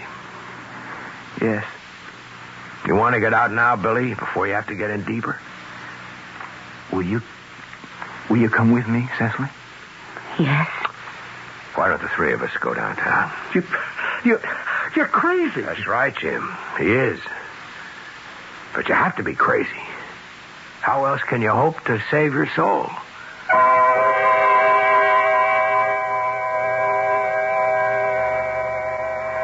Well, as you might imagine, Bill Anderson retired from public life. There were people who admired him for coming forward. There were people who thought he was stupid for sticking his neck out when he could have gotten away with it. There were those who condemned him for being an adulterer, and those who praised him for not being a hypocrite. What does it prove? You can't please everybody. But I'll be back with some news that should please almost everybody in just a few moments.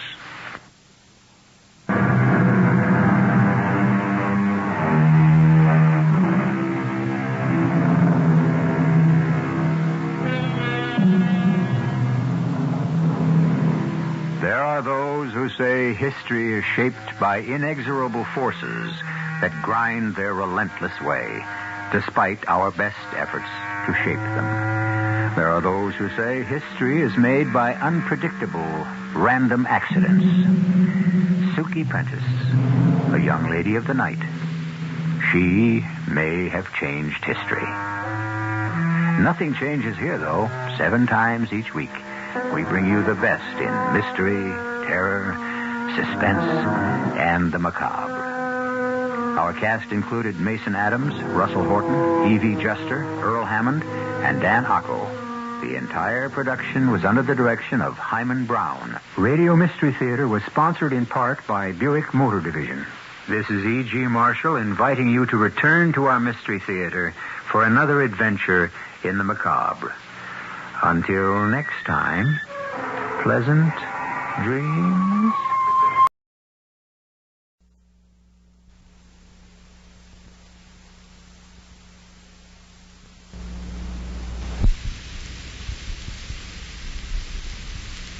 Radio Mystery Theater presents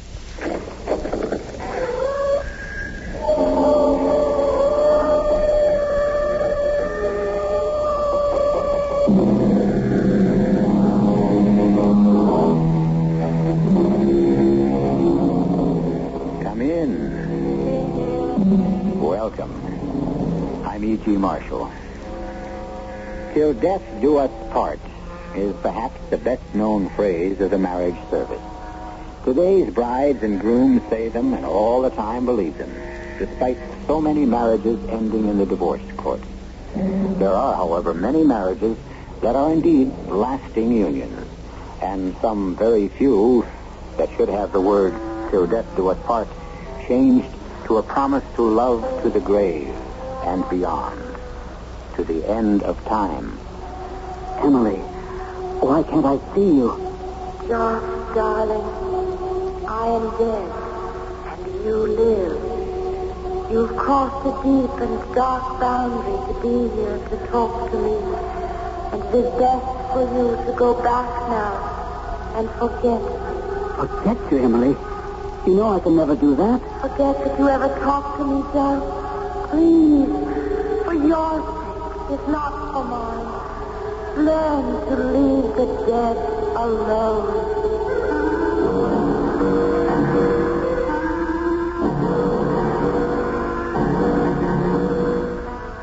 Our mystery drama, Home is Where the Ghost Is, was written especially for the Mystery Theater by Murray Burnett and stars Gordon Gould. It is sponsored in part by Luden's Medicated Cough Drops and Buick Motor Division. I'll be back shortly with Act One.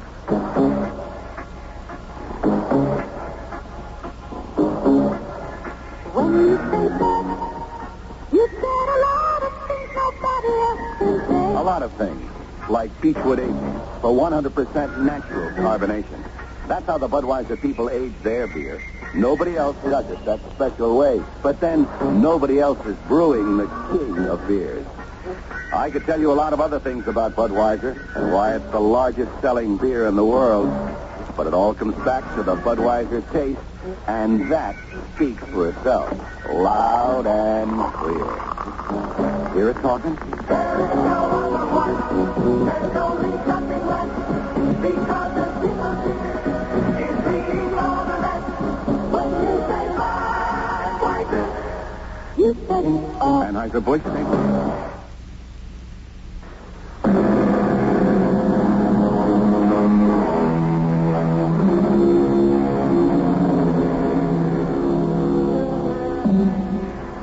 Each of us has a very special place, a favorite retreat. It may be a particular restaurant, or a very special vacation spot, or, in our younger days, perhaps a cave or a treehouse. Ghosts are no exceptions to this rule, and for centuries they have favored castles, old creaky houses, and desolate wind-swept moors. For the most part, the spirit world has avoided college towns, perhaps because they were wary of the boisterous spirits displayed by the student bodies. So it came as a shocking surprise when Neil Fox, the proctor of Calhoun University, was called upon to deal with a ghost. I don't believe in ghosts. What happened at Calhoun during the International Conference of Scientific Observers happened. I admit that, but I wasn't dealing with ghosts. I was dealing with Professor Ramsey Jocelyn, a man whose scientific credentials were, and are, impeccable. And I will leave it to you to decide about the ghost. It started when an excited and distraught Ramsey phoned me late one afternoon. He sounded so upset that I dropped everything to get over to his house. Oh, Neil, thanks for rushing over. Okay. I hope I didn't inconvenience you too much. No, not at all. I just left 2 FBI men and another agent from some super secret arm of the government sitting in my office, but I'd leave a lot more people than that when I heard the note of panic in your voice. Neil, I had an experience. What? Well, before I tell you about it, I want your word that what I have to say goes no farther than between us. You have my word. All right. First, I want you to open the back door to this house and tell me what you see. Okay. You coming with me? No, I'll stay here. Well, what am I supposed to see? Just open the door. Well, just what I expected. Your backyard, your garden, and off in the distance, the Howroyd's house. That's it? Nothing else at all? Yeah, that's it. What did you expect? I don't know. I'm not sure. All I know is that when I opened that same door some time ago, I didn't see the backyard, or the garden, or the Holroyd's house. I saw Emily. Oh. Well, I suppose that's only natural. Only natural. Don't humor me, Neil. You know Emily's been dead 3 weeks, and I saw her. Wait a minute. You mean you think you saw her? And talked to her. Well, we better go into the den, have a drink, and just talk this thing out, okay? Okay, fair enough. Now, please listen to me, and don't interrupt. Try to put yourself in my place. I walked to the door and opened it, and I saw no backyard, but tree-shaded walks, and I heard music, strange, unearthly music. Go home, John. Go home. Emily? Emily? Is that you? You shouldn't be here, my love. You mustn't be here in this place. Where am I, Em? What is this place? No place for the living. Return to life. Why can't I see you? Josh, you must stop thinking about me. You must. Why don't you ask me to stop breathing? Oh, my love. I'm not asking you to forget me. I wouldn't ever want you to do that. But you must stop thinking of me as if I were alive. But you are alive to me, Em. You always will be. I can't be, Josh. Please, you must go. For your own sake. Goodbye, Josh. I love you, darling. Goodbye. And that was it, Neil. That was the end. You mean, you came back into the house? No. Before I came back, the place where I'd seen and talked to Emily vanished. And I was in my own backyard, so to speak. Then I came in and phoned you. And now I'm not at all sure I did the right thing. Huh? Why the second thoughts about calling me? Because you're a realist. A hard-headed ex-police officer who knows there are not such things as ghosts. And is probably thinking right now, poor old Josh. He's on his way to the funny farm, beginning to see things. Even though you won't come right out and say it. Oh, Ramsey, you're so wrong. Would you be surprised if I told you that I've been expecting something like this? Expecting me to see and talk with Emily? No, I won't be that specific, but I know how close you and Emily were, and I know how badly her death hit you. But you haven't shown it. You've been holding your grief in too tightly, Josh. Hugging it to yourself, and it was inevitable that there'd be some reaction, and this... Well, I think this is all it was. You make everything sound plausible. So how would you describe my experience? A temporary hallucination caused by dwelling too long and too closely upon Emily's loss. I couldn't overcome a deep feeling of anxiety about my old friend and the role he was slated to play in the upcoming International Conference of Scientific Observers. I was also concerned about my own course. How was I going to reconcile telling the truth to my house guest, Nick James, and at the same time keep my vow of secrecy to Jocelyn? I still didn't have the answer by the time I reached home and found Nick waiting for me. As usual, he wasted no time. Okay, what's the scoop with Jocelyn? Well, look, now, it's not what you were worried about. He's upset about his wife. His wife's dead, Fox. What's bothering him? Just that. He wishes she were alive. Well, how badly does he wish it? It's hard to say. Oh, we'd better be able to say. The whole Alexei Vergoda operation hangs on Jocelyn. If he's not stable, Vergoda isn't going to think of defecting. So far, your outfit is the only one who's even heard about Vergoda's desire to defect. Our information is correct. Look, Vergoda and Joss have been corresponding for years. Why wouldn't Vergoda have dropped him a hint? You're being naive. With a man as important as Alexei Vergoda, the slightest trace of anything that's whispered of disaffection, and he wouldn't have been allowed to come to this conference. Yeah, but he must have told someone he was set up because you people heard about it. Vergoda wants out, and we want to help him. We believe that Vergoda will use Ramsey Jocelyn as a contact when he gets here. And as of this minute, I'm worried about Ramsey Jocelyn flipping his lid. Oh, come on, Nick. I think you're overreacting. Oh, you'll see some real overreaction if this operation gets fouled up. With all the men you've got out here, I don't understand why you say the whole operation hangs on Jocelyn. Well, our information says Vergoda is going to contact Jocelyn because he trusts him. Now, will you guarantee me that he's going to stay normal until this conference is over? Guarantee? No one can guarantee that anyone will even be alive tomorrow. But what I will do is go back and check this whole thing out with Josh. On the way to see Ramsey Jocelyn for the second time that day, I felt vastly better. Because now I could level with Josh.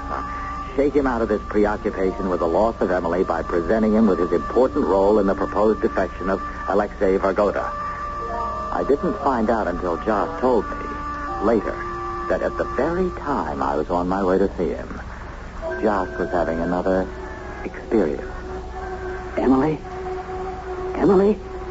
I came back. You shouldn't have, Josh. You shouldn't have. Why not? What's the harm in my talking with you? I missed you so. I know how difficult it is for you, Josh. And it saddens me. But, Josh, as long as you're here... Yes? Do you remember Alexei? Of course. He's coming here to Calhoun, along with a number of other scientific types. And we're going to have a big powwow. I know. You know? Em, tell me, what's it like where you are? I'd like to answer all of your questions. But there are rules, and it's not allowed. Why are we talking about Alexei? Because he will be important to you. Alexei? Yes. You never really knew Alexei, you know. I met Alexei when you did. We both saw him frequently. We've been friends for years. We still correspond. I know, Josh. Then what are you trying to tell me? Dear Josh, do you remember after our second date? Do you remember what I told you? Of course. You told me that it was part of my charm that I always believed everything anyone told me. And you also said it wasn't very bright of me. That's right, Josh. And you haven't changed. Think about it. This has something to do with Alexei, right? I'd rather say it has something to do with you. Am I really talking to you, Em? Or is this just a trick of my imagination? Is it my longing for you that makes me believe we're having a conversation? Or am I really, honestly talking to you? Oh, you're worrying about the wrong thing, Josh. I told you to worry about Alexei. But you haven't told me why. You must stop asking questions because answers are forbidden. By whom?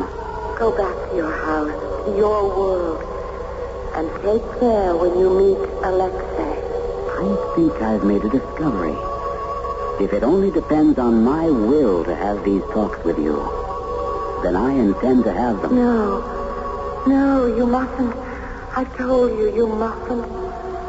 Trust me, Josh. And forget me. Then you must give me a reason. Very few mortals can come as far as you have.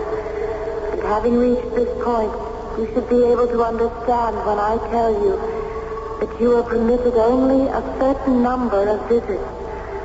Once you pass that number, you can never return to your world. How many visits am I permitted? Emily?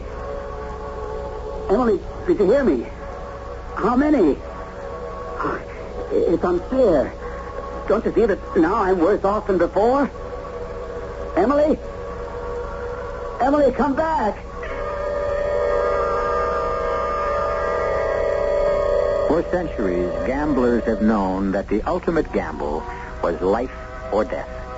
Now, if Ramsey Jocelyn believes that he has really been in touch with the spirit of his dead wife, Emily, then he must, if he wishes to talk with her again, take that ultimate gamble. On the other hand, there are those who will say that he dreamed the whole thing. Take your choice, and I will return shortly with Act 2. Isn't it nice to know you're free? To see the things you want to see. To touch the heights you dare to reach. To know you're all that you can be. Based on EPA tests, Buick's mid-size Century with available automatic transmission and the Buick V6 got 17 miles per gallon in the city test and 25 in the highway test. Of course, those figures are only estimates. The mileage you get may vary. But what it means is this. Buick's V6 Centuries with automatic transmission got better overall EPA mileage ratings than any other U.S. midsize with automatic transmission. Nice going, Buick.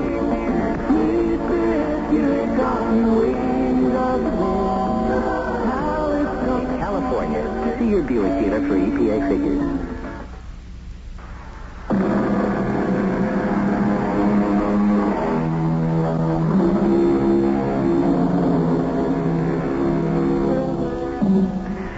Civilization has been of two minds about people who hear voices. In some ancient cultures, they were enshrined as saints or honored as soothsayers, while in more modern times, some, like Joan of Arc, have been burned at the stake, and others sent to institutions. But the problem becomes complicated when a man who believes he heard the voice of his recently dead wife is not only a scientist and college professor, but also the key figure in the hoped-for defection of a top scientist. Ramsey, old friend, my game has improved much since we recently opened a bowling alley in my country. I can see that. And the wonderful thing about the bowling alleys is that the most sophisticated of listening devices are useless here. I take it, then, you have something to tell me that you don't want overheard. Huh? Have you not been informed? If you're talking about the possibility of your staying in this country after the conference is over, I have heard about it. What did you hear? And from whom? From the proctor, Neil Fox, a friend of mine.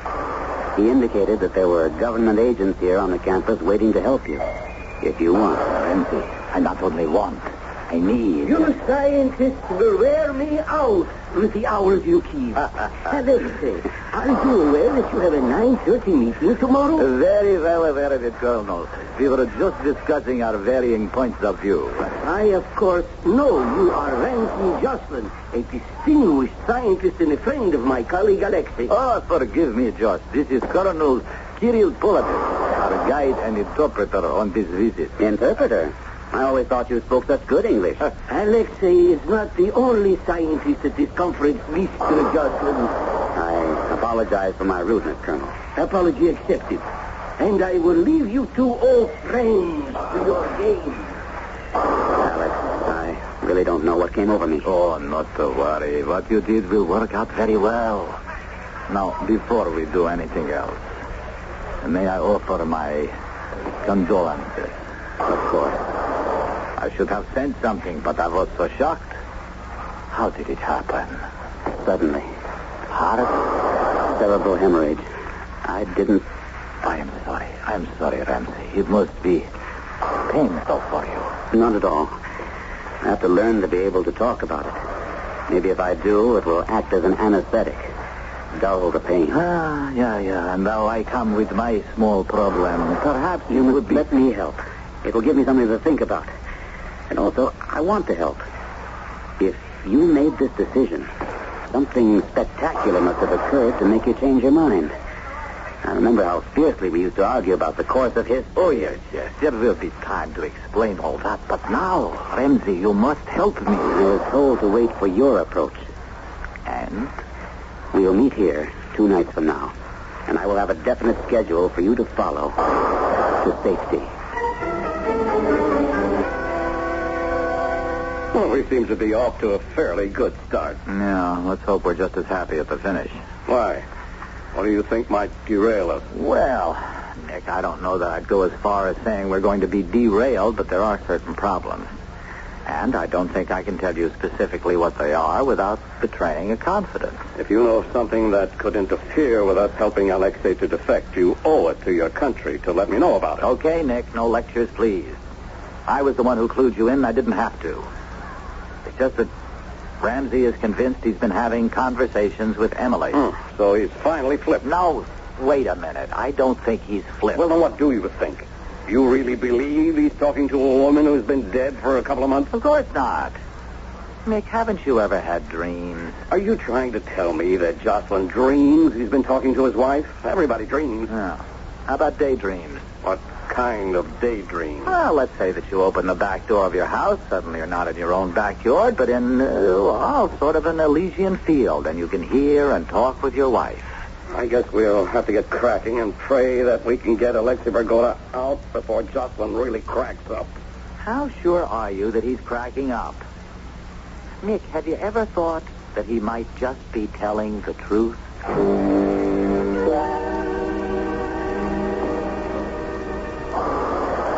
have good news for you. I've spoken to my people, and everything's been arranged. You will never know how grateful I am to you. I promise you that someday I will repay. Oh, forget it, Alexei. You know I'm happy to do it. When, where, and how? It will be at the Roundabout Inn luncheon when we make our visit to Eden Farm. Aha. That is the day after tomorrow, is it not? It is. And how? I hope one thing, that it is not complicated. No, it's the soul of simplicity. No one knows the exact minute that we'll be sitting down to lunch, because the tour at the farm will take some time. What is this farm? Oh, Eden Farms produces only natural products grown organically. It's really a fascinating and instructive project. I see, but you will forgive me if I am more interested in the arrangement. Of course. As I said, it doesn't matter what time we sit down to lunch. You will excuse yourself after the first course has been served and ask for the men's room. You are allowed to go there, unaccompanied, I hope. Well, usually, but there should be a contingency plan, you know. There is. I'll explain in a minute. Because I've been to the farm so many times, I shan't be along on the trip. But I will go to the inn early. The inn's facilities are somewhat rustic. I shall be in the men's room, waiting for you. You will enter and escape through the window. It is large enough for a man to go through easily. And once I am out, the gravel driveway runs right under the window. There'll be a car, and you'll be safe. And free, provided that you have a contingency in case I am accompanied when I leave the table. If that happens, whoever it is will be stopped momentarily by the maitre d', who will have some inconsequential question to ask. Well, it would seem that everything has been well planned. You don't sound very happy about it. Oh, I am. But you, of all people, just should understand that to me, I am giving up a country, a way of life, and perhaps more importantly, a philosophy by which I have lived ever since I can remember. If you're having second thoughts, the people who've been briefing me will be very upset. No second thought. But I am sure you will understand that it's only natural for me to be apprehensive. Ramsey, I face an unknown future. And at this time of my life, that is something to think about.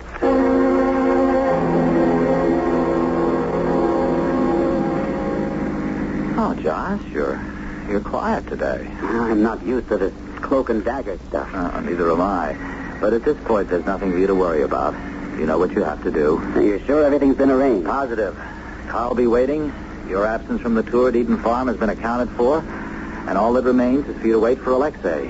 But, by the way, how did he take the plan? I hate all this. I'm a scientist, not an expert in the ins and outs of defectors. Okay, Josh, calm down. There's nothing to your part in this now. All you have to do is wait until Vergoda shows, and then after he's through the window, just walk out. Well, then why not let somebody else do it? Now, you know that's a silly question. Can you imagine Vergoda's reaction if he walked into that room and didn't see you? You have a point. But then he wouldn't go through with it. And maybe he'd be happier. Oh. Is that the feeling you got when you explained the plan to him? The feeling that he wasn't 100% sold on the idea? I can't say that exactly, but... Well, I imagined he'd be more enthusiastic than he was. But what do I know? Well, you're perceptive. Your feelings are important. How about Emily's feelings? Emily? Well, what's she got to do with it? She warned me against Alexei. Oh. You've, seen her again? No, I've never seen her. I told you, we talk. Out in your backyard? Yes. It happened again after I spoke with you. Oh. Jock, when she warned you, was she specific? Did she know that Alexei was thinking of defecting? From the questions you're asking, it appears that you're beginning to believe in Emily yourself. No, not a bit. But I believe in you. What does that mean? Jock, I know you. I believe that your subconscious has picked up some signals from Alexei. You're not sure about them or yourself, so you've transferred those doubts to have them voiced by Emily or your idea of Emily. In other words, you think I'm talking to myself? Don't you think your foot's a little heavy on the gas? Talking to ourselves is one thing, and what I'm experiencing with Emily, quite another. And you damn well know it. Now, Josh, you're under a strain, and you're definitely driving too fast. I just wish I could take you with me when I open that back door into the garden. Then maybe you'd believe me. Okay, we'll try it sometime. Now, Josh, slow down. I'll drive as fast as I want. Come on, now, you're being childish. Because you're treating me like a child, humoring me, and really not believing for a moment, or even opening your mind to what... Josh, watch it. The truck at the crossroads. Hang on. I'm going to try to beat him to the... No, Josh!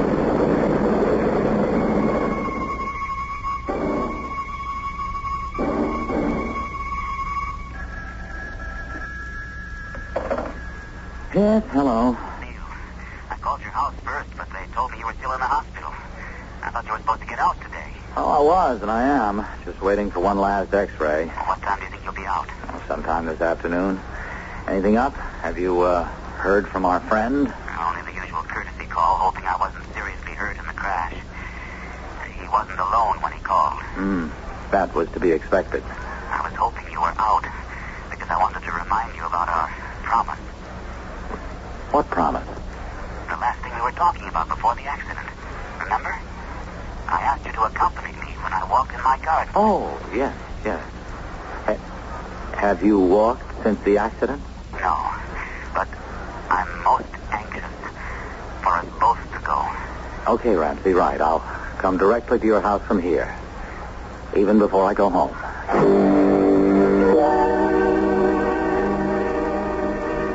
You're not scared, are you? No, of course not, but maybe there has to be some kind of preparation. Like what?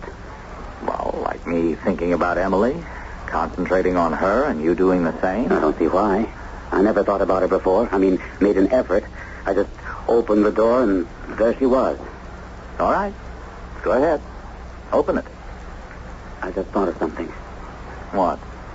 Suppose that when I open this door, you see the backyard as it was, always, and I see what I've seen before. Then we at least will have some kind of an answer, won't we? I suppose so. Well, here goes. Well? Nothing.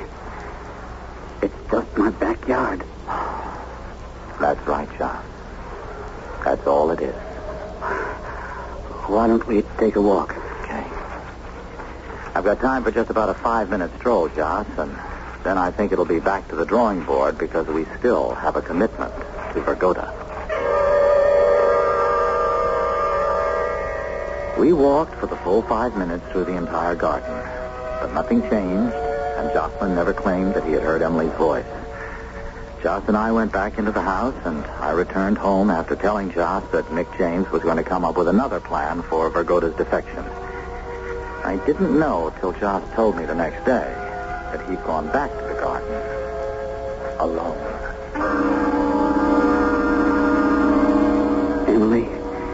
Emily, maybe I made a mistake bringing Neil. Maybe it isn't allowed or something. But I didn't do it for any other reason except to prove to Neil that I'm not out of my mind.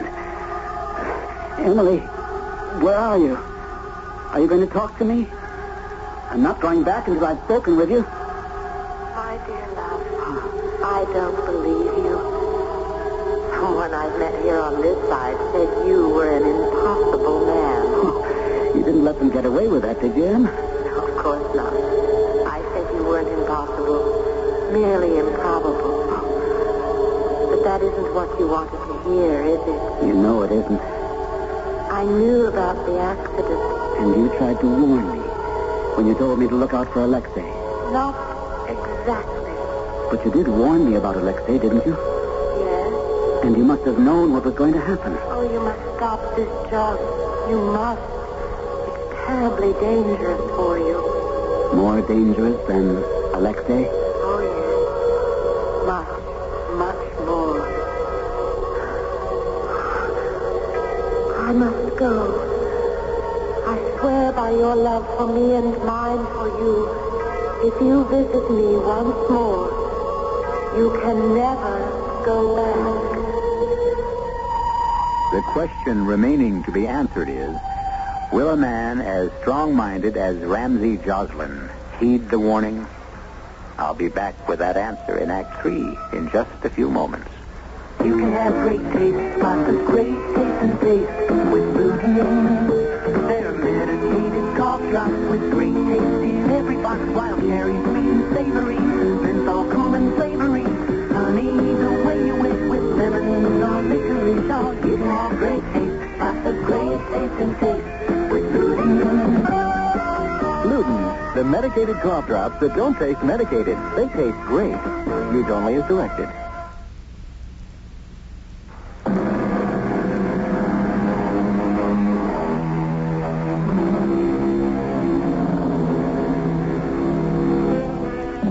Iron Curtain countries have long been interested in esoteric sciences. ESP and telekinesis have led in experimentation that has been well publicized. But one may well wonder whether they haven't also looked into the occult. If this were true, as well it might be, then a dissenting scientist who wished to defect wouldn't be too upset to find his contact in the United States engaged in conversation with his dead wife. This opinion, however, isn't shared by the American government agent masterminding the arrangements for the defector. Foul up. That's what you can expect every time you deal with amateurs. Oh, look, Nick, I don't see how you can blame an automobile accident on the fact that Ramsey Joslin is an amateur in espionage. He was driving, wasn't he, Fox?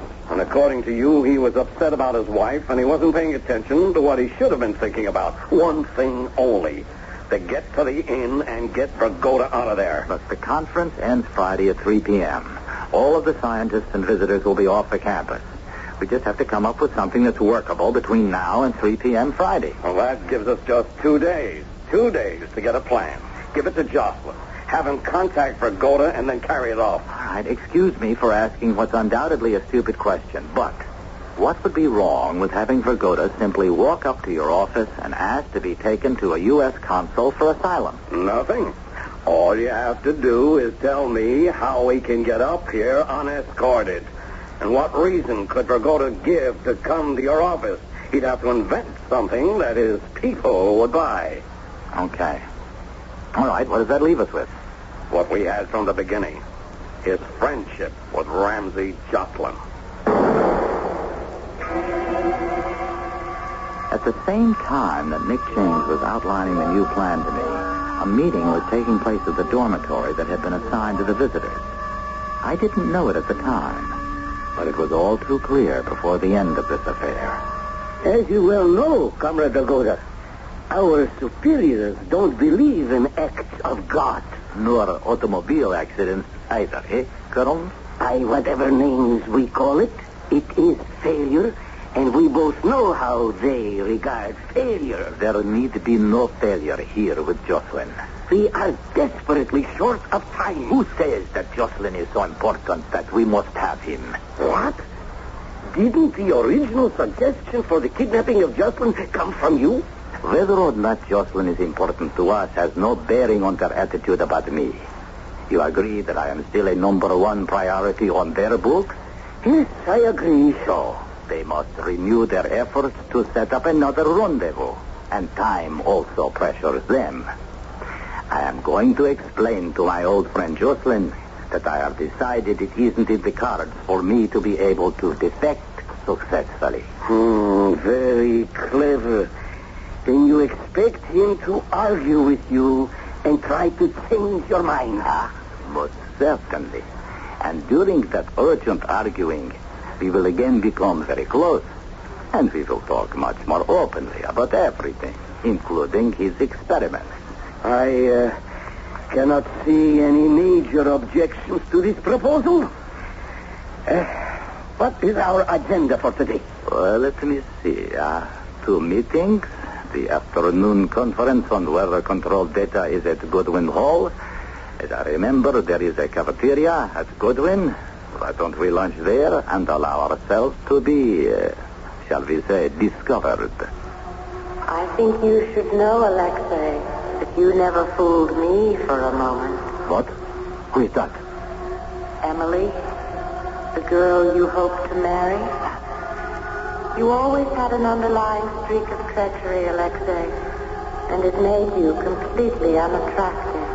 Is this some trick? Something? No trick, Alexei. But please, remember, you may fool John, but you will never fool me. This is ridiculous.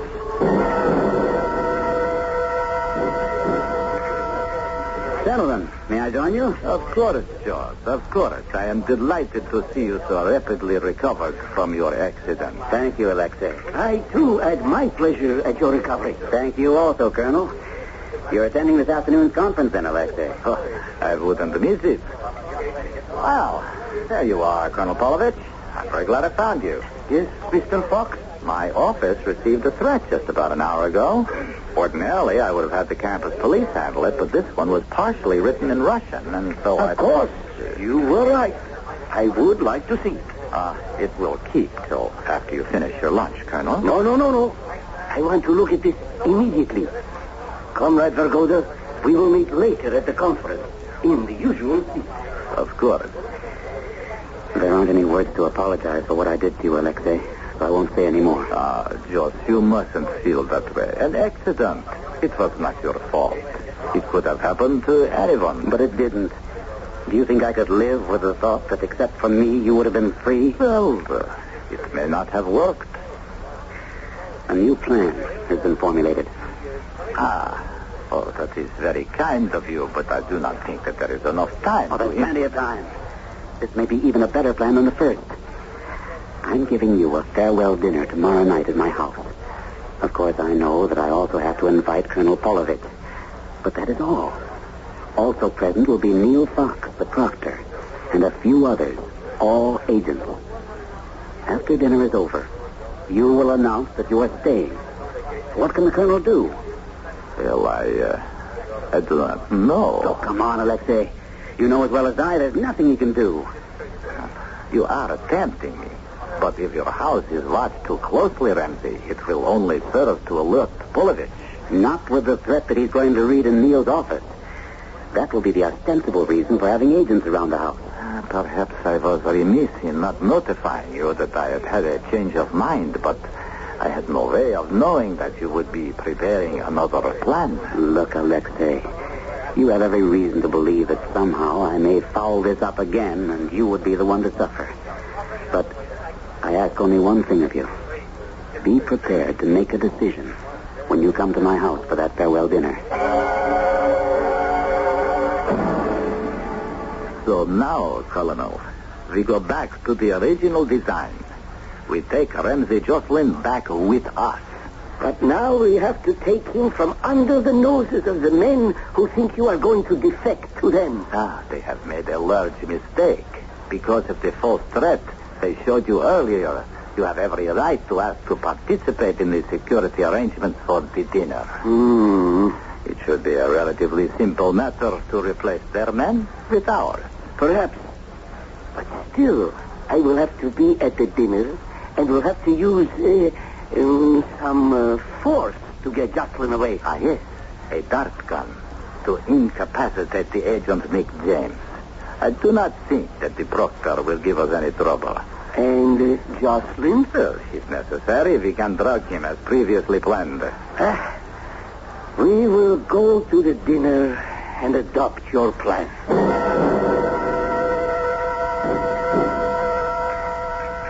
An excellent meal, Mr. Jocelyn. Excellent. I'm happy to hear you say that, Colonel.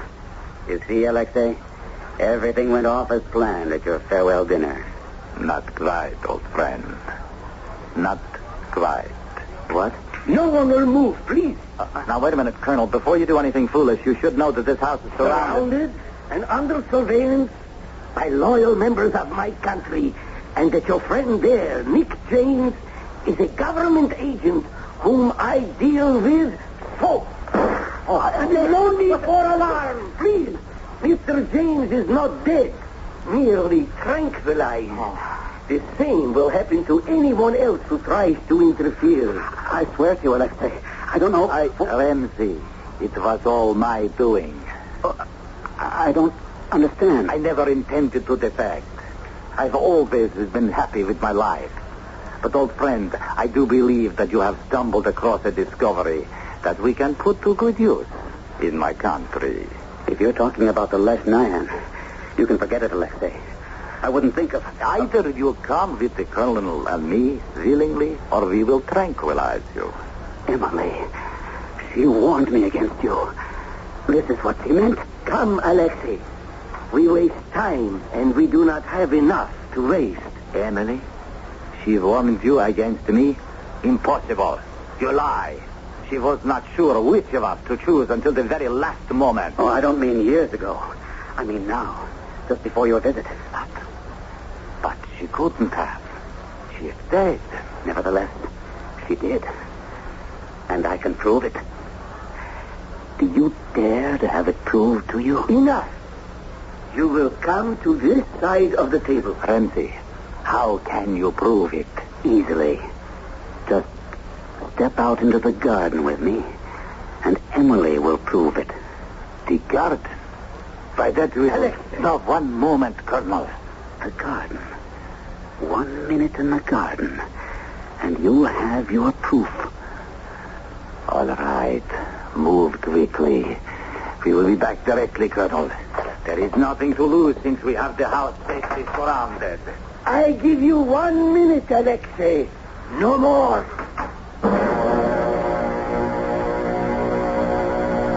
The door closed behind them.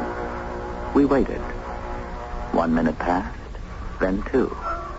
And then the Colonel ordered us all into the garden. But they had disappeared.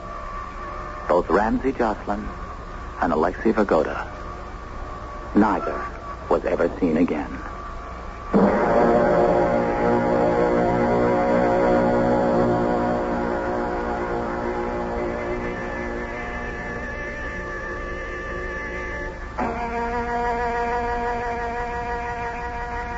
The story you've just heard cannot, of course, be verified. Although we do know there was such a conference. And we also know that one member attending the conference was taken ill and never returned to his homeland. As for Professor Ramsey Jocelyn, the papers say he died in an automobile accident. All we know is that he is dead. I'll be back shortly.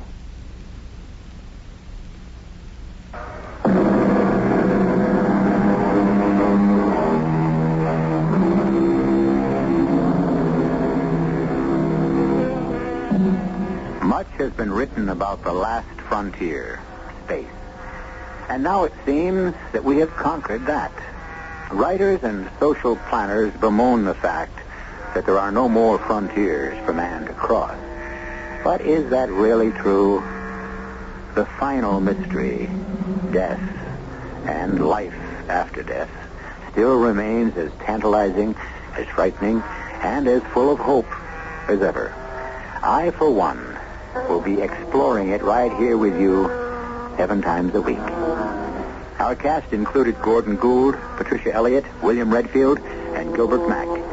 The entire production was under the direction of Hyman Brown. Radio Mystery Theater was sponsored in part by Buick Motor Division. This is E.G. Marshall inviting you to return to our Mystery Theater for another adventure in the macabre. Until next time, pleasant dreams.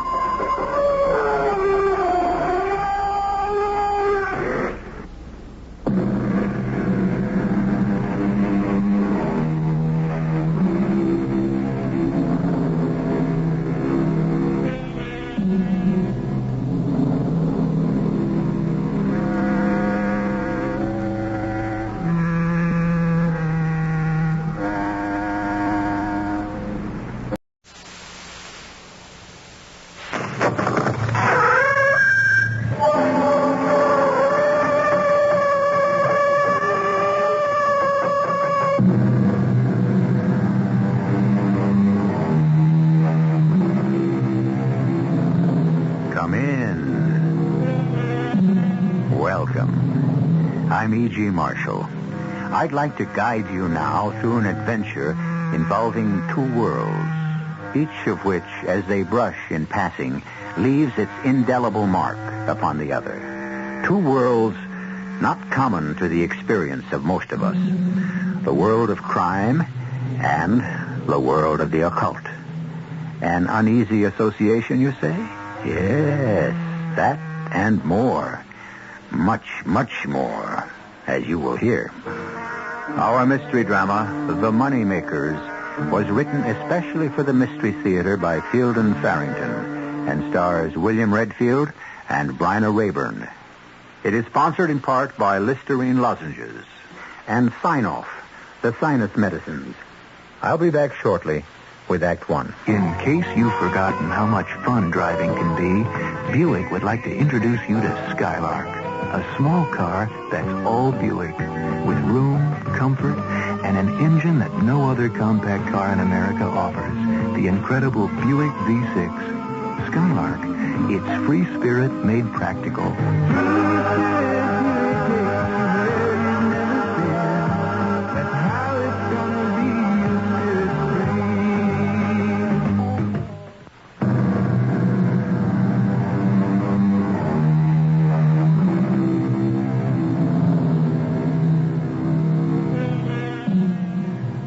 Stories are best told by eyewitnesses, or, better still, by participants in the events themselves. For this occasion, I have such a participant to tell you his own story. He is not your run-of-the-mill narrator, however. He is, to put it plainly, a ghost.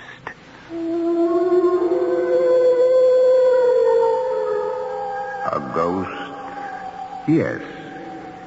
These 100 years past, I have been a ghost, restricted to the haunting of a single old house. How this came about, I suppose, might interest some, but that is not the matter I wish to dwell upon. I want to tell you instead a story of much more recent vintage, and I believe of far greater interest. You're kidding. This is the house? Well, what were you expecting, Steve? Buckingham Palace? Oh, I think it's kind of sweet. Julie thinks everything's kind of sweet. It's moldy. You open the front door, the whole thing falls down on your head. Now, look, I should have picked out the place myself. Well, it wouldn't look bad if it had some curtains on the windows and maybe if somebody cut the grass. Now, Steve, the rent's dirt cheap and nobody comes snooping around. It's exactly what we're looking for. Fellow in the village said it's haunted, too. Haunted? Oh, I didn't hear that. Oh, I never was in a haunted house ever in my life. Now, look, if I'm going to have to spend the rest of the summer listening to you beef about the house, we might as well quit. He wants a medal. He found a moldy old house with a ghost in it. Okay. You want me to back the van out of the driveway and we call the whole thing off? Okay, no call to get all steamed up. I lived in lousy dumps before.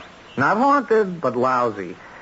Come on, let's get unloaded. We got a printing press to set up.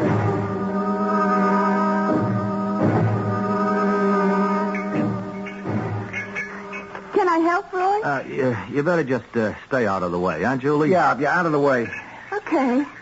Hey, what are you going to do with a printing press way out here in the country? Okay, Roy, tell her. Steve and I have decided to go into the printing business for ourselves, Julie. Oh, that's nice. But way out here? Well, you don't understand, Julie. You see, what we're going to do is, Well, look, of course, I know anything about business or any of that, but I think you'd want to be like in the city or somewhere. I mean, what's going on way out here? Oh, we'll return to the city. That's why we took this place just for the summer. I mean, we want to set up here in the basement and practice, see? So by, say, October, we'll really know what we're doing and be ready to compete with the best in the business. Oh. Well, so what are you going to print? While you're practicing, I mean. What are we going to... Well, you know, this and that. It don't matter what you print, you know. It's how you print it. Oh. Can we get moving? At this rate, it's going to be October before we get the damn thing even running. Yeah, right. Okay, Julie, you want to go upstairs and fix us some lunch? I mean, driving makes me hungry. All right. Ham and cheese on rye, all right? Yeah, sure, fine. Whatever. Yeah, well, I'll fix some coffee also if I can find the pot. Thanks. That's great. You mean to tell me she's going to buy a kooky story like that? We're going to spend the summer practicing? Julie believes anything I tell her. Yeah, I guess. Anything anybody tells her. Julie's okay, Steve.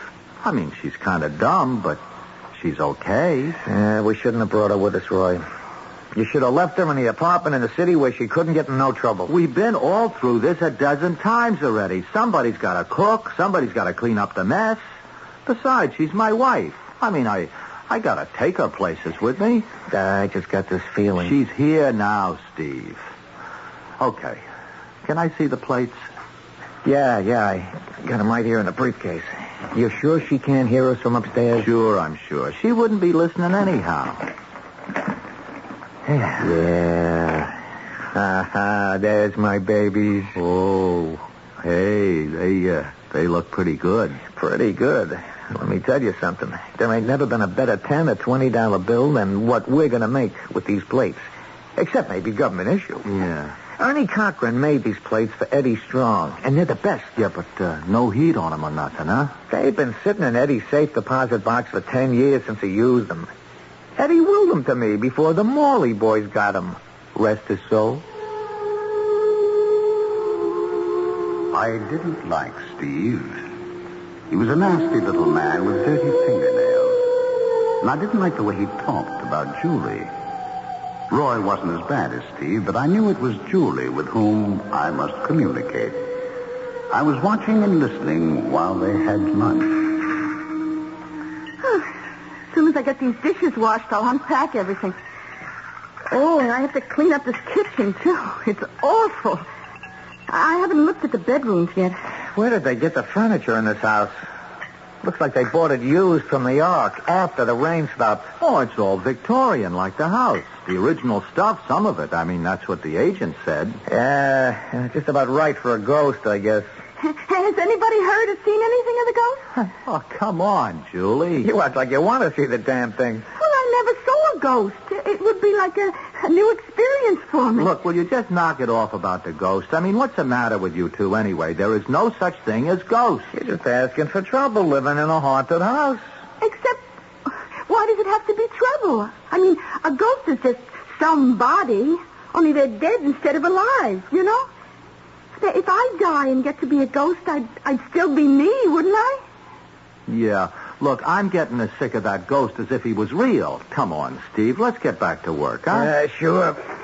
Only why did you have to rent the house with a ghost in it? That's what I can't figure. Oh. Julie. Roy?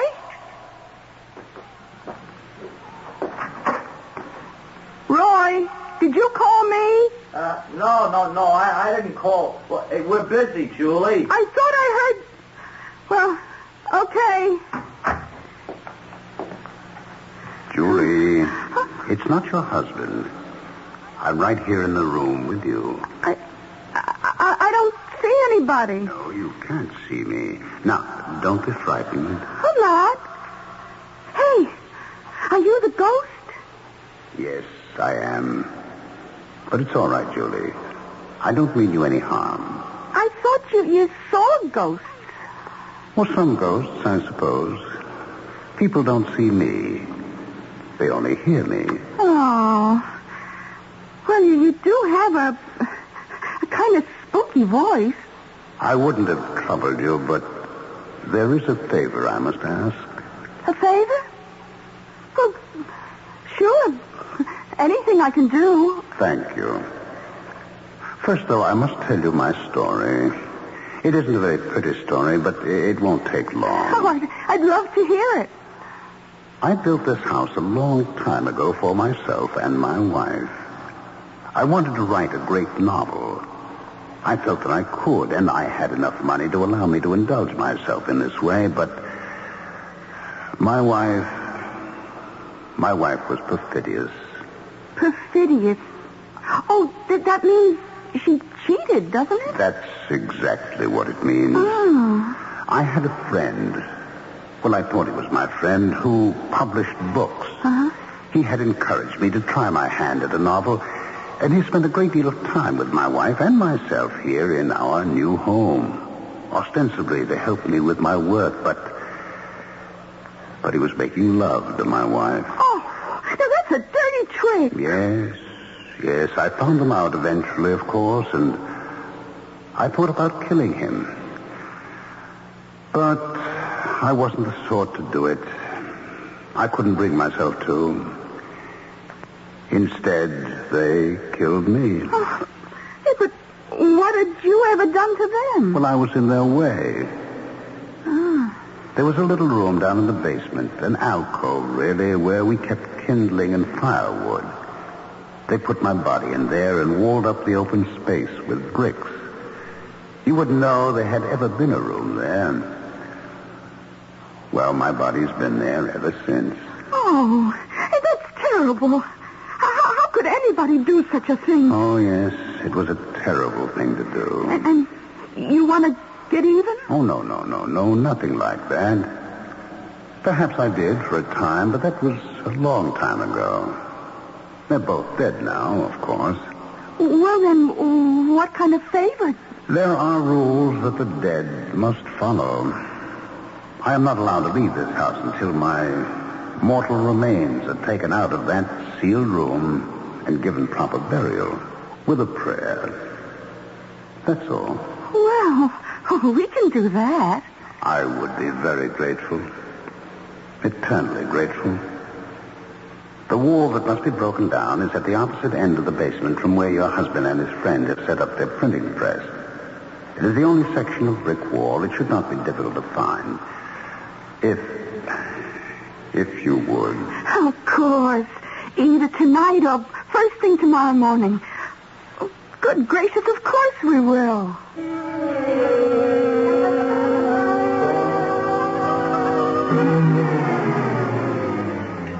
Oh, now that was a steak. Yeah, better than the beans and franks we'd have probably had if Julie hadn't been here, right, Steve? Oh, why wouldn't I be here? Oh, after a steak like that, I ain't mad at nobody. You stay forever, Julie. Hey, any more of that beer in the icebox there? Yeah, most of the case. You want a beer, Roy? Yeah, sure. Why not? Okay. Hey, kitchen looks pretty respectable the way you got it cleaned up, Julie. It's really a sweet little house. We got to get hold of a TV somewhere. Roy, can I talk to you? Sure, baby. Look, you got to believe this, Roy. I was talking to the ghost this afternoon, just after lunch. Julie, come off it. Talking to it? His name is Noah Carpenter. It was, anyway. He was murdered in this house. I don't know how long ago, when it was new, and they hid his body in an alcove down in the basement. He wants us to take it out of there and bury it. Are you trying to tell me you found all that out from a ghost? Yeah. A talking ghost? Talks just as good as you. Better if you want to know. I don't like it. I don't like ghosts around underfoot. Wait a minute. Are you both crazy? For Pete's sake, there is no such thing as ghosts. Look, we have to break through a brick wall down the basement. I know where to look. And we have to take him out and bury him and say a prayer. A prayer? You want to do it now or wait until morning? Roy, I want to rush this job through and get out of here. This place gives me the creeps. Look, you're both out of your skulls. We're going to go right ahead and do everything the way we planned it. We're not going to rush things, and we're not going to go looking for dead bodies. I mean, what is the matter with you two? Look, I can do it myself if you won't help me. You are to stay out of that basement, Julie. That's an order.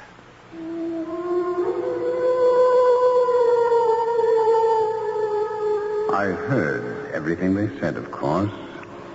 and I was quite puzzled by my own reaction.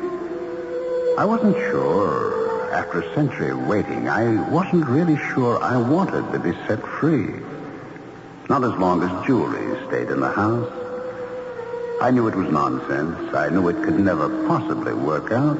I was a ghost, after all, and she was very, very much alive. But I was in love with Julie.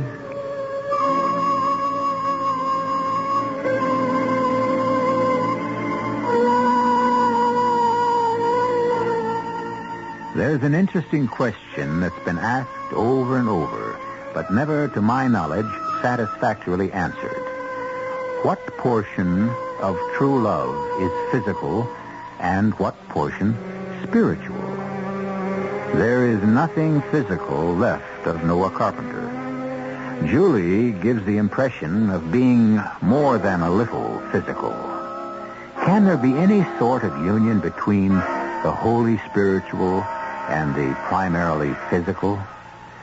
We'll look for, though I can't guarantee to find, an answer when I return shortly with Act 2. I want that sinus medicine. Headache tablet? No, the sinus medicine that relieves headache and congestion, internal sinus pressure, and postnasal drip. You mean sign-off? Exactly. Compare sign-off tablets with anything you've ever taken for sinus.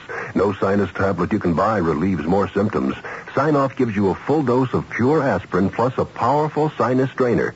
Sign-off works fast to help sinus pain while you drain. S-I-N-E-O-F-F. Sign-off, the sinus medicines in the bright red box. Take when needed, only as directed. In the Bahamas, we got island here for you.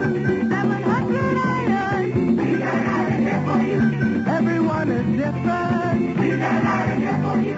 Whatever your pleasure, we got island here for you. Welcome to the Bahamas, the country of 700 islands. I'm Captain Henry Pryfrom of Bahamas Air, the Bahamas Own Airline, and I'd be pleased to show you our islands. I can fly you to colonial-style Nassau Paradise Island, or to swinging Freeport Bucaya, to Eleuthera, where the pineapples grow, or to Bimini, where the fishing is fantastic. Every one of our Bahama islands is a whole different experience. You choose your favorites, and I'll fly you there. In the Bahamas, we got island here for you. 700 islands, we got island. The Bahamas, the country of 700 islands. 8-day, 7-night packages range from $89 to $436 per person, double occupancy, plus airfare. Call toll-free 800-327-0787. Bahamas Tourist Office. Hello there, mystery cuckoos. Oh, this is Gene Shepard. Oh, speaking of mysteries, as far as I'm concerned, the greatest mystery of them all is the one that you used to see in the old movies. You remember when you were a kid and you'd go on a Saturday afternoon, you'd see these movies with guys like Charlie Chan in them, and there would always be a scene where these people are living in a haunted house that was owned by the dead Duchess or the dead Countess, and there was reputedly ghosts or something terrible there. And this girl is asleep in this bed, and the wind is blowing the curtains.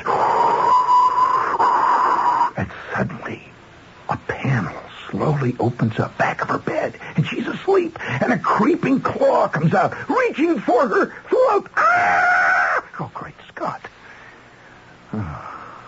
You'll hear the rest of the story tonight at 9:15 on the Gene Shepard Show, Monday through Friday, of course.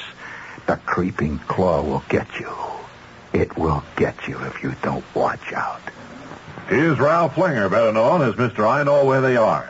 Ralph, whatever became of Edwin Lowdy, the inventor of the bridge lamp? Oh, yes. Well, he's well up in his 90s now, but he still works every day taking chain-link fences apart.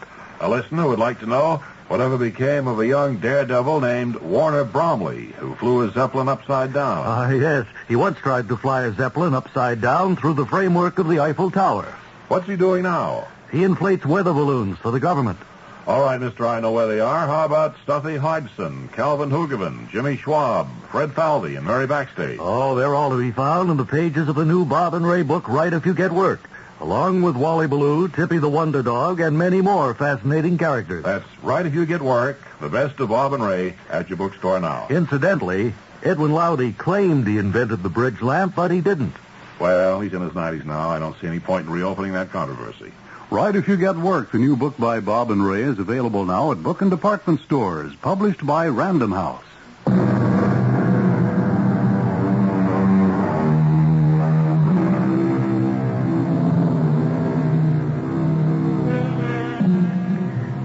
very strange things are happening in the old house which Noah Carpenter has been haunting these past 100 years.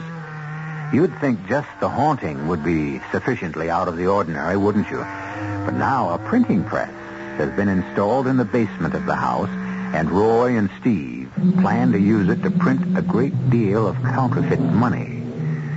And as if even that weren't enough, Noah, the ghost, has fallen in love with Roy's wife, Julie. All very involved and seemingly unresolvable. Okay, that's enough. Don't waste the paper. It's just a test run. Right. Hey, the 10s look pretty good, Steve. Yeah, and the 20s, too. Pretty darn good. You better believe it. I mean, like real, you know? I'd take them any day. Except they all got the same serial number. Anybody would take them. You know, I bet you could run these things to a bank one at a time. It gives me a kind of a creepy feeling, you know? Making my own money. You'll get used to it. What are we going to do with it, you know? After we get it printed? I told you already. I got it fixed up with Sam Brophy. You know Sam? No. The handler, they call him. Oh. He gets the stuff into circulation. Yeah, but how? I mean, how does he do it? Well, that's his business. I'm not about to ask him. Yeah, but how much... Well, I never asked you how much his take is. We get 20%. We get 20%? That's right. We give him 250,000 queer ones, and he gives us 50,000 straight ones. 50,000? Out of 250,000? It's a real good deal. Yeah, but I figured, couldn't we do it ourselves? You know, pocket the whole 250 grand? Forget it. Why? For one thing, I got a deal with Sam. Besides, he's got the contacts, and we ain't. We try something like that, we're both going to end up doing a stretch. Oh, man, you make $250,000, you end up with only 50,000. It seems kind of lopsided to me. And we split it, so it comes to 25 grand apiece. That's what I mean. So when was the last time you were $25,000 spending money? I never did.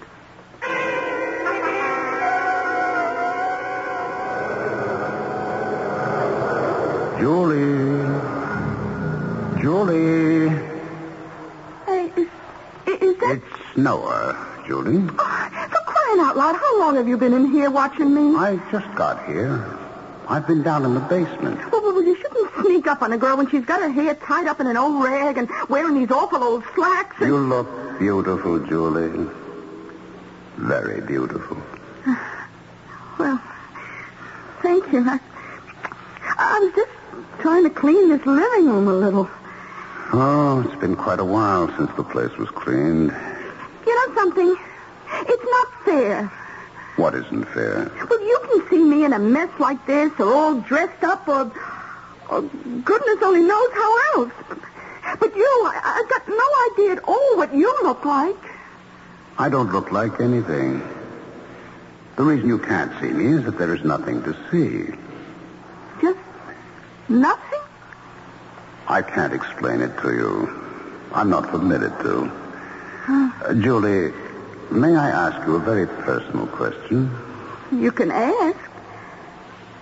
Do you love your husband? Oh, that's some question. I mean, I'm married to him, aren't I? Well, that's not what I asked, is it? Well, maybe I don't know the answer. I'm married to him, and he doesn't push me around or anything. What do you care? I mean, what business is it of yours? If I were something besides what I am, well, I think I'd have to say I'm in love with you. Oh, golly. However, it's quite absurd. We won't talk about it anymore. Actually, I was wondering how badly you'd be hurt if you knew. Well, or perhaps you do know. Know what? What Roy and Steve are doing down in the basement. They're going to print counterfeit money, Julie. $250,000 in counterfeit 10s and 20s. That's against the law. Roy's not a criminal. If he isn't now, he will be very soon. What am I supposed to do? Leave. Get out of this house and away from this whole business. You mustn't get involved. Oh. You're a fine person. Too good to go to prison for something you had no part in. Prison? Why should I go to prison? You're an accomplice, Julie. You've helped them. disassociate yourself from those two? I don't think I could just pack up and leave. Not without talking to Roy first, at least. I'm afraid that would be a very dangerous thing to do. For heaven's sake, why? Well, what's dangerous? I don't know about Roy, but I'm quite sure that Steve is potentially a violent man.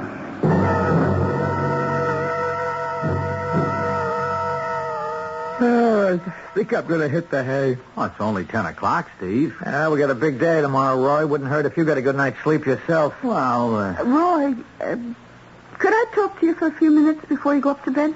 Huh? Oh, okay, sure. If we got a problem or something here, I don't have to go right this minute. Look, it's personal, Steve. Between me and Roy.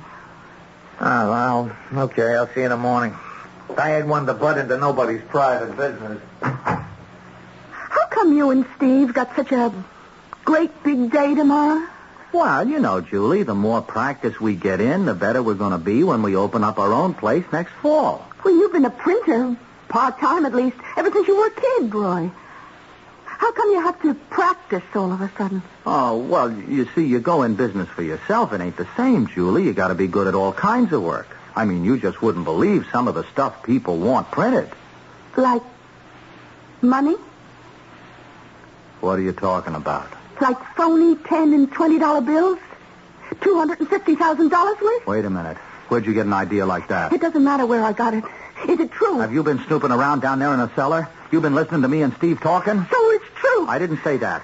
I said, where'd you get hold of such a crazy idea in the first place? Where I got the idea is my business, and I'm not going to tell you.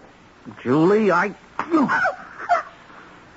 hurts. Now, look, that's a sample, see? Just a sample. Next time, I don't just slap you. Now, where did you hear all this crazy stuff? Noah told me. Noah? Noah Carpenter. The ghost. Look, I wasn't kidding, Julie. The next one is going to be a real... You hit me once more, and I'm out of this place like a shot. Steve was right. We never should have brought you out here. Steve. Roy? Hey, was that you said my name, Roy? It wasn't Roy. My name is Noah Carpenter. I'm the ghost. You're the... Hey, come on, cut it out. Roy, stop kidding around, will you? It isn't Roy. Does my voice sound like Roy's? Roy? Roy, help! That isn't going to do you any good. How do you think Roy can help you? You help!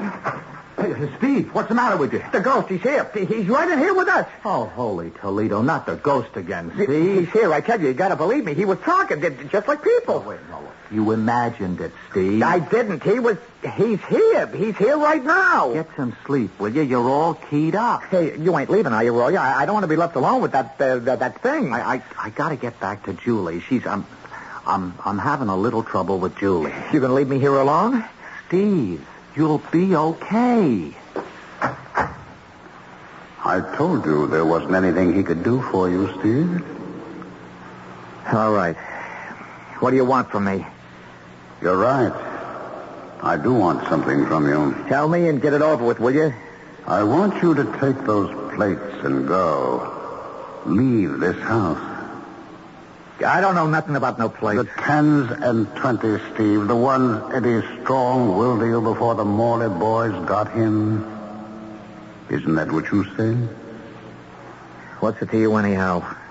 Why should a ghost care about what people do? Since I do care, it isn't important why, is it? Okay, what if I just said you to go to blazes? I'll see to it that you're apprehended and brought to justice. Both you and Roy. Now, how are you going to do that? You ain't nothing but a ghost. I've told Julie about the counterfeiting. I expect her to help me. Julie ain't going to blow the whistle on me and Roy. He's her husband. I don't think Julie wants anything to do with that kind of money. Well, just say she does, though. What could you do? The fellow in the village was talking about you. Said you couldn't leave the house. You're stuck in here. Yes, that is true. So there ain't a darn thing you can do if Julie don't blow the whistle. I'm depending on Julie.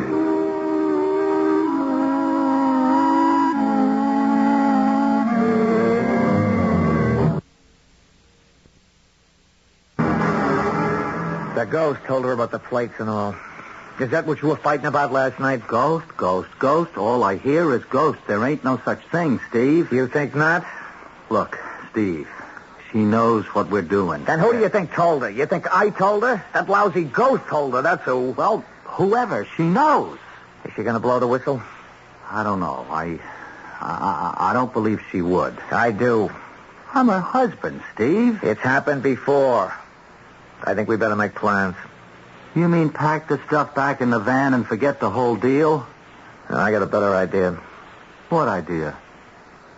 There ain't a thing that Ghost can do to us without Julie's help. He admitted it last night. Steve, I got enough trouble without Ghost. What kind of a plan have you got, huh? The Ghost is real. You'll have to take my word for it. But without Julie, he can't do a thing to us. Not one darn thing. So what's the plan, Steve? We got a hole somewhere down here in the cellar with one body already in it. Why not make it two? We're going to have to waste Julie.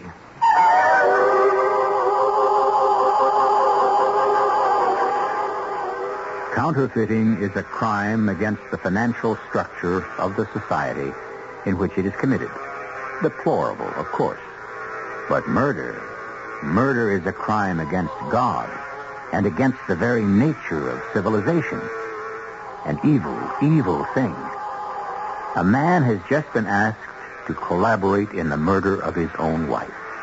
Not in a passionate frenzy, but in cold blood. We haven't heard his answer yet, but we shall when I return shortly with Act 3. Buick's 1976 Century Regal is the most luxurious mid-sized car Buick builds. But it's also got a practical side. In fact, it makes a concession to practicality that no other American mid-sized car does. It comes with a V6 engine, and a Buick V6 at that. Regal, it's got the spirit.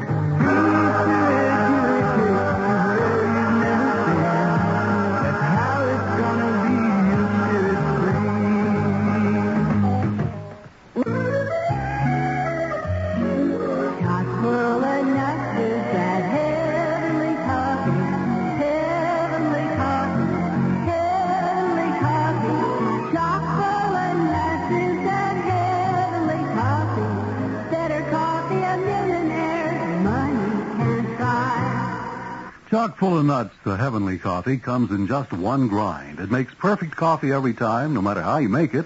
Whether you use the old-fashioned percolator or any of the new automatics, Mr. Coffee, Norelco, West Blend, or any other coffee maker, Chock full of nuts is the only coffee that gives you that perfect heavenly flavor in any of them. Chock full of nuts all-method grind coffee is a blend of the world's most expensive coffees in one grind. It makes heavenly coffee in any coffee maker, too.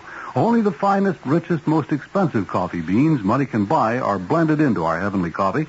So because we pay more for our beans, you get more flavor with the coffee. It's worth it. Why don't you try it?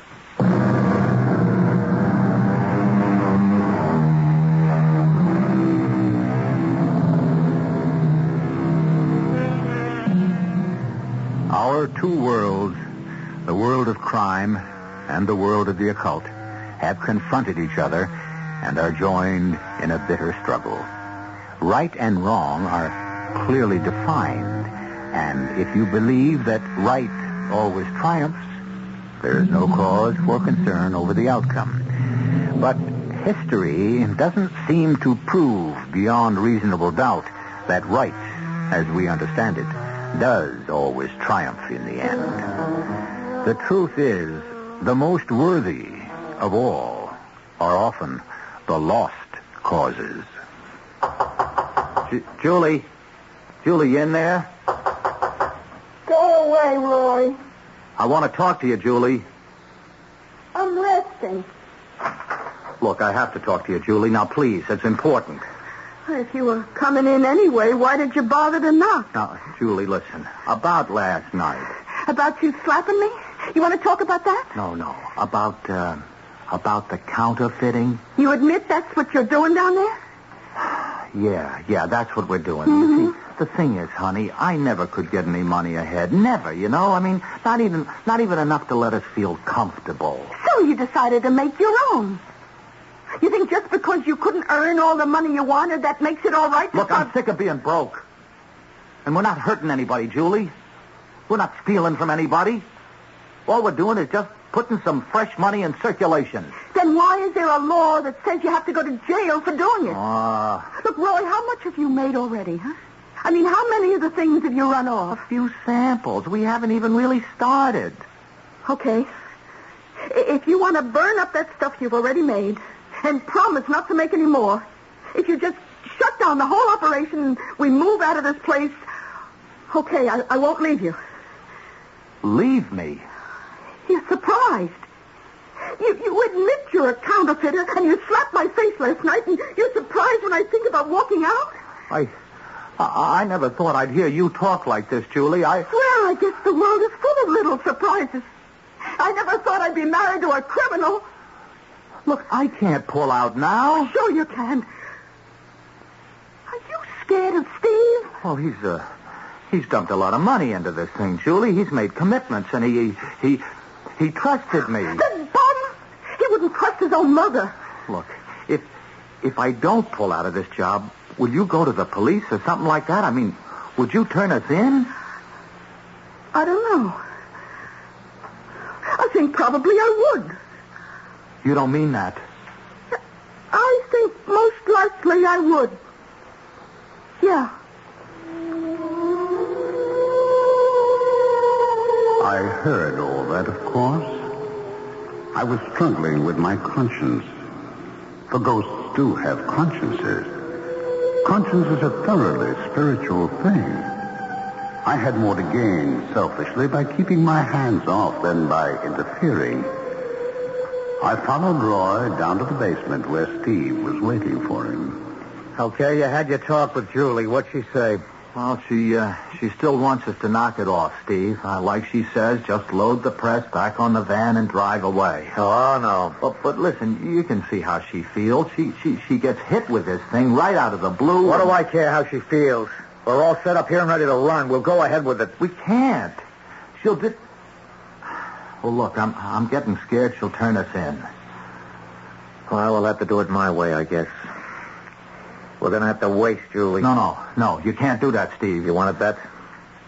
Hey, you don't have to pull a gun on me. You better get used to it, Roy. I gave you a chance to go along like a nice guy, and you blew it. Now, you do things my way, or you get your head blown off. Place is going to be lousy with ghosts.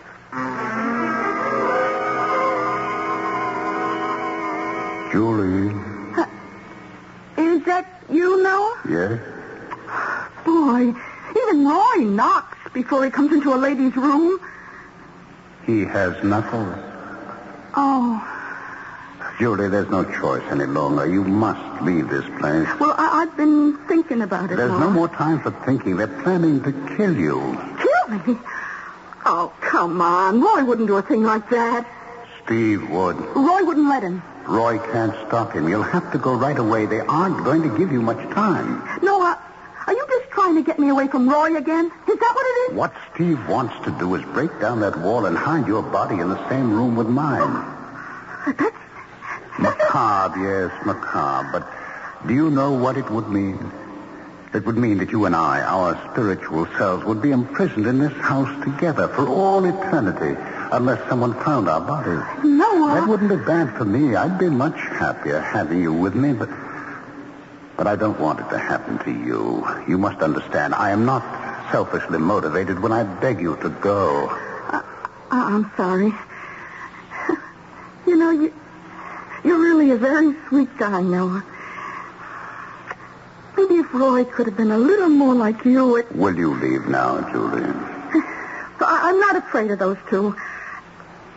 I haven't decided yet.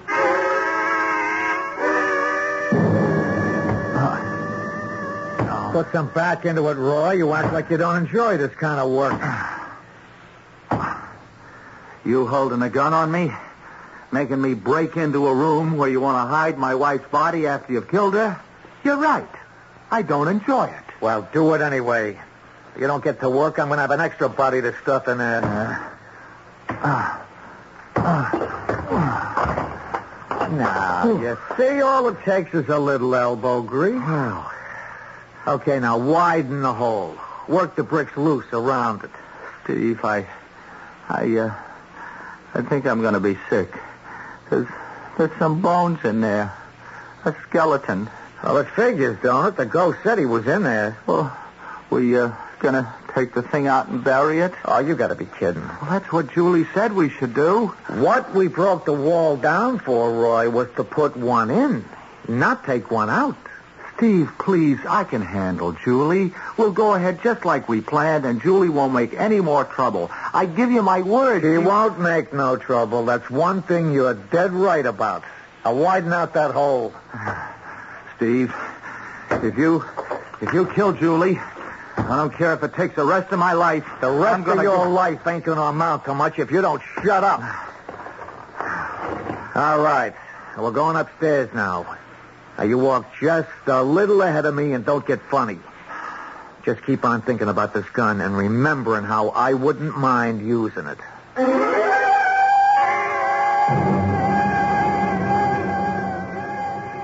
Noah? Are you still here? Yes, I'm here, Julie. Look, I've decided to take your advice. I'm going to leave just as soon as I can get packed. I'm afraid it's too late, Julie. They're coming for you right now. Coming for me? Steve and Roy. Steve is forcing Roy at gunpoint. He has no choice. Oh, what shall I do? Take the phone off and put it down on the table. If they're coming right now, I won't have time. It's the only way I can help you, Julie. I can't manipulate material objects. I can't pick up the phone or dial it. I can't interfere physically, no matter what Steve does to you. Please, just lift the phone off and dial 0. Please, Julie. Julie, he's got a gun. There wasn't anything I could do. Come on downstairs, Julie. I'm going nowhere with either of you. Okay, take her down, Roy. Come on, Julie, please. We got to do what he says. I don't have to. Julie. You get your hands off me. Honey, he just wants you to come downstairs. I mean, that's all he wants. Sure, old Steve wouldn't hurt a fly. You know that. Operator, please send the police to the old Carpenter place out on Beechwood Road. It's an emergency. There's going to be a murder. Right to the back of the cellar. Show her where. He's going to kill me, isn't he, Roy? I tried to stop him, Julie, but he made me. Okay, right over there. Now, you see that hole? It's real cozy in there. Got a skeleton and everything. A skeleton? You found Noah. Somebody, anyway. What used to be somebody. Now, listen, we have to take him out and bury him and say a prayer. You can do whatever you want after that, but we have to You see that hole? Crawl on through there, Julie. 100 years he's been in there. Nothing but bones. Get on inside. I will not. I didn't ask you. I told you. Now do it. So you can shoot me in there instead of out here? You want me in there? You put me in there. If that's the way you want it. Don't do it, Steve. What? Who said that? Noah? That damn ghost again. Not damned, Steve. Confined to this house until my bones are properly buried, but not damned. You're the one who has that to look forward to. I don't need your lousy sermon. Do you have any idea what the punishment is for murder? Life, if they catch you. So? I don't mean worldly punishment. I mean the final judgment and punishment, and you'll be caught, Steve. There is no place to hide. You're going to give me the fire and brimstone routine now? I heard that since I was a kid. Fire and brimstone for some, but for a greedy one like you, something more imaginative, I should think. For example, poverty. Never enough to eat. Never enough clothing to cover you decently or keep you warm. Never the hope even that things will get better. That ain't the way I heard it when I was a kid. And loneliness.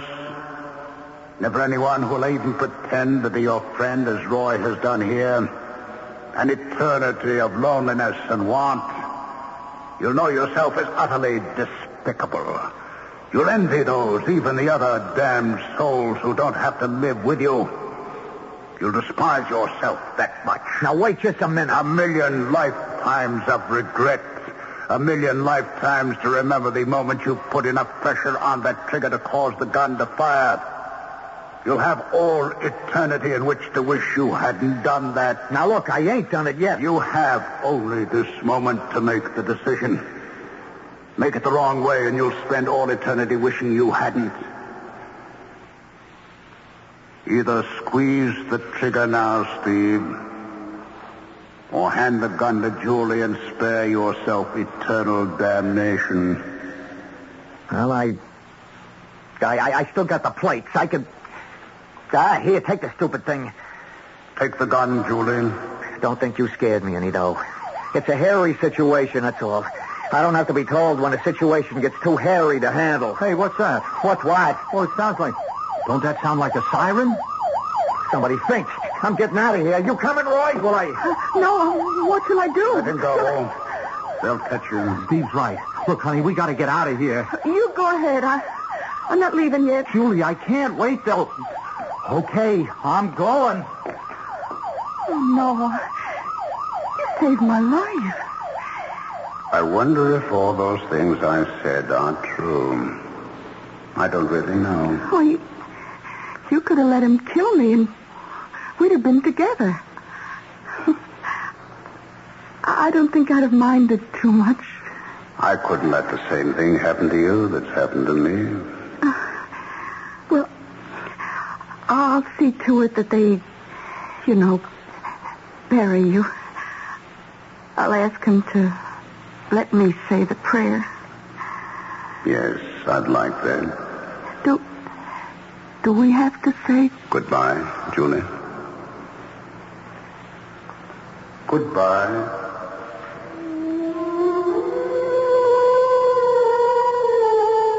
They did take my body out of the old house, and I think they must have buried it. Because I somehow feel that I'm about to move on. I shall miss Julie. Miss her very deeply. Still, the mortal span is short. Another 50 years, another 60. We'll meet again, Julie and I.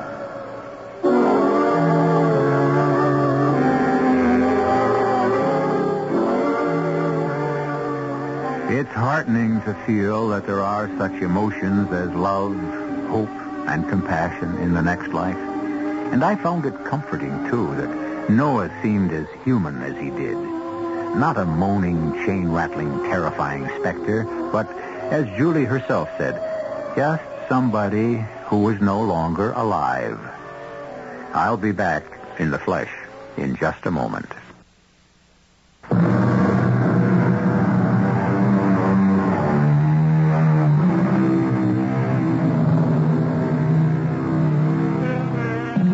Steve and Roy were both apprehended. They were tried, convicted, and are serving relatively short terms. Julie has gone her own way and is doing well. She often thinks of Noah. As for Noah, I don't have a follow-up on him, but there must be rewards as well as punishments, so I'm not worried. I'm sure I needn't worry either about having you in the audience for our next mysterious tale.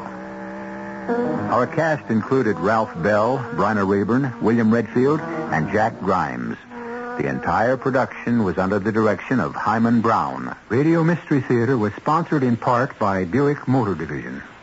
This is E.G. Marshall inviting you to return to our Mystery Theater for another adventure in...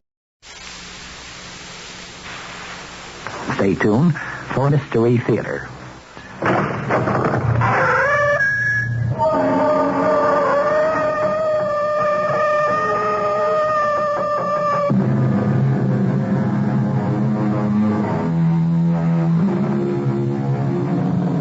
Come in. Welcome. I'm E.G. Marshall, missionary from the world of the mysterious and the macabre. Things would be better all around, easier certainly, if evil looked evil, sounded evil, smelled evil. Good and evil. It's reached a point where these days, to so many people, they appear to be so much alike. Our mystery drama, The Moonlighter, was written especially for the Mystery Theater by Sam Dan and stars Howard Da Silva. It is sponsored in part by Buick Motor Division and Anheuser-Busch Incorporated, Brewers of Budweiser. I'll be back shortly with Act One. Way back in 1876, it was brewed and aged to deliver a taste, a smoothness, and a drinkability found in no other beer at any price. I'm talking about Budweiser. And it's still brewed that way today, with pride, without compromise, to be the king of beers. The largest selling beer in the history of the world, for one simple reason. That Beechwood-aged Budweiser taste. And that speaks for itself. Hear it talking?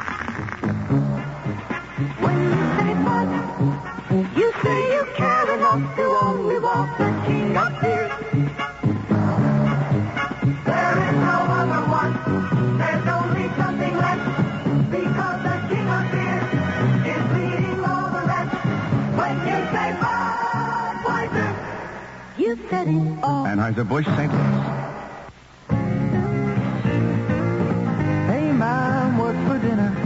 Hey, Mom, what you got? What's for Thanksgiving dinner? Your ShopRite supermarket has the answer. Start with turkey. ShopRite young grade A Tom, 16 to 24 pounds, 57 cents a pound. Or hens, 10 to 14 pounds, 63 cents a pound. Serve with ShopRite cauliflower or broccoli spears, just 99 cents for 4 10-ounce packages. And ShopRite jellied cranberry sauce, of course, 3 1-pound cans for 89 cents. For dessert, ShopRite premium quality Elizabeth York ice cream, 1/2 gallon for $1.39. Start a family tradition. Shop ShopRite for value. She wants the best. She does all that she can do. She lets ShopRite do the rest. Hey, Ma, what's for dinner? ShopRite has the answer. Hey, skiers, get ready for the ski show, Expo Winter 75. This year, the focus is on the great ski bargain hunt, the best thing that ever happened to your ski budget. Plus a dozen different shows with champion freestyles, films and fashions, trips and tickets, and equipment displays for first-timers to hot doggers. Après-ski meets you at the brewery for music and mixing at the ski show, Expo Winter 75. Take someone you like to the ski show opening Thursday at 6 at the New York Coliseum.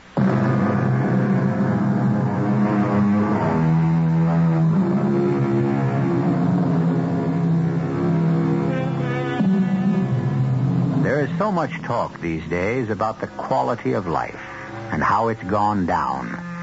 I'm not prepared to argue the point one way or another, but one thing I admit has certainly gone down. And that's the quality of argument, especially between husbands and wives. It seems to me that husbands and wives used to have heated, passionate arguments over great emotional issues, love, faithfulness, even sex. Today, it's mostly been reduced to ill-tempered spats and tantrums over money. Oh, is this our brave new world? Is this what it all comes down to? Well, Stanley and Gladys Morrison are at it again. Well, what answer do you get? I don't know. I've added it 3 times, and it keeps coming out differently. Well, how can you concentrate on the figures with that damn recording blaring in your ears? It is not a damn recording. It is Mozart. I have to know how many checks you wrote this week. Performed by the Boston Symphony. I'd add it up myself, but I can't read your handwriting. And, what's his name is conducting. You went to the most expensive girls' private school. You went to the most exclusive girls' college. Darling, you've got it twisted. The private school was exclusive. The college was expensive. Didn't they teach you to write? Stanley, why do you become so excited about money? Gladys, I don't want the account to be overdrawn. Your cheeks are all flushed. Your eyes are filled with fire. It's almost a sexual thing. Gladys, listen to me. But I've been listening, darling. And I have solved the problem. You don't want the checking account to be overdrawn? Well, let's just put in an extra $100 now and then to act as a sort of cushion. In the first place, it's wrong. In the second place, I don't have an extra $100. Oh, darling, you say that as if $100 is a fortune. I never heard you fuss like this over $100 before. Gladys, we have to cut down. Well, I do my best, darling. Okay. I guess it's not fair. No, it certainly isn't. You were brought up a rich girl. You never learned how to worry about money. Well, darling, it did seem silly to worry about money. After all, there was so much of it. And when you married me, I was making plenty of money, huh? And you still are. No, I'm not making that much anymore. Stanley, do you mean you received a cut in salary? No. Well, then how can you say you're not making as much money? Because the money isn't worth as much. We simply have to economize. All right. I'm willing.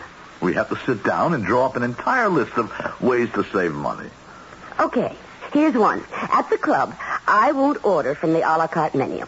I'll just have a sandwich and coffee. What we should do is resign from the club. What? It's become very expensive. Stanley, why suddenly? Are we... Well, is everything so tight? I don't know, Gladys. Things have been going up, steadily, quietly, and one day you turn around and there just isn't enough money. Why don't you ask for a raise? A raise? Do you realize I realize that you're not getting paid what you're worth. I'm not sure this is the right time. All you have to say is, look, I must be paid more money. The dollar is worth only 57 cents now. Oh, come on, Gladys. That's what you told me it was worth. Say, look here, Chris. I have to resign from the country club. I'd take my daughter out of private school. I can assure you that Chris Delavan couldn't care less whether I belong to a country club or send my daughter to I'm sure he does. That's the sort of man he needs. A man who travels in the kind of circles where he can meet potential customers. Gladys, you should never ask your boss for a raise if you're not prepared to quit. I know that. Then you know I couldn't afford to quit. I suppose not. What does that mean? Stanley, the minister said for richer, for poorer. I really wasn't paying much attention. I'm sorry. It's the state of the economy. No, I think it's the state of your mind. You are the most important man in that company. Well, not really. Why don't you ask for a raise? I told you. You didn't tell me the real reason. You're afraid. Oh, that's ridiculous. Darling, this argument has lasted 6 minutes. If it goes on much longer, it will become a quarrel, then a conflict, which will lead to a rupture. And before we know it... All right. I'll see what I can do. I know you will, Stanley, darling.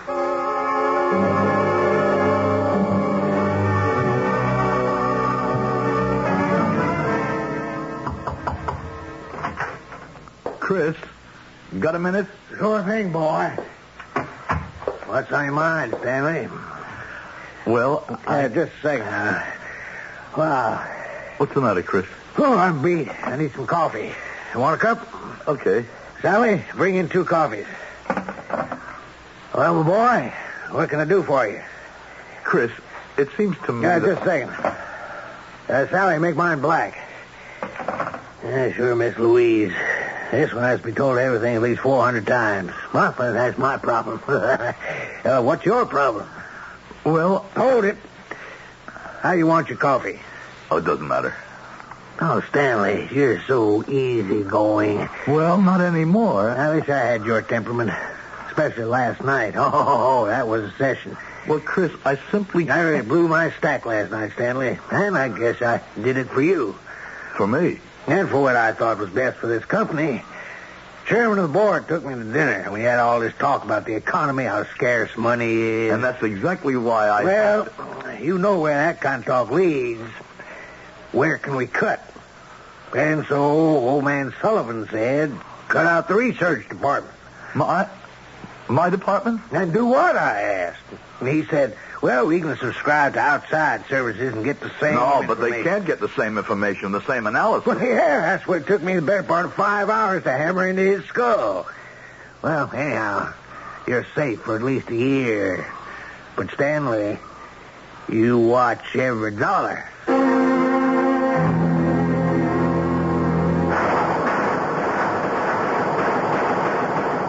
Okay, Stanley.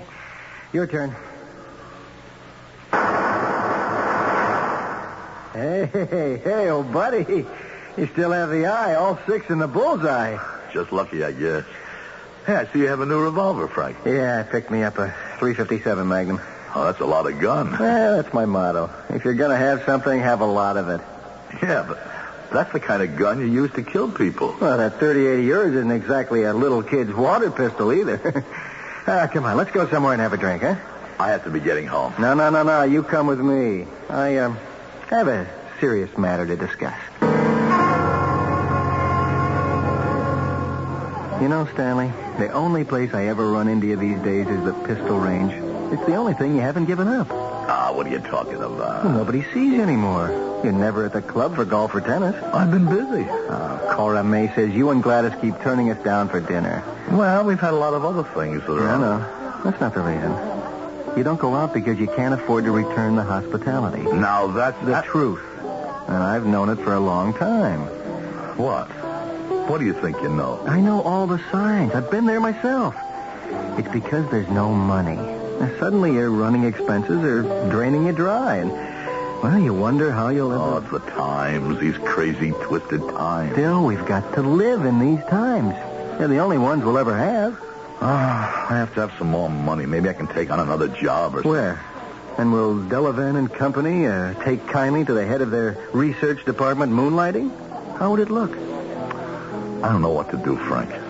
And Gladys, it'll kill her if it keeps up. No, you may laugh at that. I'm not laughing. She can't help the way she was brought up. And to me, it was so great that someone like her could fall for me. And you can laugh at that, too. It isn't funny. Sure, okay, we won't starve or even come close, but she can't have all the things she always took for granted. I mean, well, maybe it's wrong of her, maybe it's vanity, but, well, that's how she is. I understand. And then she won't leave me. And she'll always feel that I failed her, and I have. Stanley, quit beating your breast and do something positive. I tried. I was going to ask for a raise. Did Chris sense it? Did he finesse me? If it was a bluff, I just couldn't call it. Look at me, Stanley. Now, I don't make as much money as you, and I've got just about the same expenses, okay? Well, I just bought myself this suit for 280 smackers. The car outside is brand new, and you know it's not cheap. Now, this summer, we spent a whole month in Europe. How do I do it? You're in debt up to your ears. No, not even for a nickel. Guess again. You sold your soul to the devil. Well, what? It's not a completely ridiculous answer. What do you mean it's not a completely ridiculous answer? There could be some truth to it. Well, now I don't know what to say. Well, you're on the right track. Well, if that's the right track, that's as far as I want to go. Suppose you could make yourself an extra $10,000 a year. Doing what? Tax-free. Who would I have to kill? I don't know. Yet. What kind of an answer is that? A truthful one. Frank, do you know what you're saying? Yes. You're saying I would have to kill somebody. That's right. Somebody who is, as yet, unknown. Well, why would I want to kill anybody? For money. Oh, no. You mean you'd do it for nothing? I wouldn't do it at all. That's what I had to find out. Frank, hey, do you mean you're tied up with... You're involved... That you killed people? Yes. Yes. You sit there and you say yes so calmly. How can you say this to me? Aren't you afraid I'd go to the police? No. In the first place, you're my oldest, closest friend. And I've taken you into my confidence. Yeah, but this has to do with murder. In the second place, what could you go to the police with? What could you prove? And in the third place, after you think this over, you'll want to know more about it. Oh, no, Frank. I know too much right now. And I don't want to hear one more word. Okay, Stanley. I won't say one more word. Until you ask me.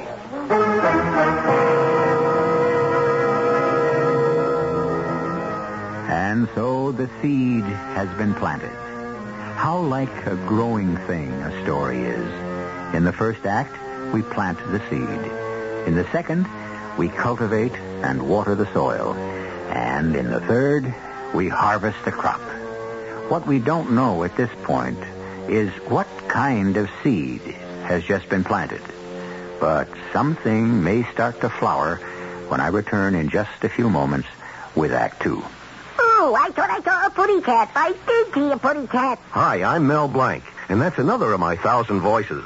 And that's why they asked me to tell you about lemon mint Listerine lozenges. Because when your throat is hot and dry from a cold, they make it feel cool and soothed. And Listerine's anesthetic medicine helps give fast, temporary relief from minor sore throat pain. Lemon mint Listerine lozenges. No matter how many voices you've got, you've only got one throat. So you get Listerine lozenges, folks. Use only as directed. Well, good old Uncle Sam has done it again. If you know anybody on Social Security, listen to this.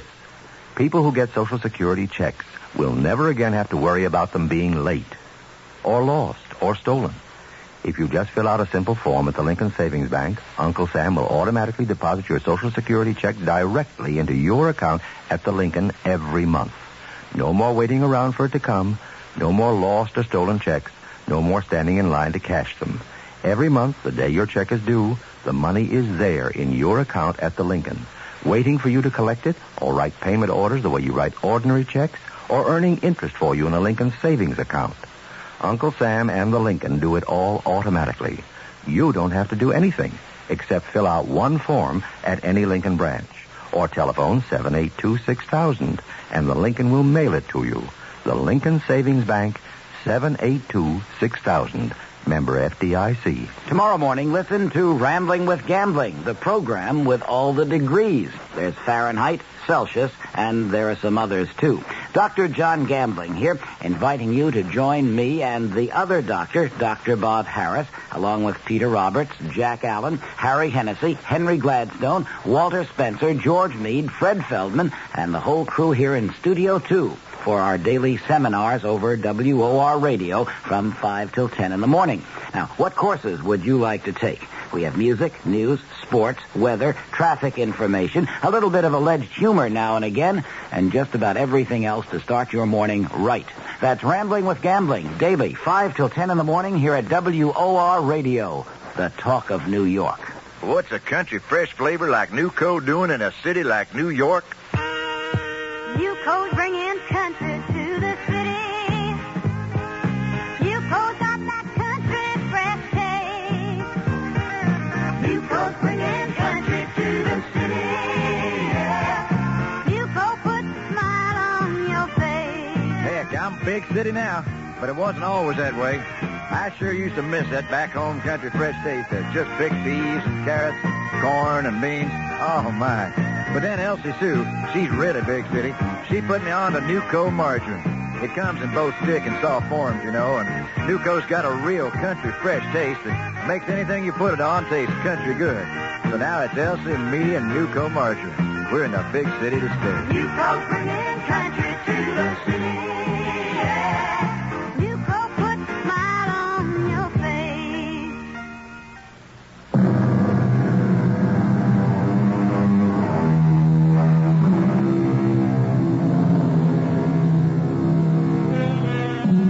According to statistics, the majority of all arguments between husbands and wives are about money. Does this mean they don't have disagreements about other things? No. It only means they don't have long, drawn-out arguments about them. Money. They say it doesn't buy happiness. I suppose that all depends on what you mean by happiness.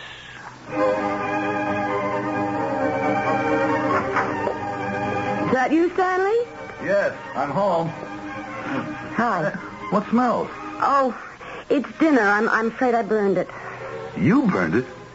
Did you make dinner? Of course. What happened to Mrs. Soames? Oh, well, I had to let her go. You let her go? We have to save money, don't we? Yes, but you can't even boil water. Well, I'll have to learn. Look, Gladys, Stanley, for the past few months, you've been telling me how terribly tight money has become. Now, is it true? Well, yes. The club, Judy's private school, the extra car, the boat, Mrs. Soames. We simply cannot afford all of those things anymore. Can we? Well, It has to do with this inflationary period. Perhaps soon things will become normal. And perhaps they won't. Perhaps this will become the new normal. Since you are unwilling or unable to make more money, all this is merely idle chatter. Sit still, I'll get it. Hello? Yes, Coroner. Oh, fine. Tuesday night for dinner. Tell her we'll be there. Oh, darling, I'm sorry. We're tied up on Tuesday. I said tell her we'll make it. Oh, I'd love to play Cora May, but I'm afraid this week is out. I seem to have developed a tennis elbow. But we'll get together. Let me call you. Right. Bye.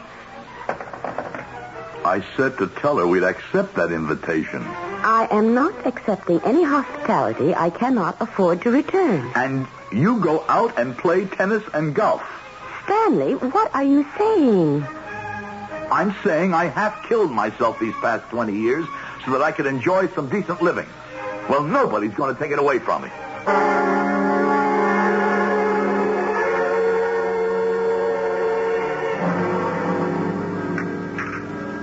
Well, Frank, dessert? No, I don't want any dessert, and I don't want another cup of coffee or a liqueur.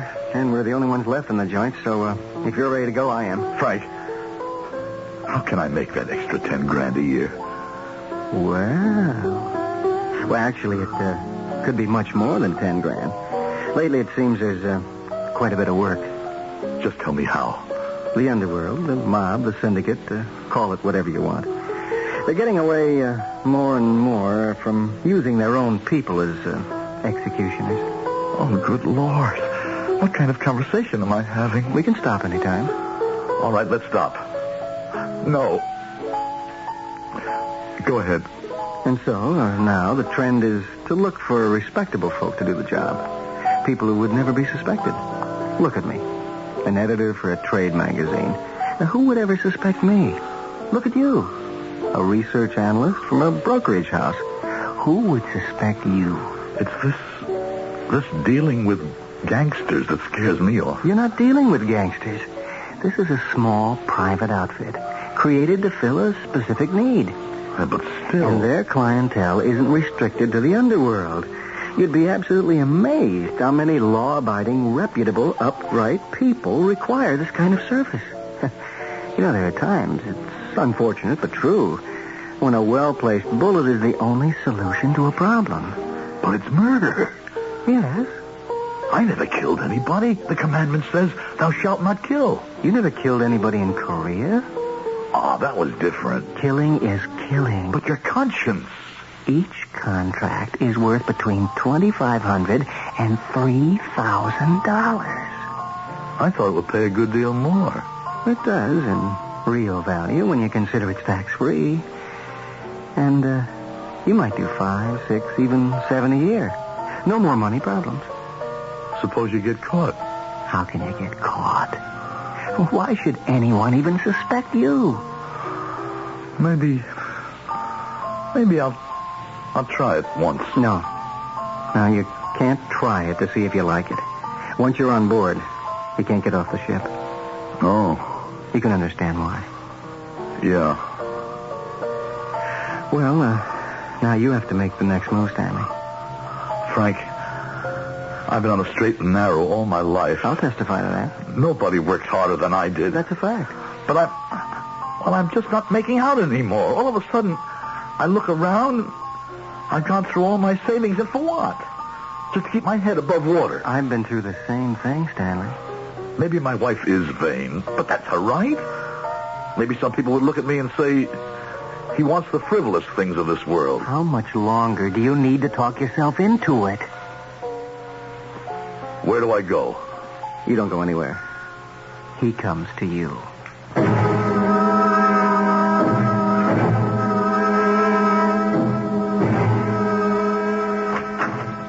Yes?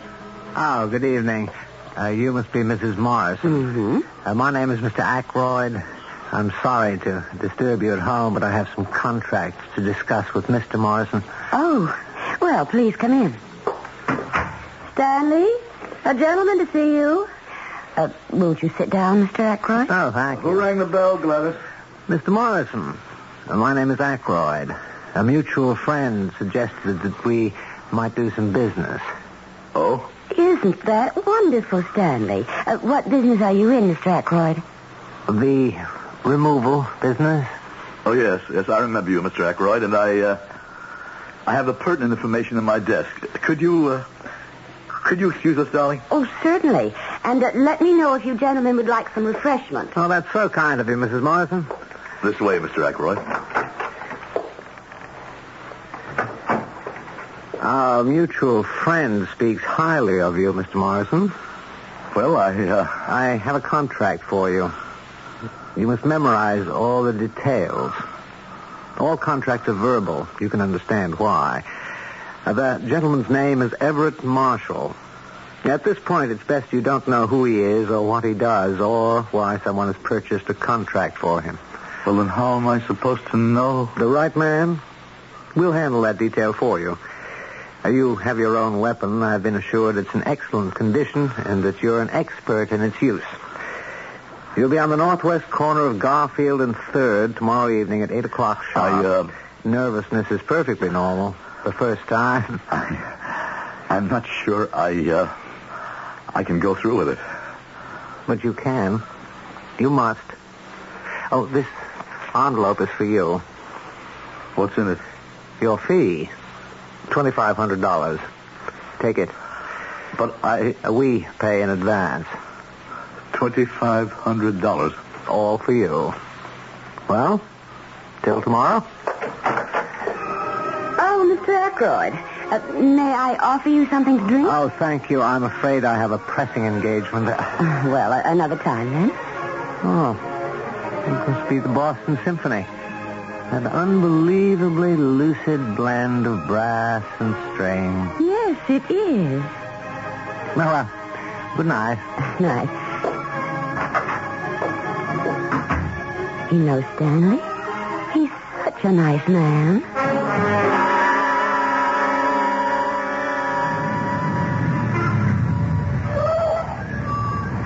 Mr. Morrison, on time. Good side. Join me?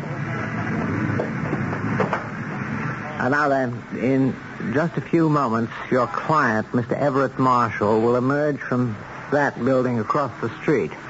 He's a tall, stout gentleman. There he is. He has that blonde girl on his arm. See them? Yes. They're headed for the cafe just up the block. And take this key. It will let you into the building. Walk up the stairs. Do not take the elevator to the second floor. First on your right, you'll see the number 215. Open the door with the same key. Go into the office and wait for him. What do you mean, wait for him? In 5 minutes, he shall receive a telephone call, and he will come back to the office. As soon as he is inside, shoot him. Shoot him? Don't hesitate. But suppose someone in the building happens to... There is absolutely no one in that building at this time. After you shoot him, take the stairway at the other end of the hall. It leads to an alleyway around the corner. But what if he brings her, the girl, with him? He won't. No, you'd better be on your way. You have less than 3 minutes. And afterward, get rid of the revolver. Take it apart and toss it into the bay.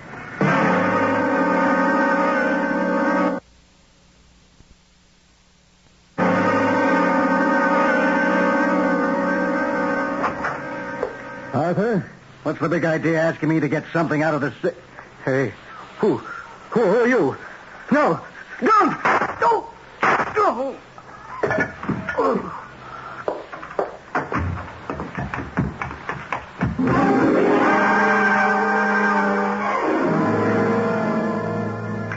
More coffee, darling? I have to run. Well, I know my coffee isn't much good, but is it that bad? It's awful. Has Mrs. Soames found another job yet? I don't think so. Ask her to come back. But can we afford her? I mean, what about the money? Darling, don't worry about the money. It narrows your mouth and puts lines in your face. But I thought we were having trouble making ends meet. Well, they met finally. Anything in the morning paper? Oh, the usual murder stories on the front page. A gentleman named Everett Marshall was found shot to death in his office last night. Is that so? By whom? Police think it was a burglar. Morning, everybody. The door was open. I walked Well, in. good morning, Frank. Coffee? No, thanks. Stanley, you want to lift downtown? Thanks. Hey, what mischief are you boys up to this morning? Mischief? Well, a beautiful day like this, you might decide to play hooky and go to the club. Oh, no. We don't do frivolous things together anymore.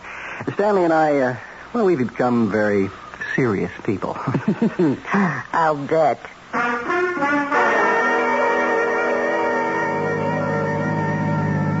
Well, I see by the papers it went very well. Oh, yes. I thought I'd come by this morning because, I was very nervous after my first one. Maybe you'd need a lift.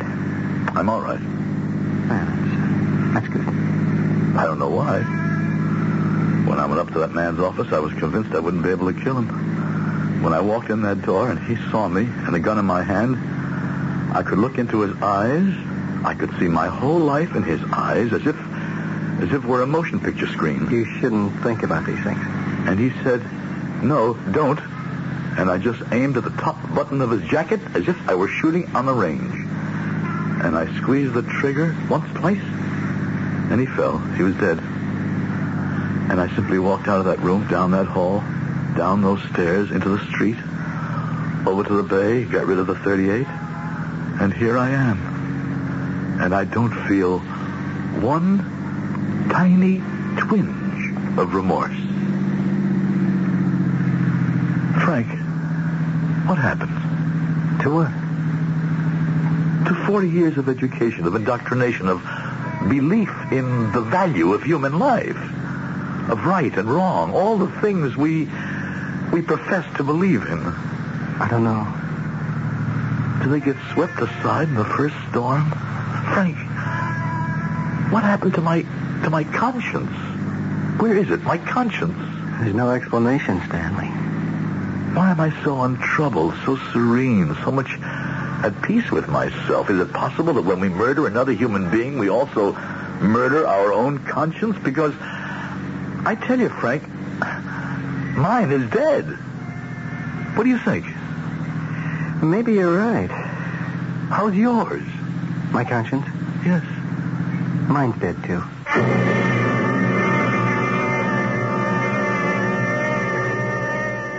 As the poet said, conscience doth make cowards of us all.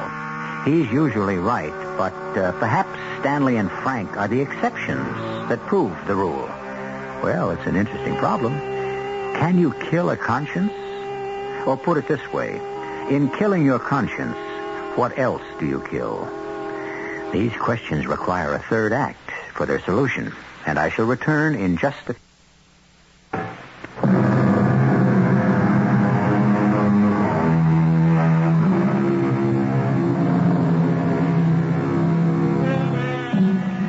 Is it a veneer, our morality, our code of ethics? This problem has occupied the attention of scholars throughout the ages. How deeply are we committed to the values we profess so vehemently in public? Some say man is basically evil, and some say man is basically good. And perhaps neither side is completely right or completely wrong. Darling? I'm afraid I'm overdrawn at the bank. I know. You know? Yes. Jack Carstairs has orders to call me when that happens, and I make the adjustment. But, darling, I really should try to be more careful. No. For you to be more careful with money would require too much time and effort. Why'd you turn off the music? Because I want to tell you how much I love you. Happy? I'm deliriously happy. I don't want you to have a worry in the world. Stanley, why is it that suddenly we have no more money worries? Dear, it all has to do with judicious management. Oh, how right you are. Judicious management. That's what Daddy used to say. No, he used to say prudent management. Oh, same thing. You know, darling, you look marvelous. You look so young, so happy, so, well, I can't really explain it.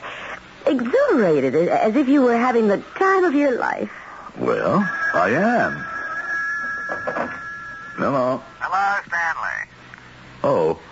Oh, yes? Stanley, would it be convenient to meet me at the Cafe Charleston on 9th and Dewey, say in 45 minutes? Certainly. Thank you, Stanley. Darling, was that very nice gentleman, I can't remember his name, the one who loves Mozart?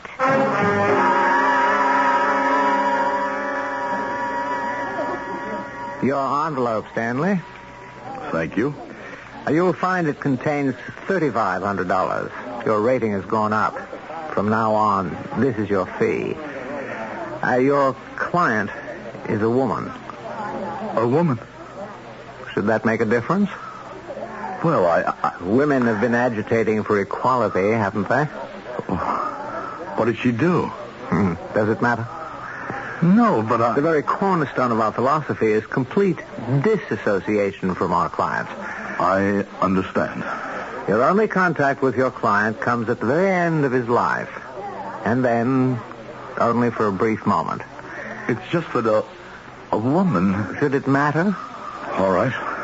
Where do I go? Her name is Alma Watson.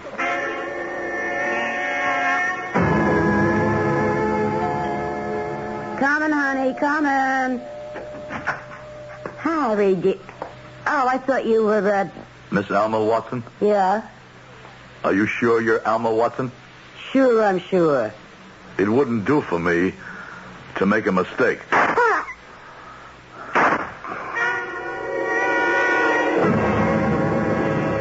The man's name is Paul Terry. His name is Jerome Kelly.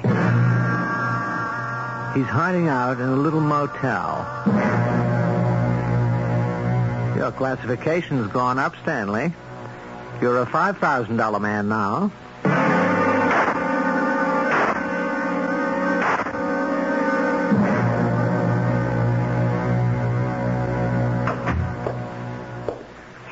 Chris, got a minute? Oh, hi, Stanley. Look, I'm swamped. Can it wait? No, Chris, it can't wait. You want me to continue here? What a question.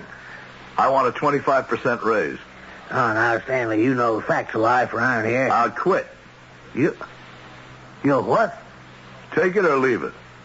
But, Stanley, you know how Sullivan feels. I only know what you tell me, Chris. Now, see here, Stanley. You can't get rid of me, and you know it. 25%. Well, that's a lot of money. Just for the rest of the year. After January 1, it goes to 30. Well, Stanley, we have to talk about this. I'm swamped with work, Chris. Besides, what's there to talk about?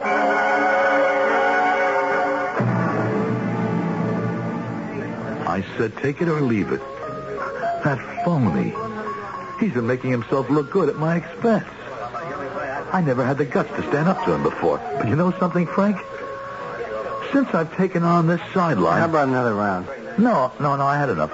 As I was saying, since we've been engaged in our new activity, I'm another person. I'll have another one. I think you had enough, too. Charlie, make it a double. A double? You know, I'm not afraid of anybody or anything. Maybe that's what we're all about. You know what I mean? No. Well, maybe man is basically a hunting animal. Maybe we try to obscure that with a veneer of civilization. You think so? Well, look at how quickly we pierce that veneer. Maybe we do, maybe we don't. When we get down to it, what's it all about? Security. Security? Yeah, what I define as my security, my home, my woman, my child, my property, I'll kill for it. Each man defines what security means to him. And each man will kill for it. End of speech. Stanley. What's the matter, Frank? I don't know. You've been putting away a good deal of that booze, pal. I know, and it doesn't help. Well, what did booze ever help? And what help do you need? Stanley, I want to get out. Get out of what? You know what? Frank. I can't sleep. I see people's faces. You know which people I mean. Frank, if you'd stop drinking... Have you seen any faces yet, Stanley? Of course not. You will. You will. Remember that day, that first day? Oh, good Lord, how I wish I'd never gotten you into it. Are you crazy? You've solved all my problems. You wanted to know what happens to your conscience? Huh? We thought maybe you'd kill it. You don't. It just goes to sleep. And all of a sudden, it wakes up. Well, regardless, Frank, we have a practical problem. You simply don't quit. Does Aykroyd suspect? I'm sure he does. I begged off the last couple of assignments. Claimed I was sick. I can't keep it up forever. Can you arrange to go away for a while? Get some rest. You'll see things differently. Do you know what I keep seeing in front of my eyes? Don't laugh. No, big letters of fire. And they say, "Thou shalt not kill." Oh, Frank, get hold of yourself. I'll try. I'll try. You'll be all right.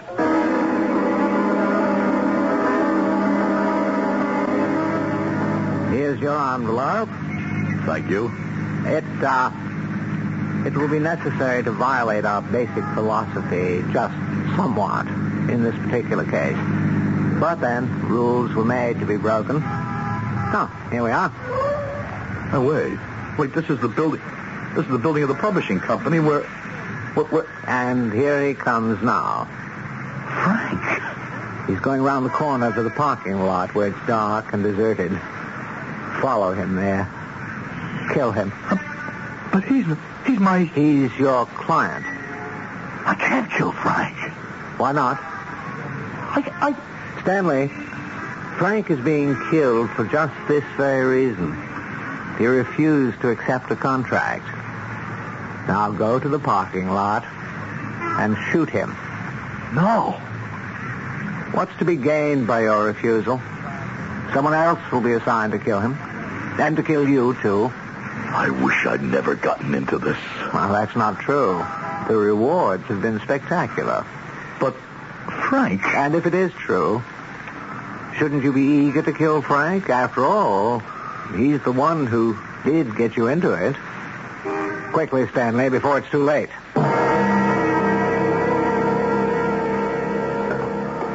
Stanley? Is that you?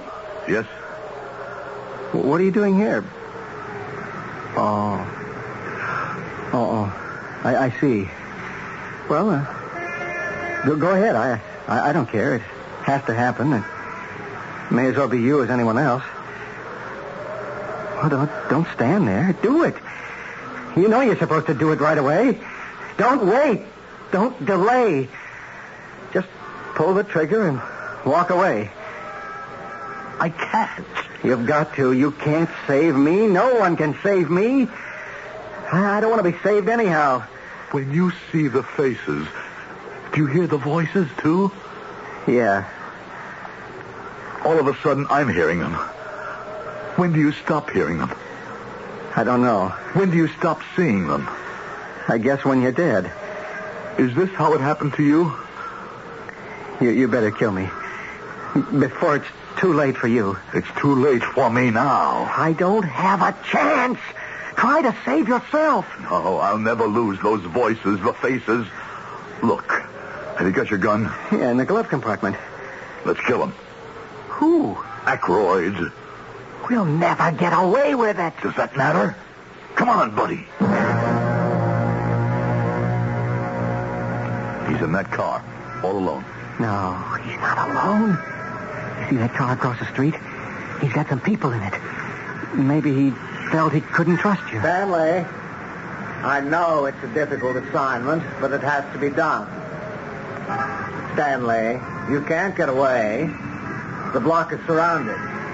Now, you just do what's necessary, and everything will be fine. I can hit him from here. Stanley, I don't care anymore.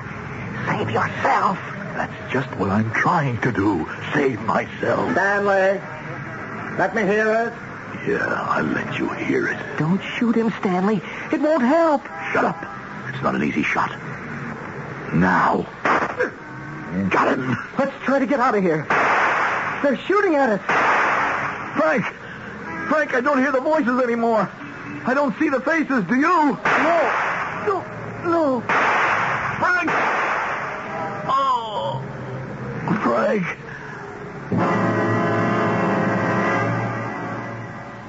The newspapers, the authorities, none of them knew what you and I know. There was a gunfight on the street between two respectable citizens and a group of people, some of whom are known criminals. The story the police seem inclined to believe is that a bank was about to be burglarized when Mr. Stanley Morrison and Mr. Frank Smith happened along and decided to perform their citizenly duties. Both men died heroes' deaths, and they will be honored at special funeral services. I shall return shortly. The human conscience, certainly the most elusive component in man's makeup. It may slumber for years and awake without warning. Our cast included Howard Da Silva, Joan Lovejoy, Bob Caliban, and Robert Dryden. The entire production was under the direction of Hyman Brown. Radio Mystery Theater was sponsored in part by Listerine lozenges and Sign-Off, the sinus medicines. This is E.G. Marshall inviting you to return to our Mystery Theater for another adventure in the macabre.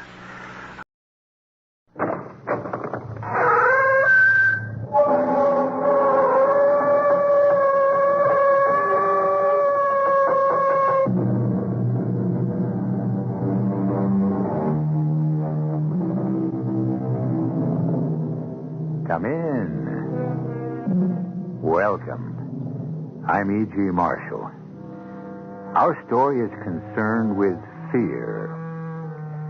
What is fear? We know its symptoms, the chilled blood, the shortened breath. But what is the emotion itself, and where does it come from? Well, it is the anticipation of something that has not yet happened. It is the alarm our bodies set up to tell us we're about to be injured. All we really know is that the thing to be feared is not now. It's around the corner. Fear is the voice that says, watch out. Our mystery drama, Fear, was written especially for the Mystery Theater by Elspeth Eric and stars Jack Grimes. It is sponsored in part by Anheuser-Busch Incorporated, Brewers of Budweiser, and your Singer Sewing Center. I'll be back shortly with Act One.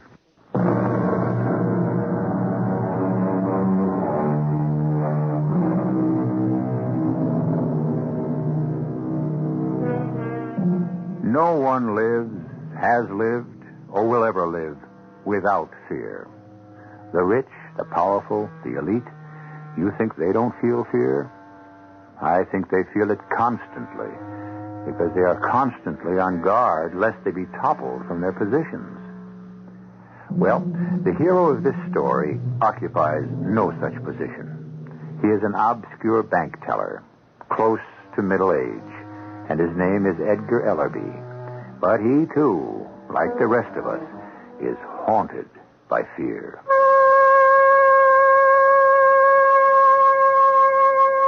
I've been afraid all my life. Of what? Of everything. And I mean everything. When I was little and in school, I was afraid the teacher would call on me and I wouldn't know the answer.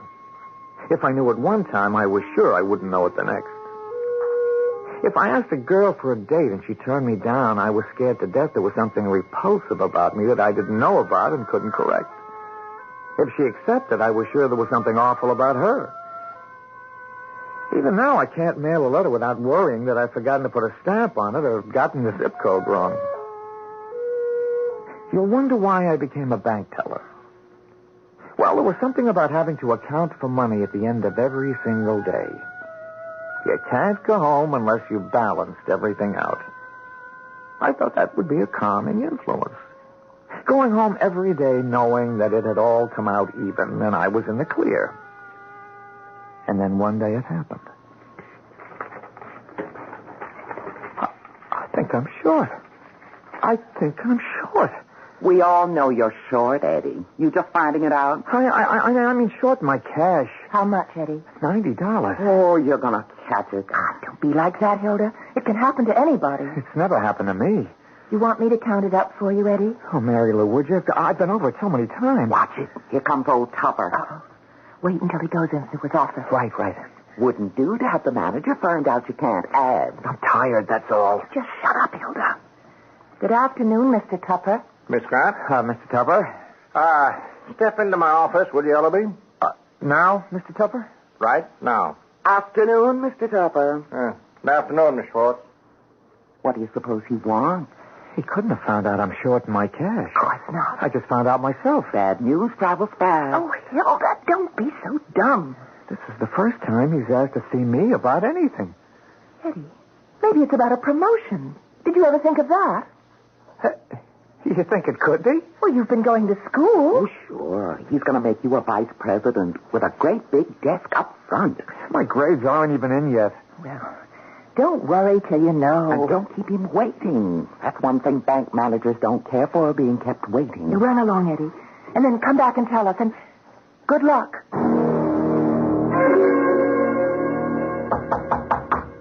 Come in. Yes, come in, Ellaby. Thank you, sir. Yes, take a chair, Ellaby. All right. This is Detective Bradshaw. Bradshaw, this is Edgar Ellaby. Hello, Ellaby. Detective, Bradshaw. Bradshaw, very nice to meet you. Yes, sit down, Ellaby.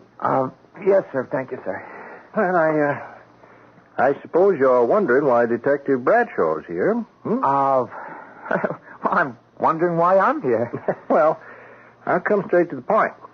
One of our branches was held up this noon. It was? Held up?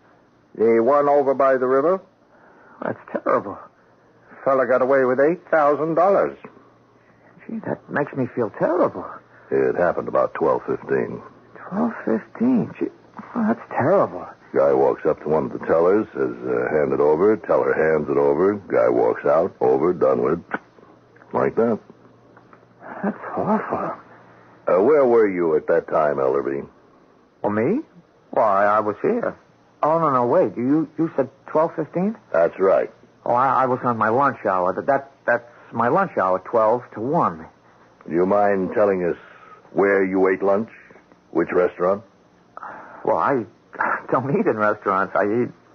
Well, I mean, I bring my own lunch in a lunchbox, sandwich, a piece of fruit, and... Where do you eat it? Well, sometimes in the park, but sometimes I eat it here. Where did you eat it today?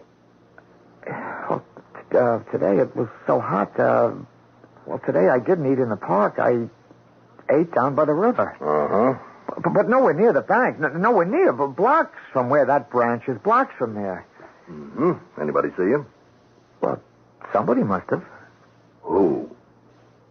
Well, somebody. I went right down to the riverbank. I wanted to catch a breeze off the river if I could. I remember I thought of going out on one of the piers, but they were unloading a boat, so I didn't. I just sat down on the bank. So the guys unloading the boat didn't see you? Well, they might have noticed me. That they might have. Of course, they were pretty busy, but they... look, you don't think... You couldn't possibly think, or you... Well, you couldn't think that I... No, you couldn't think that. We are not thinking anything right at the moment. Yeah, but you must have a reason. I mean, why ask me where I was? I mean, why me especially? Well, we have a reason for that. You see, we have it on film. What on film? The holdup. The monitors are running all the time, Ellaby. Now, you know that. Yeah, I know that. Well, it's all there. The holdup man shows up very clear. Oh, you think I might know him? Why don't we roll the film, Mr. Tupper? I can set up right here, if that's all right. Sure. And while you're doing that, I'm going to get a couple of other people in here who might help with the identification. Go right ahead. Back in a second. Who did he go to get? I don't know exactly. Do you need any help with that equipment? No, thanks. I'm pretty used to it. Oh. You specialize in bank holdups? They're part of my job. Not all of it, just part. I see. Well, interesting work, I imagine. How long have you worked for the bank, Ellerby? Oh, a long time. 12 years. Here? This branch? No, I started downtown 5.5 years there. Then I came uptown. This branch? No, the river branch. Uh-huh. Yeah, but I left there 2 years ago and came over here. Still, you must know it pretty well, the river branch. I haven't been inside it since they moved me over here. Uh-huh. Yeah, Mr. Tupper said he was going to get some people who might help to identify the thief. Now, why would anybody in this branch be able to identify a thief in the river branch? I might as well tell you, Ellerby. On the film, the hold-up man looks like you. You're kidding. I never kid. Let's go right in, girls. Okay. Now, everybody, take chairs. Eddie, what's this about? Mary Lou, this is Detective Bradshaw, girls. Miss Grant, Miss Schwartz. From the police? Yes, well, I'll stand up in the back here. Detective Bradshaw is going to show us a piece of film taken from one of the monitors at our river branch. Now, there was a hold-up there today, 12:15, and it's all on film. Now, it only runs about a minute. You'll see the whole thing. The hold-up man shows up very clearly, so pay close attention and see if you recognize him. Detective Bradshaw can stop the film at any point. If you want it to run over again, you just say so. Now, you understand? Yes, Mr. Tupper. Yes, sir. Yes, well, I guess we're ready, Detective. Pay attention now. Oh, my. Look at that. Oh, stop. Stop the picture. You recognize somebody? Can you go back? Sure.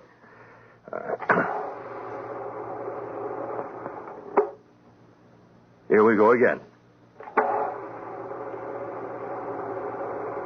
It's Eddie. Hilda. Eddie, it's you. You're sure, Miss Schwartz? I'd know him anywhere. Mary Lou. I'd like to see it again. Okay. It's plain as anything. It's Eddie. I want to see it again.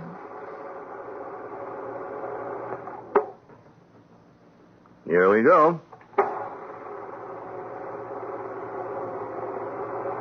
Plain as day. Shut up, Hilda.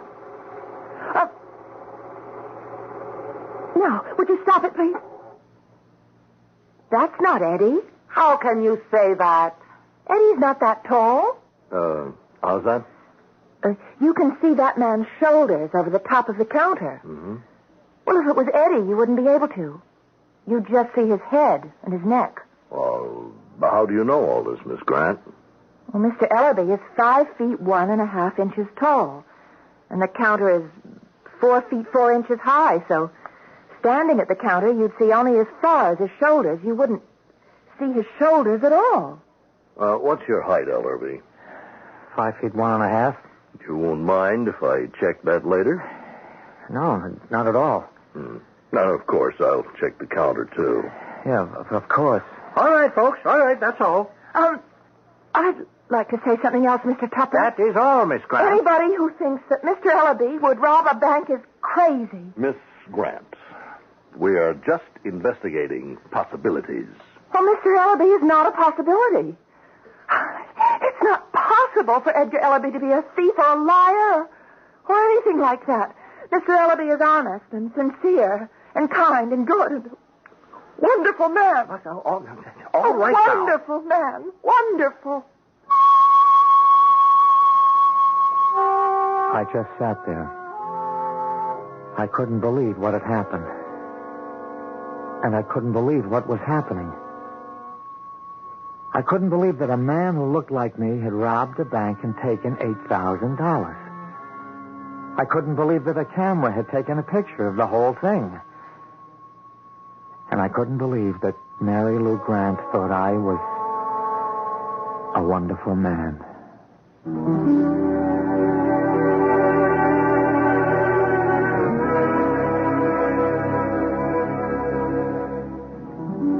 One of the most fearful sensations is that of being trapped. In fact, I think it should be put at the head of the list. Illness is frightening. Natural disasters are frightening. The unknown can be frightening. But to be caught in a snare, to be ambushed, that may well be the most frightening thing of all.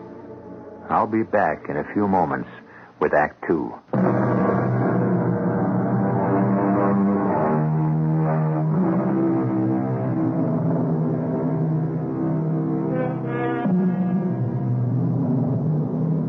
Edgar Ellerby has come under suspicion of robbing the bank for which he works, though at a different branch. The bank manager, a police detective, and two of Edgar's fellow tellers watched while a film of the holdup was run off. There was no doubt that the thief uncannily resembled Edgar. So said Hilda Schwartz. But Mary Lou Grant quickly and dramatically, indeed passionately, pointed out that the film showed a man visibly taller than Edgar. Mr. Ellerby is 5 feet 1.5 inches tall. The counter is 4 feet 4 inches tall. So, standing at the counter, you'd see only as far as his shoulders.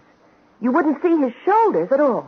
You'd only see his head and his neck. What's your height, Ellerby? 5'1.5". You won't mind if I check on that? Not at all. Anybody who thinks Eddie Ellerby would rob a bank is crazy. Mr. Ellerby is honest and sincere and kind and good and a wonderful man. That will be all, Miss Grant. A wonderful man, wonderful. Mary Lou had tears in her eyes when she and Hilda and I left Mr. Tupper's office. It was the first time in my life that I'd been in trouble of any kind. And it was the first time in my life anyone had shed tears because of me. Don't worry, Eddie. It'll all come out all right. I hope so. Believe me.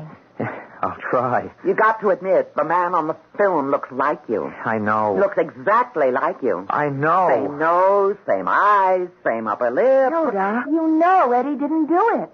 Then it was his doppelganger. His what? His doppelganger. His double. I've got a double? Everybody has. Didn't you know that? Sometimes it's a ghost. Well, a ghost wouldn't hold up a bank. How do you know what a ghost would do? Well, I guess I don't. Sometimes the ghost doesn't just look like the human double. He sounds like him, too. Well, the film doesn't record the sound, just the picture. But the teller at the river branch might remember the voice. And it might turn out to be your voice, Eddie. Oh, shut up, Hilda. Sometimes people see their own doppelgangers. Scary, huh? Very scary. But you can't get away from the fact that the hold-up man was taller than Eddie. 2 or 3 inches taller. Sometimes doppelgangers float above the ground. Didn't you know? Why is that? Because they're ghosts, little man. Well, I'm going home. It's been quite a day. So long, everybody. Goodbye, Hilda. Yeah, see you tomorrow. Probably. What does she mean, probably? Oh, Eddie.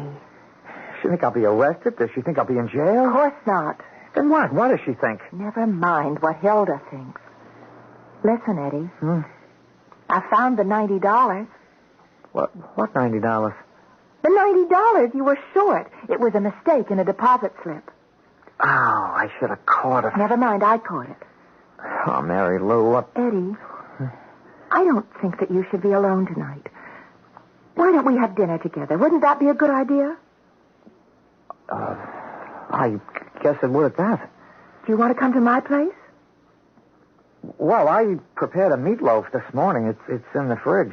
Do you like meatloaf? I love meatloaf. I make it with oatmeal. Oh, it's interesting. I soak the oatmeal in milk first. Let's go to your place and have meatloaf. And I have broccoli. Oh, wonderful. Come on, let's go.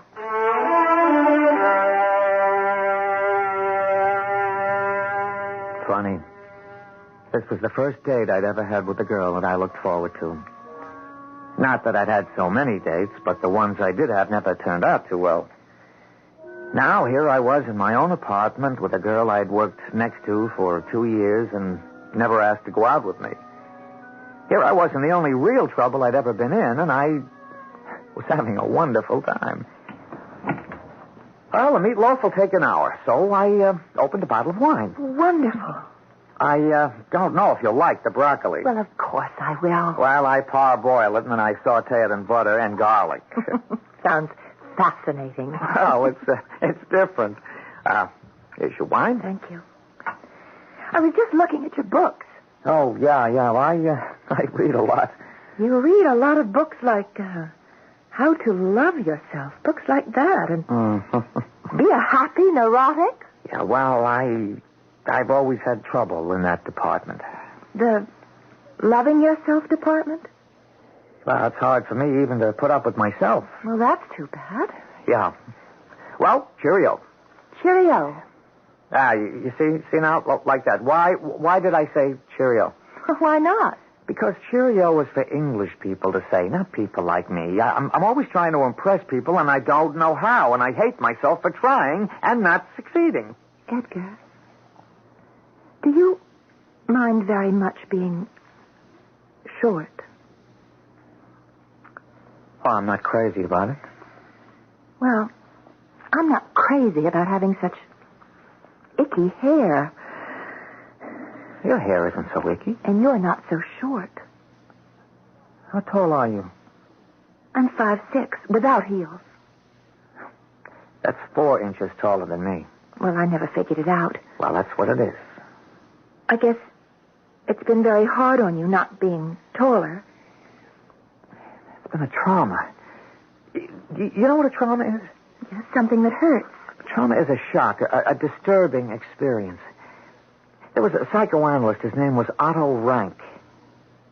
He said that all the trauma you go through later in life are reproductions of being born. Do you believe that? Gee, I don't know, Eddie. Do you? Yeah, sometimes I think I do. Sometimes I think the worst thing that can happen to you is to be born. Here you are inside your mother where it's all warm and safe. And all of a sudden she decides she's had enough of you. She starts to get rid of you. Yeah. No matter what you do. And of course there's nothing you can do because you don't even know what's happening. You're pushed out. Out into the cold, into the light, and all the noise and clamor and chaos of living. Yeah. And you never get over it. Never. I think I'd like a little more wine. Oh, sure. Excuse me. There must be some way to get over it. Well, I don't know what it is. No, right now, right this very minute, I feel like I'm starting to get over it. I think I'm getting over it, too.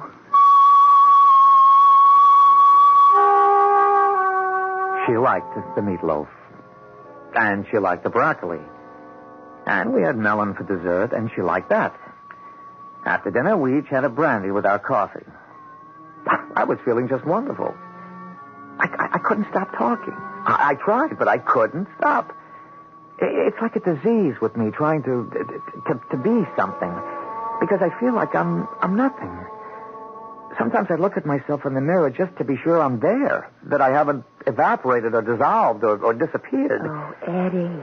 I want to show you something. You stay right there and I'll get it. I've never shown this to anybody in my whole life. I never thought I would show it to anybody because it's so silly, but I don't know. Tonight I feel like it. Well, what is it? Well, you just wait, you see. You just wait. It's so silly. What do you think of it? What is it? It's a top hat. What? A top hat. A high silk hat. It was my grandfather's. Oh, yeah. I've seen them in the movies. Yeah, Fred Astaire movies. He made one called Top Hat. He wore a white tie and tails. I used to admire him more than anybody. I still do. I've seen him on TV. Well, all I have is the top hat. I never had tails or a white tie. And, of course, I can't dance. And, of course, you're not Fred Astaire. No. No, I'm not. Will you walk me home, Eddie? It's not far. You have to go home? Yes. Well, sure. I'll walk you home.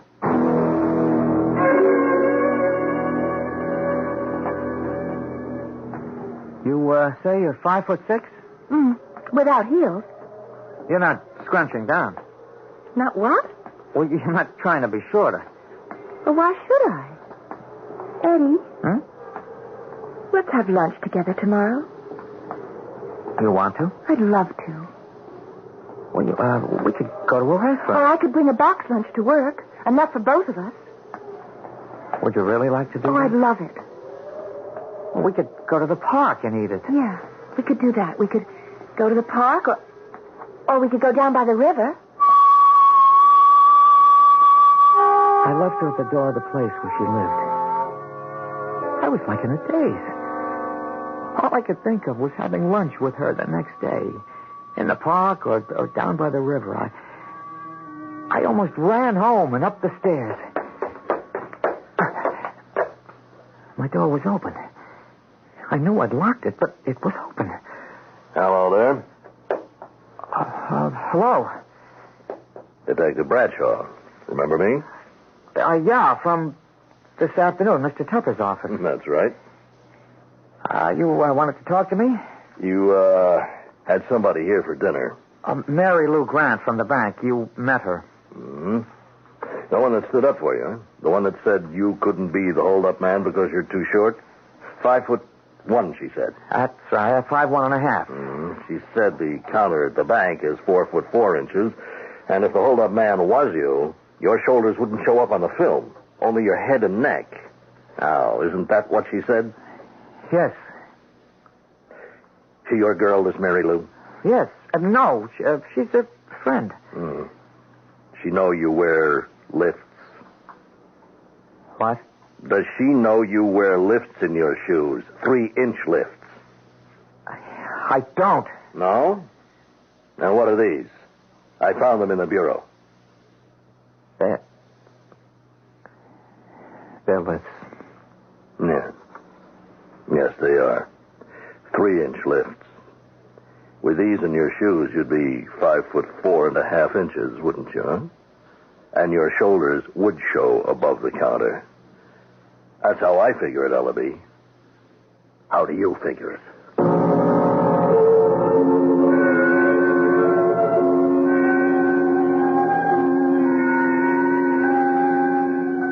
Just when the blood has cooled, just when the knots in the stomach have come untied, just when the breathing has slowed down, just as the world has begun to look friendly and life-inviting, just at that very moment, fate can strike a man down with the heavy mallet of fear.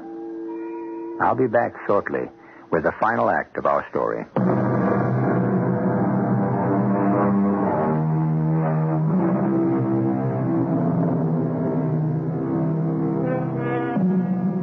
Edgar Ellerby, who stands 5 feet 1.5 inches, seemed to be cleared of a bank holdup when it was pointed out that a man of that stature could barely see across the teller's counter.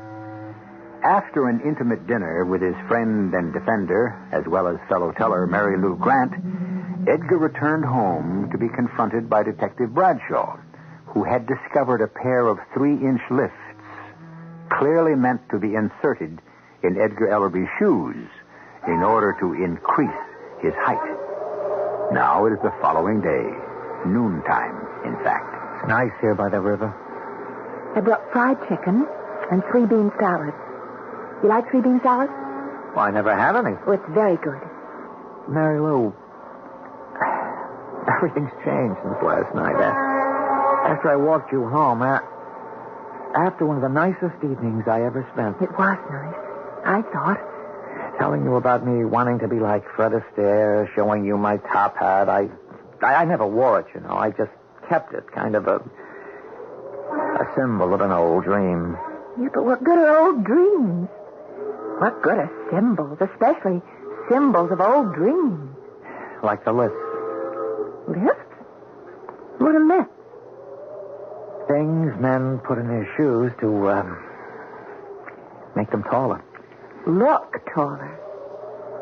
When I first met you and I realized that you were 5'5" at least, and I dreamed of taking you out, even dancing with you. I thought if I had 3-inch lifts in my shoes, you wouldn't mind dancing with me. I never wore them. I tried them out around the room, but I kept falling down. I couldn't even walk. How could I possibly dance? So I just put them away. Well, I think you should throw them out and take me dancing tonight. I could be in jail tonight. Mary Lou, when I got home last night, Detective Bradshaw was there. He had found the lifts. So now he thinks the hold-up man could have been me. You have to admit the man on the film looked exactly like me. No, he didn't have your expression. Well, I imagine your expression changes when you're holding up a bank. Well, you had enough to eat. I wasn't very hungry. All right, well, why don't you pick up the trash and throw it in that trash basket, and I think I'll just walk out on the pier and take one last look at the river. I started putting the chicken away and the 3-bean salad. I felt so bad. I looked at Mary Lou standing at the end of the pier. She was so slim, so graceful, so pretty, and so tall. Still, she'd asked me to take her dancing. Was it possible she didn't mind being 4 inches taller than me? That I didn't have to mind being 4 inches shorter? And I picked up the trash and threw it in the basket, and Mary Lou and I went back to the bank.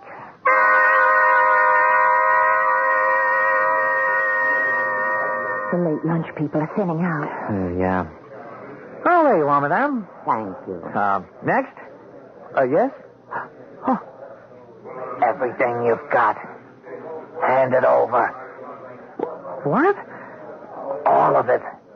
This ain't a cap pistol. Well, what are you... You all right, Eddie? What's happened? You look funny. Quit stalling, Ellaby. Eddie? I don't know what came over me. It didn't feel like me at all.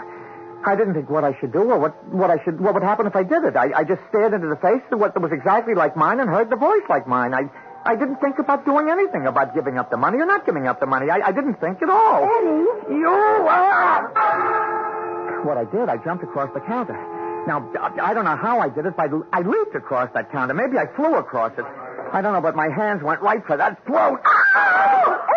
We struggled on the floor for a few seconds. Then he got away from me and ran out of the bank. What's happening? I ran after him. He ran fast. I ran faster. I never knew I could run so fast. We were out into the street. What's up? Hey, what's up? Thief? You said thief? Held up the bank. Well, where's the police?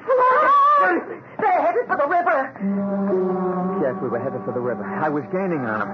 I thought to myself, maybe he's got lips in his shoes. That's why he can't run so fast. More people on the street stopped. Their mouths dropped open. A few of them ran along with me. Get him! I'll call a cop. Do that, lady. Adrenaline must have been pouring into my veins a barrel a minute. My legs moved like pistons. My short little legs I'd always thought were so useless. I kept my eyes on the man I was chasing, my double, my doppelganger. Or was he a ghost? Whatever, whichever, whatever. He was responsible for the sudden change in my life, and it flashed like lightning across my mind, the sudden change in me.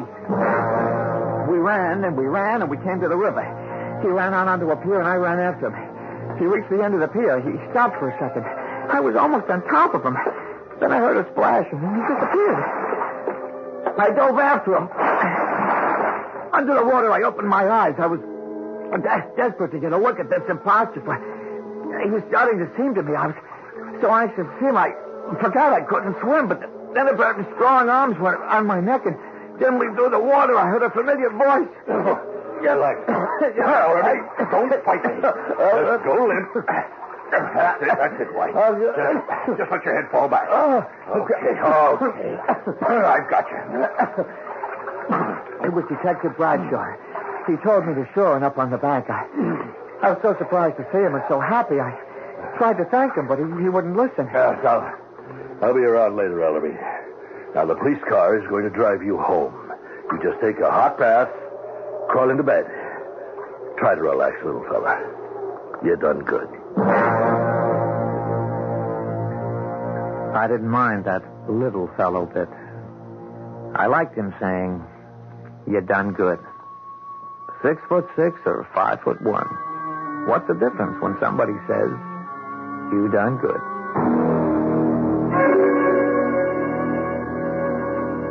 I went home and took a hot bath and laid down on the bed and thought, what a nice feeling not to be afraid anymore.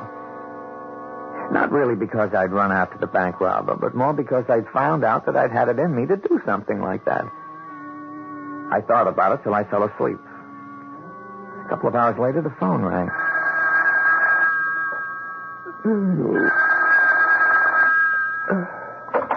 Hello? Hey, Mr. Tupper here, Ellaby. You all right? Oh, yeah, I'm fine, Mr. Tupper. I wonder if you'd mind coming down to the bank. What? Oh, did they find the robber? No, not yet. They're dragging the river. Oh, maybe he swam to the other side. Well, nobody saw him do it. Oh, maybe he swam downriver. Well, the current's pretty strong there. I don't think he'd make it. Oh, maybe he got washed out to sea. Yeah, maybe. We'll see you at the bank, Ellaby, about half an hour. I'll be there, Mr. Tupper.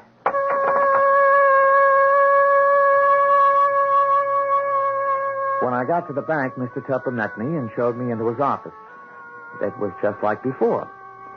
Hilda was there, and Mary Lou, and Detective Bradshaw. And the projector was set up in the screen, and Detective Bradshaw was talking. Now, watch this carefully, please. I have a chair, Ellerby. You all right? Yeah, I'm fine, thanks. Good. Now, I'm going to run the film from the monitor as of 1:56 this afternoon. Mr. Tupper, if you'll turn off the lights. Now. That's Mr. Potter. He made a deposit. That's Mrs. Connor. She cashed a check, $50. Well, here's where the man... Right here. Wait, stop. Where is he? Want me to go back? Please.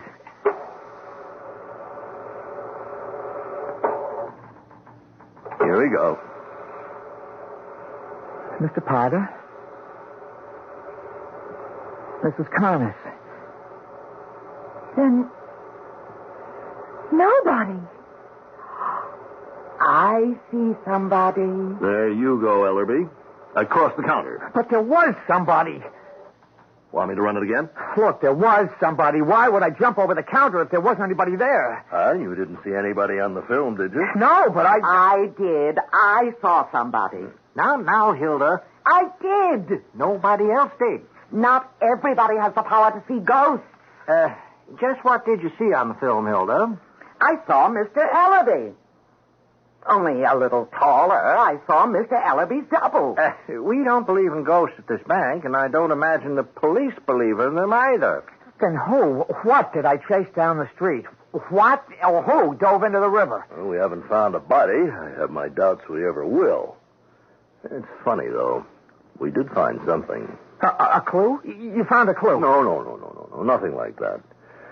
We found a high silk hat. What they used to call a top hat. You remember them? Now, why would anybody throw a top hat in the river? Why would anybody even own a top hat? Mary Lou and I left together. We wandered down to the river where we'd had lunch just a few hours before. There was the pier where I'd run after what I thought was a bank robber. Where I'd seen him jump in. I'd heard the splash. Where I jumped in after him. How do you feel, Eddie? Oh, all right, I guess. Let's sit down, shall we? Imagine this is where it all happened, or didn't happen. Oh, it happened, all right. What happened? Did I have a hallucination? What was it? Oh, maybe. Did I make up the whole thing? Was I just showing off, or what? Does that matter? It does to me. Why can't you look at it this way? You thought you saw a bank robber that looked like you, except that he was 3 inches taller. Or if Hilda is right, you did see him. You saw your double, your doppelganger. But whichever it was, you didn't fold up or fall over in a faint or even yell for help. You jumped across the counter and you tackled him. And then you chased him out of the bank and down the street. And you jumped in the river after him when you can't even swim. Yeah, I did that. Well, do you think that a man who goes out in the dark after a burglar without a gun and all alone is any less brave because there was no robber there in the first place? He thought there was, and he went anyway. Well, I think that's very brave. You do? I most certainly do. We've never been what you'd call really close, Mary Lou. Oh, I've always felt close to you, Eddie. You just haven't felt close to me. I wanted to. You wanted to be Fred Astaire, and I wasn't Ginger Rogers. You're prettier than Ginger Rogers. Well, I'm one thing Ginger Rogers isn't. I'm here. Yeah. You still want to be Fred Astaire and wear a top hat? I think I'll throw it away, my top hat. I already did. You did? What? That's your top hat they found floating in the river. I stole it last night when we had our dinner, and I threw it in the river this noon when you were packing up the lunch. Mary Lou, why did you do that? I thought you didn't really need it anymore. I thought it was high time you stopped wanting to be Fred Astaire, because I knew that I could never be Ginger Rogers. And now we're just you and me. Oh, it's better this way. I think it's perfect. What's so funny? What? What are you doing tonight? Nothing. Why? Well, let's you and me go dancing.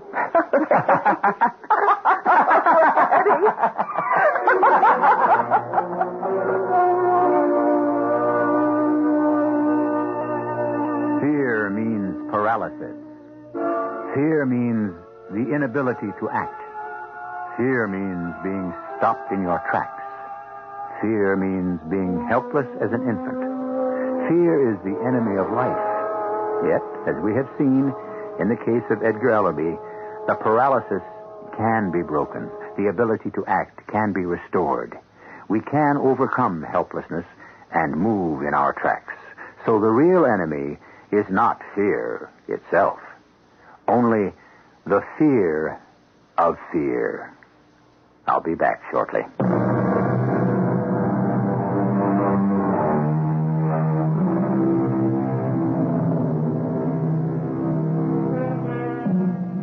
There's plenty in the world today to fill us with fear. We'd be fools not to feel fear. Yet we must move, must act, must overcome paralysis, and stop acting like children. So with fear in our hearts, let us be courageous. Haunted by dread, let us dare to look around the corner, see what's there, and whatever it is, deal with it the best we can. For all we know, it may be a ghost as frightened as we are. Our cast included Jack Grimes, Marion Seldes, Jane White, and Earl Hammond. The entire production was under the direction of Hyman Brown. Radio Mystery Theater was sponsored in part by Buick Motor Division. This is E.G. Marshall inviting you to return to our Mystery Theater for another adventure in the macabre. Until next time, pleasant dreams.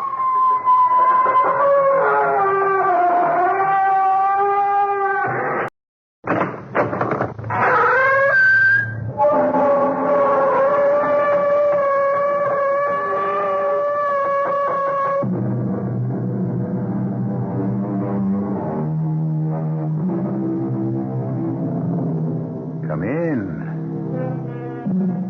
Welcome. I'm E.G. Marshall, commuter between this world of the mundane and the other world of the macabre. Although, frankly, I find it harder and harder to tell them apart. We look at oil, that surging, volatile liquid which fires the machinery of our complex civilization. We look at it with increasing anxiety, because we know that sooner or later it must run out. And then what? Well, it isn't exactly a new situation. There was a time in the past when the human race had almost used up practically all the oil there was. Our mystery drama, The Lamps of the Devil, was written especially for the Mystery Theater by Sam Dan and stars Christopher Tabori. It is sponsored in part by Buick Motor Division and Luden's Medicated Cough Drops. I'll be back shortly with Act One.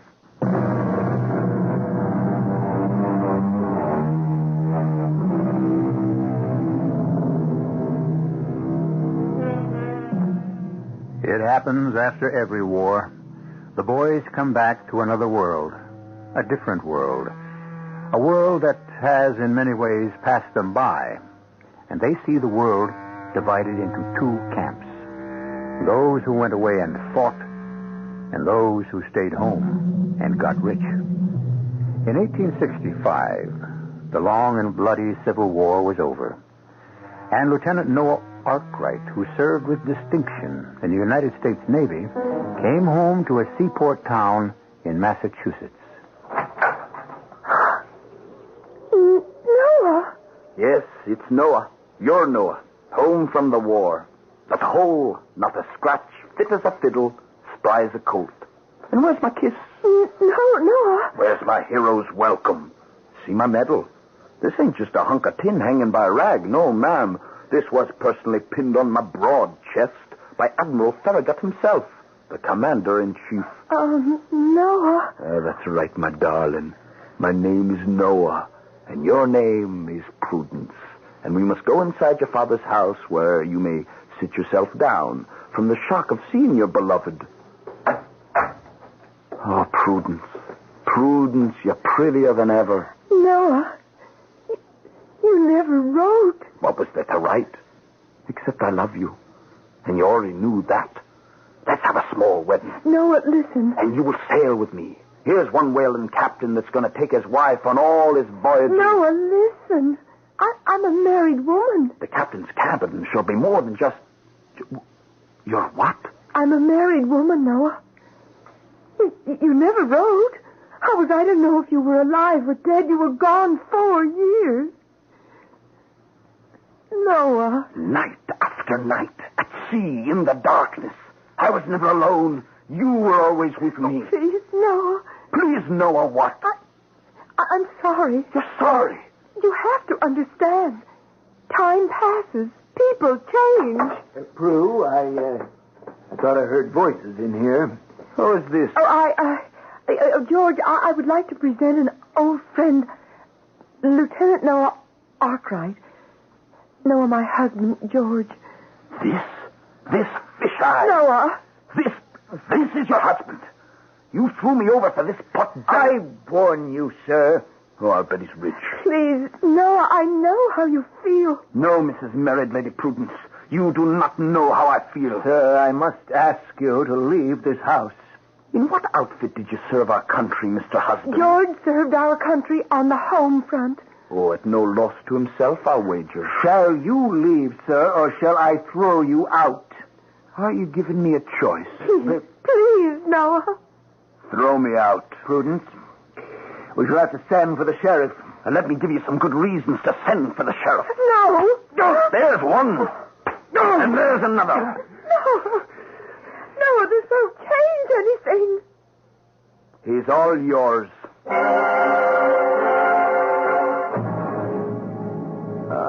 Noah, I heard you were back. Mr. Fallowfield, I just seen the Betty Lee. She's going to ruin. I know. She's just rotting away in the harbor. I know. She ain't put to sea in over 5 years. She has to be refitted. Refitted? And do I have plans? Ever since you told me I would be her skipper. Oh, I know every timber in her body, every spar, every brace. Here's what I think we should do. Noah, I ain't never gonna refit the Betty Lee. What are you saying, Mr. Fallowfield? Well, I'm saying it don't pay. Oh, but if you buy a new ship, you don't know what you're getting. Whereas with the Betty Lee, you see... Well, it don't pay to refit the Betty Lee. The reason is because I ain't no longer in the whale oil business. You're not in the... What do you mean you're not in the whale oil business? Why? Because that don't pay neither. You, Jonathan Fallowfield, you're not sending out the whale ships anymore. Son, it's over. Over? What do you mean over? How can it be over? What are folks going to do for oil, for candles, for lamps? Well, this new stuff's cheaper. This petroleum. Oh, no. It's filthy. It's dirty. It's only fit to light the lamps of the devil. And it's come at just the right time. You see, the whales are practically give out. No, I can take it to where there are thousands of whales. There are no thousands of whales nowhere, not anymore. You hunt any animal long enough, hard enough, the way we did. One day, you wake up, and you see they've been hunted out. Yeah, we'd have been in trouble, son, but they come across this petroleum. Oh, I tell you, it won't work. Well, it's what folks are going to use for oil. Never. Guess it's hard for you, son. You've been through a war and all. Now you come home, find it just ain't the same home you left. You promised me the Betty Lee. Well, there she is now, lying on the beach. You want her? Take her. I will. But first, ask yourself, where you get the money to fix her up, fit her out? You mean I can't raise money for a whaling voyage here, in this town? We're the whaling capital of the whole blamed world. Well, maybe we used to be. What do you mean, used to be? Well, son, I've been patiently trying to tell you the days of the whaling trade are over. Not for me. I guess we don't have anything more to talk about, do we? It's hard for you, Noah. You've been through a bad time in the war and all. Now you come home. Ain't the same home you left. It sure isn't. Mr. Fallowfield, I can't say it's been a pleasure. Good day to you. Noah, let me give you a piece of advice. Free of charge, I hope. The world goes on, son. And when something better, cheaper, easier comes along, you make sure you get aboard. Otherwise, you know what's going to happen to you? You're going to get left. Thank you, Mr. Fallowfield.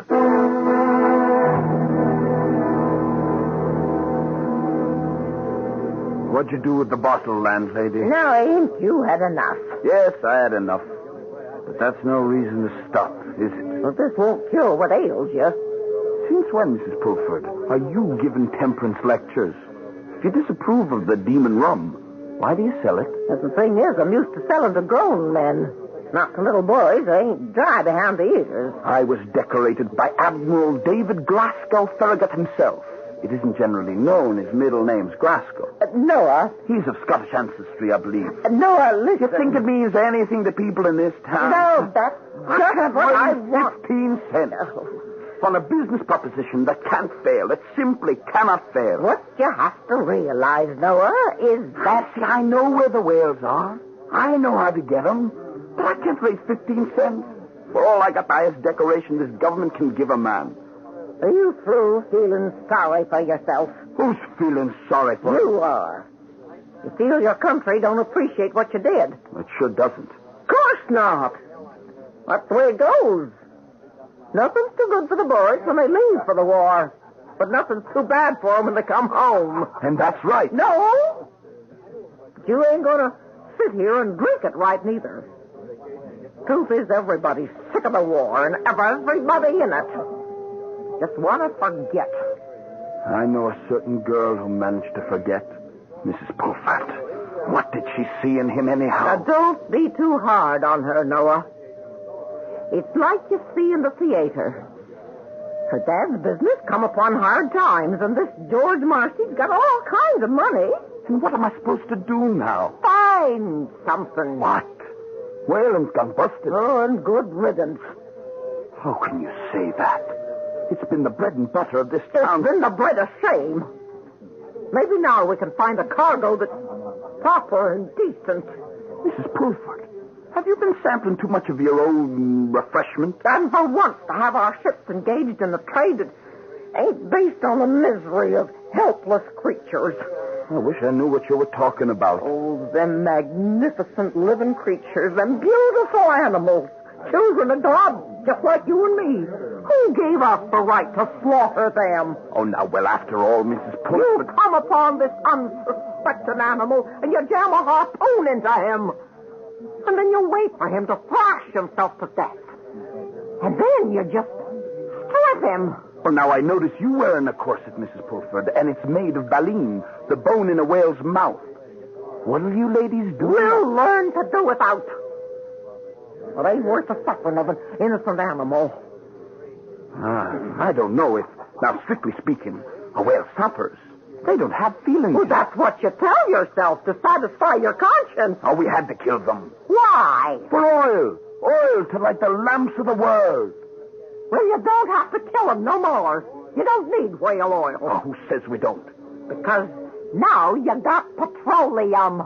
Did anyone say petroleum? Has someone uttered that abomination? Petroleum, a witch's brew for the satanic rebels, created by the tools of the devil himself. Fire and smoke. At night, the tortured fields of Pennsylvania are made bright as day by the raging flames of hell. Now, that's enough, Peyton. Enough for you, madam. But I speak for the hundreds, the thousands of seafaring men whose livelihood has Peyton, you be quiet, or you just get out. Have a glass with me, Mr. Peyton. Here. Oh, the two of you. Oh, you'll make a fine pair. Why, what nonsense. Has she been filling your head with, Nora? Oh, nothing much. About the whales, the poor, innocent whales. Yeah, well. No, my boy. Every creature was placed on this earth by God. Is that true? Yes. And every creature has its appointed task and function. True. Now, if God didn't intend for us to use the oil of the whale, why did he give the whale so much of it? You see, boy, we were only doing the Lord's work by taking the whales. Well, those days are over. Who says so? Everybody. Who's everybody? Them fat-bellied profiteers who stayed home while you and me half bled to death in combat? Well, I didn't bleed much. And from what I see, you look pretty healthy, too. I'm not near as healthy as a fellow named George Marcy, who married a girl that I believe was your fiancée. Mr. Peyton, what you say is true. But still in all, there's nothing we can do about it. Oh, yes, there is. There's a great deal we can do about it. Really? Tell me. Well, now, Noah, I can't tell you here. Why not? And I can't tell you at all. Unless you swear on your life not to breathe a word of it. What is that supposed to mean? It means that there are men who just aren't willing to sit around in grog shops and drown their sorrows. It means that there are men who are willing to fight. Fight? How? Against what? Fight to the death against this devil's brew, this petroleum. Now, you want to join us? Noah Arkwright looked forward to the end of the war, to a cessation of the fighting. And here he is offered a brand new battle against a completely different foe. We'll see just what this new type of warfare consists of, and whether or not Noah decides to enlist when I return with Act 2.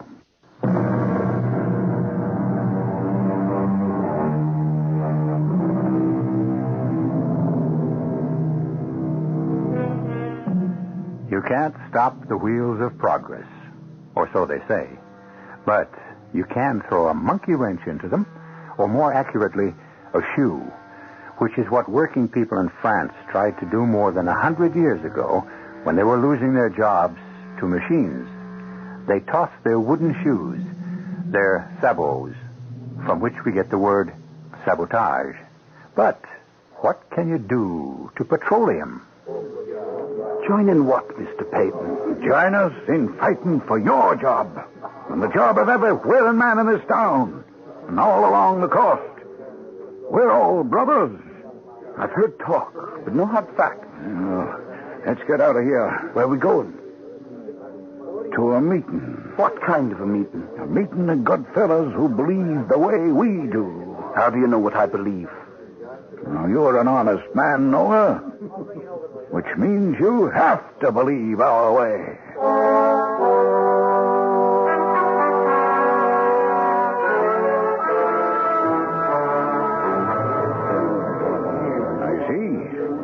See who's here? Men you grew up with, men you sailed with, men you went to war with. What is everybody doing here? Assembled on the beach? Because it's a symbol, Noah. It's where we are. On the beach. Out of work. Unemployed. Starving. And why? Petroleum. Men! Men! Let's begin the meeting. I see twice as many men here tonight as last week. That's because each of us must have kept his promise to bring another brother. I brought mine. He's well known to all of you. Noah Arkwright, first mate of the Betty Lee when she was a whaler. All right, boys, hold it down now. Noah, for you and all the newcomers tonight, let me explain why we are organized. We're out to restore our profession. You keep saying that. But how? By destroying petroleum. How? Hold it, boys, hold it. We're going to fight it every way we know, with everything we've got. Now, there are rumors. A ship is going to sail from here to the port of Philadelphia and bring back a cargo of petroleum. Are we going to let them land it? No. But how are you going to stop it? Jump it overboard. Oh, you can't do that. Who says so? It's against the law. And we have no right to break the law. Yeah, that's how cowards talk. You men, you all know me.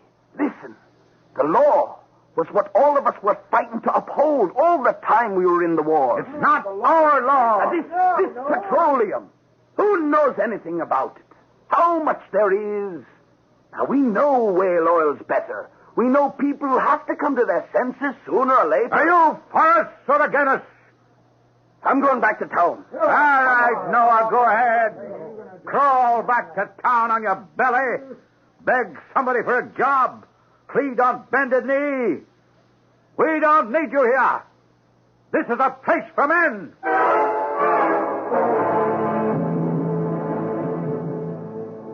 Well, I hear you didn't go along with the boys last night, Noah.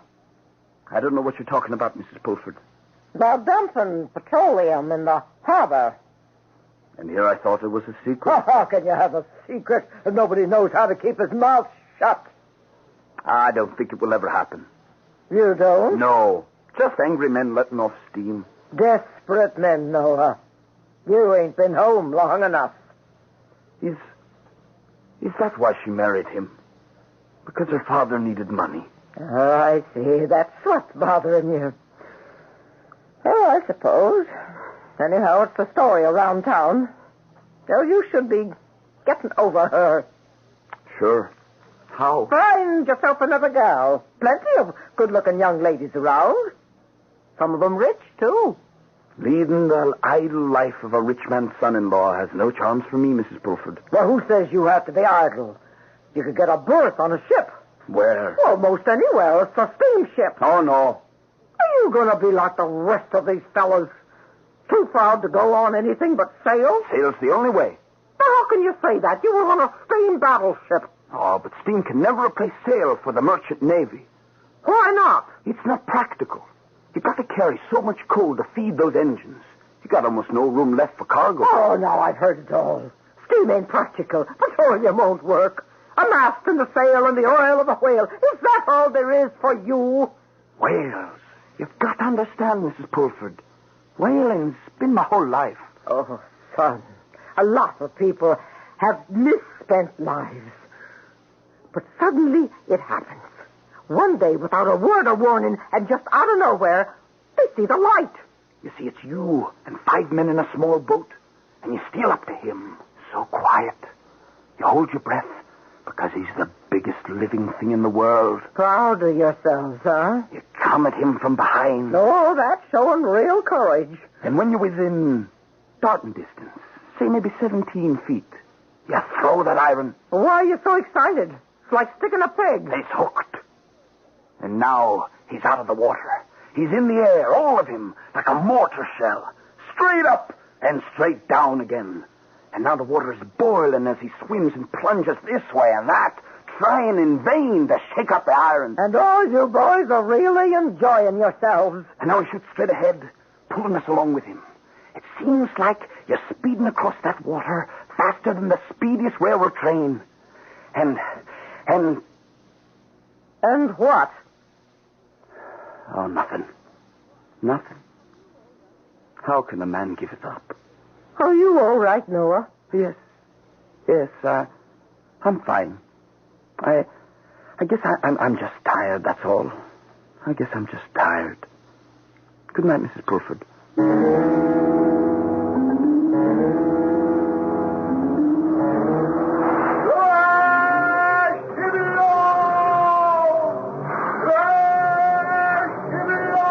Get up, Noah. Wake up. It's Fallowfield. Well, where am I? Where are you? Boy, you mad? Where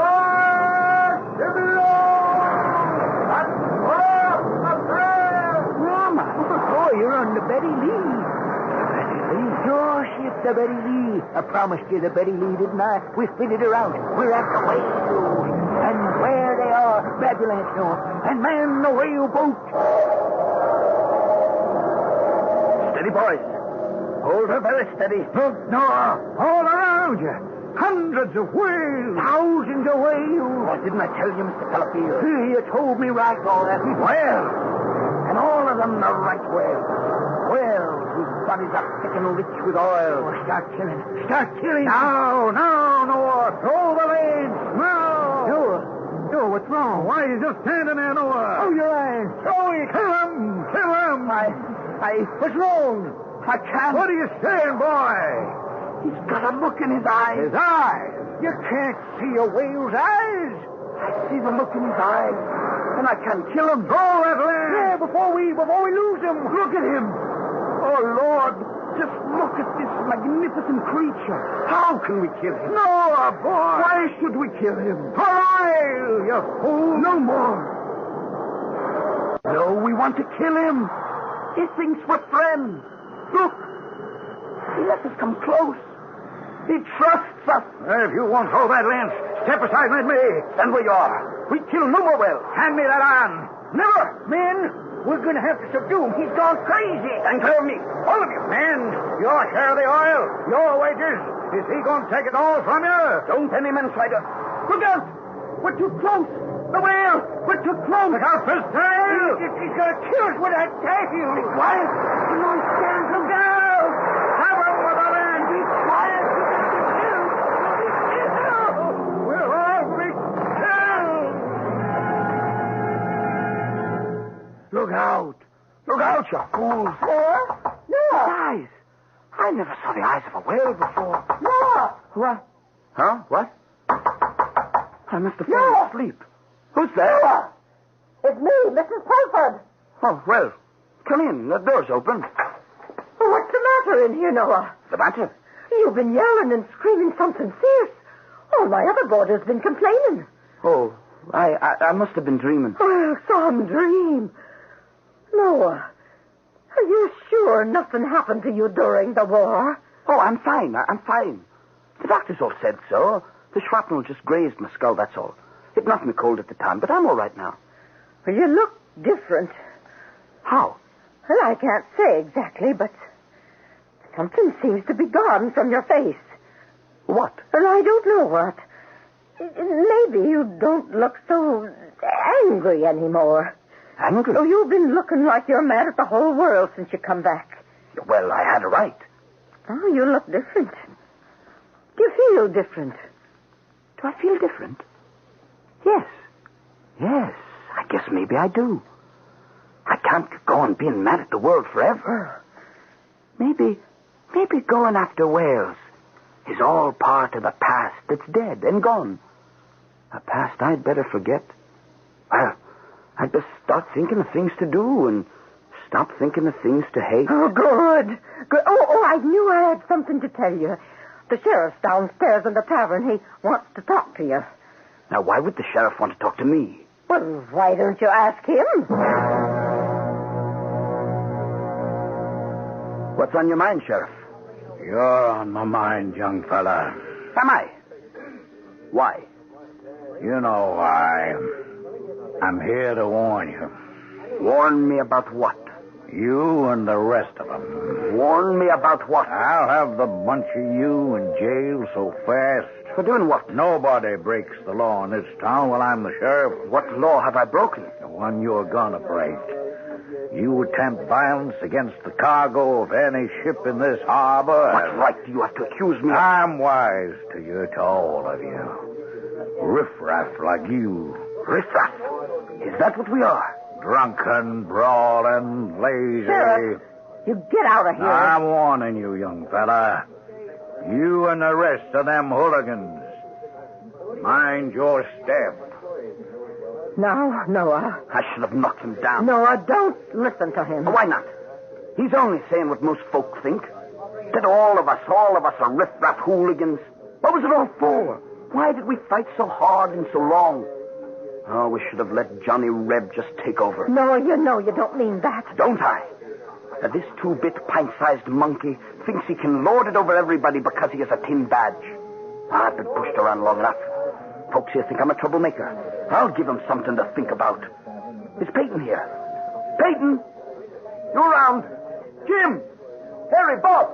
Any of you young fellas seen Peyton? You tell him I'm looking for him. Tell him I'm sold.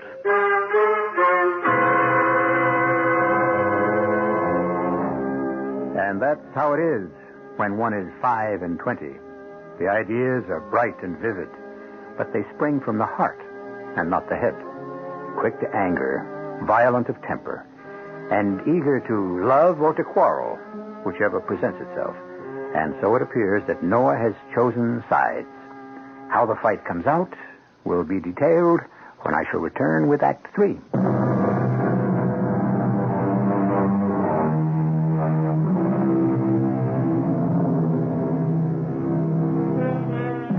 The world goes on. It stumbles along in its own seemingly aimless fashion, despite our best efforts to turn it in our own direction. And each of us has to take what he is given, even if for some it's manifestly unfair. But here and there, some of us try to fight back. And when we lose the impossible war, we're considered crazy. But the rare few who win, those are the heroes. The question is, how will Noah Arkwright end up? Who's there? Well. Hello, Noah. Look who this is. Prudence. Mrs. Prudence Marcy. Or should I say, Mrs. George Marcy. May I come in? May I come in? And for what purpose? Is it the usual reason a lady visits a gentleman in his room very late at night? Please, Noah. I came here to... Yes? I know you must hate me. I can't say I'm filled with admiration for you, exactly. I know how difficult things are for you just now. Do you? I know how many sailors are idle. Oh, well, the fortunes of war. I've come to offer you a job. As what? A groom in your stables? My husband has picked up the Betty Lee. Oh. Is he going into the whale oil business? George wants to send the Betty Lee to the port of Philadelphia to pick up petroleum. Is that a fact? Whale oil, petroleum, what difference should it make? It's oil, it burns, it lights. And what is this supposed to mean to me? Well, you should be captain of that ship, the Betty Lee. Nobody knows her better than you do. You want me to be captain of the Betty Lee. And thus, in one sweep, you do a good turn to your husband and your fiancé. Noah, I'm trying to help. And where are my feelings? I'm a whaling man. It's in my blood. It's in my bones. Do you think I'd help destroy my own profession, betraying my own comrades? Noah, it's over. Can't you see it? The Betty Lee will need the best skipper for this voyage, and that's you, Noah. The world goes on. People do the best they can. You can live in the past, or you can adjust to the future. A very pretty speech. Oh, go ahead. Spend the rest of your life feeling sorry for yourself. I thought I could help you. I see I was foolish. Goodbye, Noah. How do you like that? I'm wrong.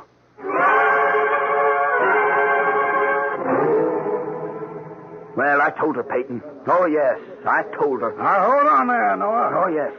They want to fill those ships with that filthy mud that seeps up out of the swamps of Pennsylvania. But there's something they forgot. Who, huh? Who's going to sail those ships? We are. Yeah, they need us. Without us, nothing moves. What did you say? I said, we're going to sail the Betty Lee, Noah. We're going to cut our own throat? Oh, no. You have to think right, boy. We want to make sure the Betty Lee gets to Philadelphia, loads on them barrels of petroleum, and comes back to this very same port. Why? So we can have a party. What party? The grand, glorious petroleum oil party, right in this harbor. The grand, glorious petroleum oil party? Why, Noah, we'll become another Boston. Yes. They'll think they whipped us. But we'll bring back that petroleum and throw it in their faces. And all you have to do is become the master of the Betty Lee. And sign on all the boys as my crew.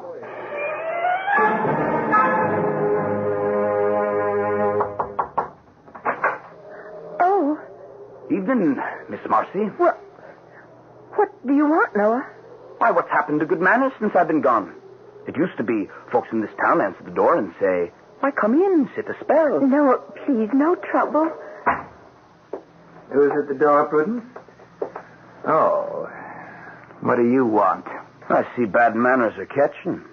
Prudence, why don't you serve us up a cup of tea? There, sir, you can't barge into my house and I order... knocked at the door very politely and was admitted by the lady herself. Now to business. I'm not interested. I must ask you to leave this house. You're talking like a fool. What? Believe me, I know. I used to be a fool myself. You bought the Betty Lee. Who knows it better than I do? Who could be a better skipper for her than me? I didn't buy her to make a whaler out of her. What's it to me what kind of oil she carries? There are scores, hundreds of out-of-work captains who need you. Ask anybody in town. I'm the best captain you could hope to find for the Betty Lee. It's true. I don't like you. You don't like me. But what should that have to do with anything? Business is business. You know, I like the way you think.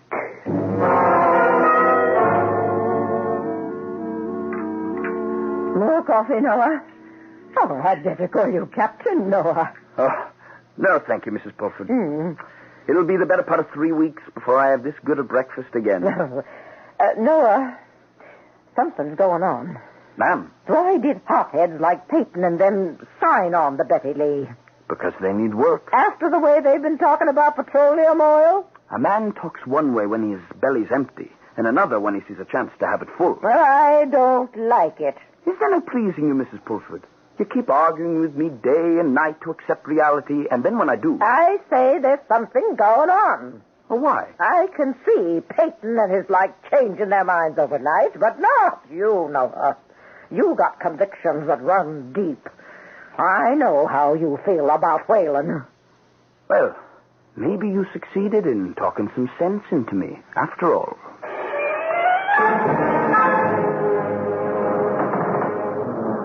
Hold her steady. Steady as she goes, Captain. Let this wind keep favorable, and we can have our cargo back in port day after tomorrow. Aye, in port. Not in town. The day after tomorrow, the 5th of June, 1866, a famous date in history. The grand and glorious petroleum oil party. The whole town will be there to watch us come into the harbor. But instead of tying up to the dock, we drop anchor in the middle of the harbor and start the festivities, eh? Why, Noah, you're looking serious. So serious. It's just, well, I don't hold with violence. Violence? Man, you had 4 years of war. Now, that was different. What's a man to do, Noah? What's a man to do? Now, you're right, Peyton. You're right. Yeah. What a party that's gonna be!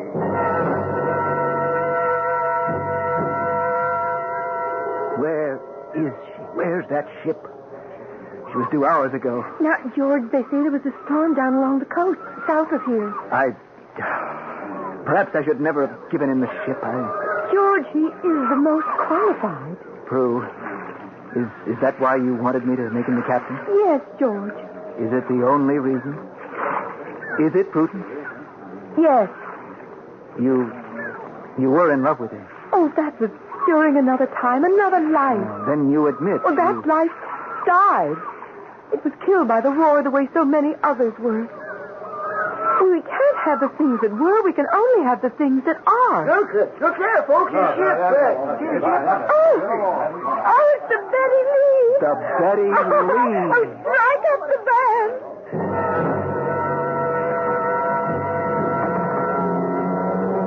Well, there she is, Noah. The whole town's turned out. And what will happen after the party? What happened after the Boston Tea Party? The boys all became heroes. Oh, I wish it were that simple. Peyton, look. Look to the starboard. Why? Look. Am I dreaming? What do you see? Well, Oh, it is possible. It's a whale. But it can't be a whale. It can't. But look at him.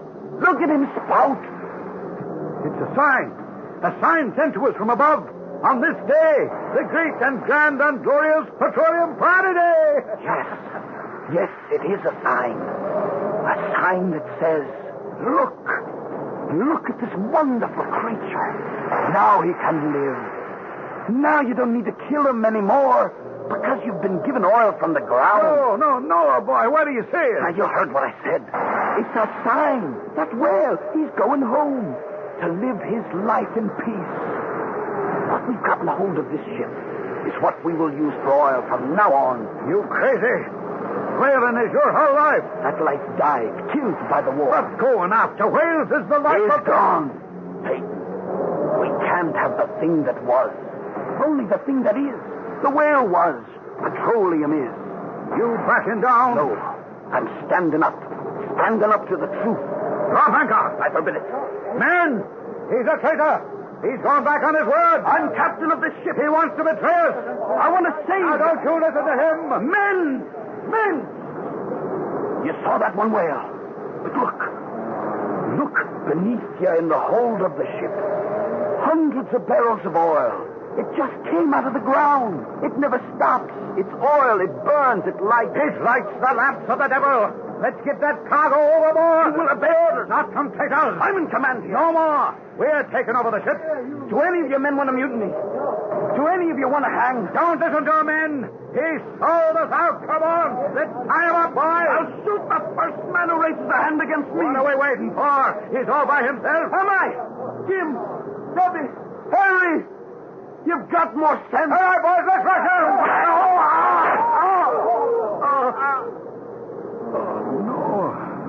No. I didn't mean it. I just wanted. Peyton, you can't do this. This crazy thing. You know you can't. Oh, boy. Are you all right? All right, some of you men, let's get him below. No. I might as well stay here. We didn't want anyone to get hurt. No one was supposed to get hurt. Someone always gets hurt when grown men act so crazy. You can't fight it. You can't fight progress.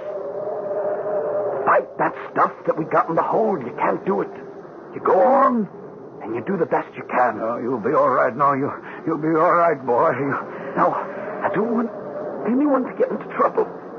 How it happened, well, just say that we were firing off our pistols to celebrate, and we had an accident. No. We'll get you to a doctor. Peyton. She blows. Oh, you see him, Peyton. Oh, he's a beauty. The biggest, rightest whale in the world. Why are we sitting here? Why don't we man the whaleboats? Peyton.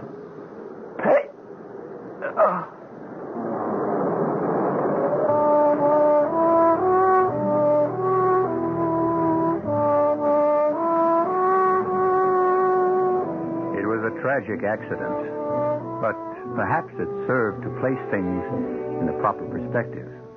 How stubbornly we cling to the past, to yesterday, to the known, the tried, and the true.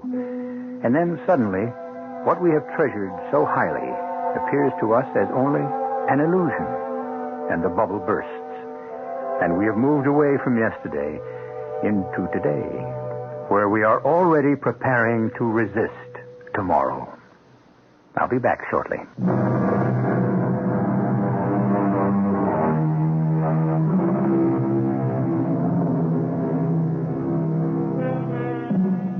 It's becoming a blander world, isn't it? At one time, a man's job, his work, his quest for his daily bread, provided him with all the excitement and action he needed. Hunter, trapper, stage driver, river pilot. Well, we do make progress, don't we? We push pencils and press buttons for the most part. And it's more efficient. You simply cannot prevent progress. But what to do for excitement? We can fill that particular void in your life 7 times each week. Our cast included Christopher Tabori, Russell Horton, Ian Martin, and Joan Shea. The entire production was under the direction of Hyman Brown. Radio Mystery Theater was sponsored in part by Sign-Off, the sinus medicines. This is E.G. Marshall inviting you to return to our Mystery Theater for another adventure